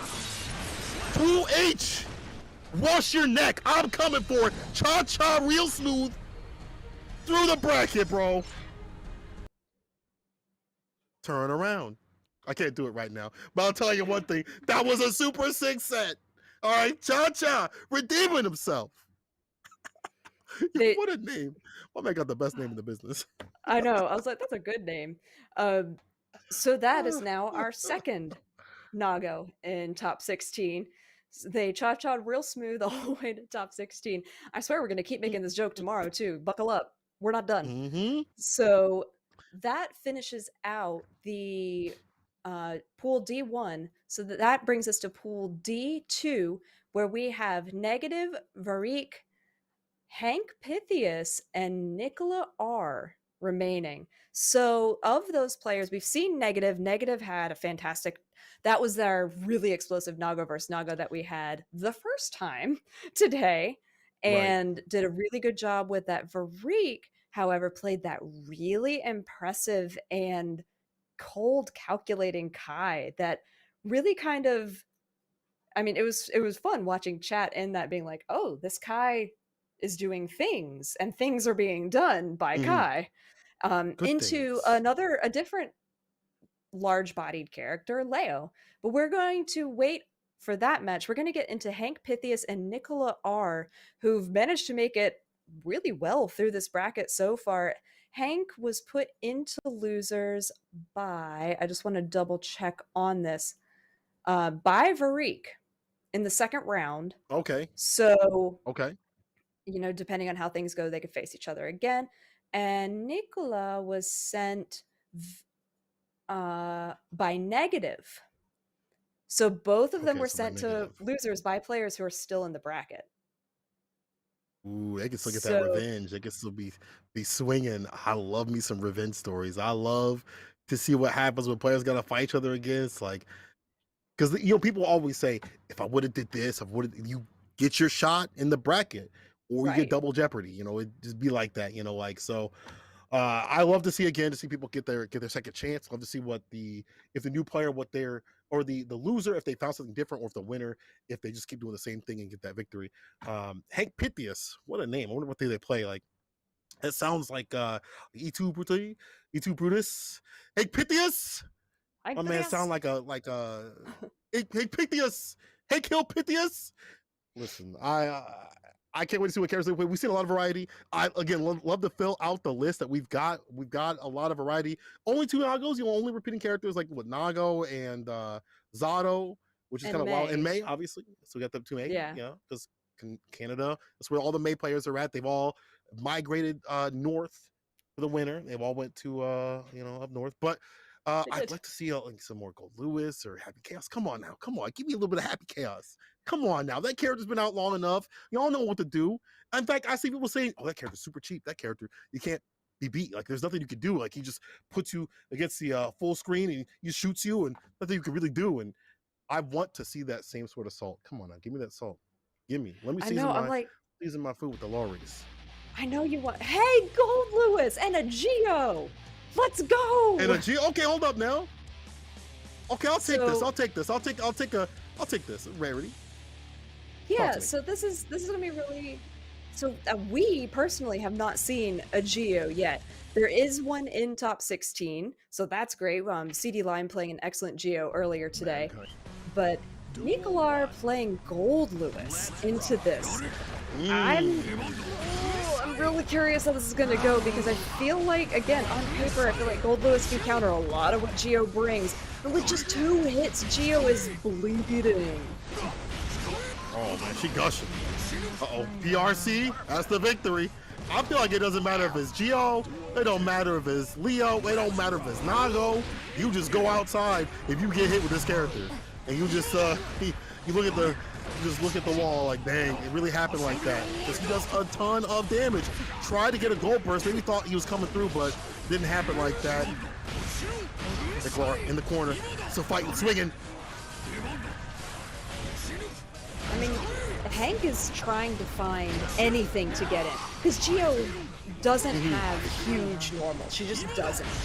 And so, but as opposed to, you know, Gold Lewis, who has gigantic screen controlling moves. And Hank just couldn't get in to get any damage started. I mean, that time they were at least able to take off a tiny little chip, but there was just... Okay, this is a much better round start. There's more health missing than there was the entire last time, but...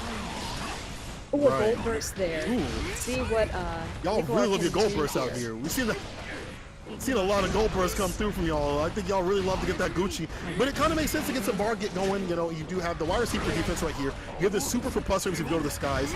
And of course, if you want to extend that, you know, pressure, no surprise, you can use the bar. Like using the bar right there in terms of the burst to get some distance. BRC backs away, coming through the play. Oh, the back dash! Yo, Nikolai, you gotta finish it though. Yeah. Oh, I love the way that Nicolar is using the different stagger states and guard crushes that Gold Lewis can put out there to be able to follow up damage, because Gold Lewis's startup times are very, very slow. So you have to be extremely careful or have great setups like Nicolar is doing. That's true. With that chip, all that from block hits. Stomp the roach right there. Stomp the yard, I should say, with Nikolai. Oh, nice. Get the whip punish. I like this. Hank getting into him, but get careful with this character when they put you in the corner. Could be a backdoor situation where they can put you in the corner or the backdash. Hank! No! Hank! Watch out for Gio, Hank! Yeah, Hank went in for a grab there. Unfortunately, it whiffed, so Nicolar was able to capitalize on that.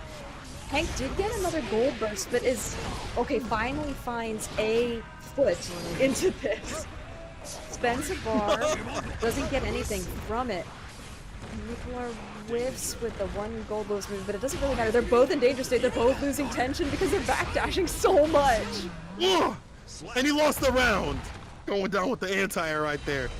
The range that Nicolar is playing is really good. Like we see them staying at a mid-range distance, and Hank hasn't put too much out to make them doubt, you know, the neutral. One of these knockdown situations, that's where Gio can really shine.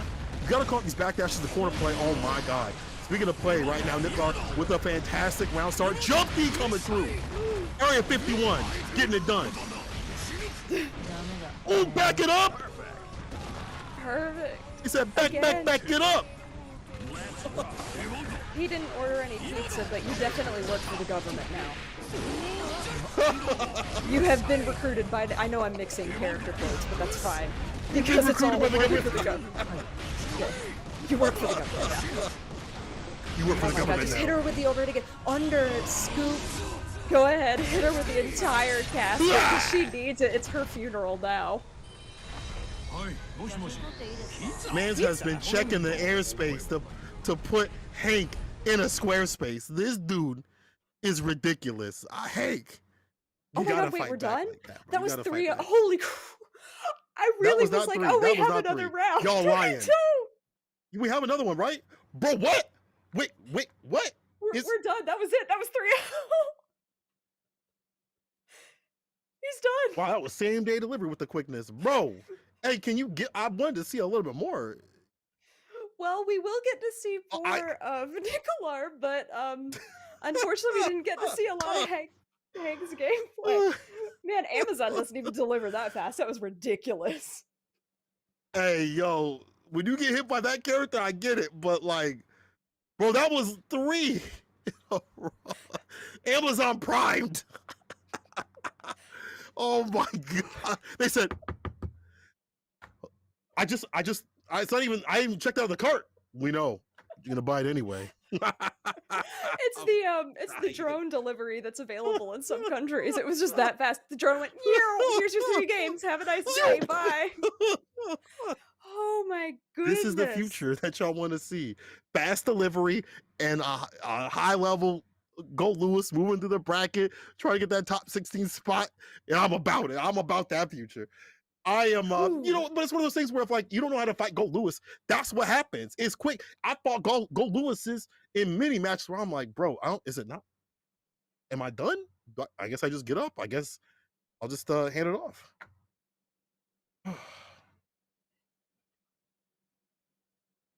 Oh,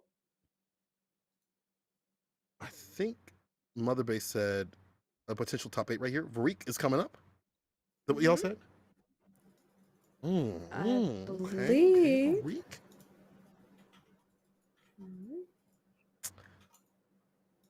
Oh, okay.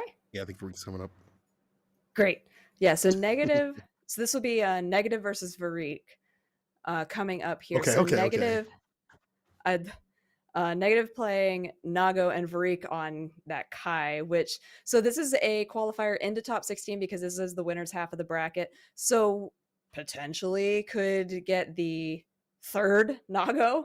We went from 0 to 2, so we could go to 0 to 3. But I don't know, the way that Varik was playing the Kai, I think there's a lot of potential there for them to continue their winner's bracket run. That's true. We definitely saw a lot of whip punishes and sound outside fantastic ranges, and a Kai with good footsies is a nothing to sneeze at right there. That's how Kai should be played. I feel like you got all these tools, but you have to put them together, and he's not a really strong character unless you're putting all those tools together, integrating the shock state plus bar. Kai by himself is whatever, but Kai when he gets shock state and bar is a good character. Now to get those things to happen takes a little bit of 9 to 5 plus overtime. So let's see if we can put us back into it against a Nago player like Negative, who knows how to stay positive in terms of the plus frames, knows how to keep that advantage. Sure. And that's one thing that, you know, if you're keeping your pressure tight as Nago, there's not much they can do for a fight. Like they can't really swing back. They do like that, they're gonna get hit, and it's night. So we'll see what happens. I like to see like 2 footsie based players, or at least a player that's about pressure and about footsies, like go at it, because like one's gonna be looking for whip punches, things like that, and then that's their momentum, and the other one's gonna be like, I'm just gonna get my momentum wherever I can get it and keep it going. So 2 very different players and characters and styles. We're gonna see who's gonna be moving on. Might get that third Nago. Either way, I'm happy. Like Kai, Nago, I'll be happy. We've seen a lot of variation though. We really have. I mean, I try not, we try not to be biased, but I like Kai. I think he's fun. So I would love to see what he can do. We already actually going to ARCREVO finals. We do have a Kai in there already. Maybe it would be nice to see some variety and have 2 Kais. But of the players that we've of the players that we've had in this final bracket, Varik has definitely been one of the most calculated players that I think we've seen. There's been a lot of wild gameplay, but he's so studied and just really seems to know exactly the combo that fits everything. It's like he's got a trigonometry degree and he's doing 14 calculations every time and knowing exactly which one is right. You saw right there. This is aware. I got the blood punish. Negative. Try to stay positive. 5K. Too far out. Burst. I like that. Woke up with the fireball. Burst off the table. Unfortunate for Negative. Let's look at that bloody spin. Forcing the burst from Drake. Right. Gets away from the bite. All right.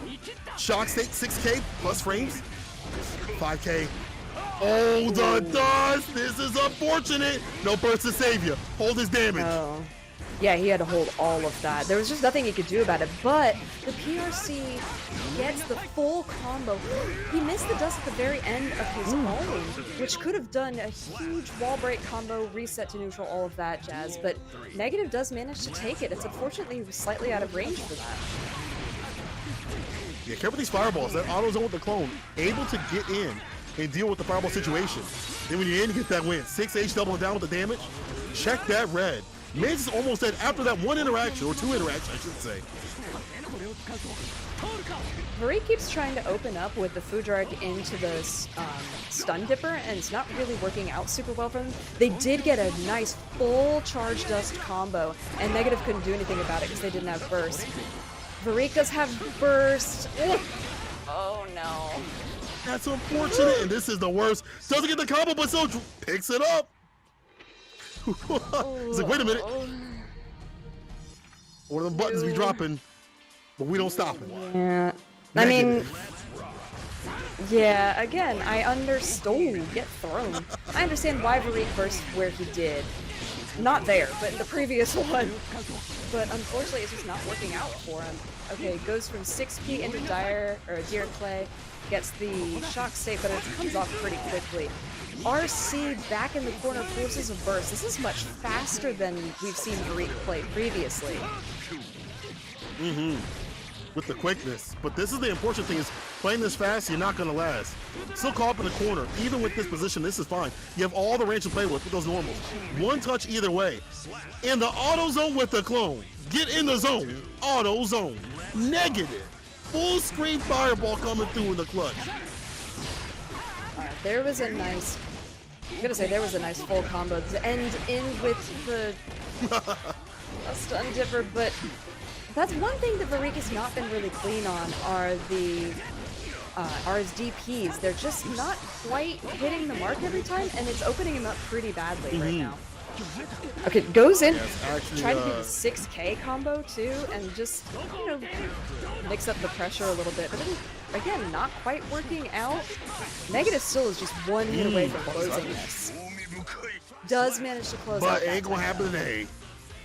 And not Barrett coming through in the clutch right there. That far slash started a little bit more work, and I like that. EP to keep him down to the ground. Auto zone with the clone once again for the plus turn situation. If you do that after you dash up after Fukio, you are plus. It is your turn. Negative again. Knows how to stay positive. Always smiling out here. Once again, we got a character like Nago. You fireball, YRC. Defense waited. Try to bait it, but the burst comes out to get the distance. Barrick, that might be a hero edition. Let's see. Meaty fireball, no vegan. The backdash to get out of the grab is nice, but no, Negative is just making the right decisions. I feel like they know this matchup incredibly well, and even a calculated player like Varric is not getting what they need. I do think they need to stop doing some of the DPs they are, because the DP trajectory for Kai, if you use the heavy slash version, can just put you at a massive disadvantage. So they've got to be so careful with that. Very different opener. Lots of stun edge coming out. You want some them plus frames, so you can't press a button. So you definitely negative. Wants to keep that pressure on 6K. In the corner, 2S, wait a little bit too long. Negative said, I'm done not pressing buttons. I'm positive on that. Red RC coming through. Flip kick, meaty fireball. Once again, he's in. 6K. Like every so often, Barrett stutter step with some of these 6Ks for the plus frames. Negatives could still get this to happen in their favor, especially that bloody bite with it. Uh-oh. Oh no. YRC? There it is. No, not the DP! Okay. Oh, the burst! Oh, wakes up with the DP! What is going on? Negative!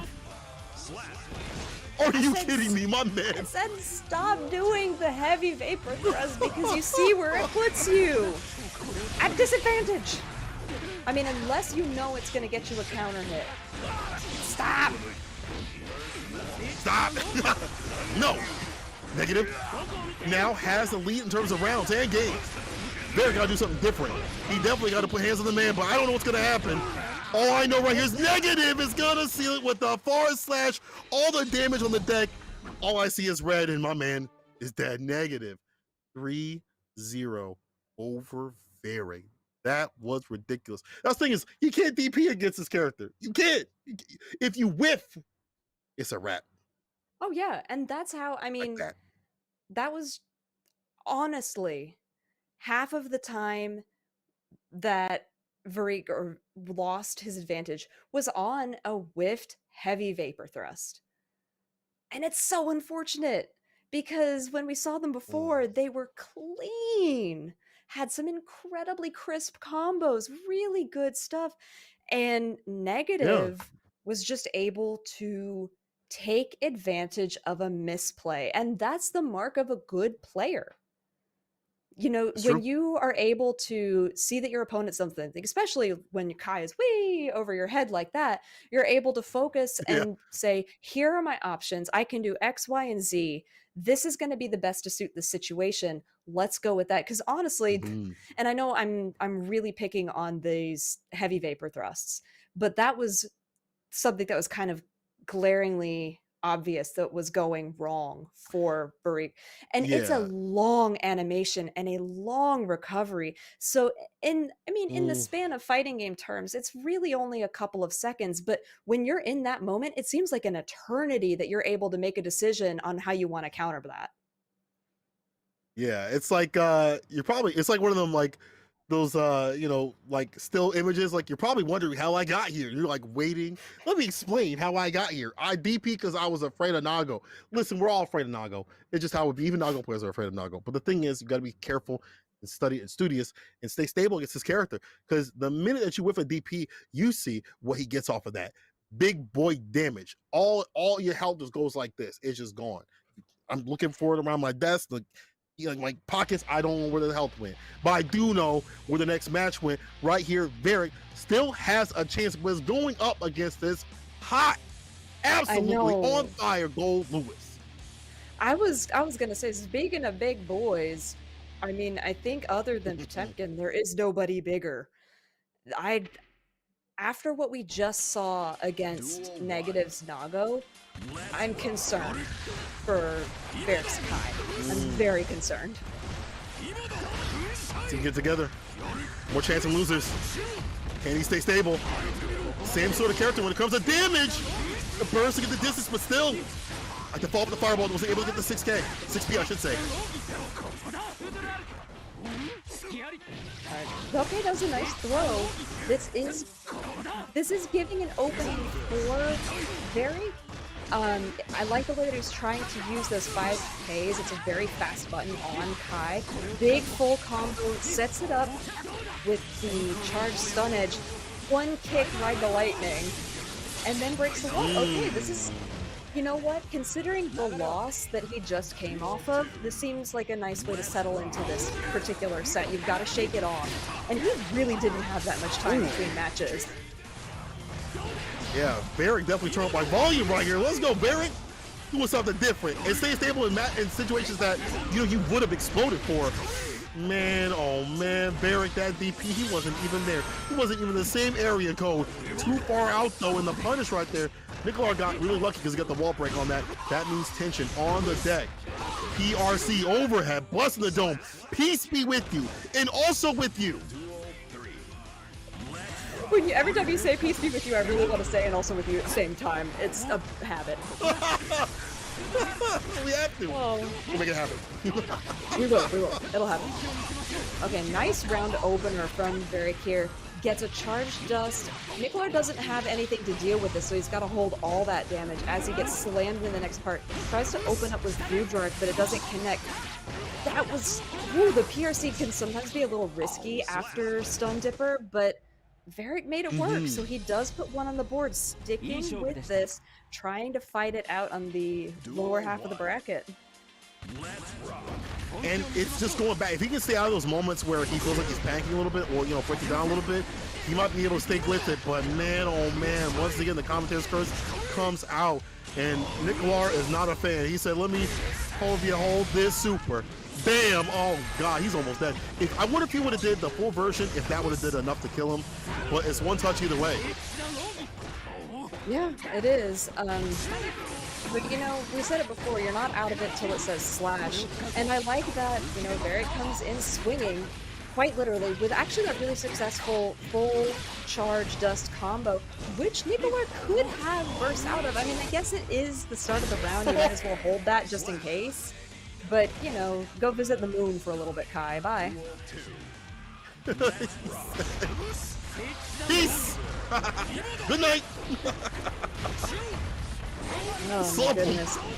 Okay, Vapor Thrust did come out and it worked because Gold Lewis is huge.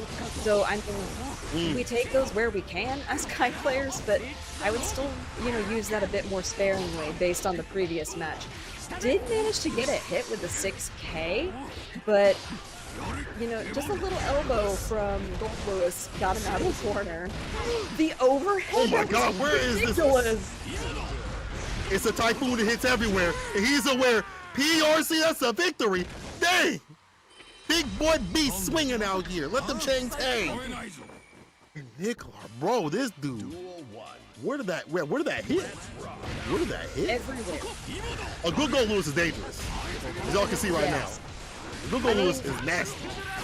We saw that at Red Bull in Las Vegas. A good goal Lewis is absolutely terrifying and something that you should be afraid of. And right now, this is looking pretty scary. Oh This my is God, he haunted. died. This is not even haunted. This is cursed. This is cursed. Bro, just watching this character just watching anybody get smoked by Gold Lewis is a treat because Gold Lewis doesn't have to work. I mean, there's a lot of execution that comes behind these swings, and picking the right one to get it done takes a lot of work. And you're fighting a character that does fight Gold Lewis very well. You're not seeing it here, though. What's clear is Nicolar taking the move once again. One-way ticket situation. I mean, it's a really Let good that thing thing that swing. he includes the coffin in that death because it'll lessen the funeral cost after all that. Jeez. He's just like, hey man, you know, go to the family, knock on the door, sorry for your loss, but I also helped clean up the mess. Oh my God, you be feeling depressed. Chicago punish from the back throw. What's the positioning though? I don't mind that too bad. Oh no, No. not Oh looking my too goodness. No, Nicolar is looking so incredibly strong. Does get hit by the charged stun edge, but you know, he's just not afraid. He doesn't have to be afraid. If he hits Kai once, he's gonna die. And he has burst. And if he ever wants to use the machine gun, which we haven't even seen. Just keep that in mind. We haven't that's seen the true? machine gun once. Oh, it was there for a Oh, second, he tried but to he whip didn't it get out. out of it. Still gets He's hit with gonna the burst, dust. he's gonna Okay. burst, he's gonna burst. Is he No, running? he dropped it. Oh, the drop of Barrick. No. He dropped the dust combo, the one that he's been hitting consistently every time he dropped it. I think the nerves might be real. I think they are. You know, Nicolar be swinging out here. Big DP though. First went right back in the corner. Nicolar's making a lot of money up in this corner situation. The side switch though for Barrick. Back dash. Back throw though. Nicolar. This could potentially be a one touch. A throw. Meaty fire ball goes super. Let that thing swing. One more touch. With RC. Yeah, Barrick gotta get that wall splat. Oh my god! Challenges with that teeny little area into air. Oh my god, does he pick it up? No. Doesn't pick it up. Put in the shock state. Does catch him. What do we got? Oh! The dust. Charged dust. Whew. Alright. Bring it back. It's 1-1. Still set point for Nicolar though. That burster, sometimes it gets you. That could have been it for Nicolar if they had just went for it, but right now they're about to seal it. Barrick trying to stave off set point for a little bit longer. Let that thing swing! Like a couple of these! Nicolar! With the big point damage! Put him on the table! Put him on the table! Oh my God! Oh my, it's over. It's over. Stick a fork in him. He's done. Oh my Done. goodness. He's What? done. Okay, so in That the was last treacherous. in the last 5 seconds of that gameplay, what Varric had done was did the charged stun edge. So the charge heavy slash stun edge. And because Nicolar saw it, didn't get hit by it, jumped over it as it was incoming, because the startup on charged stun edge is really long. I mean, considering the time of the game. And went over, got in with the overhead onto Kai and was just able to take it from there. It was really smart, observant gameplay. The way that he was able to just be like, oh, I know what you're doing now, and could take it out. So that brings us to the end of pools and to top 16. So in winner's side, we have Peppery Slash versus Negative, J-Rain versus Remy Celeste, CD Lime versus Test Your Luck, and B-Meister versus Corey. Take us through the lower half. Oh, lower half. That's losers bracket. That's the losers bracket. It's time to slow Stabs down versus here, Nicolar. so I'm reading, okay? You know, it's not your fault. I'm not making fun of you. I know. I've heard it all day. It's a losers bracket. I just get that esports stuff out of here. It is losers bracket. Stabs versus Nicolar, J1 versus Skyfair, Inko versus Cha Cha Man, Bruce versus Lukewarm, and with the qualified characters, Jacko, Potemkin, Geo, May ×3, Zato ×2, Leo, Milia, Axel, Kai, and Nago ×3, and finally, it's Gold Boy Lewis. It's gonna be ridiculous. Y'all better put your bibs in because you're gonna be feasting and eating tomorrow. Ooh wee. Okay, so that's 10 characters. In a top 16, 10 of them are represented. Honestly, I really like the mix. I really do. Dude, I mean, I feel like this is going to be a really exciting set of characters into each other. I mean, in particular, Peppery into Negative is going to be. I mean, okay, every one of these matches is going to be great, but things that I'm personally going to keep my eye on: True. Peppery versus Negative. I think Jaywong into Yeah. Skyfarer is definitely going to be one to look out for in the losers bracket. And then Brutus versus Lukewarm is another one that I really want to keep my eye on. Just because we've been able to, see some of the way these guys are playing, but not against each other. And I really feel like these competitors are going to bring out some exciting and interesting gameplay that we haven't gotten to witness thus far because they haven't been pushed to their limits yet. That's absolutely true. I agree with all that. Those are literally all the matches that I wanted to see. And today we've been seeing some great action. I want to give a big shout out to the Incendium crew for coming through, you for commentating with me as well as Dynamite Dan and Fawn on the mic eye, and all the players playing all the way to this top 16 have been fantastic. And we still got more great action tomorrow. My heart already hurts right now. It's already palpitating. I'm already gonna get a noise complaint from screaming. I don't know about you, Jay Lynn, but I'm gonna be in some big trouble. I'm gonna be in some big trouble after today. But tomorrow, getting more trouble, right? Right, exactly. But before we get into even more trouble, let's give a shout out into our sponsors. So, first of all, we want to shout out Hitbox. This is the fantastic custom art design that each of the players who make it to the top 1 and 2 of every region will be getting, as well as their ticket to ARCREVO finals. This is the custom Hitbox. So, Hitbox, ergonomic design really does save your hands. I've said it every single time I have been on one of the ARCREVO streams. I just switched to this and it makes a huge difference. I can play for so much longer because my hands don't hurt anymore. And it really does make your buttons pushing so much more intentional and your movement more intentional. So if you haven't checked out Hitbox, go ahead, check them out because it's worth it, especially if you're experiencing some kind of hand pain or things like that. It does make a difference. It really does. And so shout outs to them being sponsors for the stream and for Arxis for providing that really sick Guilty Gear art. Oh, that is, y'all lucky I entered this tournament. Y'all lucky I entered another tournament. You know what I'm saying? I would have taken a flight out to move, but we should move on to giving some love to the Child's Play people for giving, that $20 per match like that in towards charity towards them. I want to give some love out to ARCREVO for doing this. And then also the love to the players out here. Remember, it's $20 per match played. So if you're in the West Coast, you haven't entered, there's a reason to enter. Even if you're, thinking to go 0-2 and things like that, just play to help out the children that are out there. And as you have pointed out, it's just difficult to sit out there and, stare at a TV screen of watching my Days of Our Lives or something like that. Nobody wants to watch that. Give them something to do that's sick and cool. And maybe when they get done and they're all healed up, they can come out and play with us, in the future. So we definitely want to show that support and that love that the FGC is known for, because the C stands for community. So thank you again to ARCREVO, or I'm sorry, Arxis and Revo, and everybody that's been coming through in ARCREVO just in general to play. Right. And in case you are in the West Coast and you do want to register, registration still is open.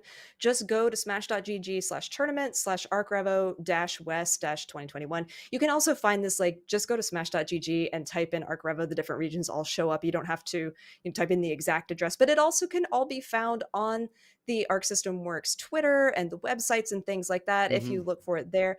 And registration closes February 3rd at noon Pacific. So you have plenty of time to sign up for that. And once again, every match that gets played, $20 towards Child's Play. It's a worthy cause and it's free entry anyway. So you just get to donate to charity for playing. Yeah, it's cool. For playing. Usually before you go outside, you have to sign a sheet on someone's board or something. I don't know where this goes to. Well, now you know where this goes to. And all you got to do is play some Guilty Gear. And people, we're going to be playing more Guilty Gear tomorrow on this stream, Top 16 ARCREVO Canada. Remember, same time, same place, same space. Come back for some more Strive, and we'll see you tomorrow. Peace. This is Grand Finals ARCREVO get into it.